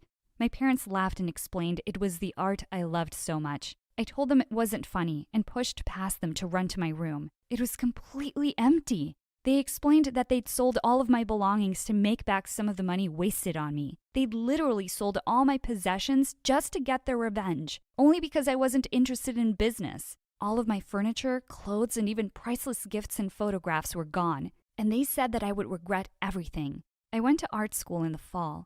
I had to rely on food and clothes from my friends. Luckily, my scholarship covered most of my supplies, and I got a job pretty quickly thanks to a little help from my friends. It wasn't all bad in the end. During my first day working at a grocery store, I ran into none other Then Jackson. He was surprised to see me working at a place like that. I broke down and explained everything, and he invited me out to dinner to celebrate my newfound freedom. Jackson and I reconnected, and things have been going great with us. He now owns his family taco truck, and even if he's not rich, he's very happy. In fact, I just posted about our proposal on Instagram. We plan to get married in a couple of months. It was a lot of work, but I have to say it was completely worth it. I'm a successful artist now, living my dreams. In a way, I'm happy my parents pushed me like they did, as it gave me passion, but that doesn't mean I'm grateful to them. My parents never apologized to me for anything. In fact, they did something even worse. Without any warning or hello, they called me and demanded money. They explained that they'd heard how successful I was and that I should now be able to pay them back for all the money they'd wasted on me at private school. Plus, they said I owed them for embarrassing them for bringing that taco boy back into my life. They told me I had 1 week to break up with him or else. I don't know what else means, but I don't think I ever want to find out. Jackson said that my parents are just being dramatic, but I know my mom, and whatever she has planned can't be good. Hi, I'm Isla from Turkey. The night I was born, Dad held me close and said tearfully, God, she's so beautiful. I will name her Isla, my moonlight. Just then, the doctor came in with a grim face and told my parents that they couldn't have any more children. Dad immediately dumped me in Mom's arms. You mean this is all I get? I won't have any sons, ever? This is the darkest moment of my life. Growing up, Mom adored me, but I knew Dad thought I was a burden. The nicest thing he ever said to me was, You're just a stupid girl, but thank God you're pretty. Dad owned a small tea shop in the city. Once when I was 10, he came down with the flu, and he was being such a big baby. No one knows my suffering. If only I had a son to run my tea shop, but no, I got a dumb daughter. He buried his head in his blanket and started to cry. Mom and I just rolled our eyes and went to the shop that day, and I thought we were doing great. Sometime later, a foreign-looking woman sat down at a table. When I asked her what she'd like, she said with a tired smile, Why don't you surprise me? I skipped off and brewed my favorite mixture of lemon and saffron. I make it for Mom when she's tired. It'll make you feel better too. And you don't have to pay for this. The woman's eyes flew open as she tasted it. My God, this is really special. And so are you. Thank you for this tea of kindness. She tried to pay me, but I refused, and she left. But a few days later, Dad came home from the shop and threw a newspaper at me. What is this stupid tea of kindness that everyone's been asking me about? It turns out the woman was some big journalist, and she'd written an article about the amazing tea at our shop. And now suddenly, tourists and locals were coming over asking for it. I'll teach you how to make it, Dad, if you say please. All I got was a flying shoe, but I did teach him, and he even let me help out more often. Once in the 8th grade, I was serving customers on a really sunny day when suddenly my back and arms started to itch horribly. I dropped my tray and started scratching like crazy as people stared at me, and I just ran home. Mom, what's happening to me? My skin was all red and peeling off. Mom quickly took me to the doctor, and he said I had a condition called desquamation. My skin started flaking when it was too irritated by something. There wasn't a cure, but he gave us some expensive cream to soothe my skin. Don't tell your dad about this, okay? I'll get the money for the cream somehow. A week later, Mom came home with some great news. She'd gotten a janitor's job in a fancy high school, and even better, I could go there for free. But it was so much fancier than I'd imagined. The minute I entered the classroom, I knew I was being scanned from head to toe, and everyone was judging my clothes and shoes. And turns out, no one even wanted to sit with me at lunch because I didn't look a certain way. But I didn't care. I had a chance to study at a great school, and I wasn't wasting it. One day, I went into the bathroom, and I found some girls from my class there. And the meanest one, Zara, was screaming at Mom. You moron! You spilled all that dirty water on my shoes. I get that you're a janitor because you're stupid, but are you blind too? I pushed her up against the wall. No one talks to my mom like that. Do you hear me? Mom? Finally, it makes sense why someone like you is in this school.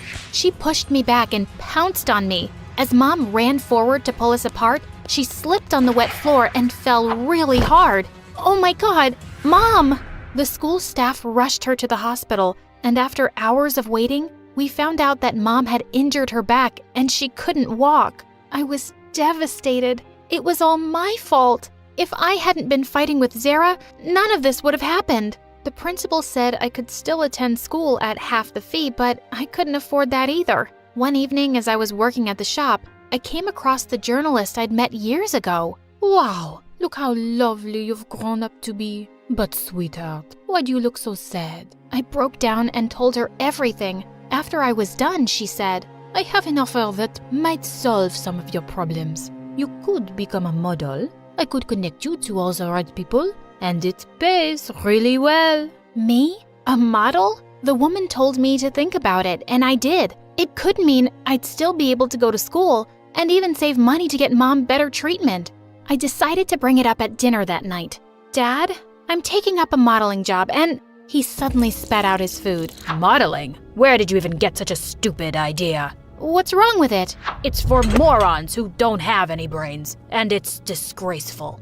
Well, I do have brains, so I'm not gonna be stupid enough to waste this chance. I can make our lives better, especially Mom's. I said no! I already said yes! And with that, I angrily smashed my plate on the floor. Dad looked shocked, and I stormed off. I called up the woman and said I was taking the job. I put my cream all over my skin before going to the shoot. I couldn't let anyone know about my condition, or I'd never get the job. Everyone on set welcomed me warmly, and I was surprised that I was kind of a natural at this. 2 weeks later, I was on the front cover of a teen magazine, and Mom was delighted when I showed it to her. But of course, Dad still wasn't talking to me, and I found the magazine torn up in the trash later. But I'd been paid good money. I was able to buy some new clothes for Mom and myself, and I was back in school. And suddenly, it was a different place. People who acted like I hadn't existed before were smiling at me like we were best friends. And at lunch, I had a lot of company. A boy even asked me for my autograph. Of course, none of this was sitting too well with one person, Zara. I could see smoke coming out of her ears from a mile away. Soon after, we had a fundraiser modeling contest in school, and I was excited to participate. But as I was getting ready, I suddenly saw Zara come and sit in the chair next to me. What are you looking at? One magazine cover and you think you're the princess of this school? How hard can modeling be anyway, if you can do it? Turns out, pretty hard for her. Zara was so bad at it. She walked like a monkey and kept waving her arms like a freaking robot. And then suddenly she tripped on her dress and landed flat on her face. I ran forward to help her, but she just pushed me away. Get away, you witch! You'll pay for this! How was it even my fault? She was crazy. But a few days later, I was shocked to find her at a shoot, and I was told we'd be working together. Why are you even here, Zara? You're really bad at this. Oh, I know. But when you're really rich, you don't have to be good at anything. You just throw money at stuff and get what you want. And let me tell you, it's amazing. Ah, this girl. Also, she was so awkward, the shoot took us 6 hours. Later, as the makeup artist was removing foundation from my arms, I suddenly felt my skin sting terribly. OMG, your skin's coming off. What did I do? Oh, it's just allergies. It'll be okay. I quickly took the cream out of my bag and put it on, and then left as fast as I could. Thank God no one else was around. A few days later in the library, I was reading when someone pushed a note towards me. I looked up to see a cute, nerdy guy everyone knew as a math genius care to be my date at the spring dance. I didn't even know him, but just then I spotted Zara frowning at me like a creep. So I wrote yes and gave it back with a smile. I'd go out with a monkey if it annoyed her. But luckily, it turned out Omar was a sweet guy, and I was having a good time with him. Once he was over to help me with a math assignment, and suddenly he lifted my chin and looked into my eyes. Was he gonna kiss me? Just then my door flew open, and it was Dad. He leaped at Omar, who shrieked, and jumped out of the window faster than lightning. Dad, we were just studying. Do you think I'm a fool? I knew you'd be out of control once you became a model. You're grounded for a month. No school, no modeling. I slammed the door behind him. I had a really important show the next day, and he knew it. I had no choice but to sneak out with Omar's help. Backstage, he kissed me on the cheek and wished me luck. As I peeked out at the runway, I saw that the lights looked really intense. I quickly put some cream on my arms and legs before walking out. Suddenly, I felt crazy itching all over, like nothing I'd ever felt before. I tried to ignore it and go on, but it felt like the longest walk of my life. And then, I couldn't bear it any longer. I went wild, scratching myself and screaming as I looked at my skin, and I could feel hundreds of eyes on me. Then, I passed out. I woke up hours later in the hospital to Dad's worried face. Oh God, Isla, are you okay? The doctor came in holding my cream and asking me if I'd applied it before the show. We tested it, and it had some unusual chemicals which made your condition 10 times worse. What? But I'd been using this cream for ages. That's the first time Dad heard about my condition, and he was shocked I'd kept it a secret from him. I guess I didn't want to make you even more disappointed, Dad. He was just silent and took me home. The next day, I woke up to find that my video of going bonkers on the ramp had gone viral. I could just see my modeling career going down the drain. I didn't even go to school. I decided to go to the tea shop that evening, and I got the shock of my life. I spotted Zara on a table with Omar. Oh, hi, Isla. Back to being a waitress? Well, my brother and I will have some of your special tea, please. Brother? Yeah, brother. And I may have found out about your condition, and I may have asked him to mix something in with your cream. What? Are you guys absolutely insane? Why would you do that? Because someone needs to show you your place. Let me tell you something I discovered. Our dads are brothers. Yeah, we're cousins. Ugh, yuck. Cousins? You're making that up. I wish. But there's a big difference between us. I'm the daughter of a millionaire businessman, and you need to remember that you're the daughter of a loser tea seller and a crippled janitor. I was about to leap forward and attack her, but suddenly some of our customers jumped in. Hey, we love this place and the owners. You can't treat them like trash. They all started shouting and booing, and Zara and Omar fled from there. Dad had witnessed the whole scene, and I asked him about these secret cousins. I've never seen them before myself. My brother and I haven't spoken in 20 years. He cheated me out of all my wealth and left me penniless. I had to start from scratch with this tea shop. That's family for you. For the first time, I felt really sorry for him. I took his hand. But that's not your family anymore. Mom is, and I am. And for the first time, Dad actually smiled at me. I thought my modeling days were numbered, but none of my agents cared about what had happened at the show. They said I was one of the best models they'd worked with, and I'd never let my condition hold me back before. So why should it matter now? Hey, I'm Emma. Please like and subscribe. I was born to Indian parents in New Jersey, but we moved to New York when I was a kid. I wouldn't say my family was rich, but we did get by without trouble. My dad was an accountant, and my mom was a makeup artist. I loved watching Mom put on makeup, but I never understood why people wanted to put makeup on themselves. Mom, why do you put makeup on people? Because they want to look pretty, honey. Pretty? I thought it was all like face painting to be a clown. Like, why would having your cheeks and nose so red make someone look pretty? When you grow up and try it on, you're gonna love it. My life seemed perfect. I got good grades, had tons of friends at school, and was loved by teachers. But when I turned 14, everything turned upside down. I had just returned from India after spending an amazing summer vacation with Grandma, and it was time for me to start high school. I was pretty excited for it, but this excitement didn't last long because high school wasn't exactly like I'd imagined. I thought I would be fine as long as I didn't make eye contact, but things didn't go my way. In the first week of school, I was fixing my favorite lucky bracelet on my wrist when I walked into someone's back and heard a scream right after. Oh no, it was Becca, our school's self-proclaimed queen bee. She was one of those I hate drama, but I start drama kind of people. Ugh! My phone! Look what you did, you freak! I am so sorry. I didn't see you. Oh, save it. You didn't see me? Are you blind? That was a brand new iPhone.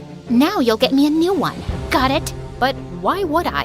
Last time I checked, phones weren't allowed inside school. So I guess it's your fault you brought it in the first place. But hey, we can both go talk to the principal if you want to. I can explain how I bumped into you, and you can explain why you have a phone. So what's it gonna be, Rebecca? Don't you dare act smart with me. You messed with the wrong girl. Heard that one before. Bye-bye. Just as I walked away, Becca pushed me. I wasn't gonna let the witch get away with it, so I turned and slapped Becca straight across the face. The next thing I knew, we got into a nasty fight, and in the process, Becca broke my bracelet. It was at that moment that I felt my heart stop like I swallowed a frog. I wanted to scream, cry, and throw up at the same time. I fell to the ground and started pulling my hair. No. This can't be happening. This is my favorite bracelet. Grandma made it for me. This is the last gift she gave me. Really? I did you a favor. Ugh, it was so ugly. I could feel everyone's eyes glued to me, but I couldn't care less or stop. Then suddenly, everything went black. I had woken up in the nurse's room and found out that I had a panic attack. My parents were informed about what happened, and they were so worried about me. I took a week off, and I heard that Becca was suspended for a week for starting the fight. During this time, I felt so anxious. But one day when I saw Mom working, I noticed that the step-by-step process of applying makeup looked soothing. I observed Mom, and then I started applying minimal makeup whenever I was anxious. I just felt the whole process helped my mind to slow down and focus on something. I told you would love putting on makeup. You look wonderful. Who knew you were this talented? Learned from the best. A few days later, Becca and I walked into school on the same day. She was out for revenge for her suspension. She filled my locker with wigs and whatnot.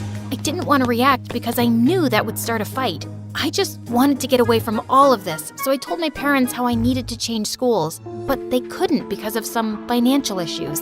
So the only solution I could think of for my problem was to get suspended. My first attempt to get suspended was during class. I had put a fart cushion under the teacher's chair so that every time he sat down, it would sound like he farted. But some guy took the credit for it to look cool for pulling off a prank like that. He was suspended instead. Bummer. I had even played loud metal music through the intercom during class and made sure I got caught. But it didn't work. All I got was detention. I wasn't even suspended. As if my prayers had been answered, during summer vacation, I got the best news ever. We were moving back to New Jersey. Dad had gotten an amazing job that paid well. Talk about great timing. Mom and Dad had also told me that they already enrolled me at the new school. Since I didn't have any friends in the new city, I usually stayed home and made Insta videos of my makeup. Soon, I gained tons of followers and people loved the looks I created. One evening, Mom made me go out because I was in my room all the time. I decided to go for a movie by myself. But as I entered the cinema hall, I saw the one person I didn't want to cross paths with, Becca. Just as the lights were dimming, I noticed her and her friend sitting 3 rows behind me. I immediately crouched down and crawled to my seat, and in doing so, I dropped the entire bucket of popcorn on someone. A boy. Oh, I am so sorry. Hey, are you all right? Is something wrong? Someone bothering you? Sort of. Oh, okay. I got you. Don't worry. Then I felt him put his cap on my head. I watched the movie peacefully thanks to the stranger who introduced himself as Damien. We exchanged numbers and I found out that we go to the same school. He told me he would wait for me at the school gates on the first day, and I agreed. We were the last ones to leave the cinema hall. I had to be sure Becca was gone. A couple of days later, I started school, and at the gate, I saw Damien waiting for me. He showed me around the school, and as we walked through the halls, I felt all eyes on me, and it made me feel very conscious. Remember, Emma, keep your head down and stay out of trouble. You know, someone was assigned to show you around the school, actually. My friend Natalie. But I'm so glad she got caught up with some other work and asked me to help her out. Well, it was nice to have Damien show me around, 'cause the guy sure was handsome. Just as we reached our class, a girl entered and looked so excited. Guys, I have amazing news. Wait for it. The principal has agreed to let students write and direct a play all by themselves. Yay! Oh, who do we have here? Wait, you must be Emma. Sorry I didn't meet you earlier. That's fine. So, drama club. Sounds cool. Yeah, thanks to me. If it were for this nerd, we would have nothing except for the math club. Oh my god, Natalie. You're the greatest, aren't you? Drama clubs. Well, they are boring. Oh no, they're not. Even though they seemed like rivals, it turned out that they were buddies. In fact, they had known each other since they were babies because of their families. Natalie and I started becoming good friends. We would talk about everything under the sun, and one day I noticed that she kept scratching her palms, and the skin was peeling off. So I immediately took her hand and applied my hand cream on her palms. And then I went on a rant about how she should take care of herself or it would start to hurt. One afternoon when I went to the cafeteria, I saw her looking at my Instagram page. You're extremely talented, you know. Can you? All of a sudden I looked up and saw Natalie's face going pale. Natalie, are you okay? She just pointed at her throat and I figured she was choking. I ran to her side and helped her immediately. Emma, oh my God, you saved my life. Thank you so much. Oh no, I did what I had to. Are you feeling better? I owe you one. My lifesaver. When Damien returned from his cousin's place a week later, he was pretty surprised to hear about the choking incident. Wow, protecting my friend when I'm not around? Thanks a lot, Emma. She's my friend too. Now, gotta go. I have to go to this comic book store, Nook, and then home. No way. You go to Nook? We love that place. No, we adore that place. Don't we, Natalie? It's just fine, Damien. Damien and I continued to visit Nook every day after school. Natalie would join us sometimes. It was fun. One evening, when it was just Damien and I could feel him looking at me. Is your comic book that boring that you're looking everywhere but the book? No, it's just, I wanted to tell you something. Tell me what? I like you, Emma. What? I like you. Actually, I kinda liked you that time when you were hiding next to me at the movies. It was the first for me. Really? You know what? I think I have liked you too, since that day. He smiled wide and pulled me in for a kiss. The next day, I told Natalie everything and she was so happy for me. That evening, while we were hanging out at Nook, Natalie announced she was selected to write and direct the play at school and that it was about something that meant a lot to her. OMG, I am so happy for you, Nat. I'm excited too, but also a little nervous. You'll promise to be there, right? Of course. We wouldn't miss it for the world. I was pretty excited for the play, and I even posted about it on my Insta to get as many people to show up for her directorial debut. On the day of the play, the school auditorium was packed. Natalie came on stage and thanked everyone for showing up and said that the play was based on true events and means a lot to her. The play showed the main character getting amazing grades, but it wasn't enough for her parents. The stress she went through, and how that caused her to have a problem where she scratched her palms to the point it would hurt her. As the play continued, I saw a scene all too familiar. The main character snaps one day and starts screaming and pulling on her hair in a fit of rage. As she cries, I froze and felt goosebumps all over my body. That was me, the fight with Becca. I started shaking like a leaf in my seat and felt my cheeks get wet. Great, I was crying too. I tried to calm my nerves, but nothing was helping. Emma, are you all right? I couldn't talk. I just shook out of fear. I was having a full-blown panic attack.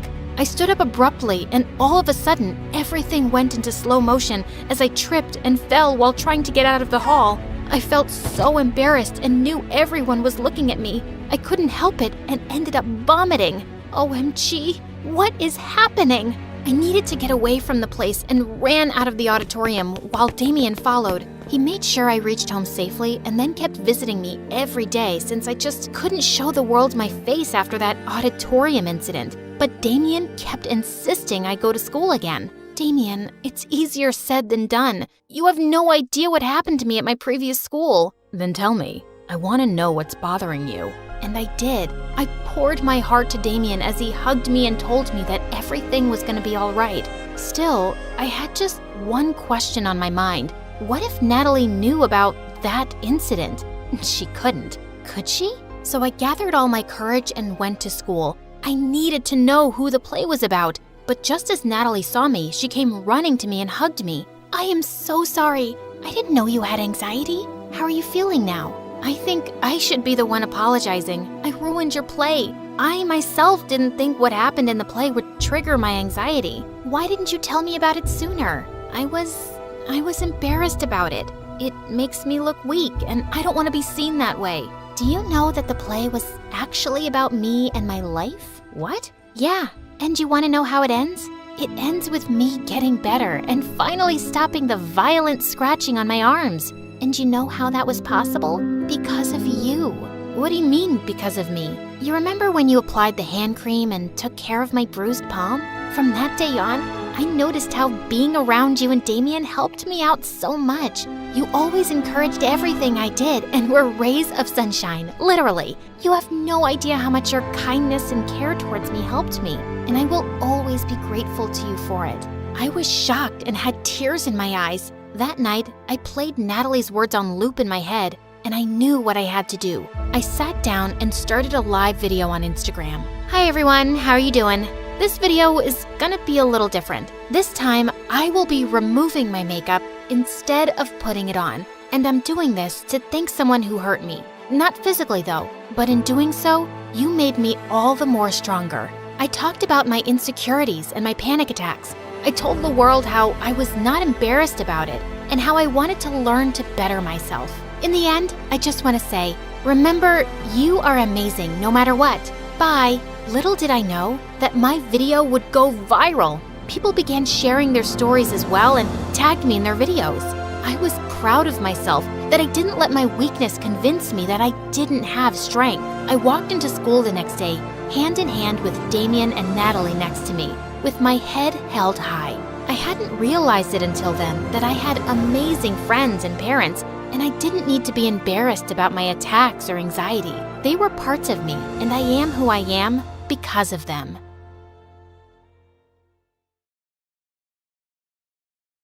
I stared out the airplane window, gulping back tears as I watched my whole life disappear. And yeah, I'm gonna continue ignoring the woman tapping my shoulder nonstop. She's not a stranger, unfortunately. She's my mom. And I already knew she was just gonna say that I was being dramatic, that I should be grateful for her new job, and that moving from New York to London was some grand opportunity. Little did I know our new house had a secret buried deep within its walls, one that would change everything. But I just left my house, my school, my friends, and the love of my life, John, behind. Okay, maybe love of my life was a bit much, but John was one of the most popular guys in school, and I'd bent over backwards to get his attention. Now, when we were finally together and going to the prom as the it couple, my mom had decided to uproot my life. We were staying in my mom's ancestral house, which was massive and creepy. The walls were lined with ancient paintings, tall ceilings, and a grand staircase that probably led to hell. This place could use a renovation,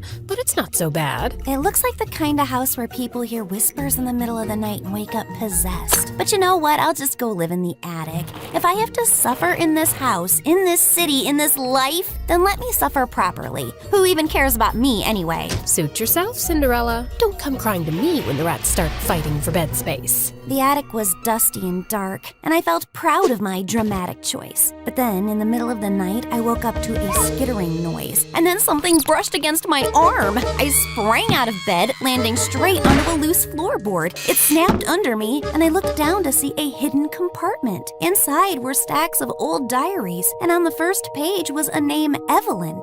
I sat down and started reading, and just like that, everything changed again.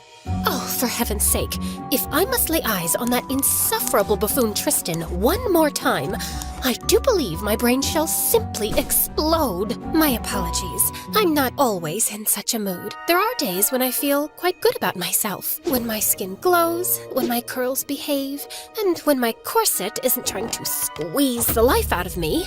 But lately, things haven't been so good, all because of Lord Tristan. My father wants me to marry him, because he's rich and apparently lord of some overly important kingdom that will somehow benefit the crown. And while everyone thinks that I'm the luckiest girl in the world, I feel nauseous. Not because I hate Tristan. He's handsome, well-mannered, kind, etc., etc.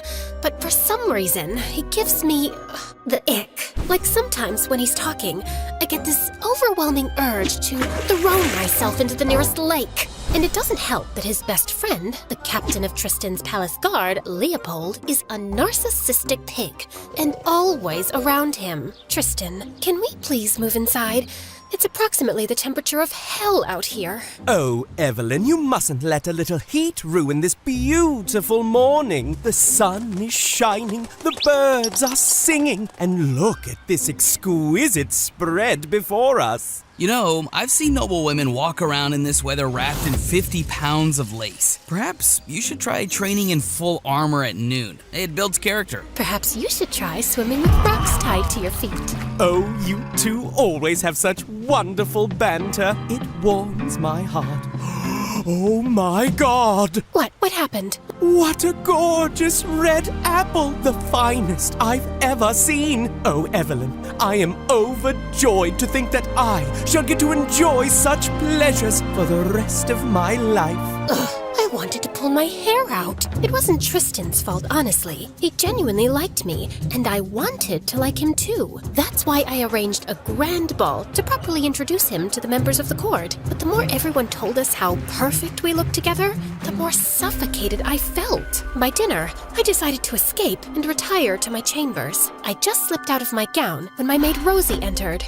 You should not have left the ball like that, Princess. Your father is very angry. Well, so am I. But what does that matter to him? I am nothing more than a precious jewel to be set in the crown of his perfect alliance. What did Lord Tristan do now? That's the problem, Rosie. He doesn't do anything. I once said the moon was made of cheese, and he said, Well, if the princess believes it, perhaps there is more to the moon than we know. That is quite sweet, actually. No, it's maddening. I want someone who challenges me when I say something ridiculous.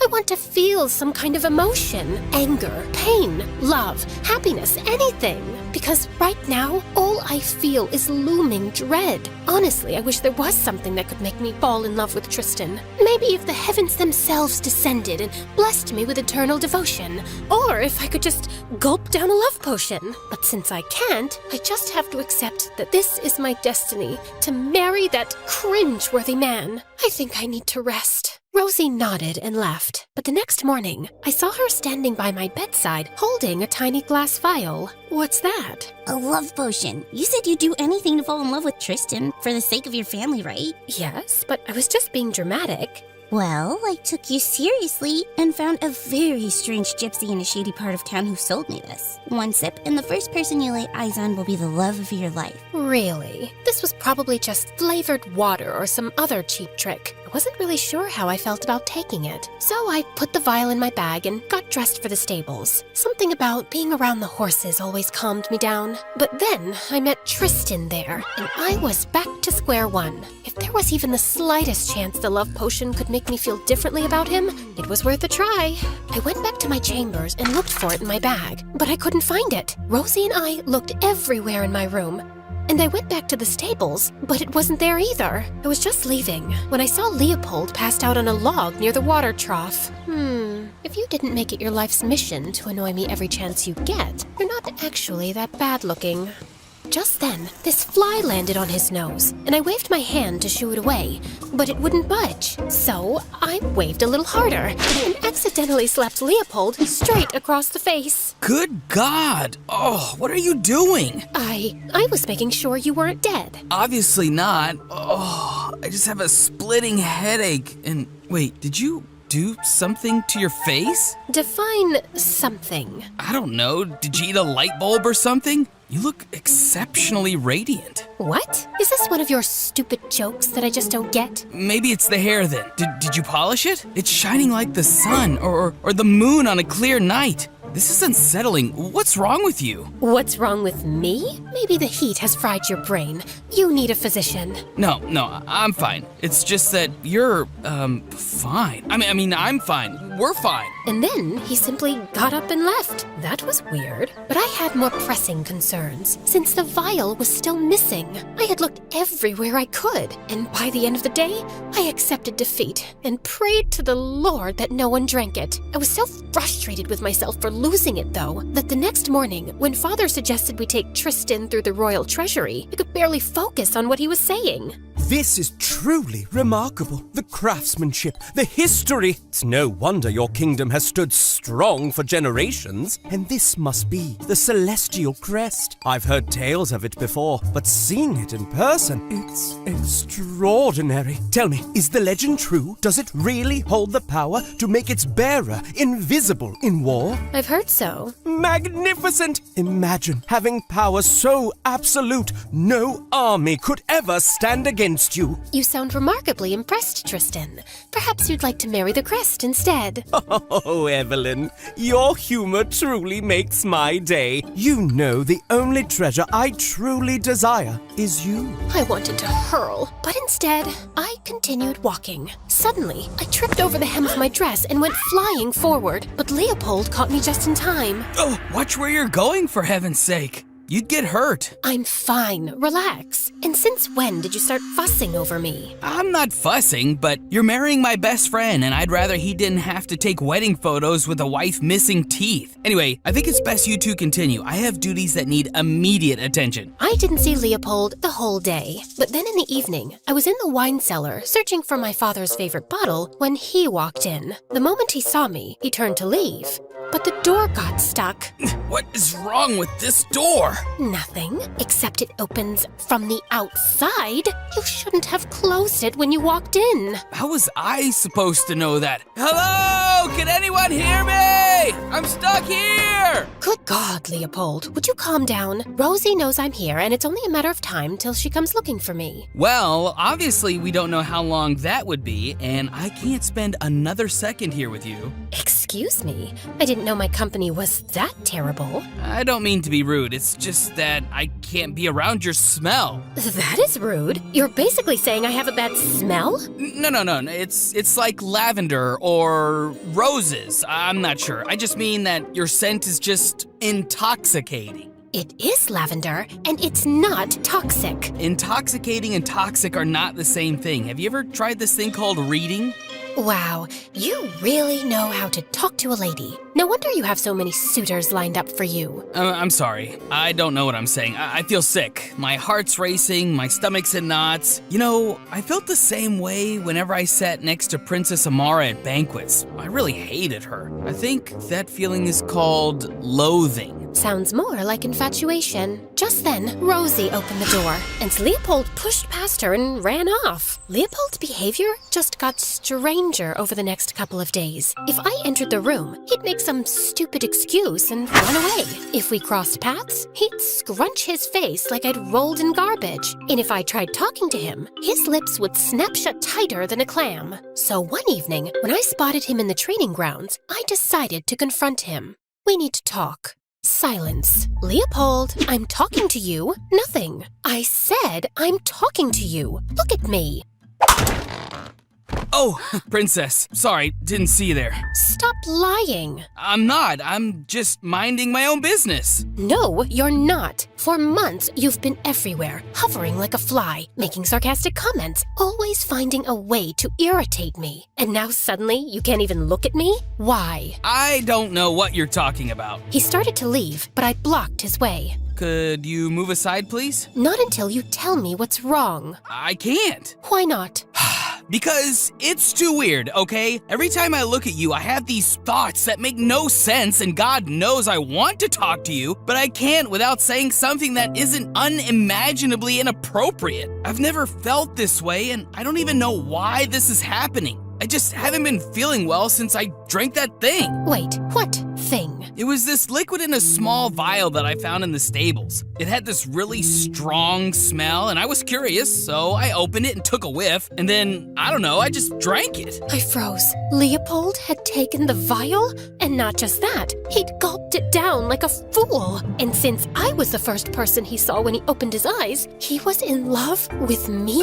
Oh my God, how stupid are you to drink a random liquid without a second thought? You idiot! It was a love potion for me so I could fall in love with Tristan and save my stupid engagement. Hold on, you don't love Tristan? I'm shocked. No, you're not. You probably saw this coming from a mile away. Oh, God, this is all my fault. I should have been more careful with that vial. If you hadn't found it, you wouldn't have drunk it. And now, since I'm the first person you saw when you woke up, you think you're in love with me, and Suddenly, Leopold stepped forward and grabbed my face between his hands. Evelyn, slow down. You need to tell me where you found this potion. Rosie bought it off some wandering gypsy. So she might also have an antidote, right? She could, except we don't know where to find her, because she's wandered off. So how do we fix this? Maybe we can wait and see if the effects wear off on their own. And if they don't, what, I'm just gonna be in love with you forever? I have no idea. As Leopold and I were still grappling with all this, a dozen royal guards suddenly walked in and seized him. What do you think you're doing? I'm sorry, but the king's ordered us to arrest him. Arrest me? On what grounds?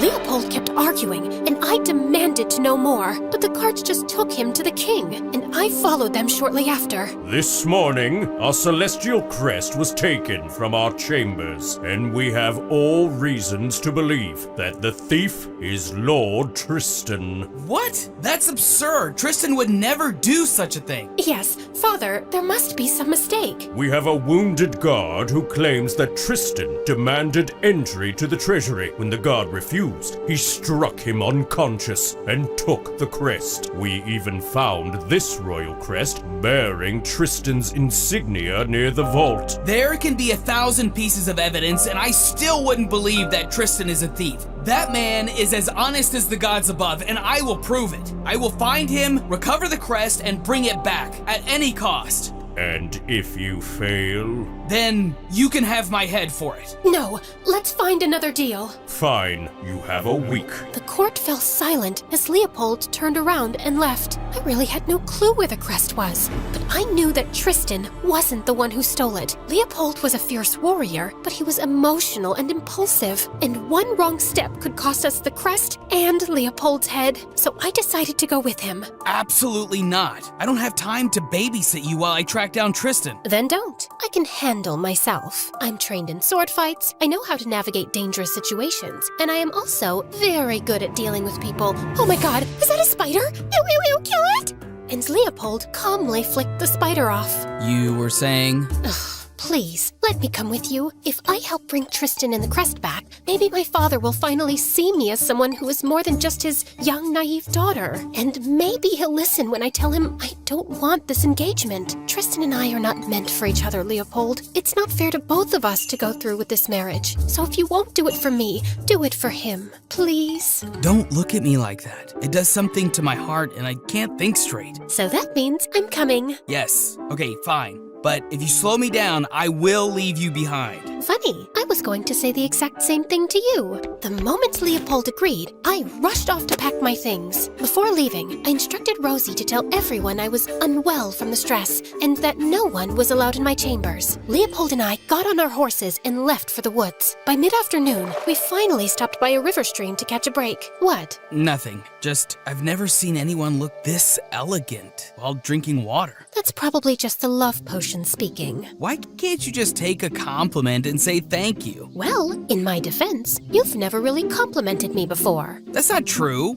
I complimented you when you wore that green dress to the ball. You said I reminded you of freshly cut spinach. And everyone knows spinach is good for health. So it was a compliment. No, it wasn't. A compliment is when you tell a lady how her hair reminds you of silk, or how her eyes shine like the stars. And how when she smiles, she makes my world spin. I mean, the world in general, not necessarily mine. You get the point. I get that you're blushing. Bandits! Leopold grabbed my arm and pulled me toward the horses, but it was too late. We were already surrounded.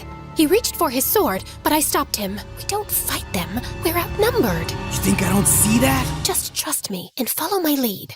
Oh, saints be good. You fine gentlemen found us just in time. Fine gentlemen, we're bandits. Hand over whatever you've got or we'll take it by force. Aye, way. We's just two poor, desperate lovers running from a cruel fate. Worked for a slave master, we did, scrubbing his floors, polishing his boots, breaking our backs for nothing. So we ran, took his horses, a bit of gold and all. I elbowed Leopold. Thankfully, he caught the hint. 'Tis true! I just love me Moonflick so much. She made a thief out of me, you know how it is? A man'll do anything when he's in love, especially when she looks like a princess that fell straight from heaven. I mean, lass. Like a clumsy lass fell from heaven. But y'all don't look like no slaves to me. Fine outfits, curls in your hair, that's what ladies wear. I stole the clothes from the missus too. And what, just 'cause I'm poor? You think I don't deserve to look pretty? Ah, cruel world. I'm poor and you mock me. It feels like someone put a dagger through me heart. Oh, my darling, don't say that. If anything happens to you, I'll throw myself in the river. Fine, stop crying. Just give us the gold and horses and walk away. The horses too? But my two tiny feet can't walk no more. I already walked all my life. I carried water so heavy, it made my back all crooked. My cruel master always said, walk, girl, walk. Now you say it too? Will I never be free? Will my feet ever know rest? For heaven's sake, take the stupid horses too. Just get out of my sight, you pathetic fools. I hurriedly tossed the coin pouch at his feet, and Leopold and I scrambled onto our horses before the bandits changed their minds. It was getting dark, and we needed a place to camp. So we rode through the woods and found this dingy little cave to spend the night. I was just settling in when Leopold sat down next to me. That was quite the performance you put on back there. Where did you learn to talk like that? I spend a lot of time in the palace with not much to do other than watch and listen to the servants. You'd be surprised at the kind of things they say when they think no one's paying attention. So you spent your time following, eavesdropping on servants? Don't you have friends or ladies in waiting to keep you company? You'd think so, but it's not that simple. Everyone wants to be around a princess, sure, but not actually to befriend her. They mostly want the attention that comes with royalty or some personal advantage. Believe me, it makes finding genuine friendships rather difficult. I know how that feels, being surrounded by people, yet having no one you can truly talk to. When my older brother left, I shut myself off from everyone. I figured if I never let anyone in, I'd never be hurt again. But Tristan wouldn't leave me alone, no matter how distant or cold I acted. Wait, you have a brother? Had. He's no longer with us. Oh, God, I'm so sorry, Leopold. Yeah, it was tough on the family, but eventually we moved on, and it's all good now.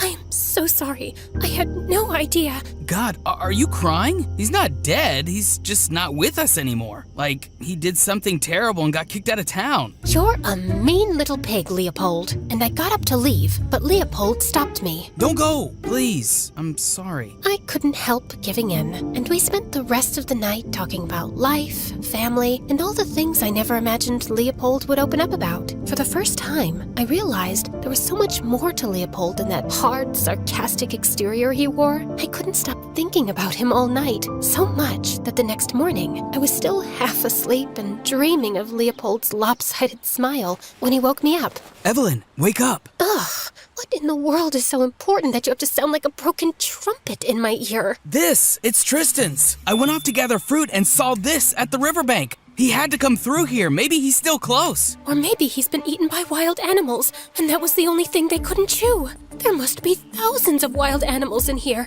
There's no way Tristan would have survived alone. Must you always assume the worst? Also, you look oddly adorable with a bed head. Not that I'm noticing. Can you just trust me on this one, please? Until we find definitive proof of Tristan's fate, let's not bury him just yet. If you say so. But I got ready, and together we marched into the jungle. But minutes into the ride, I could tell this was a bad idea.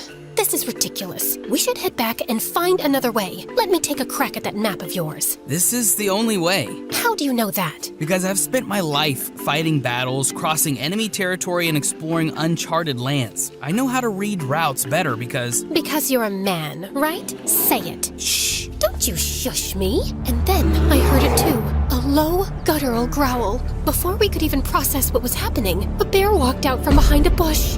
Stay still. If you don't move, it won't see us as a threat. Is that some genius survival trick? Stay still and die? Because that might just work. Could you just please keep... Before he could finish, the bear let out a deafening roar, and my horse panicked and bolted through the jungle. Leopold raced after me, struggling to control his own horse. We made it out of the forest and reached a half-broken rope bridge hanging over a deep gorge. Get down. We have to cross that on foot. And abandon our horses? No way. We don't have a choice. But that bridge is barely hanging on for dear life. And so will we if we don't move fast. As we heard the bears roar behind us again, we jumped off our horses and let them run off for their safety, then ran onto the bridge. But just as I reached the center, my boot got stuck between two planks. I was sure I was going to die right there when Leopold pulled out a knife, sliced my boot open, and yanked me free. Then he picked me up and sprinted. Just as we reached the other side, the bear lurched onto the bridge. Leopold immediately cut the rope. The bridge snapped, and the bear fell into the gorge below. That was exhilarating. What? Is this what you call an adrenaline rush? You must feel like this when you're in battle, right?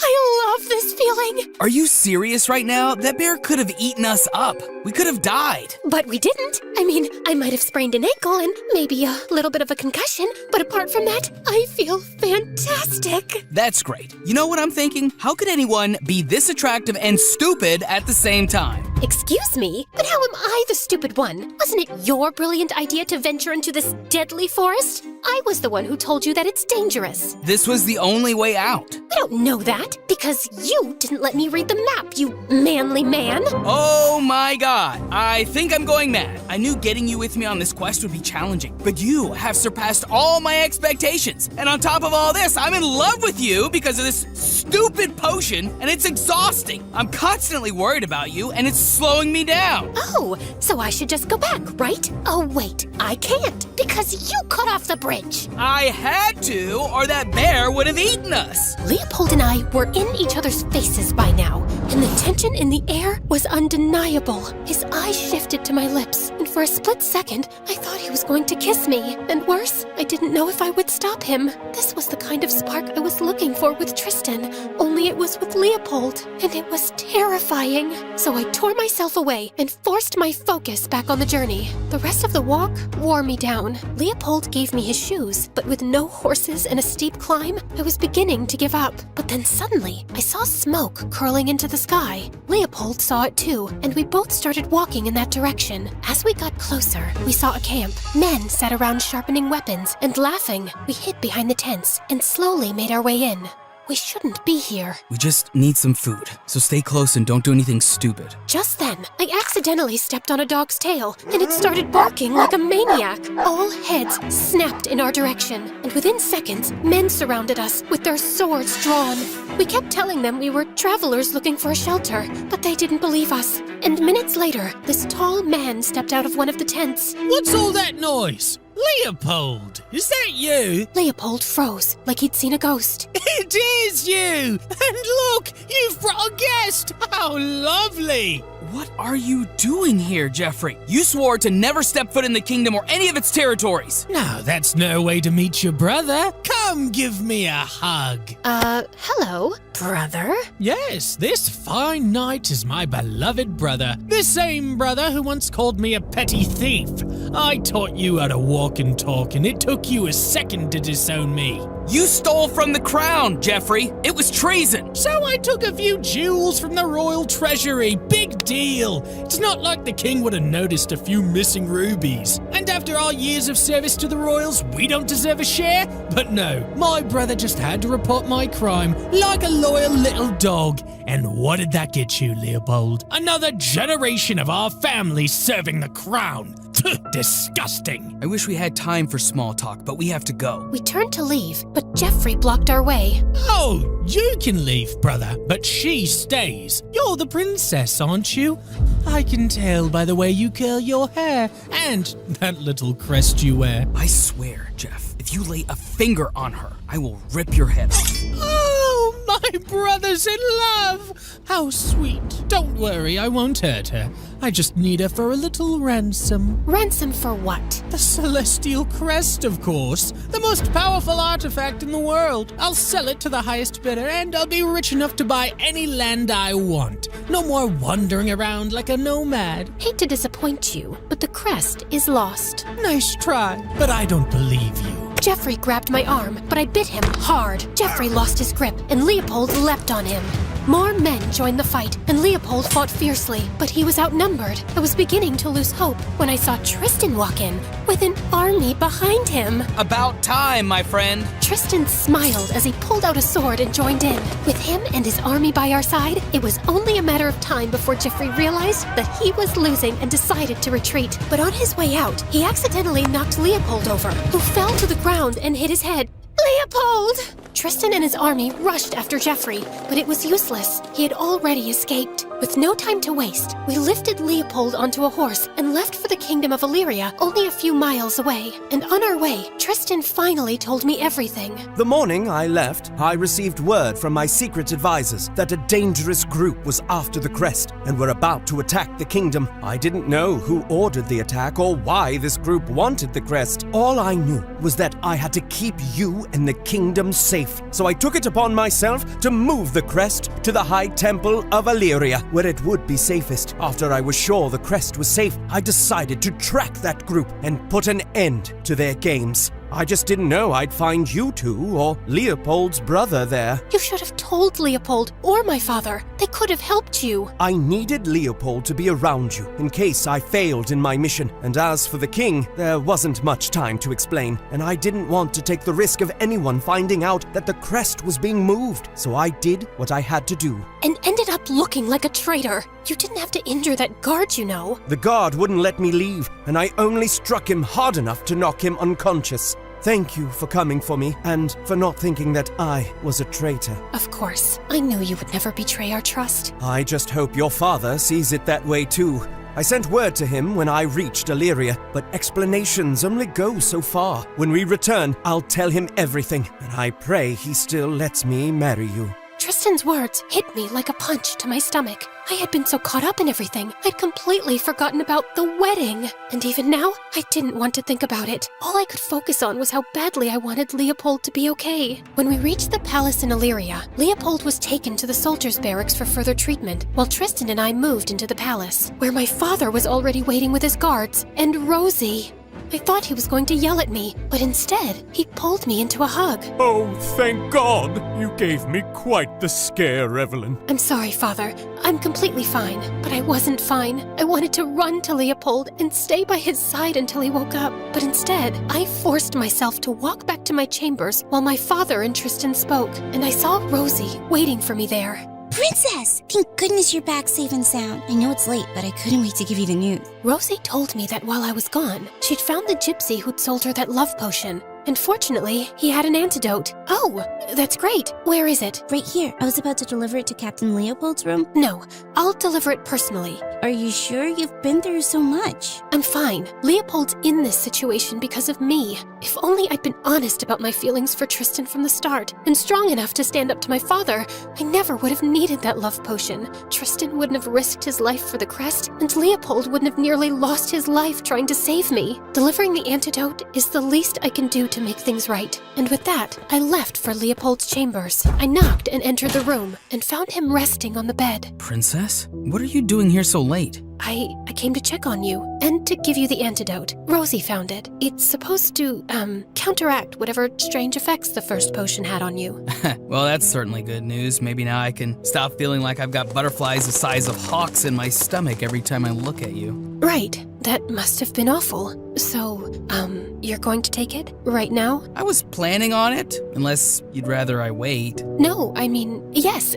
If you want to, it's your choice. I just wanted to see if you were okay first. I'm fine. Now let's give this another shot. And he gulped down the antidote in one go. That was fast. What? Did you expect me to savor every drop? This stuff tastes horrible. And are you okay? Do you feel anything? Nothing. I'm fine, just exhausted.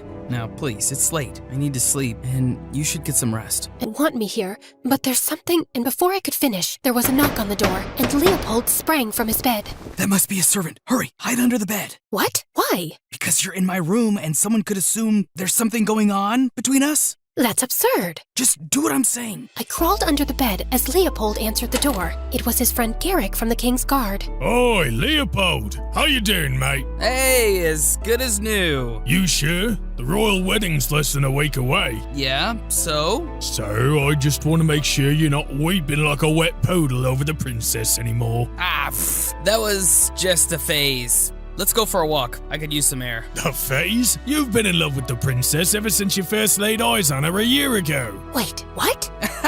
Shut up, Garrick. Christ, you can really blow things out of proportion. That's rich coming from you. You threatened the stable boy and his entire family once because he didn't fix her harness properly and she could have fallen. You can't even walk past a lavender without getting emotional because her hair smells like lavender. I swear, mate, you'd marry a handkerchief if it smelled like lavender and had her initials on it. Just get out, Garrick! Leopold shoved him out of the room and slammed the door shut. As the room fell silent, I crawled out, my heart pounding. You've been in love with me since you met me? Of course not. Okay, fine. I had a small crush on you, like minuscule. No big deal. Are you sure that's all it is?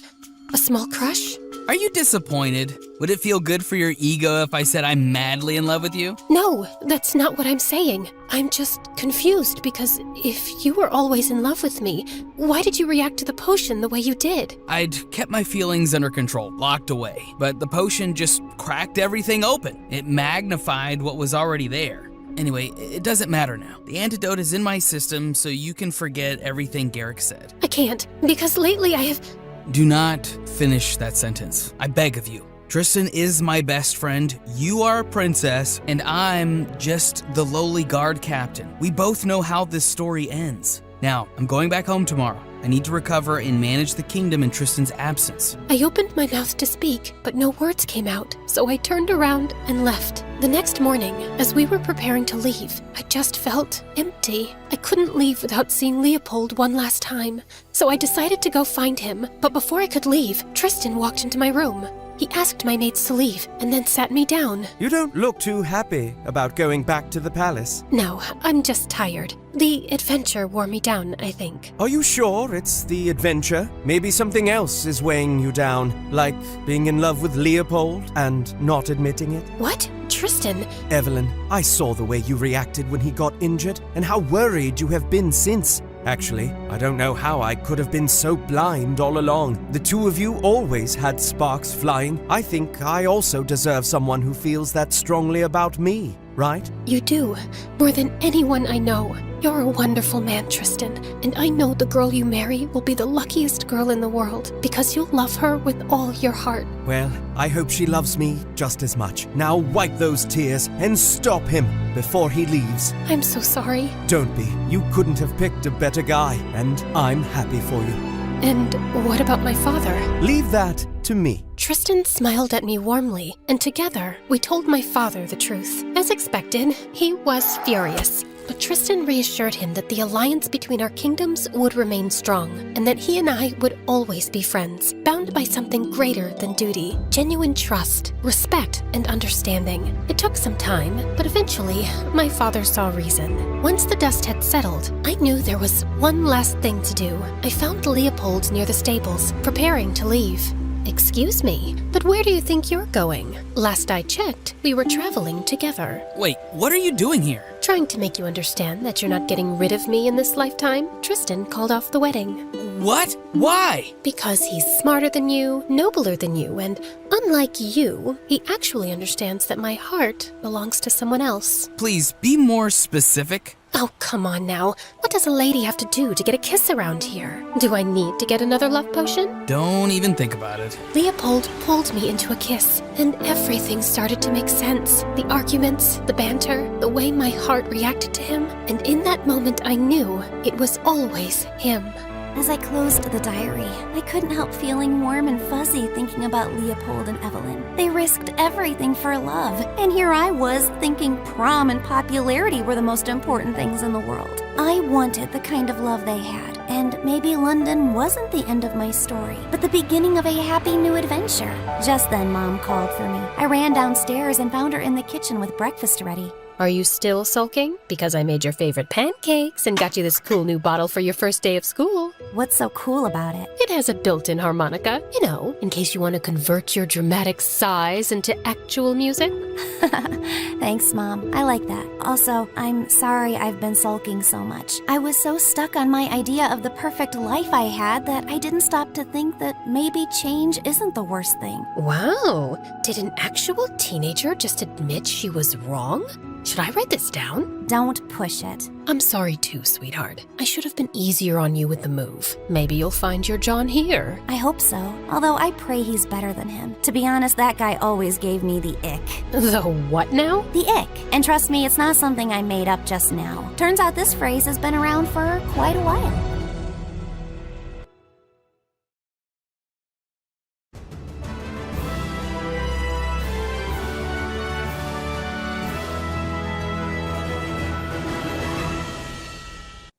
Hi, my name is Marvel, and my parents named me that because from the day I was born, they thought I was special and they worshipped me. But this is the story of how everything changed in the blink of an eye. Before I continue, please click like and subscribe because My Story Animated will give $1,000 to one lucky person who subscribes in the next 7 days. Tell your friends, your sister, brother, and mom to subscribe now. Mom never got tired of telling everyone how Santa Claus brought her the world's best present one Christmas, me. The doctors had told her that after my sister Clara, she couldn't have more children. So when I turned up 5 years later, everyone thought it was a miracle. My favorite granddaughter. Don't raise her like that other devil child of yours. Where is that brat? Just then, Grandma screamed loudly as Clara bit her on the leg and ran away. Clara hated that she wasn't the center of my parents' universe anymore. But it wasn't my fault she was a brat, and everyone thought I was an angel. Mom and Dad adored me, and I had more toys and books than I could count. And every night, they'd act out my favorite bedtime stories together. But Clara was always ruining it. Red Riding Hood is as stupid as Marvel. She thought a wolf was her grandma. Why are you here again? You're too old for these stories. The next day, I woke up to find my storybooks torn to pieces. When I tucked my first tooth under the pillow for the tooth fairy, I was so happy to see a pink box the next morning. I opened it and stared in horror. Clara had cut my face out of all the family pictures and gifted my heads to me. On my 8th birthday, I woke up super excited for the grand party my parents had arranged. But seconds later, I was screaming at my reflection. My parents came running and stared at my terrible haircut in horror, while Clara was laughing her head off. Clara, are you completely crazy? What did I ever do to you, witch? You were born. That's what you did. Clara was grounded and I was rushed off to a salon to fix the damage. She wasn't allowed to attend my party, and it was perfect. And my new haircut was even more perfect, which drove Clara crazy. Eventually, I stopped caring that Clara hated me. In fact, I started taking revenge. Once when I was in 7th grade, I knew she'd flunk every subject and was hiding her report card from my parents. So I went through her bag and stole it. The next morning, I smiled in bed while I heard Mom's screams. Why can't you be more like Marvel? You've turned out to be such a disappointment, Clara. I knew I was going to pay for it, but it was totally worth it. Things only got worse, of course. One day, when my parents weren't home, I walked into my room to find it completely trashed. The minute Mom saw it, she announced that she would be sending Clara to boarding school. It's not safe for Marvel to be around you, Clara. You're getting completely out of hand. What? You're going to send me away because of her? I hate you, Mom. I hate you, Marvel. I hate everyone. Next day, when we got back from school, Mom wasn't home. To our shock, it turned out that Mom had fallen and hit her head, and now she was in a coma. A week later, I was sleeping on a chair in her room when I heard her say, Clara? Where's Clara? Clara instantly flew to her side and hugged her. Mom, I'm right here. I'm so sorry. Is that really you? How long have I been sleeping? How many years? I took her other hand and smiled. Thank God you're awake, Mom. She turned to look at me blankly. Then suddenly, she drew her hand away. Who is this child, Frank? It's Marvel, honey. Is she lost? And why is she calling me Mom? A slow grin spread over Clara's face as Dad quickly called the doctor. After a series of questions and tests, the doctor concluded that Mom didn't remember anything from the past 13 years. So she basically didn't remember having me. Even when Dad reminded her, she just looked confused. But it's not possible. The doctors told me I couldn't have children after Clara. My precious baby, who made me a mama. I was devastated. How had I just gone from being Mommy's little miracle to someone she didn't even remember? Back at home, I ran to her room one day with photo albums to jog her memory. But as soon as I opened them, I remembered Clara had cut me out of all the pictures years ago. You don't remember this, Mom, but Marvel cut out her face from all the photos because she said she hated being a part of this family. Marvel, what a strange child you are. This witch was constantly manipulating Mom. I'd catch her by Mom's side all the time, and it made me very uneasy. A few days later, Mom had made spaghetti and meatballs, which were my favorite. But before I could say anything, Clara jumped in. Oh, Mom, you remembered my favorite food. Didn't you become a vegetarian 2 years ago? What are you talking about, Dad?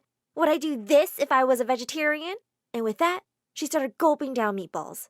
Marvel's always hated your cooking, Mom. She always said even the dog didn't deserve to eat such bad food. Clara, that's enough. Stop making up lies.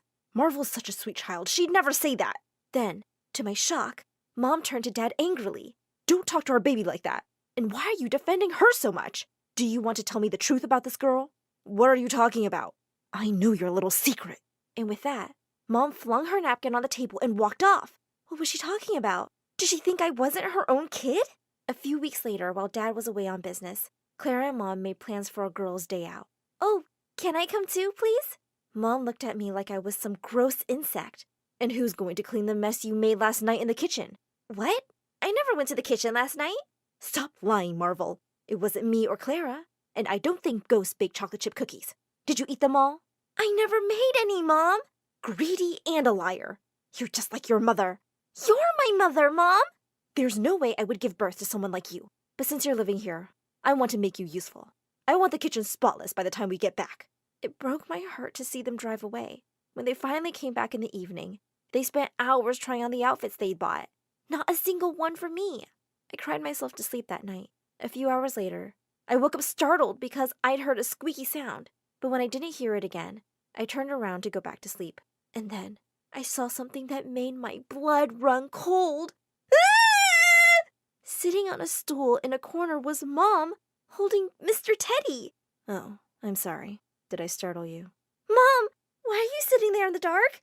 I was just watching you sleep. But why? I was trying to see if you look like Amelia. Who's Amelia? Her strange, twisted smile sent chills down my spine. Here, I fixed your teddy bear. Clara said I made it for you when you were little, but you ripped out an arm one day in a fit of rage. What? Mom, that's not true! But before I could finish, she was gone. Did she think I was the daughter of someone called Amelia? And who was Amelia? A few nights later, I heard some clattering noise downstairs. I quietly crept out of bed and walked towards the light in the kitchen. To my surprise, it was Mom baking enough chocolate chip cookies to feed an army. Mom, what are you doing? She turned to me sharply and stared at me with blank eyes for a moment. She looked possessed, and then without a word, she turned back to mixing chocolate dough again. She's sleepwalking. I turned around to see Clara standing behind me, eating a cookie. It's so much fun when she sleepwalks. I can get her to do whatever I want. You're a monster, Clara. You better go get your beauty sleep, Marvel. There will be plenty of dishes for you in the morning. I couldn't wait for Dad to come back and tell him how horribly Mom and Clara had been treating me. As soon as he entered the door and hugged me, I turned to see Mom standing behind with her arms crossed. We need to talk. Minutes later, I could hear shouting from their bedroom. I crept closer to their door to hear what they were arguing about. It's not what you think. Just let me explain. How could you do this to me, Frank? Even after everything you know about my history with Amelia, I want you to get out. Right now. You've got it all wrong. Get out now! Dad burst out of the bedroom, and when he spotted me, he kissed me on the head. I'll come back in a day or two when she's calmer. And with that, he was gone again. What was going on? The next morning when I went downstairs, Mom was making pancakes, and she smiled at me. I'm making your favorite breakfast. You remember that I love pancakes? I think some things are coming back to me. I felt so happy. Mom sat down next to me. I don't really remember you, Marvel, but I'm sure I loved you very much. I'd like to get to know you again. How about you and I take a little trip? I jumped up and hugged her, then quickly skipped off to get ready. Just as I was walking out of the house, Clara called out, "Marvel! Wait! Take him with you!" And with that, she ran to me to give me my raggedy teddy bear. Why? I'm not going away forever. Oh, you never know. Can't hurt to keep him. Goodbye, Marvel. This girl was so weird. I took it and ran off to the car. We sang along to songs on the radio, and it felt just like old times. We'd been driving for 3 hours and had entered a town when I asked Mom where we were going. Oh, you'll see. A few minutes later, she drove up to a house in the middle of nowhere and took out a crumpled letter from her pocket. Yep, this is the address. As I hopped out of the car, Mom took out a bag from the back and Mr. Teddy. Are we staying here overnight? Not we, just you. To my horror, she dumped the stuff on the ground and jumped back in the car. What are you doing, Mom? She threw the crumpled letter at me. For the last time, I'm not your mom. I've brought you to your real mom's place. So go live with her and stay away from me and my family. And with that, Mom drove away. I stood frozen in shock. Finally, I managed to open up the letter. Dear Frank, we have to keep this a secret for now. We'll tell her everything when I'm there. Can't wait to see you. Love, Amelia. Nothing was making sense to me. And whoever this Amelia was didn't live here anymore because the house looked abandoned. I didn't even have a cell phone. I decided to walk to the town center to call Dad. But just then, dark clouds rolled in and it started raining like crazy. I sat huddled on the porch, feeling really scared. But just then, I saw a car drive up to the house, and it was Dad. He ran to me and hugged me tight. How did you know I was here? I went back home to try talking to your mom again, and I saw the two of you leaving, so I followed. Dad, who is Amelia? Dad explained on the drive back home that Mom and her sister, Amelia, had never gotten along growing up. And the last straw was when she stole Mom's college boyfriend. Mom had cut off all ties with her, but around the time I was born, Amelia had got in touch with Dad because she wanted to make amends. So that's what the letter was about? Yeah, and the two did patch things up. But your mother just doesn't remember. Why have I never met my aunt? She lives in another country now. And sadly, those two are like you and Clara. They still don't like each other very much. Dad decided that he and I would stay in a motel for a while. We stayed there for about 3 months. I loved my dad, but I really missed my mom. Dad told me that Mom had started going to therapy. Sometimes I used to go to her sessions and pretend to be a visitor. Once she saw me there and looked really confused. You look like someone I know. And she approached. I was afraid she would hurt me, and Dad stood between us to protect me. Just then, Clara dragged her away. Come on, Mom. We have a party to attend. Another 5 months had passed, and nothing changed. Until one morning, Dad barged into the room and shook me awake. Marvel, wake up. She's asking about you. I couldn't believe my ears. She remembered me? When we reached home, Mom came running outside and she burst into tears as she hugged me. Mom, do you remember me? No, I don't. I'm sorry. I just remember that I had a second lovely child, and I can just feel in my heart that you're mine. I remember having emotions for you and touching you, but my eyes and my brain, they don't remember you. I don't remember much about what you're like, Marvel. It's like my memories with you have faded. So, Mom really didn't remember me. I felt like I was about to cry, but then I said, Mom, that really breaks my heart, but I guess it's okay for now. At least you remember being my mom. You can get to know me all over again. As Mom and I hugged and cried, and Dad joined us too, we heard a voice behind us. So, what now? You'll be sending me to boarding school? It was nice to have a mom who cared about me for a while. We all turned around to see Clara, and she looked so disappointed that I felt almost sorry for her. Mom pulled her into a hug. I love you both very much. I'm so sorry I made you feel like I didn't. Long story short, Mom is back to normal, mostly, and she loves me just as much as she ever did. Also, things are finally better between me and Clara. We still fight a lot, but she's going to therapy too, and is finally learning to accept me as her little sister.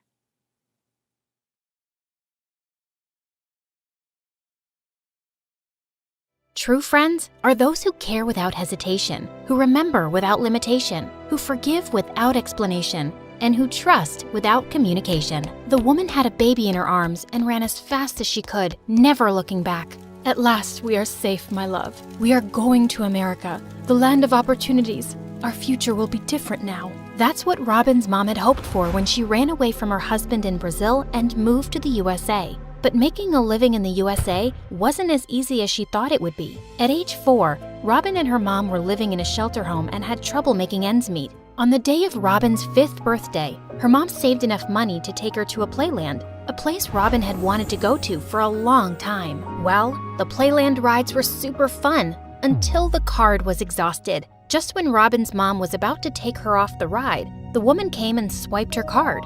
No, you didn't have to. We were done. Please, let me. Hey, kid, take as many rides as you want. I need to finish this card today, or else my daughter, Summer, will have me stay here for the rest of my life. Seeing the lady's daughter jump up and down like a kangaroo on a sugar high, Robin knew what she meant. Soon the girl went running towards the jungle gym, and her mom got Robin in there too. As Robin was having fun, she heard a scream and instantly ran towards the sound to find the other girl stuck in one of the tunnels. Are you all right? Please help! Oh, thank God you're here. I was so scared. It was so dark, but also colorful. Oddly like the witch's house from Hansel and Gretel. Robin pushed, and in no time the girl was able to get out of the tunnel. Both became good friends, and seeing how much both girls liked each other, Summer's mom soon offered Robin's mom a job at her home. She had to work as the cleaning lady, but she also got to have a room in the big mansion. As time passed, both girls became inseparable. Soon they started going to the same school and were like two peas in a pod. But the kids there always had something to say about how different Robin and Summer looked, especially Anya, who was mean as a snake. Together, you both make the number 10. Does Summer eat all of your food, Robin? Jerk, her weight is a temporary caloric imbalance, but your stupidity is a permanent genetic malfunction. If you say something to my friend again, I'll... Let it go, Robin. It's not worth it. Such mean comments didn't affect their friendship until they joined ballet classes together in the 8th grade. Come on, Summer. There are just 5 ballet positions we did this year, and you can't even get one of them right.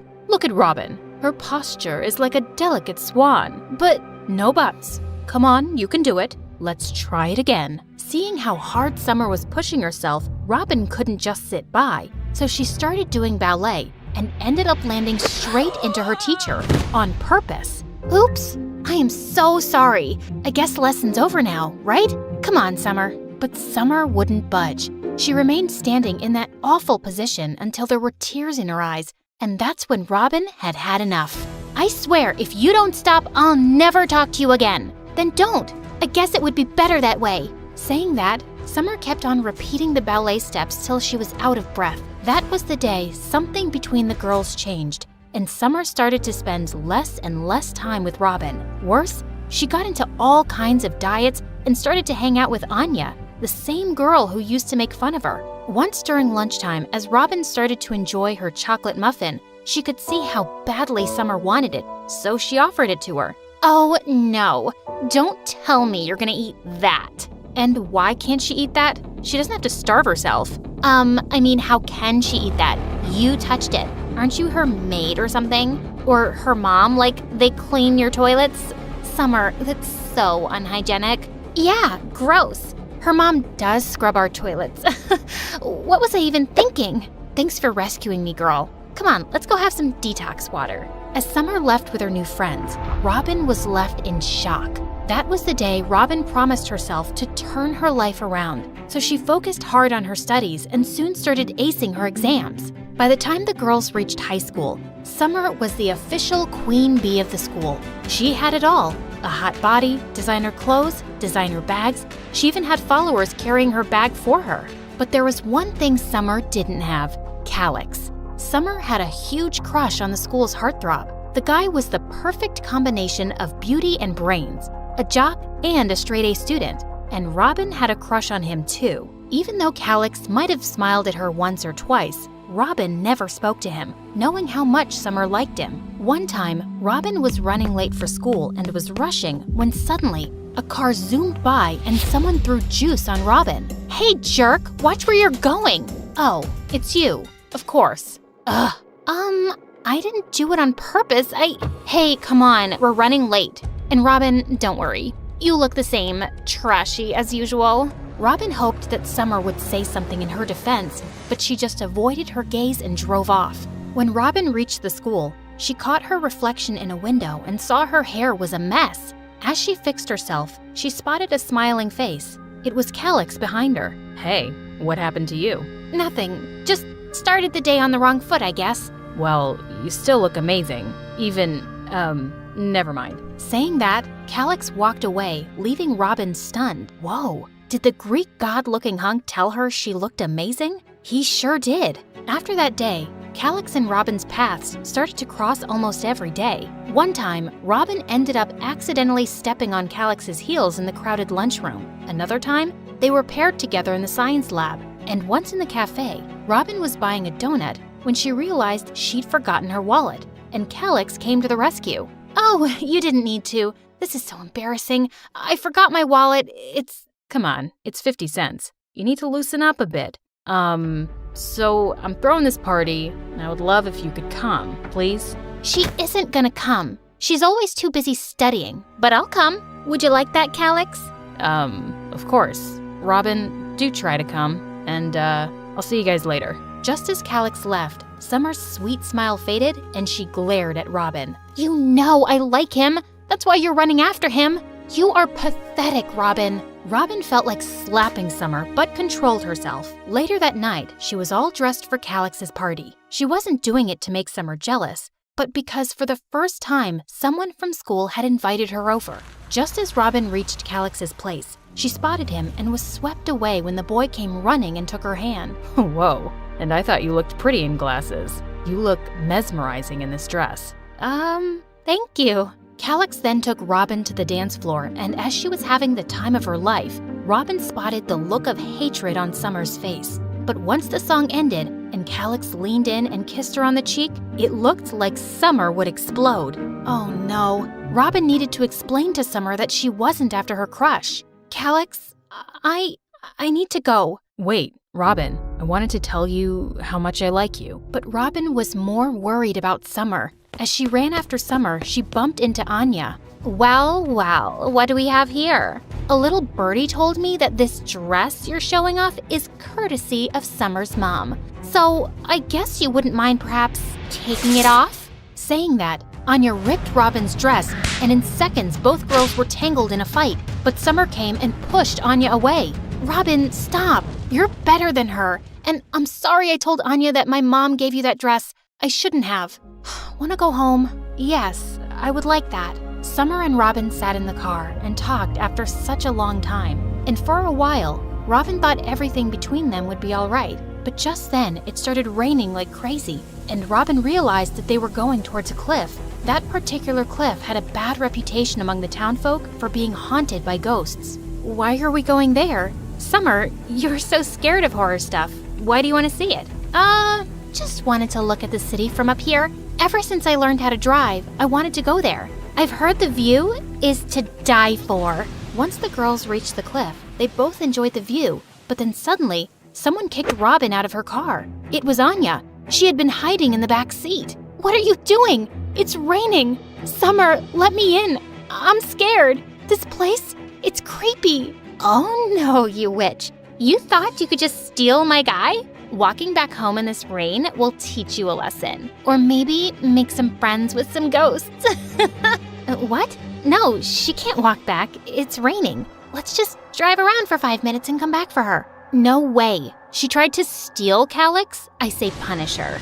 Saying that, Anya took the steering wheel and they both drove off while Robin kept begging for her to stop. She even ran after the car, but exhausted, she fell to her knees. The next day, when Summer woke up, she was sure that Robin would be sick and tired from walking back home. But to her surprise, she saw Robin's mom all worried. Summer, did you see Robin last night?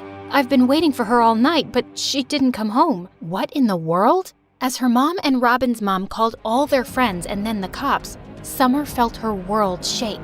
But before going to school, Summer saw a shadow enter Robin's room. Perfect, she's back. Got her mom worried for nothing. But upon entering Robin's room, she saw nothing except wet shoe marks on the floor and all the way up to the ceiling. Whatever you're up to, it won't work on me, Robin. Ugh. Saying that, Summer left for school. But when the announcement of Robin's disappearance was made, she felt confused. What? If Robin was still missing, who was that at home? During break time, Summer told Anya everything, only to be laughed at.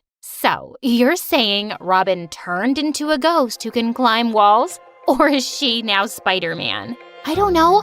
I just think we should tell the police about last night. Police? Don't be crazy. She'll be back in no time. Don't be so dramatic. A few days later, Calix visited her at night, and right then, an officer also came to speak to Robin's mom. But as she opened the door, Summer saw something behind them. A person. Robin. Oh my God. She's here. She's coming here. What? Who's here? Kid? You all right? Scared witless, Summer ran into her room and shut herself in there. The next day at school, Anya came to Summer. You're trying to blackmail me? I'll ruin you, Summer. What are you talking about? Don't play dumb. I got this note in my locker. I know you're trying to spook me. Seeing the note, Summer's heart leapt into her throat. It was Robin's handwriting. I am coming. Everyone will pay. I swear it's not me. It's Robin. It's actually Robin's ghost. She wants revenge, I think. OMG, what have I done? All because of you. You left her there and she isn't back. This was all your idea. Shut up. And my idea? You were the one who tricked her. Keep your mouth zipped, or else. Or else what? You're horrible. I wish I could have seen your real face earlier. Robin was the only true friend I had. Yeah, and she's gone. Boo-hoo. This was the point Summer realized what a jerk Anya was, and she hoped and prayed her real friend would return, alive. A week later, in the evening, her mom was out and Summer was alone, when all of a sudden the lights went off. Summer immediately lit a candle and looked out the window. She almost fell on her butt. She couldn't believe her eyes. It was Robin. Robin looked deathly pale, like a ghost. You betrayed me. Summer, you betrayed me. Why did you betray me? No, I didn't. It was a... And then there was a loud bang on the door. And in the split second where Summer looked at the door, Robin was gone from the window. But the banging kept going on, driving Summer mad. No, I won't open the door. Never. Just then the lock turned, and Summer screamed. But her mom entered and seeing her crying on the floor, hugged her. Mom, Robin was outside on the porch. Oh, Mom, I did a terrible thing. Anya suggested, but it was all me. I could have said no, but I was so blind in jealousy. What? What are you talking about? And then Summer told her mom the entire truth. Mom, I am so sorry. I miss Robin. I wish she could come back and none of this had ever happened. I now know that jealousy is a disease, and because of it, look what I did to my best friend. Oh, Mom. Well, I am glad you learned your lesson. Hearing Robin's voice, Summer's eyes widened and realized Robin was in fact alive. Summer was stunned. You're all right. Oh, thank God. Robin, please forgive me. I crossed the line, and I shouldn't have done this. You shouldn't have, but, oh, Summer, I'm just glad all of this could open your eyes. And then Robin explained how Calix had followed her that night and picked her up. Even though Robin could press charges on Summer and Anya, she chose not to and decided to teach Summer a much-deserved lesson. So she hatched the whole plan with Calix. Even Calix's cousin, who was in the police force, was in on the plan, and even both of their moms. Okay, you really got me there. I was scared out of my mind, but your absence told me the worth of your presence. Come here.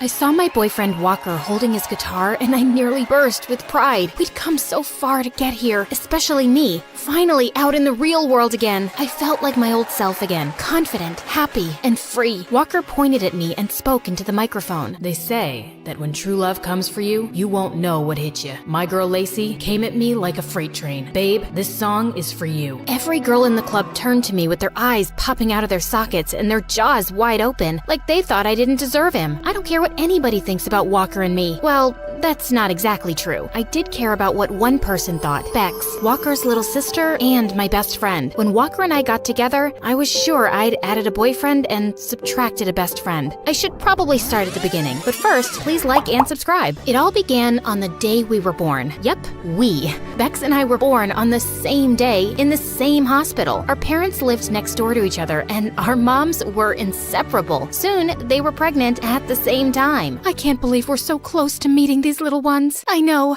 they're gonna be the best of friends. It's as if Bex's mom had a crystal ball because she was spot on. Bex arrived 17 minutes before me, and we've been BFFs since. She's always been kind of motherly to me, and she took her job as the oldest seriously. We should clean up these toys and get a snack. But I was still playing with that. Did you pack your raincoat? It looks like it's gonna rain. When I say we did everything together, I do mean everything. We went to dance class together. Lacey, how are you so flexible? I feel like a statue next to you. Double jointed, I guess. We were each other's biggest cheerleaders, and we told each other everything too. My parents were fighting again last night. I'm worried they won't make up. Don't worry, babe. Your dad'll get a new job and that stress will just go away. But then, one day, when we were 13, life as I knew it changed forever. Bex and I were walking home from school. We were on the crosswalk when suddenly a car came screeching through the red light at high speed. All I remember was the sound of metal and glass and the smell of burnt tires before I was hit with a huge force, and then everything went black. When I woke up, I found myself in the hospital. Oh, honey, thank goodness you're okay. What if something had happened to you? I couldn't do life without you, bestie. Sweetheart, you just take everything easy now. You need to heal. And I did heal, kind of. My body was fine, but my brain was broken. For some reason, every time I left my house, I was terrified. When I stepped outside my door, I could hear that car and I could smell the burnt rubber. My world shrank in an instant. The only place I could make it without a panic attack was across the 5 cement pavers that separated Bex's front door from mine. Anything else brought me paralyzing fear, and I even stopped attending school. Bex, can we just stay at my house today? I don't think I can go out. Oh, sure. Yeah, that's fine. I'll just cancel with our friends. Bex, do you want to watch a movie at your house? I thought we might go to the mall. I really don't want to go anywhere. I think that's when Bex started to resent me, which made me feel guilty. I didn't mean to be this way. I didn't want to live the rest of my life inside a house, but everything just felt safer there. At least to me. To Bex, it must have felt like a prison. Ugh, we never do anything anymore. This is boring, Lacey.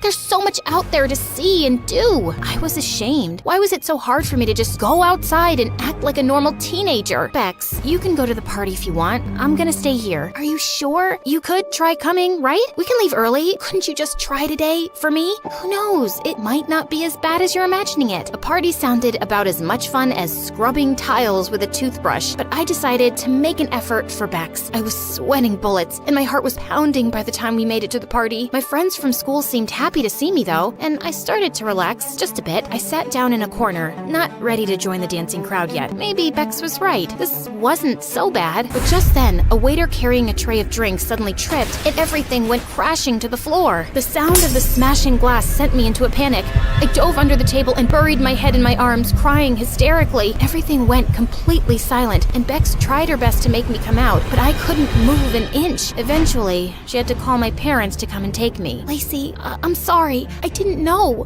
I've been trying to tell you. I can't go out, and now things are even worse. Everyone probably thought I acted like a freak. I'm not trying to hold you back, Bex. You want to go to parties? You can go without me. I won't mind. Okay then, maybe I will. A few nights later, I went over to Bex's house, but I found her brother Walker instead. He smiled, and I was distracted by the dimples on his cheeks. Hey Lace, Bex isn't here. Whoa, when did Walker get so hot? He was usually always in the garage practicing with his band. He had a major glow up. Right, I forgot she might be out. Is something the matter? You look a little glum. I'm just bored, I guess. Yeah, me too. Come on in. That's how it all began. That night, Walker and I talked. I told him I was scared I'd be hit by a car again. I said that I'd felt trapped in my own mind. I told him I felt guilty keeping Bex from living her life, and about what happened at the party. Don't be so hard on yourself. What happened to you was a huge trauma. Healing takes time. As for Bex, don't worry about her. She's your friend. She'll always be there for you. Hearing Walker say that felt good. You're right, Walker. I just can't help it. Sometimes I feel like a freak from another planet. I'm sure everyone at school now thinks I'm a total weirdo. That was when Walker picked up his guitar and started strumming it. Why does it matter what anyone thinks of you? It should only matter what you think of yourself. But for the record, I happen to think you're pretty great. My heart skipped a beat sweet when he said that, and for the first time in a long time, I felt like I had someone to talk to, someone who cared about me, someone who saw me. The next time Bex came to see me, I tried to bring up Walker. I saw your brother playing his guitar on the porch the other day. He's gotten really good. Also, really cute. Yeah, he's good, but my parents think it's a waste of time and he should focus more on his studies. Wait a minute, you think he's cute? Just an observation. He didn't look too bad from my window. You know he's off limits, right? Because the last time he dated a friend of mine and broke up with her, she shut me out completely. I never want him going near any of my friends again. I know all that, Bex. Don't worry. But soon, I was waiting for Bex to leave her house so I could go and spend time with Walker. Part of me felt like I was betraying her, but I was hooked on a feeling. The feeling I had every time I looked into Walker's eyes. It didn't take long for Walker to get hooked too. All these years, and I didn't realize what a cool person you were. Bex kept you all to herself. Walker and I started spending more and more time together. He told me he wanted to be a famous singer, but he didn't feel like anyone in his family supported his dreams. I did though. No one gets to tell you how big to dream, Walker. You can do anything you set your mind to. I know my sister might kill me for saying this, but I feel like you understand me. I feel connected to you somehow. He leaned in, and in one moment, his lips were on mine. All the tension I'd been feeling exploded, and I almost saw stars. My knees felt wobbly, and my head spun. Whoa, you're perfect. But I could only think about one thing. Bex was gonna kill us. Walker, we can't do this. Bex is my best friend. So what? Don't give up on something that could be really good between us. Don't you feel it? His hand brushed my cheek, and soon I was lost in his eyes again, leaning in for another kiss when, what's going on here? I pulled away from Walker like he was fire, and I'd just been burned. Bex, I can explain. Explain what? Your spit-swapping fest with my brother? I told you I would never be okay with this. Oh no? It looks like I was just betrayed by the two of you. I don't want to look at either of you again. Bex pushed her way past us, and I swear I felt my heart break. I stared at Walker, but with my chest so tight, I couldn't find any words, so I ran. I ran home to the safety of my bedroom, and that's where I stayed. For days, weeks, I missed Bex terribly, and even though I didn't want to admit it, I missed Walker too. Honey, this isn't healthy for you. You need to leave the house. I don't want to leave the house. I want to stay in bed and let my blankets swallow me whole. No, go outside in the yard and get some fresh air. That's not a request, it's an order. Her tone told me she wasn't messing around, so I headed to the yard with my phone, a blanket, and a grudge. That's when I spotted Bex dressed in workout gear and running shoes, her attention focused on her phone. She stepped out onto the crosswalk, and that's when I heard the car. Then I saw it. Bex, look out! Huh? The idea of me getting hit by a car paralyzed me with fear, but the idea of Bex getting hit by a car was unthinkable. I tackled Bex to the ground so fast that we both just stared at each other, shocked and breathless. Lacey, you saved me. Of course I did. I can't do life without you, bestie. You're my best friend too. I didn't mean to kiss Walker, Bex. He just made me feel less alone. Bex looked ashamed. Walker told me everything. He said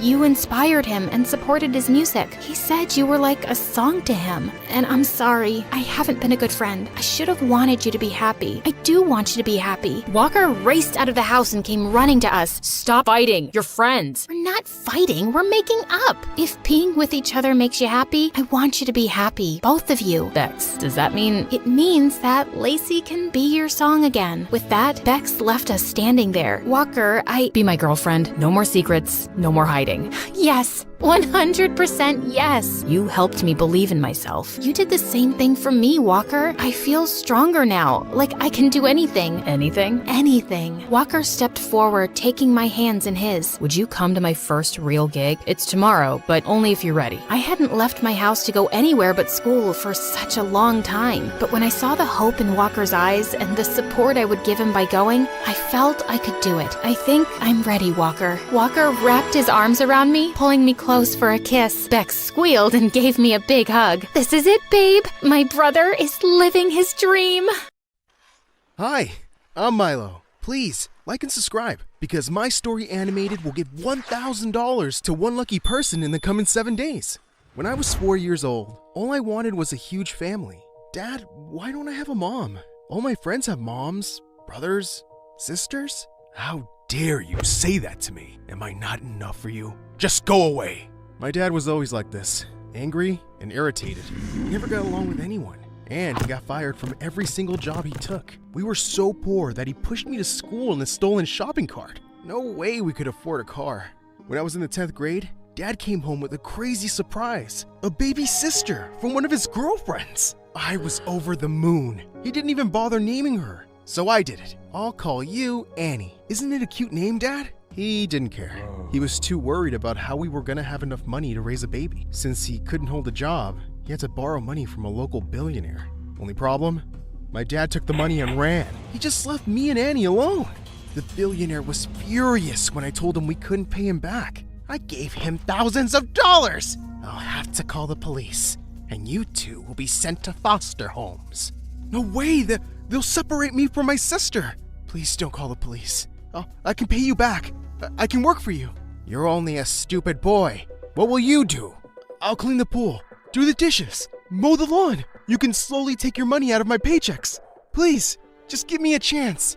It actually worked. The billionaire let me work for him in exchange for a small salary and a place to live in his pool house.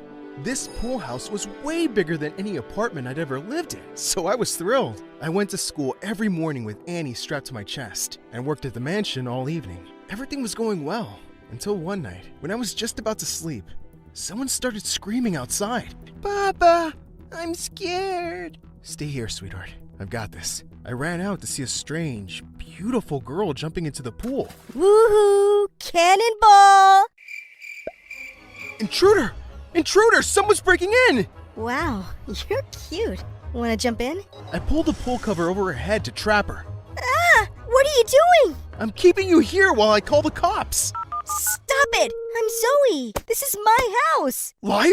I've never seen you here. That's because I just moved back in with my dad, you idiot! I lived with my mom before. Now get me out of here before I get you fired! She crawled out of the pool angrily and showed me pictures of her phone with the billionaire. Believe me now, pool boy? My name's Milo. I don't need to know your name if you don't work here anymore. I'm sorry, I just never seen you before. Please don't tell your dad about this. I need this job. I'll do anything. She got so close that I thought she was gonna kiss me, but she said, anything?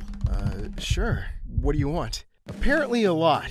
Zoe was wild. She partied a lot and stayed out late every day. I had to help her sneak back in each time. One time, she had a huge fight with her dad and ran away to spend the night with her mom. I had to lie in her bed and pretend to be her. So embarrassing. I did all of it for my sister, but as she got older, her needs started changing. Baba, when can I go to school like you? I want to play with the other kids. That made my heart sink. I didn't have enough money to pay for school, but I wanted to give my sister the whole world. I decided to ask the billionaire for a loan, and he said he'd think about it. But little did I know that Zoe was gonna wreck everything. It was a night like any other. She was sneaking back into the mansion at 3 a.m., and I was pushing her through the window when suddenly she fell right on top of their super expensive television. The screen shattered to pieces. Thankfully, Zoe wasn't hurt, but her dad was really mad. Who did this? Who? Milo was cleaning and he slipped. I could barely protest before the billionaire lost it. Do you have any idea how much this costs? There's no way I'm giving you a loan now. What? Wait, what loan? Please, sir, that money is for my sister. She can't go to school without it. No way. Figure it out yourself. I was so mad. I just stormed out of there, locked myself in the pool house. Minutes later, there was a knock on the door. It was Zoe. What are you doing here? Won't you be satisfied till you ruined my whole life? I didn't know about your sister or all these problems. Why should I tell you? You're just some rich girl who decided to make my life miserable. Please, just leave me alone. I slammed the door shut and stormed back in. If she wanted to have me fired, so be it. I avoided her completely. I just went to school and did my work like I used to. I applied for a few extra jobs to do over the weekend. I had to send Annie to school, somehow. It all changed when Zoe showed up at the pool house one night. Please, don't shut the door. I'm sorry I acted like such a jerk. I brought you something. She handed me a whole stack of money. It's my pocket money. Dad tries to buy my love with cash. That should be enough for your sister's school. I was numb with shock. I can't keep this. You better, pool boy. I saved up all month for you. No, take it back. You can't make me. She just turned and ran. Use the money. Thank me later. This girl was crazy. With her help, I was able to afford a decent preschool for Annie. I didn't have to get a second job, so I had free time to study. I even tried out for the school swim team, and I was so shocked to see I was the fastest kid there. I got in right away. Things at home were the easiest they've ever been. Zoe didn't ask me to help her when she was sneaking in anymore. She even babysat Annie while I was busy. One time, I came home to see Annie and Zoe wearing matching dresses. Zoe had shopped for her. I don't get it. Why are you being so nice to us? I'm making up for being a jerk. You don't need to spend so much money. You're already forgiven. Hey, I like Annie. She's super cute and funny. I'm not just doing it for you. Still, I have to give you something in return. Okay then, go out on a date with me. What? You're sweet, caring, and kind of adorable. I like you. What do you think of me? I was shocked. How could an heiress want to date someone like me? Before I could say a word, I heard a shout behind us. What did you just say, Zoe? It was her dad. Did you just tell the pool boy you like him? His name is Milo. Who cares? You're not dating some poor beggar. Wait, is this why you've been asking me for extra pocket money? Have you been spending it on these too? He turned purple with rage and marched into the pool house. He started throwing all my things around. Where's all the cash? Where did you hide it? Give it back to me! Stop it! I grabbed him and tried to pull him back, and he shoved me away. Your sister is wearing a new dress. Did you get Zoe to buy that for you? You pathetic thief! He stormed towards my sister, and I lost it. I tackled him and threw him into the pool. How dare you charge at my sister? I'm gonna kick your butt! Just then, Annie started crying loudly, and in an instant, all my anger suddenly melted away. I grabbed her and marched into my house to pack all my things. I couldn't live with this monster anymore. I'm quitting. Don't you dare quit! You still owe me money! Then call the police. I don't care. I'm leaving. Yeah! Clean your own pool! I took Annie and got the heck out of there. I called up my swimming coach and explained my situation to him. Thankfully, he and his wife let us live with them for a while. I tried to focus on getting a new job, but I couldn't stop thinking about Zoe. I called her many times since that day, but she never picked up. I had no idea how much trouble she was in. Annie missed her all the time, too. I thought I'd never see her again, until the day of a very important swimming match. All the schools were competing, and our biggest donors were coming to watch. I was so focused on the match that I didn't see all the missed calls on my phone from Annie's school. I swam my heart out and won first place. After the award ceremony, I checked my phone and nearly had a stroke. Annie was sick. Her school had gone crazy calling me to take her home. I literally flew out of there and dashed off to her school, ready for the worst. But I found her playing games in the grass. Bubba, look who I called. Zoe was behind her, giving me the cheekiest grin. I couldn't believe it. Don't worry, Annie's fine. She just ate some bad food. I threw up on my teacher. I gave Annie a tight hug, and she gasped. Bubba, you won gold. That doesn't matter. How do you feel now? I feel perfect because Bubba wins. Yay! I knew you're the best. I turned around to thank Zoe, but saw her leaving. I grabbed her arm and pulled her back. No way you're leaving just like that. We haven't spoken in months. What's going on with you? Zoe revealed how her dad had become super strict since the incident. He never let her go out anymore, and she could only sneak away when he was busy at work. And he was setting her up with some rich boy to marry him. That's crazy. We're just kids. He thinks I need to be kept under control. I wish I could leave, but he has full custody. Then you should take him to court again. You need to stand up to him. If you want to be with your mom, fight for it. She knew I was right. She convinced her mom to call their lawyer, but she was scared of moving her stuff out of the house. I decided to help her and went to her mansion together. Her father had a total fit when he saw us. He tried to stop Zoe from packing, but I stood in between them like a wall. Move, or I will punch you. Why don't you try, old man? I'll knock you out right now. I'm calling the police. I have full custody, and Zoe cannot leave without my permission. Fine, do it. Mom's already talking to her lawyer, and she's gonna fight for me. And she will win after I tell the court everything you put me through. Just back off! She pushed him away, and we all stormed out. Her father kept screaming behind us, but we didn't care. When I finally got her to her mom's house, Zoe was literally jumping with joy. We could finally live our lives the way we wanted, and Zoe's dad tried to wreck that many times. He kept calling us for days till we had to block him. Then, he filed a police complaint against me, saying I robbed him and kidnapped Zoe. I was in jail for 2 whole days while the police investigated the matter. This was so crazy. They just believed his lies. Until Zoe showed up, she told the cops the whole truth. She wasn't kidnapped. I didn't steal, and her father was a lying jerk. They had no choice but to let me go. I wanted to make a graceful exit, but Annie turned to the billionaire and said, "Ha! Chew on that!" I was screaming from happiness outside. Thank you so much. You saved my butt. She was so cool, wasn't she, Bubba? Coolest. Suddenly, Zoe threw her arms around me, and to my shock, she kissed me right on the lips. I was so shocked. Aw, that was so cute. Kiss again. Shut up, Annie. Kiss, kiss, kiss. Sorry, I couldn't help it. I was so worried about you. And I'm sorry about this whole mess, and I leaned in and kissed her. It was a quick peck on the lips, but she turned red. You kissed me. I'll do it again.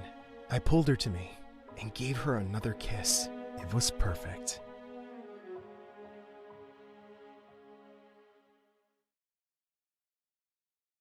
Hi, I'm Elena, and I got stuck in a parking lot with my crush. Sounds juicy, right? It definitely was. It was the summer after 10th grade, and my very best friend Rachel and I were learning to drive, but she said that she had a great idea. As much as I loved Rach, the very idea of her great ideas horrified me. But before I could try to talk her out of whatever it was, she pulled into the dump. The dump is haunted, was all I managed to choke out. But Rachel just laughed and said, "I've got a great idea for TikTok. We'll be in and out before you know it." I sighed. I just started recording Rachel when I heard a loud rustle. Felt like someone was watching us. I looked around nervously, but Rachel kept demanding my attention. Suddenly, there was a loud crash through the entire building, and I screamed. Then I heard footsteps, loud, echoing footsteps, coming closer. Steven? Standing just behind me was the man of my dreams. As I stumbled away from him, he put his arm around my waist to stop me from falling. "Whoa, easy there," he said softly. My heart went wild. Did Steven just touch me? Steven had been my crush for forever. He told us he'd seen her car parked outside and wanted to check if she was okay. What an absolute sweetheart. She laughed and said our car had broken down. What? She winked at me. What was she doing? Then, Steven turned his glorious eyes to me. "Who's your friend?" he asked.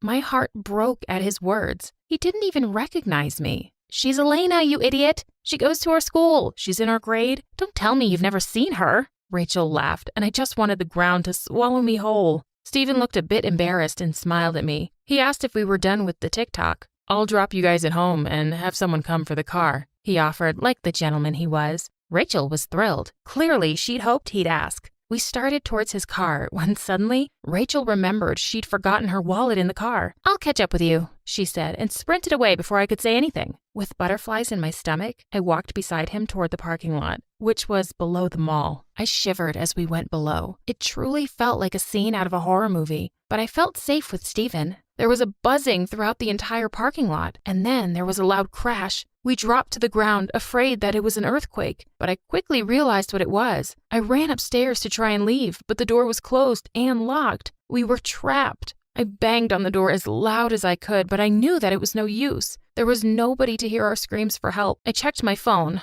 Of course, there was no signal either. Steven checked his phone too. "I can't call anyone." "What are we going to do now?" I asked. Now that the door was closed, it was even darker. If I didn't know any better, I would think the shadows in the corners were alive and coming for us. "It's going to be okay," Steven said soothingly. Then he did something unexpected. He took my hand and led me away from the door. "Let's look for an escape." We started exploring. My heart hammered wildly, and electricity seemed to run up my arm from the hand he was holding. Yes, I was stuck in an awful place, but I was holding Steven's hand. We looked for a way out, our hands clasped together the whole time. I wanted this moment to last forever, but then I saw a narrow ledge next to a window a few feet above us. "If we climb to that, we can yell for help," I said. Steven wasn't sure, but we managed to pull ourselves up. There was an alley running just behind the mall, but it was too risky to jump. That's when I noticed a man sleeping next to the dumpster. He looked homeless. He had a thick beard and his clothes were torn. "Hey, you!" I yelled as loudly as I could. The man woke up, but he seemed very angry and started cursing. "We're stuck up here. Can you please call somebody for help?" I said when he saw us. The homeless man said, "Give me some money and I'll let you out." What a selfish jerk. I didn't have any money, so I turned to Steven. He shook his head. "No money, no help." the homeless guy said and walked off. I wanted to cry in frustration. Suddenly, the stool I was standing on shook and my left foot slipped, making me fall off. I screamed. I fell into Steven's arms and he didn't let me go. When I looked up, his eyes stared into mine. He looked so strong and handsome. We stayed like that for a moment and I almost thought he would kiss me. I wanted him to kiss me so bad, but the moment was interrupted by a loud horn. I looked at him in horror, but he looked like he hadn't even heard it. Was my imagination playing tricks on me? I looked around, shivering slightly in the cold. The place was getting really scary and I couldn't wait to get out. I had the feeling of being watched again. To distract me, Steven offered to play some songs on his phone. I recognized the first one right away. It was one of my favorite singers. Just then, the music turned to static and scary voices came out. That's weird, Steven said, frowning at his phone. I clutched his arm tighter, terrified. Steven told me to stay where I was, while he went to look for his car. We would be safer inside it, he assured me. I wanted to go with him, but my ankle hurt from falling. After he left, I sat on the floor when I noticed a shadow move. I froze. Then, all of a sudden, a huge black figure raced toward me. I turned around to run, but fell flat on my face. Panic welled up and I started to scream and cry. No, please, I begged out. What I heard next was the sound that terrified me worse than any ghost ever could. I heard loud laughter. I opened my eyes and saw that it was Rachel. She was clutching her stomach and had tears rolling down her cheeks. She was laughing so hard. Steven stood next to her. He wasn't smiling, but of course, he'd been in on the joke the whole time. Worst of all, I saw one of Rachel's hands was in Steven's pocket, and she was holding a video recorder in the other hand. Rachel, why would you do something like this? I cried. I couldn't believe it. You're such a loser for even falling for this, she said. I started to cry harder. I couldn't help myself. My best friend had betrayed me, and she seemed to be enjoying my misery. Why did you do it? I asked. Don't take it personally, she said, rolling her eyes. You were just easy bait because you're such a scaredy cat. I ran out of the parking lot in tears and called my older sister to come pick me up. There was no way I was going anywhere with those two. Before the day was out, the video was already on TikTok. By the next day, it had gone viral, and I was the school's laughing stock. While this was happening to me, Steven avoided me like the plague. At least he looked guilty, but it was Rachel who truly hurt me. She pretended as if I didn't exist. So much for childhood best friends. When the sadness and shock faded, I was angry. So angry. I wanted revenge. I had done nothing to them, and they treated me like dirt. To top it all off, Rachel and Steven were getting closer. They'd even started dating. This was something she'd done before. Whenever I had a crush on a guy, she would also start liking him, date him, and then dump him after a few weeks. This time, I decided enough was enough. I was going to take Steven away from her, and I knew how to do it. I made an Instagram account and hired a professional to take some pictures of me where my face wasn't visible. I wanted to make myself seem mysterious, and my plan began to work. Once my account took off, I followed Steven. After a week of suspense, he followed me back. I slid into his DMs. I flirted with him, and at first, he didn't flirt back. But over the next few days, we texted each other all the time. And I began to think he liked me. Back in school,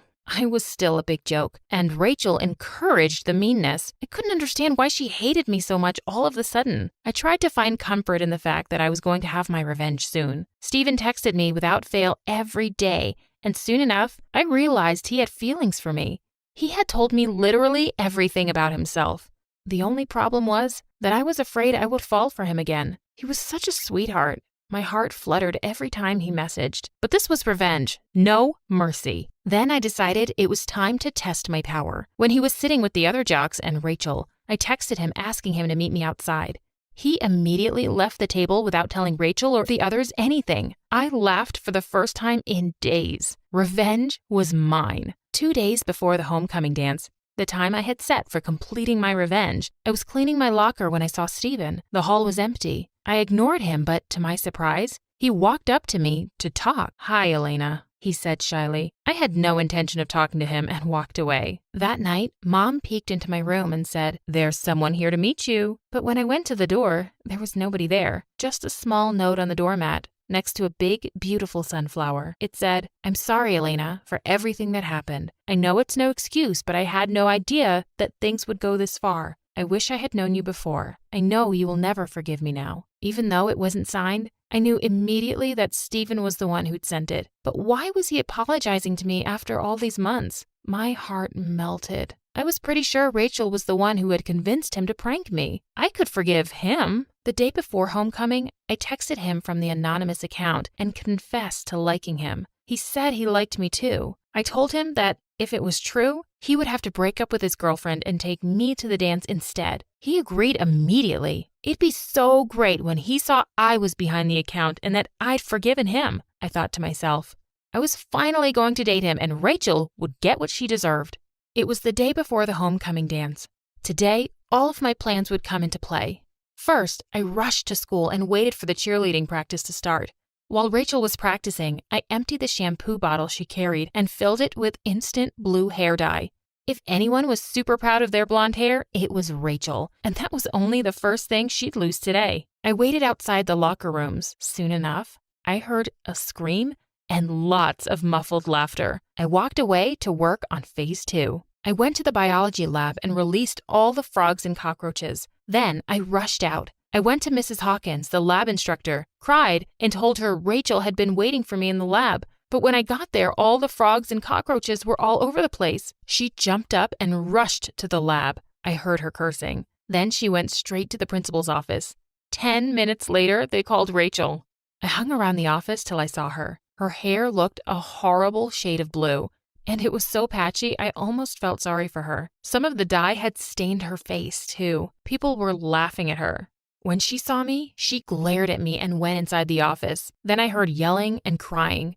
10 minutes later, Rachel rushed out crying. "You did this!" she yelled. She had been banned from the dance. Finally, it was lunchtime, time for the icing on the cake. As Rachel sat complaining and crying, Stephen got up and tried to leave. Obviously, Rachel tried to throw a huge tantrum, but he just shook her off and loudly said, "We're over." Everyone heard. The next day was the homecoming dance, and Stephen messaged that he had a huge game before it. He said scouts from huge colleges would be there. I told Stephen that even though I wouldn't be able to come to see his game, I was definitely cheering for him. My plan was, he wouldn't see who I really was until the dance. On my way to the game, I saw 2 of the football players who were really close friends with Stephen. They were talking about Rachel and Stephen.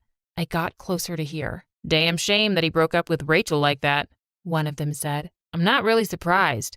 Remember what he did to that freak Elena? His idea for that prank video was genius. He's planning to try out another epic idea on her." He what? I couldn't believe what I was hearing. It was Stephen's idea all along, and he was planning to prank me again? I felt like someone had punched me in the stomach. He had almost tricked me again. Just then, my phone buzzed with Stephen's text. "Can't wait to see you." I texted him a location and asked him to meet me there. I deleted my Instagram account as I walked out of the locker room. I knew exactly how I would come clean to Stephen. I rushed home and grabbed a few cameras and my Wi-Fi device. On the way, I made a quick stop to the toy store. Then I rushed over to where it had all started, the dump. It was evening and the place looked as haunted as ever. But today, I wasn't scared at all. Before he got there, I fitted the cameras in the garage and connected them to my phone. Finally, he walked in, calling me to come out. As soon as he walked in the door, it crashed and locked behind him. On my phone, I heard him laughing. "You naughty girl," he said, looking around for me. I hit play and a recording began playing in the garage. I told Stephen who I was, and suddenly I noticed his expression change. He got angry and started yelling for me to let him out. My recording kept playing. "Guess who you shouldn't have told about your fear of spiders?" it went on. Suddenly, Stephen stopped yelling. By now, Stephen was begging, but it was too late. I released the toy spiders. I'd gotten the biggest, hairiest ones I could find. I heard him screaming, begging, and apologizing to me. The spiders crawled towards him. I waited for him to realize before I pressed the button that would live stream everything to the big screen that had been set up for the big game tonight. That should make it easier for them to find him. I heard his scream as I started my car and drove away. Hi, I'm Isabel, but you can call me Izzy, and I have the craziest story to tell you. But before I do, please like and subscribe. I grew up with my single mom in a house close to the beach, and ever since I can remember, I've been obsessed with life in and around the ocean. In my head, I was meant to save the ocean from evil humans. Excuse me, sir. You can't just throw this here. Read the sign. Oh, just say yes so he can move and I can clean the mess that you guys have made. Oh my God, who is this annoying kid? Izzy, what are you doing? Sorry about that. Please, carry on. He's a handsome one, huh? But Mom, all this garbage is gonna go back to the ocean. I have to protect it. And that's good, but you can't talk to people like that. Tell you what, let's go to the beach and collect some seashells. We might even spot a starfish. Oh, yes! Growing up, my love for the ocean deepened. I started participating in beach cleaning drives, and at 17, I was the youngest, most decorated volunteer, and even had my own YouTube channel about ocean life. Things were great, but a month before my 18th birthday, everything changed. I was at the beach one day when I noticed a strange man staring at me. I ignored him, but when I was going home that evening, he jumped in my way. What the heck? Who are you? I may look small, but I can do some serious damage. The man smiled and gave me a brochure. Easy there, kid. I'm Henry, the head of the Marine Conservation Summer Camp in Costa Rica. I was here for a vacation when I noticed your work. I'd love for you to join us this year. Holy mother of cows, was this real? Only the best of the best volunteers in the world joined this program, but I was as broke as a street rat. Listen, dude, sir, whatever. I'm very honored, but I can't afford to pay for this. That's okay, we'll have you fully covered. But why me? I'm sure there's lots of kids who would die for this chance. But not everyone has your drive, Isabel. Now hurry up and say yes before I change my mind. I told him to give me some time to think. This opportunity could change my life, but I had to make sure this was legit. So later that night, Mom did some digging, and I was relieved to know that the man wasn't lying. The next day, I texted him a yes. A week later, I landed in Costa Rica and was blown away by the size of the camp. I had no idea so many people were as passionate as I was about the cause. Excuse me, you're standing in my way? I turned around to face a blonde girl frowning at me. Sorry, I was just watching. I didn't ask. Could you move now? I need to walk on these red tiles only, or something bad'll happen tonight. I wasn't sure if I heard the girl right, but before I could react, a boy came out of nowhere and swooped her up. You know the drill. Carry me to my room, now! Of course, my princess. I was so confused watching the two of them leave, but just then Mr. Henry walked up to me and offered to show me around. As he led me to my room, he told me I'd be sharing with his daughter, Emma. I'd always lived alone, so I was excited to have a roommate, but my excitement turned to shock when I opened the door and saw the room filled with weird-looking dolls. What the heck was this? Don't touch my special dolls! I almost jumped out of my shoes hearing the voice. It was the same weird girl from before. That's my side of the room, so could you move your stuff, please? Legend has it that these dolls haunt you in your sleep if they don't like you, and I think they don't like you, girl. I'm Emma, by the way. You're Isabel, right? How did you know? The dolls told me. Told you, they're special. I'd never been this creeped out by anyone in my entire life, but since it was already late, I decided to ignore her and went to bed. By the time I woke up, she'd left. The first day of the program was set in the auditorium, but the place was too big and I had no clue where to go. That's when I spotted a guy. Hey, do you have any idea where the auditorium is? I'm a bit lost. Welcome to the club. I'm lost too, but maybe we can figure it out together. The guy introduced himself as Sam, and I noticed he was the same guy who carried Emma to the room yesterday. We got talking and were having a great conversation till Emma crept up from behind and started licking his ears like a puppy. Ew. Hey, sweetie, I know it's too early for you to take a shower, so I thought I'd lick you clean. Am I not the best girlfriend ever? Yeah, this is Isabel. She's my roommate, I know. Let's eat, I'm starving. See you around. Sure. That was awkward, but that was just the beginning. Over the next few days, I noticed that something was seriously wrong with Emma. She would wake up in the middle of the night laughing, and sometimes she would talk to her dolls like they were alive. And one night, I woke up to her staring in my face. What do you think you're doing? Watching you sleep, it calms me down. Please, go ahead. No way! Not with you watching me like a hawk. Don't be so dramatic. It's not like this is the first time this is happening. You do this every night? Gosh, you ask so many questions. Can you please go back to sleep? You're interrupting my meditation. I'd rather sleep on the beach than spend another second here, you freak! Emma looked at me blankly as I grabbed my blanket and left for the beach. But just then, my foot got caught in the sheets and I tripped. Gotcha. I looked up to Sam staring at me with his deep green eyes. Was he always this handsome? If you don't stop staring, I might get awkward. Sorry. I was just... Never mind. What are you doing here? Just watching the water. It's so peaceful. And you? Emma, I don't know what's up with her, but she's kinda... A lot? I know, but she's gone through a lot in life. After my parents left, Emma's dad, Uncle Henry, brought me up. We've grown up together, and she wasn't always like this. I feel bad for her. Is that why you date her? Because you feel bad for her? Suddenly, Sam's expression changed and he turned around to leave. I'm sorry, I overstepped, but I'm not sure if I can be around her. She's not that bad, and it's just your first day. Give her a chance and hang in there. I took Sam's advice and decided to be nicer to Emma. I even hung out with her and Sam more often, and it wasn't so bad, especially because Sam and I hit it off instantly. We had a lot in common and could talk all day, but I could tell it bothered Emma a lot. Like this one time during a cleaning drive, Sam was helping me detangle a net, and I accidentally cut my hand. He was helping me when Emma fell to the ground. Help me, Sam. I'm too soft to see so much blood. Take me home. She started crying like a banshee, and Sam had to leave to calm her down. That night, Emma didn't even bother checking up on me. A few days later, the instructor informed us that Mr. Beast was in town and he wanted to visit us, and Sam and I volunteered to help out with prepping the camp. Why couldn't the pirate learn the alphabet? Because he's stupid? Why else would he be a pirate? No, dummy. Because he was always lost at sea. Get it? Get it?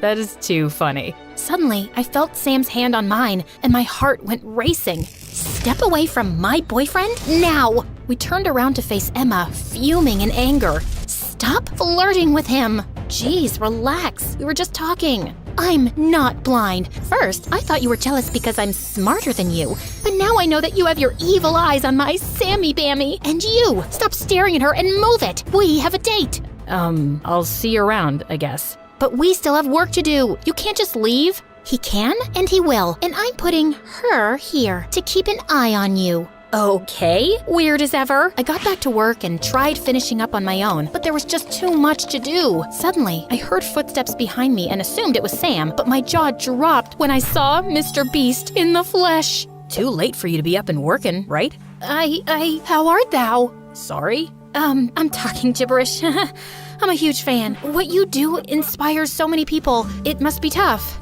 Yeah, but not as tough as what you guys do. I used to volunteer at this camp too. Best days of my life. Wish I could say the same. Anyway, I thought you were coming next week. I was, but then what's the fun in that? I like to give surprises. Oh my god, did I just have a conversation with the most followed celebrity on YouTube? This had to be the coolest thing ever. The next morning, the instructor announced that Mr. Beast wanted us to participate in his new challenge. The rules were simple. Volunteers would be divided into 4 teams, and each of us would be given one part of the beach to clean. The team that cleaned the fastest would win a chance to be in a video with him. As luck would have it, Sam and I were on the same team, while Emma was in a different one. You rigged this, didn't you? So you could be close to Sam. Shut up. I have better things in life to do. I know Mr. Beast personally. I will go and ask him. I'm sure he'd love to know what a lying cheater's butt you are. As long as you leave me alone. But minutes after Emma left, Sam walked up to me. Sorry about last night. I had to take care of her. Look, Sam, I don't want to get in the middle of your mess. Emma clearly wants me to stay away from you, and I want to concentrate on my work.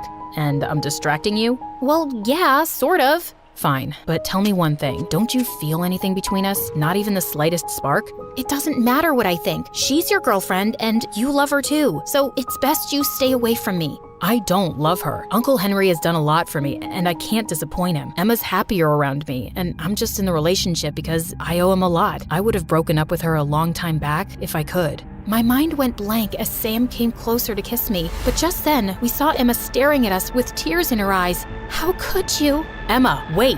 But Emma just turned around and ran away. Just then, the bell went off and the competition started. I could feel Sam's eyes following me, but I still felt horrible for Emma, so I ignored his glances. And then, in the middle of the competition, we saw Mr. Henry running toward us. It's Emma. We can't find her. Have you guys seen her? Not since the competition started. I'm sure she's around somewhere. I don't think so. Mr. Henry showed us the message on his phone. It said, "I'm leaving forever. Don't look for me." We frantically started searching the area, but Emma was nowhere to be found. I called 911, and soon we had a police search team looking for Emma too. Oh God, I hope she didn't go into the woods. That's the only place left that we haven't searched. Well, we have to look to be sure, but what about the competition? What about it? Emma's life is more important than anything else. Now hurry up! Sam dropped a text to Mr. Henry and we went into the woods. We tried searching the place, but soon it started getting dark. Disheartened, Sam and I went back to my room, only to find Emma sipping a milkshake. Oh my God, where were you? You know, just hiding. It was so funny watching you guys search for me like headless chickens. Best plan ever. Are you kidding me? We lost the competition. Your dad's a mess. We have the police going mad looking for you. And you're here sipping milkshakes and gloating over your stupid plan? Why? Because I wanted to teach Sam a lesson for betraying me and my dad. What? I never betrayed you. All I did was try and keep you happy, but nothing works for you. I'm exhausted trying to keep up with your crazy demands, and I like Izzy. No, you don't. You're mine for life. Izzy can eat bugs for all I care. You're literally the craziest person ever, Emma. Get help. And Sam, I like you, but you have to make up your mind. And yeah, take a stand for yourself before it's too late. No one should have that kind of control over your life. I stomped out of the room angrily, and after that day, I never spoke to Emma again. Sam tried to talk to me, but I just didn't want to deal with Emma's craziness anymore. Soon the camp ended, and we went our separate ways. I started working on my YouTube channel again, and within a few months, it started making me good money. After graduation, I had enough to start my own volunteer center. Things were going great, until one day after wrapping up a late shift, I noticed someone following me. Okay, come out, Emma. I know it's you. How did you know? Sixth sense. Also, that hideous hoodie of yours was enough to give you away. Now tell me why you're here. To apologize. After the camp, Dad got me into therapy for my erratic behavior. And what? Your stupid moves cost me the opportunity to be in a video with Mr. Beast. So unless you have a time machine and can bring that back, you may leave. Just then, Emma pulled out her phone and showed me an email. It said that Mr. Beast had agreed to visit my volunteer center and cover it in his next video. How did you? Told you I knew him personally. I know it's tough, but please forgive me. I'm trying to be a better person. I don't know. It might take me some time, but maybe I'll get there. Take all the time in the world that you want to. Also, I kinda have a surprise for you. If it's one of your freaky dolls, how about a freaky friend? Sam? What now? Wow! I like you, Izzy. I've liked you since the day I saw you, and I always will. You make... Hi, my name is Eliza, and I've always wanted to be a successful author, just like my dad. But I never thought this dream would turn my life upside down and make me question everything.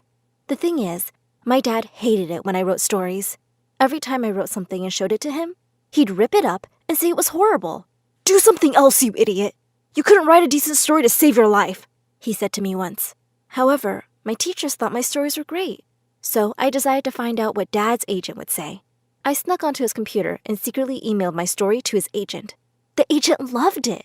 I was thrilled, but there was one small problem.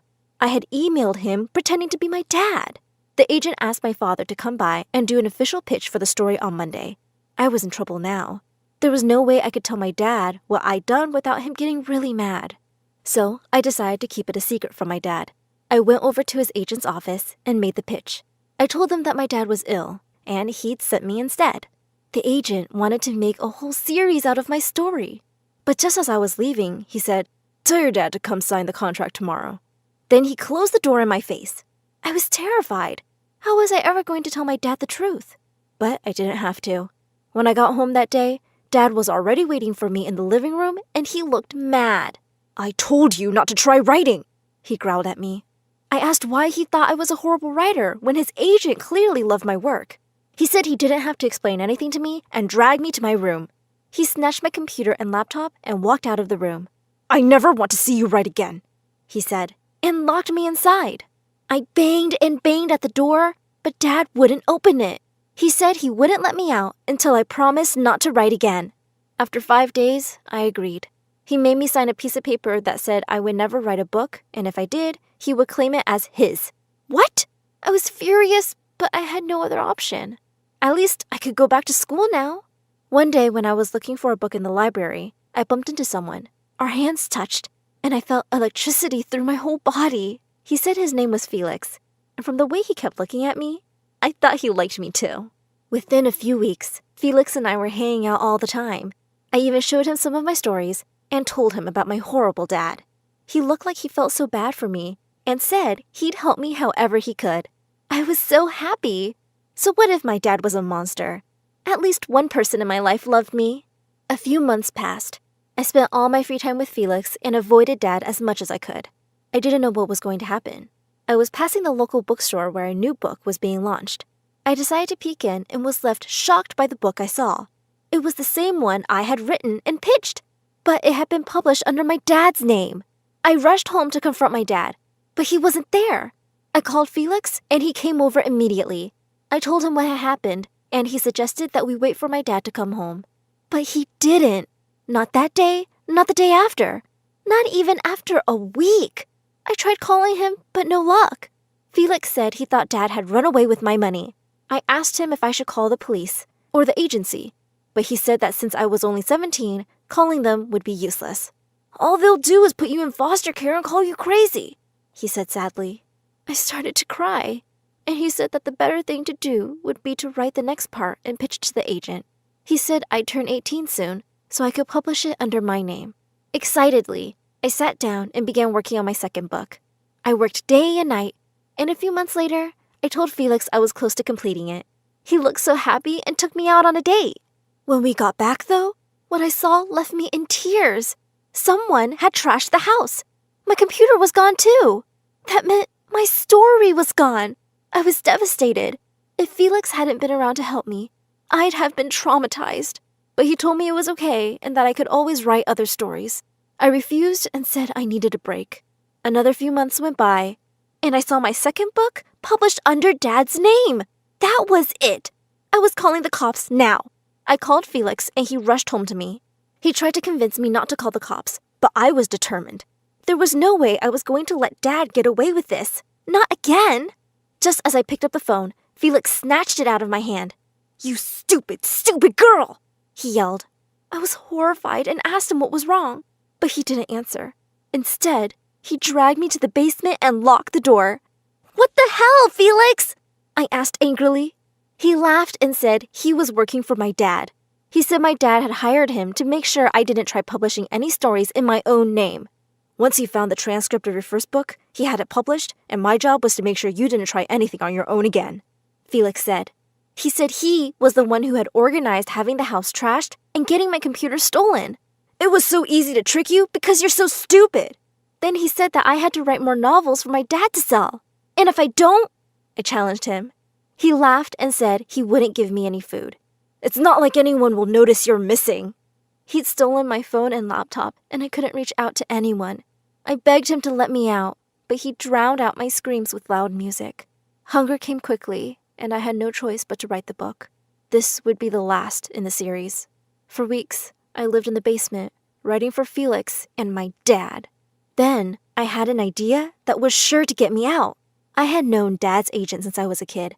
I knew if I left the right hints in the manuscript, he could probably find me. Sure enough, a week after I gave Felix the final draft of the novel, the police came banging on the door. Loud music was blasting in the house when 3 officers kicked down the basement door.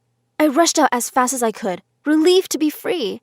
Felix, however, was nowhere to be seen. I was furious. I had to catch him, and I yelled at the police officers to work harder, but no luck. He was gone. In fact, he hadn't left any traces of who he was either. The only thing the police had was a sketch I had helped them make. They also couldn't trace my dad anywhere. As upset as I was also glad that they were gone from my life, and I could go back to being normal. But boy, was I wrong. Once they found out what Dad had done, the publishing agency gave me all the money, and since I was still a year from being 18, I was made to go and live with a distant aunt. She seemed very eager to have me. When I went to live with her, I was very nervous at first, but to my surprise, she was very welcoming. She would even make me cookies and soup and whatnot, and was always feeding me. She also kept bad-mouthing my dad. One day, my aunt said, "You know, kiddo, I think you deserve a vacation." And she insisted on taking me to a family lodge in the woods. I had a seemingly endless amount of money now, so I guessed we could go. The minute I said yes, my aunt packed everything and put me in the car. "You really are psyched about this vacation, aren't you?"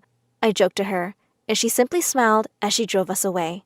A few hours later, we ended up in a very strange and creepy-looking meadow. It was surrounded by huge trees and had no real trail. I checked my phone and realized there was no signal either. I was so freaked out. I asked her about it, and she said, "It'll be a true nature experience." But I had a feeling something was wrong.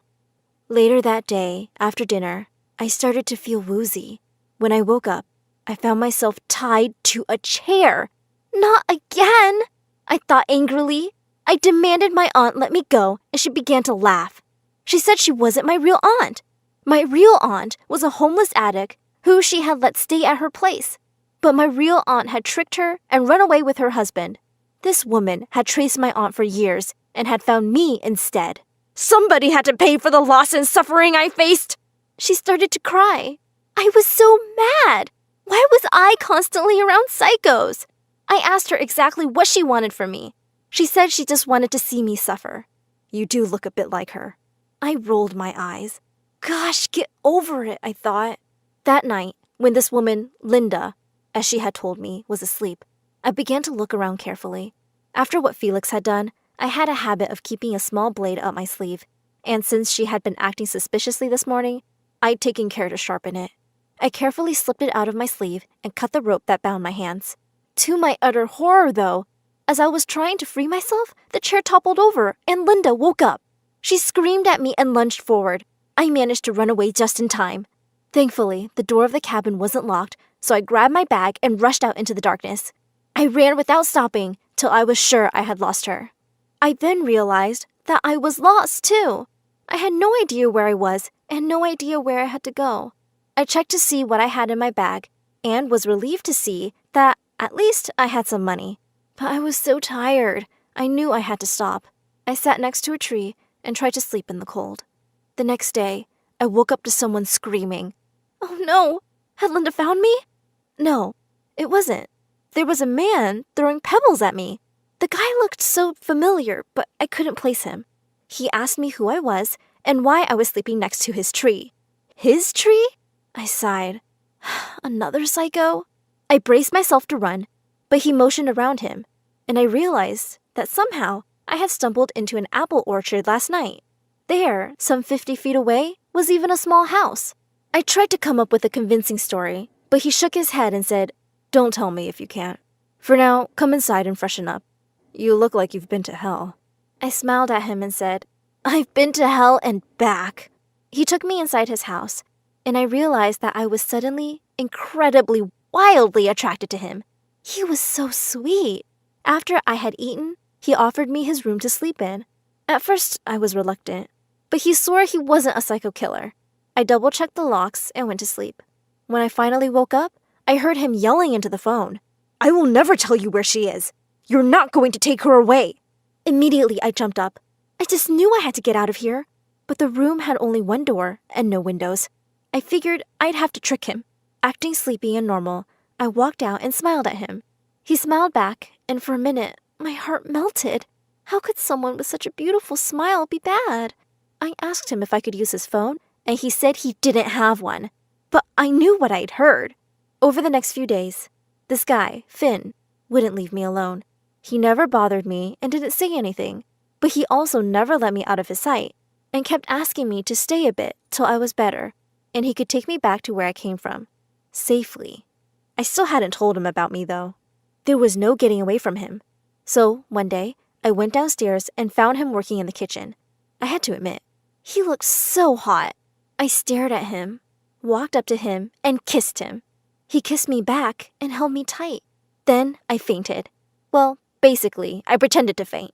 I hoped he would take me to the hospital or something, but I was wrong. As worried as he was, he didn't take me anywhere. But he did take out his phone to call someone. I was relieved to see him put it on the table. Just as I was about to grab the phone, I heard screaming outside. I jumped up and snuck out. I saw Finn. He was arguing with someone. It was Felix. I knew I had to get out immediately. It suddenly dawned on me that Finn had reminded me of Felix. They had the same eyes and the same smile. How had I not seen it before? Finn was going to hand me over to his psycho brother and my crazy dad. I ran downstairs and out the door. Behind me, I heard screams. They had seen me. I ran recklessly. I saw a car and ran for it, but there was already someone in it. When I saw who it was, I thought I had officially lost it. In the back seat, asleep, was my dad. I turned and tried to run the other way, but Felix jumped into my path. Finn was nowhere to be seen. I tried to grab a rock to hit him, but Felix was faster.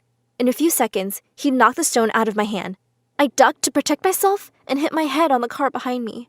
Everything began to fade. Just before I passed out, I saw Finn run out and he was covered in blood. He pulled Felix off of me and punched him. After that, everything went black. When I woke up, I remembered what had happened. I tried to get up, but I couldn't. Oh no! What had the brothers done? Was I back in the cabin? The basement? Was it Linda? I dared not to open my eyes. Finally, I heard a soft sobbing. I'm so sorry. This is all my fault. It was my dad. I opened my eyes and saw him in the bed next to me. He was covered in bandages. Between our beds sat Finn. I gasped and tried to run, but all of a sudden, I realized I was in a hospital. I saw a nurse and finally figured that Finn couldn't hurt me in public. I began to scream. He begged me to stop. The doctors rushed in and asked me to listen. Finally, Finn told me the truth. Your dad never ran away with your money. Felix had kidnapped him too, he said. I was shocked. Finn continued that he and Felix were definitely brothers, but Felix was crazy. Felix was a fan of Dad's work. When he found out about Dad stealing my work, he made a crazy plan to make it look like Dad was behind stealing my work so I wouldn't look for him. When I found out, I tried to stop him, but he wouldn't listen, so I moved to the family farm, where I saw you. I just knew I had to keep you safe, he said. He told me that Linda, who knew Felix, was looking for me and had told him I was probably on the farm. Thankfully, they were both sent to jail. Finn testified against them both. It's been 5 years, and Finn and I are set to marry. For our honeymoon, we'll go to a small apple orchard his family owns. Hey friends, I'm Sarah from North Carolina. Please like and subscribe.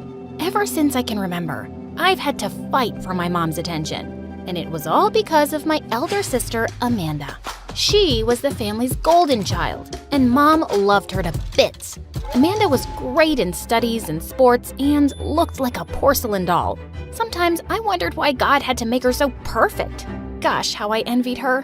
One time, we got her report cards from school, and as usual, Amanda had aced all the tests. Wow, Amanda, I'm so proud of you. My daughter gets an iPad. Show me your results, Sarah. Mine didn't come yet. Liar, liar, pants on fire. Mom, it's in her bag. She must have failed again. Amanda then ran and brought my report card, and I just wanted to kick her hard. C's, D's, and an F again? When I go to school, teachers can't believe you're Amanda's sister. When Mom left, Amanda kept laughing at me and telling me I was a dumbhead. No, I wasn't. I just didn't want to try because I knew no matter what I did, Amanda would always be one step ahead of me. We both had our birthdays in August, and Mom would always throw a combined party. On Amanda's birthday, one time Mom even forgot to have my name written on our cake. But I was glad Dad was always on my side. He'd spoil me rotten. Every time Mom would scold me for having bad grades or making some mistakes, Dad would defend me and take me out for ice cream. I know your mom has a lot to say. For me, her arguments go in one ear and out the other. Wow, I should do that too. Dad was the best. But in 5th grade, something awful happened. He suddenly left us and settled in Europe. He promised to come for me soon, and I waited for weeks. But he never did. Even his number became unresponsive after some time. That was a huge blow for me. Mom and Amanda tried to talk to me, but I just shut them out. I knew Dad had left because of Mom, yet she still acted like she was innocent. Sweetheart, I know how you feel. Just know that I'm here for you. What are you talking about? I'm fine. And please don't be here or anywhere for me. Because of you that Dad went away. Saying that, I ran to my room and slammed the door shut. Things were pretty much the same at school. I had no friends, and Amanda was like the most popular girl. One time during recess, I was looking for a place to sit, and seeing an empty chair at the table, I pulled it. But just then, I heard someone yell. OMG, a girl was about to sit, and I had pulled the chair without realizing it. Oh, I'm so sorry. I didn't see you there. Really? Are you blind? I think you were just trying to be funny. I'll teach you a lesson. Saying that, she took my tray and rubbed it all over my face. The entire cafeteria burst into laughter. But the worst thing was spotting my very own sister laughing at me too. I instantly ran out and hid in the janitor's room and cried. Just then, I felt a hand on my shoulder and jumped in surprise. Who's there? I know karate and I'm not afraid to use it. Just then, someone turned on the light, and I saw a boy my age. It was Eric. He was a new admission, and since he was cross-eyed, the kids made fun of him all the time. Hey, I was here first. It's kind of my hiding spot, so you have to leave. Nope, not happening. I'm not going out there. I can understand. Why do people have to be so awful? No idea. We both sat there for some time, and then Eric handed me a cloth, and I cleaned all the icky food from my clothes. We have to go out at some point. Maybe we could support each other and go out together? I really liked Eric's idea. We took a deep breath and stepped out of the janitor's room, acting like nothing had happened and pretending like we couldn't care less about jerk bullies. It totally worked, and for once, I had a friend. Eric and I started hanging out together all the time, and we grew really close. One time in 7th grade, we were having the most boring history class ever, and Eric was hating it the most. I think I'll start crying. She's just dragging the lesson. Aw, anything can be fun if you know how to draw. I showed him the sketch I'd made of our teacher, and he nearly burst out laughing. You are the ultimate jerk. But the teacher heard his comment and sent him to detention for using the word jerk in the class. I couldn't just sit and listen to her blabbering, so I stood up. Yes, Sarah, do you have something to say? Yes. I want to say jerk. Everybody is a jerk. Detention for you too. When I went to the detention room, Eric actually thanked me for getting him kicked out of that boring class. And I knew you'd be here within minutes because you can't stay too long without me. He was so right. He then had this awesome plan of sneaking out of the school to visit a fun fair nearby. How could I say no?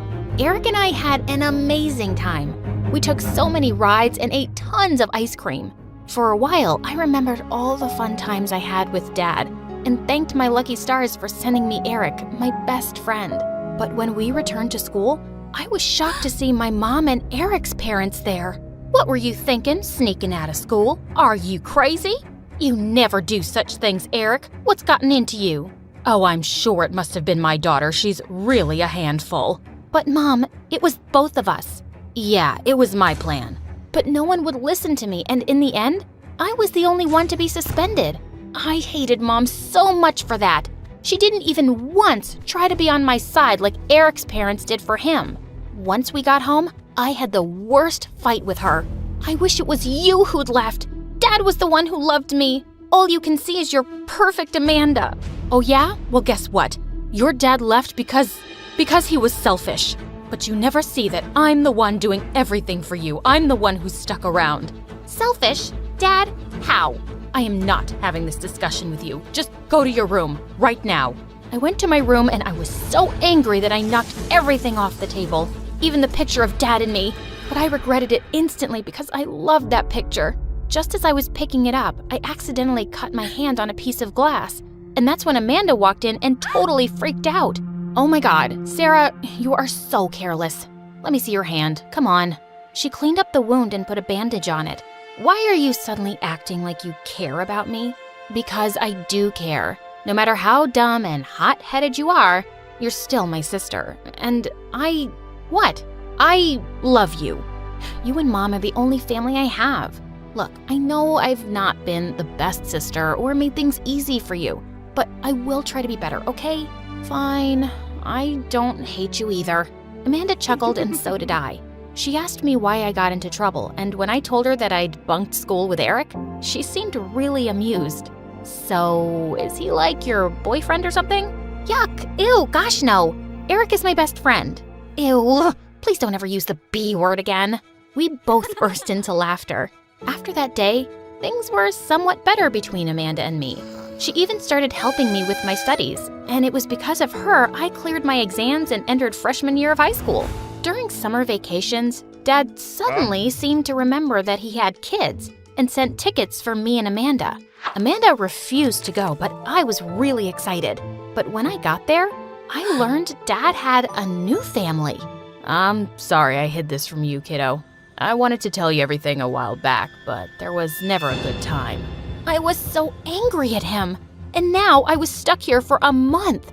The only thing that got me through was talking to Eric for hours every day. He told me that he'd started seeing a girl, and I was really happy for him.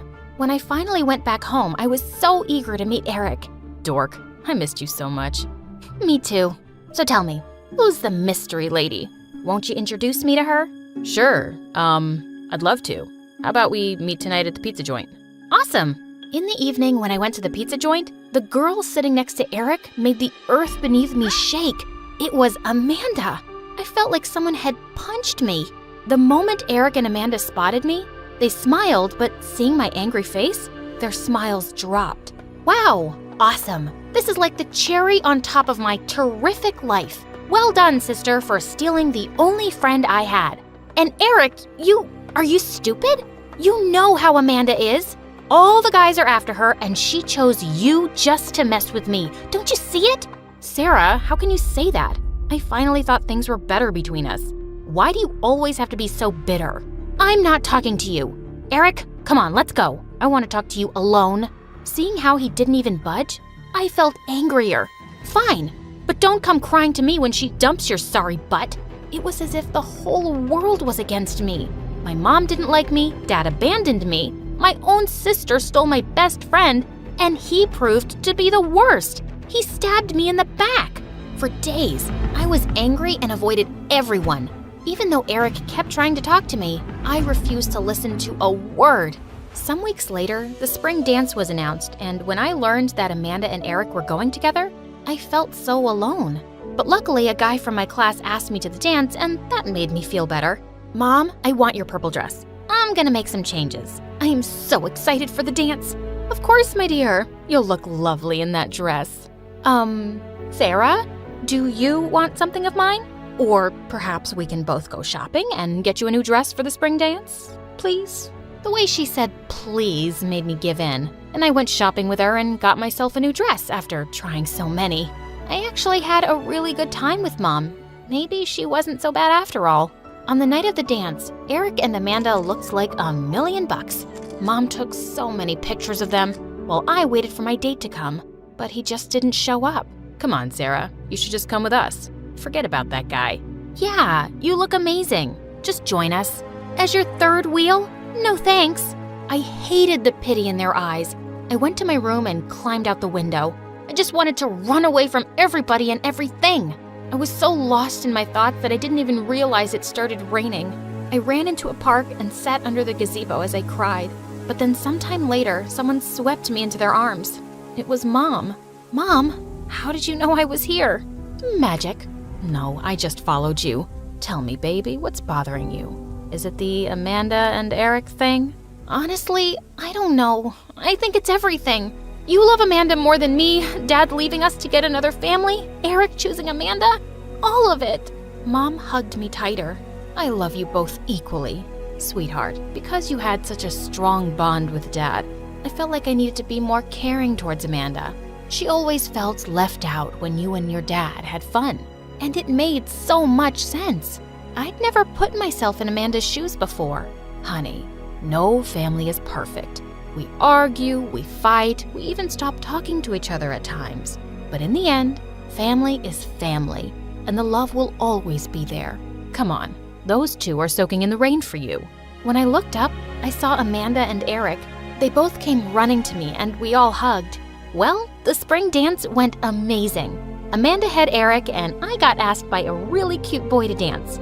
We had fun like no one was watching, and for the first time in many years, I felt happy and loved.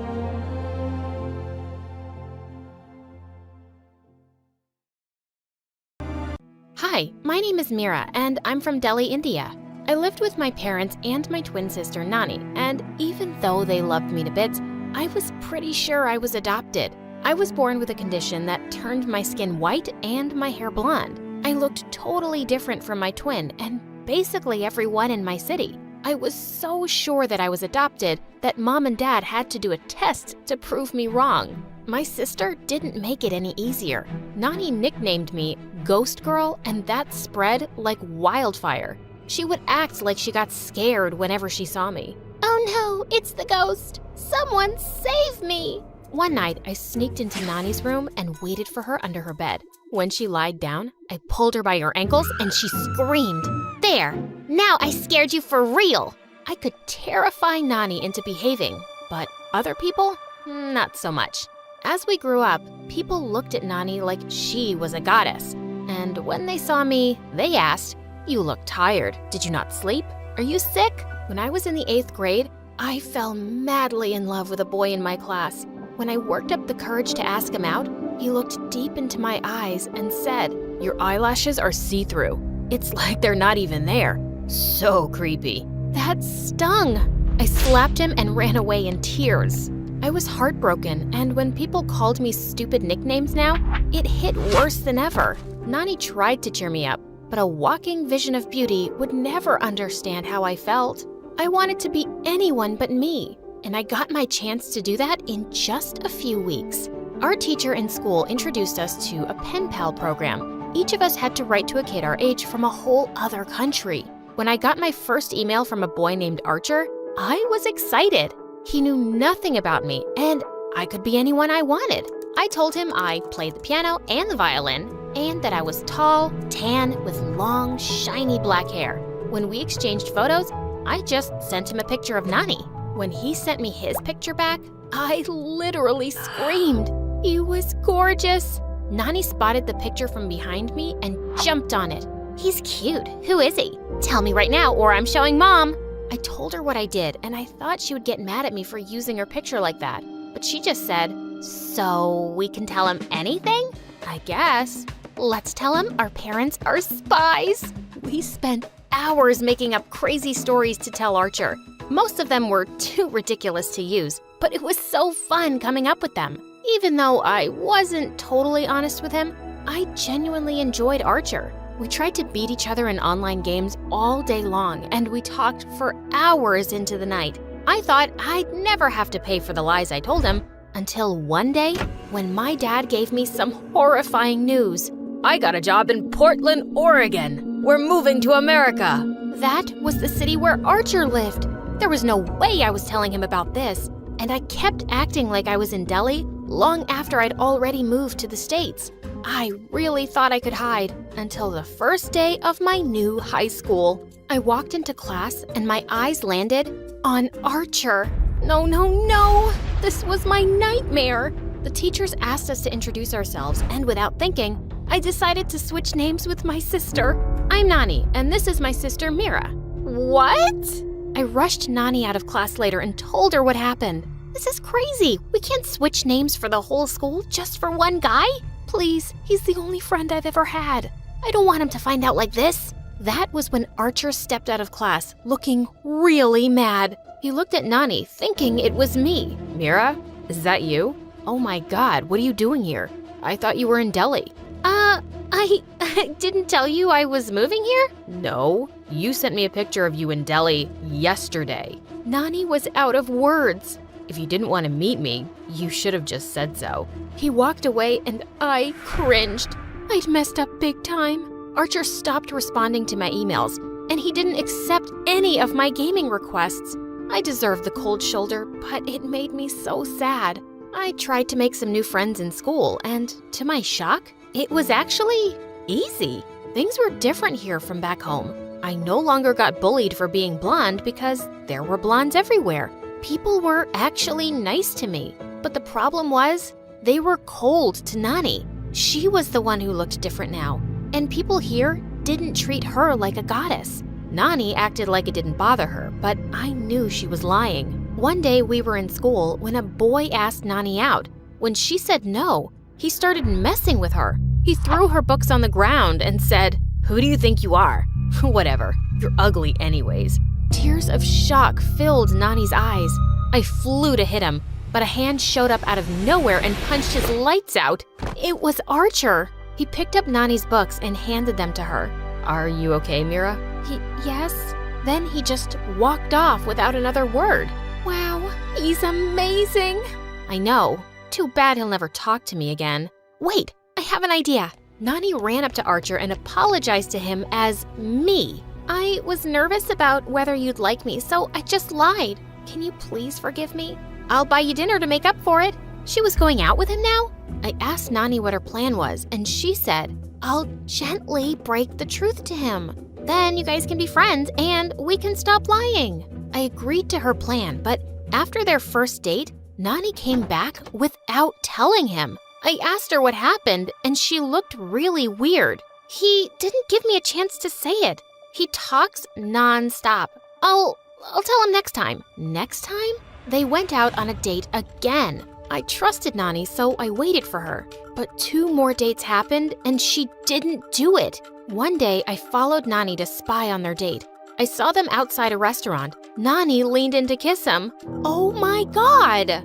I was about to scream, but Archer held her back at the last moment. Mira! Whoa! Why are you here? I gave Archer a flimsy excuse and pulled Nani away with me. You like Archer, don't you? That's why you're not telling him. No, he's just sweet and he made me feel special. I couldn't say it. Do you really like him? Tell me the truth.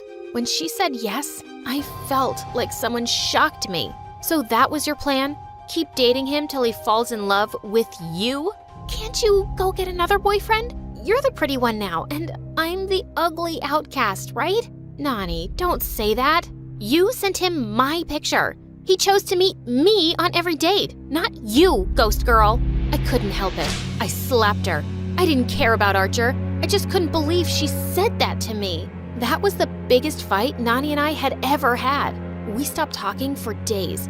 I was so upset that I even stopped emailing Archer.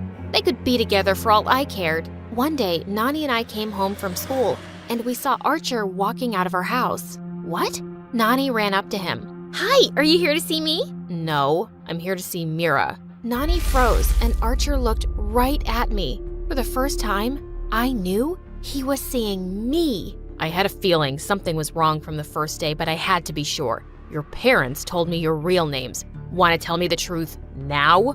There was no backing out of this. Fine, it's me. I'm Mira. I got bullied for how I looked back home, so I sent you Nani's photo. Why didn't you say it when you got here? You lied to the whole school. I didn't want you to find out that way. You let me go out with your sister. When were you gonna tell me? That's when Nani jumped in between us. I stopped Mira. She wanted to tell you, but I made her wait. Why? Because I like you. No matter how hard I tried, I couldn't stop liking you. I just wanted some time. For what? To play with my feelings like I'm your toy? You're both liars, and I never want to see you again. With that, he stormed off and Nani burst into tears. She locked herself in her room and refused to come out. The next day, she told everyone in school our real names, just like that. Stop it, we'll get in trouble. I don't care. I'm done lying for you. I want my name back. The word spread like wildfire, and when our teachers heard about the mess, they took us straight to the principal's office. She was furious. She made our parents drive over from work. Your daughters switched identities. They've been taking each other's exams. Their scores are all mixed up. We don't tolerate scams in our school. You're both expelled immediately. My heart dropped. Expelled? This couldn't be happening. We got the screaming of a lifetime on our way back home. I was in so much shock that I couldn't even cry. Had I just ruined our lives over a stupid lie?